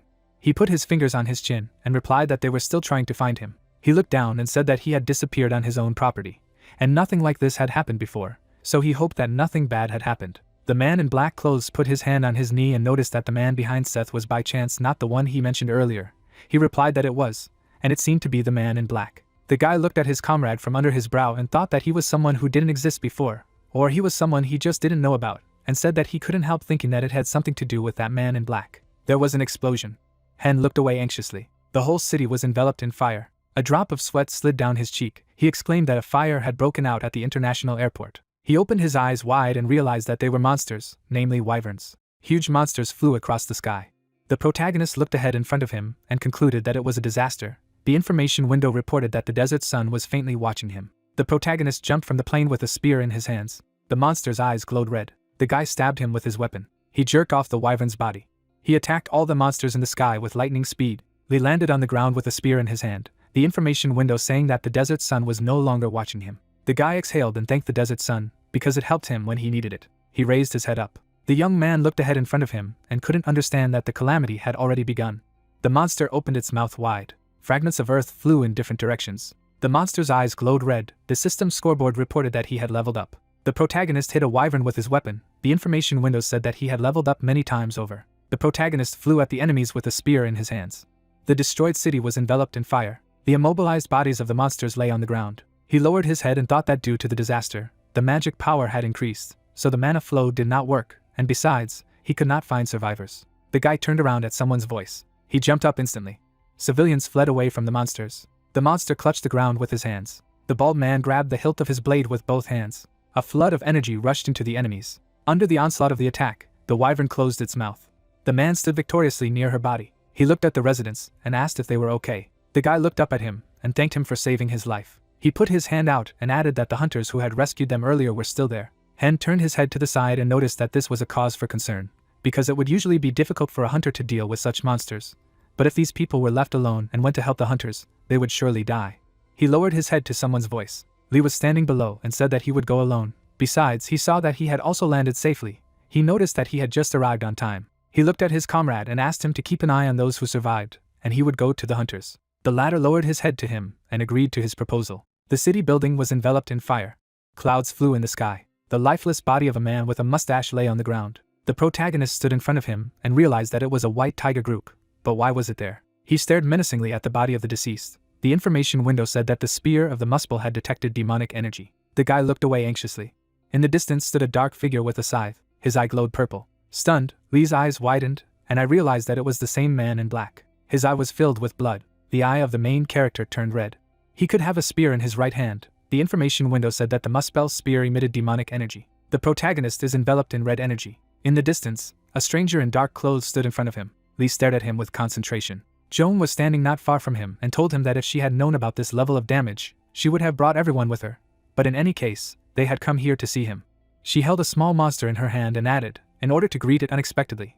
But they were shocked by what they saw. The system scoreboard reported that the Muspel spear was exposing a demonic essence. Red spikes appeared on the forearm of the main character. He looked at them out of the corner of his eyes and coldly replied that he thanked them for greeting them, but they should go back. The girl opened her mouth and exclaimed that they had saved most of the survivors. They just had to come back with them. The guy looked down and thought that she also felt it, how dangerous this person was. He turned his head to the company and remarked that on the way back they were to meet Hen. They could go help him. The girl opened her mouth slightly. She pursed her lips for lack of words to answer. Zhong smiled and stated that they would believe and wait for him, so he should return to them. The whole group rushed back. He followed them with his gaze and realized that he did not know if it would be possible this time. Besides, the man in black was behind the events in Utgard, and probably behind Seth, so he could not run away from him, and wondered what if it wasn't him. A man in a black robe clutched a braid in his right hand. The guy abruptly jumped out of his seat. He opened his mouth slightly, and realized what needed to be checked. The stranger's eye burned purple. He concluded that if this was the one he was thinking of, then he would take off this black robe. An explosion occurred in the middle of the battlefield. A man in sportswear was running forward and noticed that Drake was ahead. Zhong opened her mouth wide and exclaimed that she would break through it. He stretched out his hand to the side. He stood in front of her and remarked that she could not. 3 other guys were standing behind him. He said that instead, they would take care of it. While she was helping them and the survivors, she was injured. The girl spread her hands in different directions and thought that this was not enough to stop her. Her eyes widened in shock. The monster raised its head up. The girl dropped to one knee. She looked at the floor and thought that she had lost too much blood. She stood in front of her comrades and declared that she was counting on their help, so they should fight alongside her. The girl exhaled and realized that she was getting stronger, although she hadn't reached the Lee level yet, but she was definitely gaining strength. The information window said that Ogre Prince Siegfried was sponsoring her. The rays of the sun broke through the clouds. The girl raised her head up and realized that Prince Charming had finally revealed his true name, and moreover, she was overwhelmed with mana. There were traces of attacks in the air. The 2 auras collided with each other. Lee and the man in robes held out their weapons in front of each other. The former gritted his teeth and mused that even when he used the power of madness, bloodlust, mana flow, and dragon heart, he had easily blocked all of this. He had tremendous power. The dark-robed stranger was enveloped in a black aura. The main character held a spear in his right hand. He slid a few meters back. The guy jumped up sharply. He furrowed his brows and suggested that this was most likely the same person behind Utgard and Seth's actions. And even if it was dangerous, he would have to take a risk and reveal his identity. He opened his mouth wide and concluded that he would definitely take off this black robe. Their weapons were crossed in a fight. The young man jumped up again. The mysterious man was holding a scythe in his right hand. The system window reported that demonic energy was eating away at his body. The protagonist's arm is wrapped around a red vine. He put her aside. Lee gritted his teeth and wondered that he was only defending himself. Did he have no intention of killing? And even if he did, he couldn't inflict a scratch on him. And removing the robes was out of the question. The information board said that demonic energy provoked madness. The man in the robes smiled slightly. The guy gritted his teeth from the tension. The dragon's bloodstone was shrouded in a red vine. The system's scoreboard reported that the dragon's bloodstone resonated with the dragon's heart. The main character raised his hand with a spear in front of him. The man in the robe was enveloped in a black aura. He walked on the ground. The man put aside his hand with a scythe. Lee flew at him with a spear and noticed that his attacks were passing. He launched a devastating attack with his spear. The man in the robe parried his blow. The tip of the spear faked the edge of the mantine hood. The main character performed a backflip. He landed a few meters away from his opponent. The veins on his cheeks were swollen. He adjusted his hood on his head. Lee gave him a blank look and asked why. The stranger's eye burned purple. He replied that he shouldn't do it. He was enveloped from head to toe in a purple aura. In the middle of the battlefield, there was an explosion of magic. The girl opened her eyes wide and asked to move away. She would take care of it. The bearded man looked at her and clarified what had happened, as she had just accumulated an incredible amount of magical power. She was holding a sword in her right hand and thought that this was pretty cool. She should try to use the power of her new sponsor. There were traces of an attack in the air. The wyvern opened its mouth in pain. A drop of sweat rolled down the girl's cheek. She did not understand who it was that killed Drake instantly. Hen landed on the ground with his sword on his shoulder. He looked to the side and said that he had come to help. Joan looked at him happily. The main character got down on one knee and said that up to this point, he had been fooling everyone. The mysterious stranger looked at him and replied that this was not the case. He saw a new future. Blood gushed out of Lee's mouth. He fell face down on the ground. A raven circled above the stranger's head. He looked at the bird and invited it to come back. Clouds of dust rose up. Dust enveloped the destroyed buildings. Hyun and Joan were standing next to each other. Their eyes widened in surprise. At the feet of the stranger lay the body of the main character. He barely moved his head. The man put his hand out to the side. Under the influence of an invisible force, the guy turned on his side. The girl ran up to her fallen comrade. A drop of sweat slid down Hen's cheek. The mysterious stranger grabbed the hood and noticed that this boy would still come in handy. He opened his mouth wide and exclaimed that he renounced Asgard. One looked at the man and asked to help him. He clutched a scythe in his left hand. The protagonist reflected that despite the fact that he realized that he could not cope with it, he ran forward with the strength and speed of a spear, because he thought that he could at least tear off his robe and escape. Red spikes have grown on the protagonist's hand. The guy did a backflip. An image of the amulet appeared. He added that he planned to use Merlin's necklace, which gave him additional speed, and to overcome demonic energy, growth with the help of mana flow. An image of the skill icon appeared. The young man gritted his teeth as he noted that there was one problem, namely that the demonic energy contained in the spear was stronger than he had imagined, and the madness he had put into it. Odin looked at Hen. The guy remembered that for some unknown reason, he was able to overcome it with the help of Odin, and asked himself that the person he was chasing was Odin. The main characters opened their eyes and realized that this man is not alone. He turned his head to the side. A girl was standing in the ward. She happily turned her head on him and noted that he had woken up, but he needed some more rest. He sat down on the bed and remarked, more importantly, that the black-robed man was Odin. She stood in front of him and replied that she had seen him too. The protagonist lowered his feet to the floor. He was holding a dragon stone with his fingertips. Jean looked at the object inquiringly and asked what it was. He took out another stone and told him that it was left over from his battle with Set, and that Odin had given him. Hen, open your eyes in surprise. The young man looked away and noticed that they seemed to be the same. However, it was just an inner feeling, but he did not think that Odin was that person. It was more likely that Odin had received this robe from the man in black. The bald man looked at him and wondered what made him think so. He put his hand on his knee and told them that during his battle with Seth, he must have been with them in Asgard, and discussed the matter, and the same thing happened when he went to China. He never left his place. Hen lowered his head and remarked that this was something that could be taken care of with certain abilities, but they couldn't be sure. Lee looked ahead and added that this could be true, but it turns out that Odin sided with the man in black and, for some unknown reason, decided to stay on the side of this man. The guy shook his head. The man concluded that he was a crazy bastard who desperately wanted to know more. He opened his mouth slightly and added that after all, he had abandoned it. Although he had built it, he did not understand what convinced him to do so. Besides, he had saved it. The young man furrowed his brows and replied that he knew about it, but despite that, he still saved him when he was devoured by demonic energy. Clouds flew over the city. The sun shone into the buildings with its evening rays. The two guys were standing on the roof of the house, and said that since he had warned him of the disaster, he had done everything he could to prepare for it. He crossed his arms over his chest and noticed that in those areas where there was a shortage of hunters, he had established more branches. The worker put his hands on his hips. He continued that they would continue to absorb other guilds and make alliances with other hunters. He asked what he thought about this plan. He looked at him with a bright eye and noticed that he had already turned universities into orphanages, and thanked him for his trust. Hen looked into the distance and noted that even here there was already a faint veil that covered the area, just like in China. He couldn't figure out what to do next. He furrowed his brows and stated that they had lost touch with the central part of the country, and just like in China, they were undergoing Gaulification. The protagonist turned to his comrade and said that here, where the gates collapsed, he would go to proceedings with the ruler.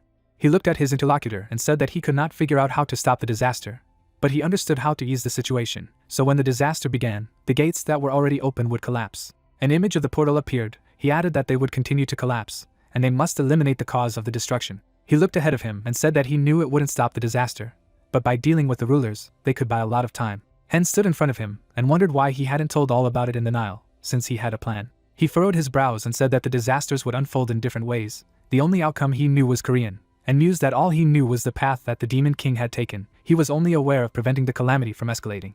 He stood in front of his comrade and stated that he would go and take care of the ruler. The information window reported that a fallen angel was watching over him. Lee furrowed his brows and reasoned that not everything was written down in the king's autobiography. However, it said that he had become even stronger after defeating the ruler. The story might have changed, but he still had to do his best to walk the same path as the Demon King. The destroyed city was enveloped in fire. 3 people in black capes were standing on the roof of the building. A man with makeup on his face looked into the distance and said that a disaster had begun in Egypt. He stood very much behind him and added that the disaster had begun in Korea as well. He also met with a dark horse. The dark-haired youth lowered his eyes. He glanced out of the corner of his eye at his comrades and concluded that it had all begun. The high god of Asgard looked at him and realized that no matter how much he looked at him, he couldn't get used to him. In the middle of the ruined city, the roots of a tree spread. The blonde guy opened his mouth slightly and said that these children were dying. He held out his hand in front of him and added that they were coming towards him. From his hand grew the stems of the plant. The guy opened his mouth wide and shouted for help. The blonde youth sat on the throne. The body of the prisoner was exhausted with every second. Streams of steam escaped from the guy's mouth. He looked down at his palms and noticed that this interesting place is called Earth. People's eyes burned green. He shrouded himself in green magic and noted that here they would get rid of all mistakes and restore their kingdom. Weak-willed slaves opened their mouths wide. In the middle of the ruined city stood a lonely building, the end of the 3rd season. The wind blows through the ruins of the old city. Clouds are floating in the sky. 2 soldiers are standing on a tower. One of them rests on a fence. A man with brown hair, opening his mouth, said that there were survivors there. People are walking past buses. Young, standing near the bus, says that they have finally returned. She waves to the protagonist standing on the roof. Lee, looking down, says that there must be at least 200 people downstairs. The interlocutor added that there is a reason why they are late. Bending down slightly, the hero noticed that this was a little alarming. Soon the base would be overcrowded. The bald man looked to the right and replied that it was fine. They had finished cleaning up the area. They could look for hunters among the survivors and invite them so that they could expand. Frozen in place, Lee said that this was what was expected from the guild master. The search team had to get some new information. The trees are swaying. Jong shows objects on the map. She added that the situation outside is serious. Pointing to the wall map, she said that the number of monsters had decreased slightly. Destroyed buildings standing within the city. The speaker says that the cadets should take a look at the photo. The remaining monsters gather in one place. The man, standing up from the table, said that all the dots on the map are monsters. Looking at the soldiers, Jong replied that since all the monsters were heading towards the building, she noticed that there were still people who had managed to survive. Lee looked forward. The rulers have the ability to control monsters. Monsters have accumulated in an abandoned building. After defeating the ruler, if a new ruler does not appear after the disaster, it will mean the victory of humanity.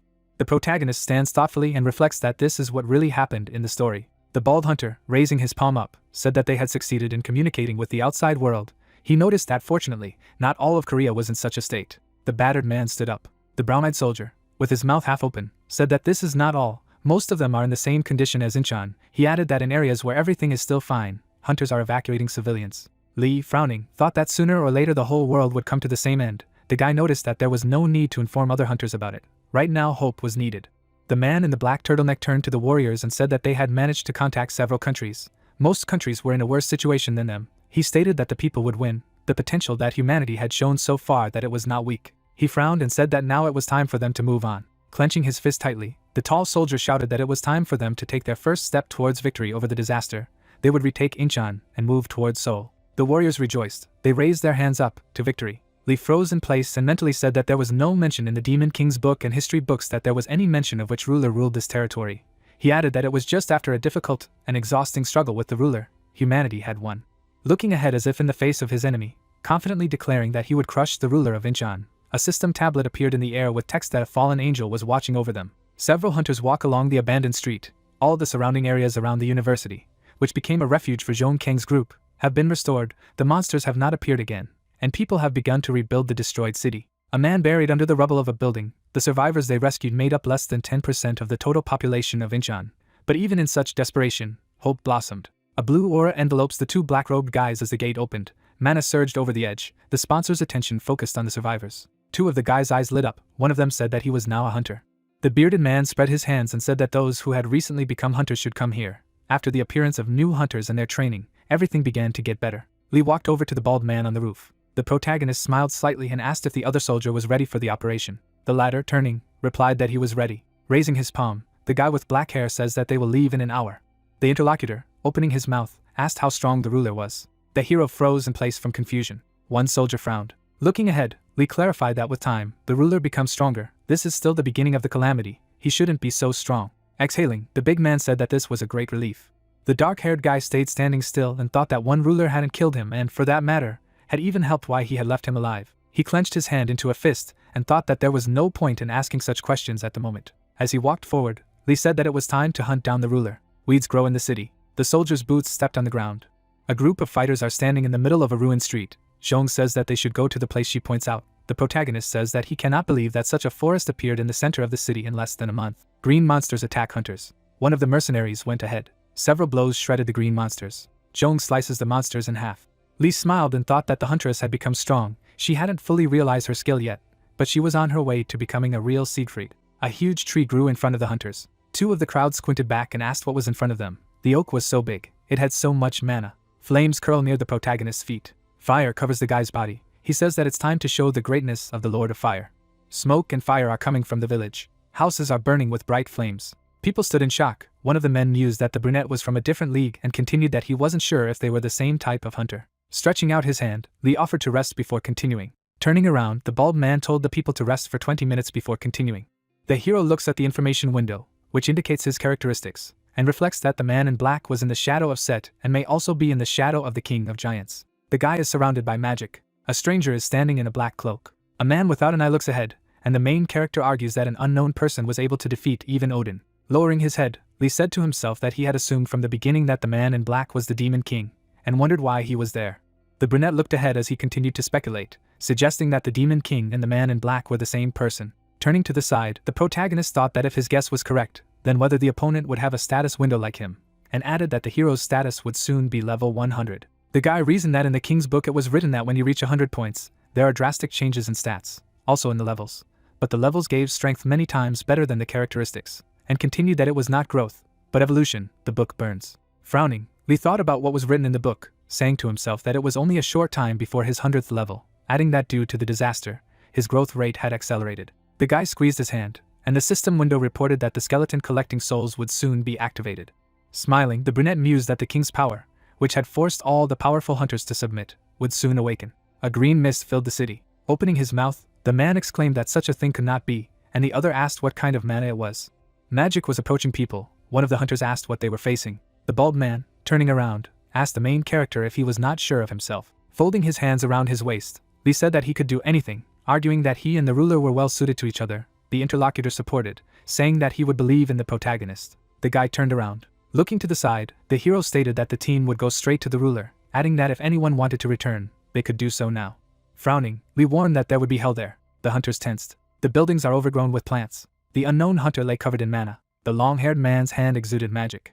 Opening his mouth, the green-eyed man wondered how long it had been since he had eaten so hearty, and asked his companion that those he ate were called hunters. The girl nodded. Lowering his head, the blonde ordered his subordinate to catch more people, and added that it seemed that some had already reached his lands. The short-haired woman nodded. The magician's eyes widened, saying to himself that how could his children fall so quickly.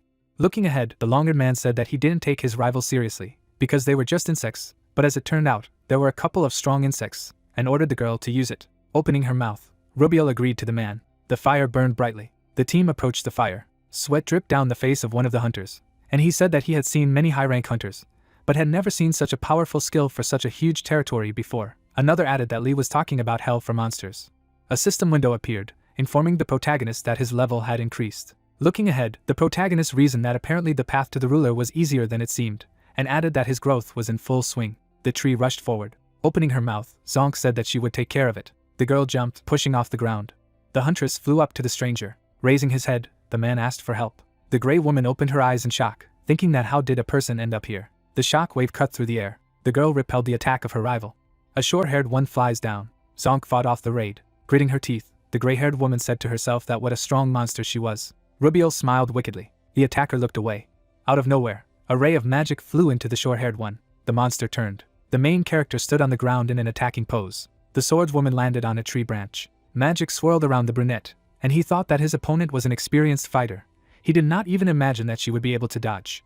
The man landed on the ground. The bald man was holding the rescued victim in his hands. Rubiel looked up. Gray-haired looked ahead, saying that the attacker was just a pathetic coward, and asked what she would do now that there was no hostage. Raising her head, Zonk said that the monster was quite strong and offered her a one-on-one fight.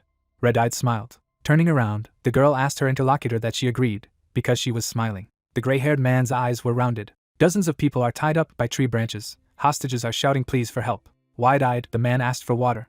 The man looked frightened and said that it was terrible. The monster smiled broadly. The hero clenched his fist tightly. Frowning, he said that they would retreat. Sun gritted his teeth and replied that there was nothing that could be done about it, so everyone would back down. The girl looked at me angrily and said that damn. Raising his hand up, the hunter shouted for them to move away. Turning his head, the protagonist offered to retreat. Suddenly his eyes widened in amazement. MC turned his head the other way and thought that someone was watching him. Putting his hands on his side, the elf said that it was interesting. Gritting his teeth, he added that those with great strength were retreating to protect the insignificant members of the race. They were so helpless. Clenching his fist tightly, the man said that those with power should move forward towards their goal, regardless of whether members of the same race die or not. Smiling, he continued that it was good. Looking ahead, the elf said that although for the one whose name was known to all of Alfheim, he had become very weak, having spent countless years trapped in the interdimensional rift, if he absorbed them, he would be able to regain his former strength. Frowning, he shouted that let the soldiers corner them, let them use the men as shield and spear. The man was smiling, saying that by absorbing them, he would become the god of this place. The creatures were hit by blows. The shots pierced the monster through. Lee stood still. The lady sighed and said that whoever the ruler's name was, who the hell was he? It felt like he was hunting them. The hero silently looked ahead. Turning his head, the soldier said that he had woken up. The man was sitting on the ground. Looking at his hands, he said that it was a monster, it was the devil. Looking down, the protagonist asked what had happened to him. With wide eyes, the hunter replied that he eats people. Suddenly he fainted. Looking to the side, the guy said that he had lost consciousness. Gritting her teeth, Jong said that he was a bastard.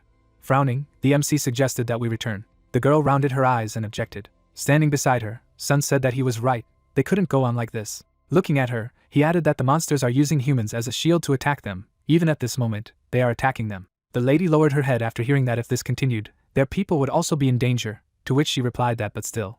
Taking up arms, Lee said that they would not return empty-handed. Standing behind him, the girl asked what he was planning. Flames flew in the air. The fire intensified sharply. The hero took a fighting stance. Suddenly he rushed forward. The flames broke through the wall. A bright beam flew swiftly forward. He rushed towards the building. The head repelled the protagonist's attack.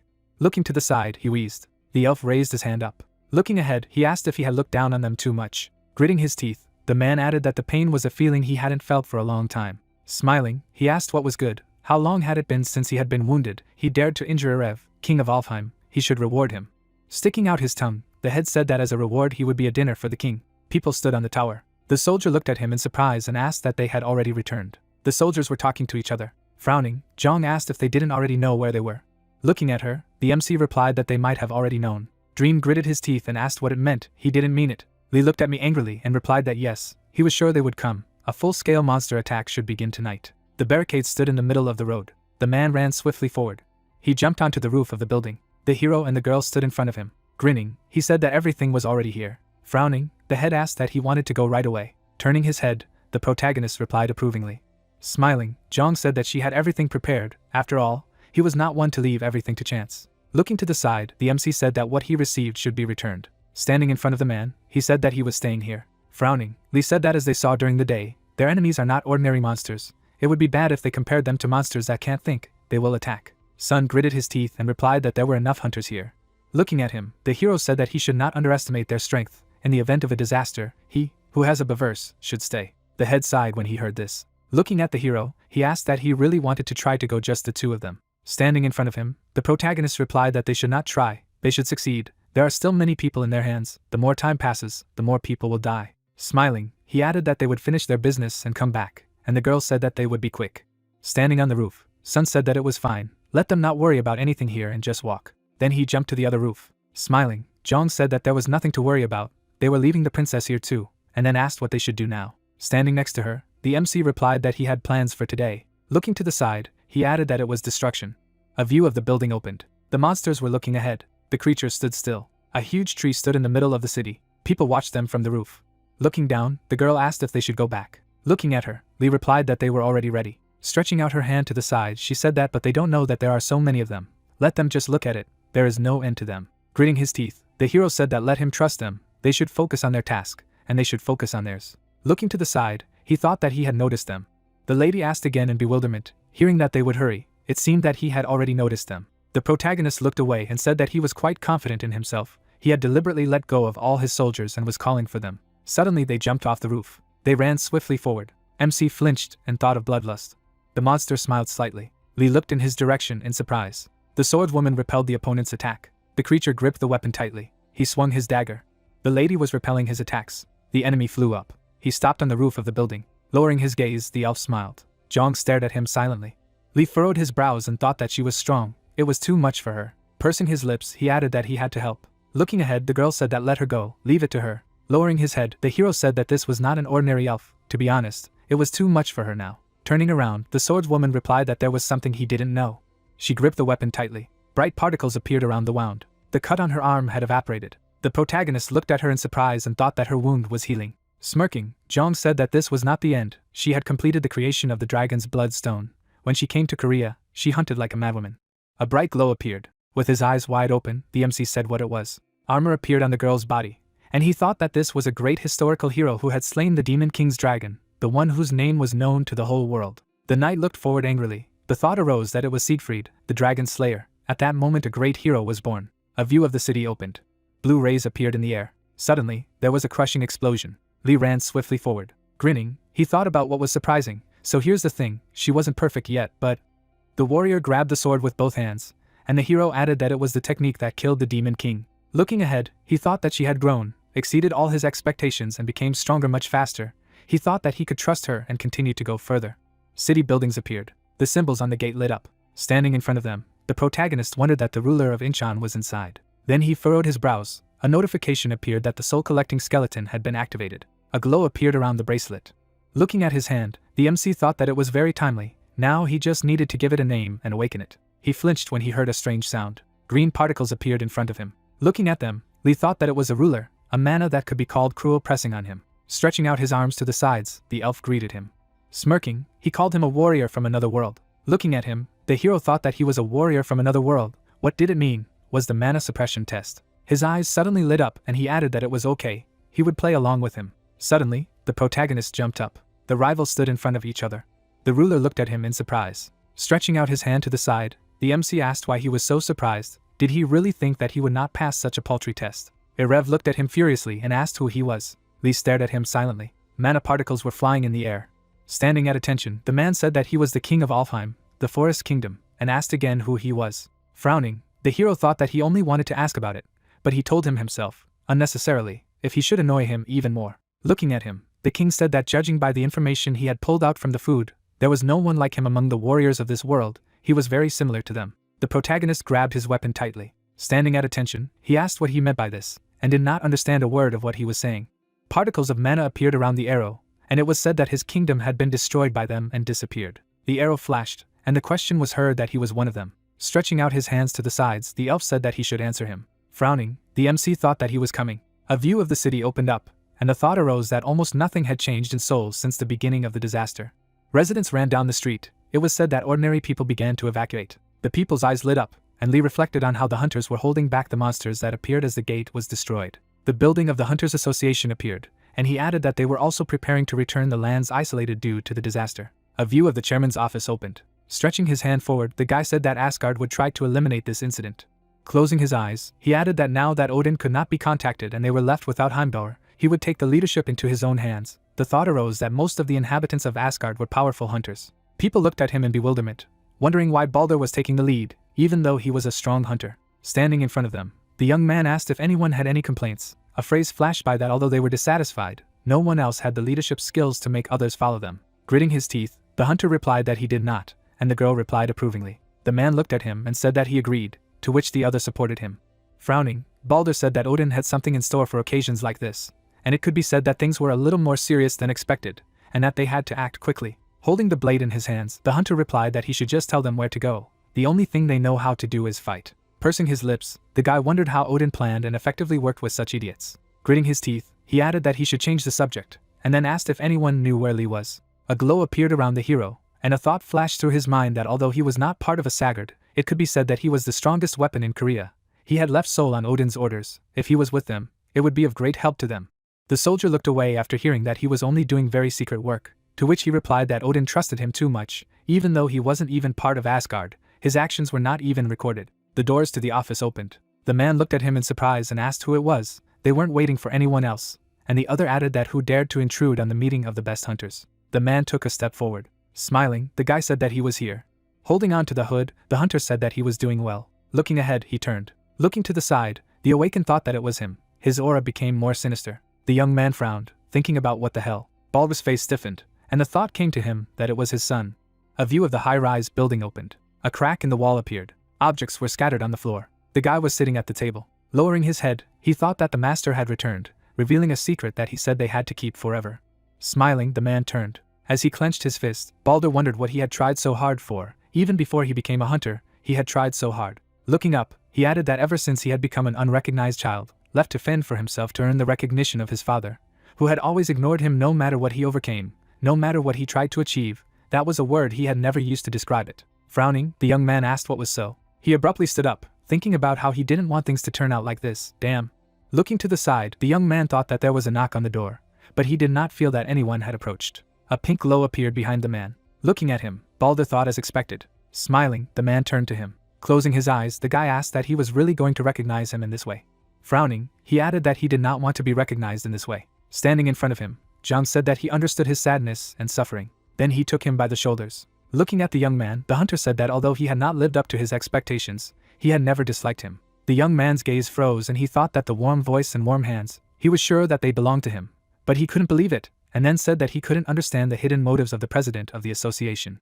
Smiling, Zhang asked that ulterior motives. As he had already said, he wanted to recognize him as his son. He also intended to declare him his heir if he proved himself worthy of it. Balder smirked and thought that wasn't his heir already determined. His father's heir was something he had only dreamed of. Taking his hand, the man said that this was why he wanted to ask him for a favor. Smiling, he added that he should make up for his missing abilities and become his ruler. Looking down, Zhang asked what he would do. The young man looked at him in bewilderment and thought what it was, and then said that he should give him time to think. They stood silently in front of each other, hugging the guy. The hunter said that he should give him an answer now. He needed it. The guy opened his eyes in surprise when he heard that he needed his victim. Smiling broadly, the man called him son. A bright beam appeared in the sky. A yellow glow appeared around the building. A pink barrier appeared in the air. People were looking at him. Looking to the side, the guy said that this is a barrier. There should be no other place that would hold back the disaster as well as Seoul.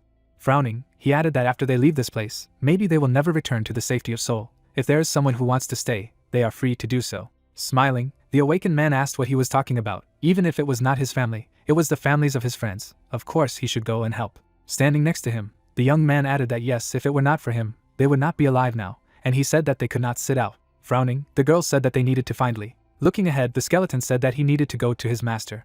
The man took a step forward. Smirking, Song said that she thinks everyone is of the same opinion. After looking at them, Vaughn thought that he was lucky to have met these people and then said that he was apologizing. People were looking at him, and he was thinking that loyal people, they are ready to face danger face to face in order to protect someone. These are the ones he dreamed of being there for him. Smiling broadly, the guy said that then they would go forward. He put his hand to the barrier. The way opened up for them. Turning around, the young man said that now they will go. He shuddered in surprise when he heard a cry that it could not be. The girl looked sharply to the side. Yellow particles appeared in the air. A view of the city opened. A barrier appeared, and the man said that a shield was collapsing in the center of Seoul. A gate appeared. Stretching his hand forward, the elf shouted that he was asking if he was on the same side as these black creatures.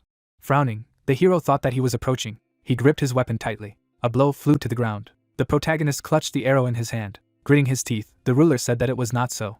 Burns appeared on the hero's hand. Smiling broadly, the man said that although he possessed their energy, he was not one of them. Standing in front of him, the MC asked what he was saying about patrons, to which the elf asked him that he called them patrons. Looking ahead, he thought that the rulers of certain regions who had appeared during the calamity, only the Demon King was capable of killing them. Stretching his hand forward, Lee wondered what but why, and then said that one more question.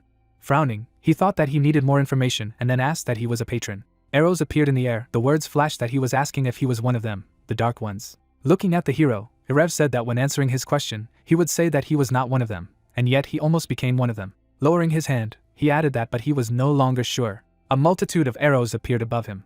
Smiling broadly, the elf said that if he ate it, he might become one of them. Suddenly the arrows rushed forward. The hero looked at him maliciously and thought that he could become a patron if he ate him. He also said that he almost became one of them. Swinging his weapon, he added that he needed to focus on the battle first. He couldn't dodge all those arrows. A bright flame appeared around him.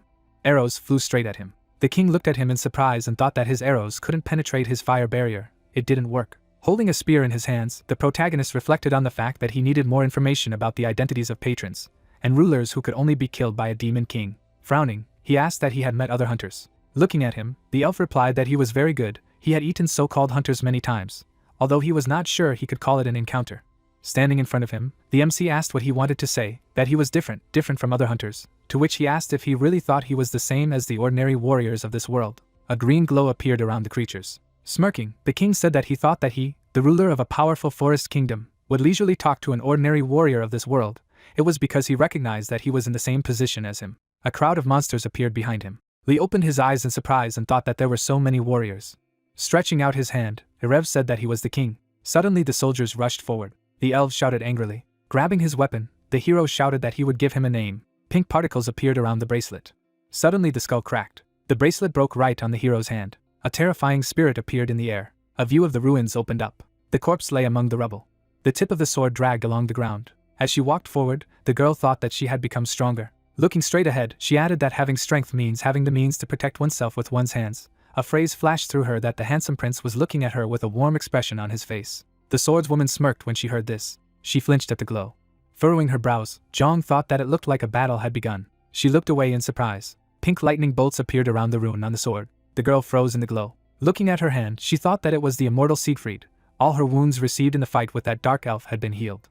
Clenching her fist, the hunter thought that thanks to this, the gap between her and Lee should be significantly reduced. She needed to help him. Mana particles were flying in the air. With her eyes wide open, she thought that the battle was here. She should hurry. The lady opened the door. Suddenly she froze with fright. Watching the battle, Zhang asked what it was. Ghosts fought with creatures. The elf swung his weapon. He struck a blow to the spirit. The monster in front of him growled. Suddenly he bit him on the shoulder. Gritting her teeth, the girl wondered, this is like hell on earth. This is a battle between elves and ghosts. Where Lee is. She opened her eyes in surprise and added what happened to him. She thought she had become much stronger. But he, the protagonist, was fighting the king. And the thought appeared in her head that he was far ahead of her. She could not even interfere in their battle. The man took the arrow in his hands. The ruler aimed his bow. The arrow flew forward sharply. MC jumped up, dodging her. Gritting his teeth tightly, he thought that his attacks were getting more powerful and faster, not to mention that his attacks were not triggering. Clutching the weapon in his hands, Lee added that in order to defeat him, he needed to put more fire into his spear. But if he did, a memory from the battle appeared, and a thought appeared in his head that the demonic energy of the spear could consume him, as during his battle with Odin, especially since a spear that had become demonic always sought to consume him. Erev aimed his bow at him. Smiling, he said that he was slow, and then asked what he was thinking as he stood in front of him. The hero turned sharply in his direction. The shot pierced through his arm. The arrow was stuck in his shoulder. Gray smoke rose sharply. Dust rose into the air. The ruler stood in front of the hero. Stretching out his hand, he said that now let him devour him. Lowering his head, the protagonist thought that it was up to him to decide who would devour him, whether it was a spear or a demon devouring people. The roots were tied around the rune, and he added that he didn't need to think about it. The answer had already been accepted. His eyes lit up red. The elf looked at him in surprise and thought what kind of overwhelming and sinister force it was. Suddenly, there was a powerful explosion. Gritting his teeth in pain, Erev asked how dare he harm his body again. His arms suddenly recovered. He looked furiously and shouted that he would devour him to the bone. Arrows rushed towards MC. He deftly dodged the attack. Lee swung his spear sharply. A crushing blow flew to the ground. Watching the battle, the girl thought that how ominously he was punishing the ruler, but she felt that if this continued, they would lose him. The hero's eyes filled with rage, and she added that this look was even worse than when he went alone to fight Odin. The hero looked angrily and shouted his name.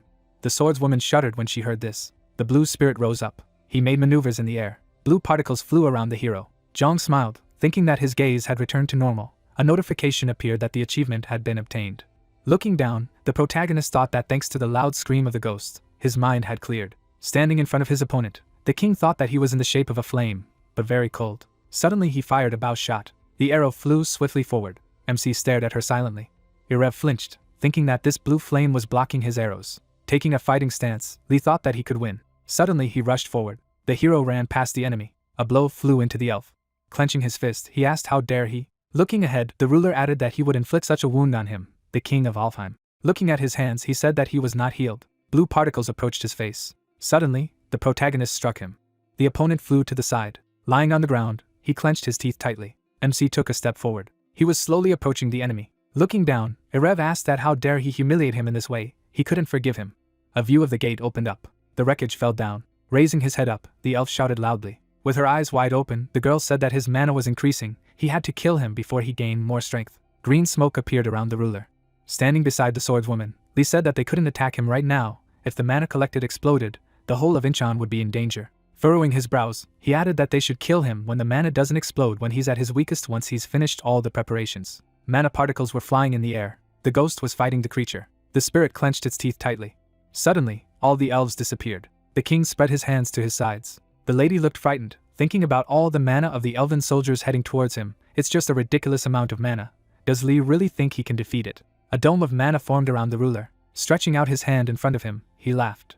Opening his eyes wide, the hero thought that it was now. Blue particles rushed forward. Flames crossed with mana particles, and there were notifications that the Fire Monarch had been upgraded. The protagonist looked furiously and thought that the Fire Monarch that he thought couldn't become stronger after reaching the master level had improved. It was still in question, so he didn't know for sure. He pressed his leg firmly into the floor.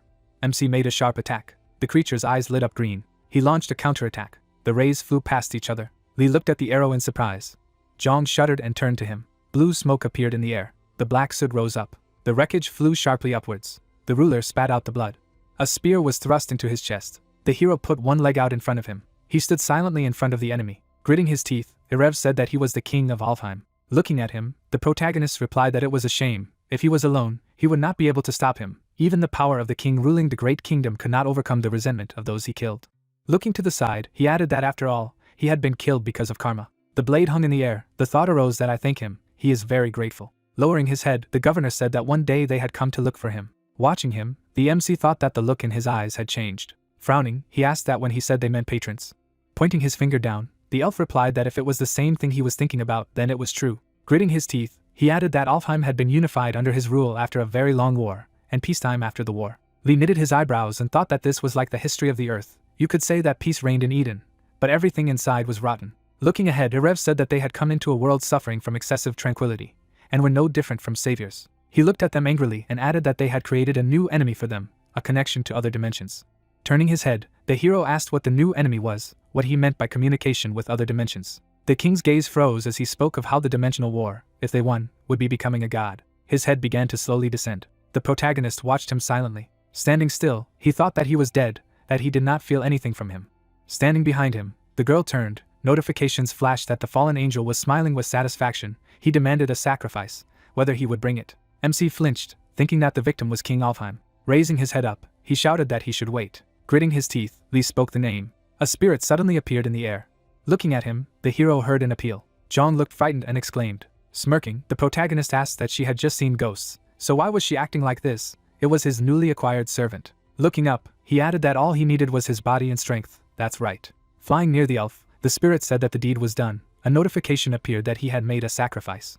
Bright particles appeared around the weapon. Words flashed that he had received the achievement High Priest, a fallen angel sponsoring him. MC looked at me angrily and mumbled. The blade hung in the air. He took it in his hand. Looking at the weapon, Lee mused that it was the blade that the king had used in his last attack. Would first put it in his inventory. There were reports of the fallen angel smiling in satisfaction, exposing his bloody teeth. Raising his hand, the hero asked what he thought it would take, to which the ghost replied that since the soul holds on to many things, he thinks it will take quite a long time. Looking to the side, he said that it didn't matter how long it took, let him retrieve his memories without losing anything. The spirit smiled broadly and replied approvingly. A view of the ruins of the city opened. The protagonist was standing near the swordswoman. Putting her hand to her chest, she said that her nerves were on edge. Smirking, the MC asked that she had seen spirits during the battle, so why did she feel like that? To which the girl replied that it was because the situation was too tense back then. Pursing his lips, he thought that the Demon King and Erev. Lee knitted his eyebrows as he thought that they probably knew about the true existence of the patrons. They just didn't write it down or said they didn't. There was a good chance that the hunters who fought against the rulers knew the secret of the patrons. Turning his head, he offered to go back, and then said that even though they had won, he was still worried. A ruined city appeared. The corpses of the creatures lay among the rubble. The man stared at them silently. He suddenly shifted his gaze forward. Standing in front of the hero, Sun said that they had returned, to which he replied that it didn't look good. Smirking, the head said that he wasn't much better, and then asked that he had defeated the ruler. Closing his eyes, the protagonist replied approvingly. The hunter smiled, shouting that the dark horse was the best, and the other added that everything was really fine now. Looking at the man, the MC said that the monsters would still appear, they shouldn't let their guard down, to which he replied that yes, but they wouldn't be in that much danger. Suddenly he looked down.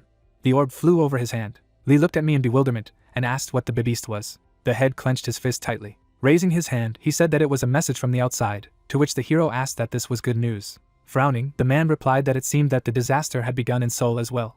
He shuddered when he heard this, and then thought that there was a disaster in Seoul. He was sure that it would happen, but it happened too quickly. Standing in front of him, the hunter said that he needed to contact them in some quiet place. They would talk later, to which the protagonist replied approvingly. Buildings appeared behind the forest. A view of a residential building opened. Sitting at the table, the MC asked what it means Seoul is burning. There are many hunters who protect it, and there are also heroes of Asgard. Why is there such destruction? Sitting in front of him, Dream replied that they had said that the strongest hunters of Asgard had disappeared, to which he asked again. He knitted his eyebrows and continued that the sudden riots, the monsters surging, the vanished leadership, the remaining ones were trying to contain the situation, but the news that Seoul was on fire was due to this sudden situation. Looking at him, Lee replied that the Asgard hunters are at least some kind of consolation. Even without it, the guilds of Korea are strong. As long as they are there, Seoul will not fall so easily. Gritting his teeth, the man said yes, but there's more news. It's bad news for Incan. They froze when they heard this. The head wrinkled his brow as he said that it was reported that all the members of the White Tiger had disappeared. Jong's eyes opened in amazement. The hero froze in bewilderment. A view of the building opened. The guys looked at the corpses of the monsters. The words were heard that Incheon began to come to life. The hunters began to push back the monsters, and the concentration of magic in the air gradually decreased.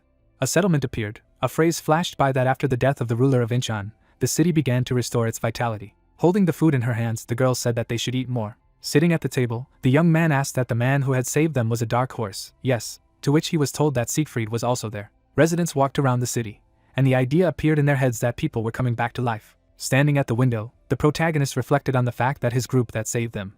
Looking to the side, he asked what news was. Looking at him, Song replied that communication with Seoul was completely broken. Thanks to this, it is sometimes possible to establish communication with other regions from Incheon, so they will try to get as much information as possible. Gritting his teeth, he added that it seemed that serious changes had begun throughout Korea.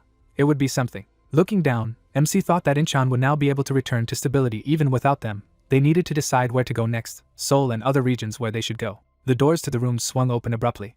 Going inside, the swordswoman said that she had returned, to which he asked what the barrier state was. Looking ahead, she replied that the barrier leading to Seoul was getting stronger. It seemed that it was impossible to move there now, while the barriers leading to other places were weakening compared to their previous state. The hero's gaze froze as he pondered that it would be more difficult to head to Seoul, even though they could break through the barrier using the beast. But then it would lose its power for a while, and they would lose their only means of communication with the outside world. Lee stretched out his hand and said that for the time being, let them check the condition of the barrier for the next few days. Looking at him, Jong replied approvingly. Putting his hand in his pocket, the hero said that he should try to find out the location of the White Tiger group by any means, to which the hunter replied approvingly. A view of Seoul opened. Powerful explosions thundered in the middle of the city. The resident opened his eyes in fright and shouted that they should move faster. The awakened man stretched out his hand in front of him and shouted that everyone should come here. The creature opened its mouth wide in front of him. The monster's eyes burned red. The battles took place right in the middle of the city. The guy silently watched what was happening. Veins jumped up on his face.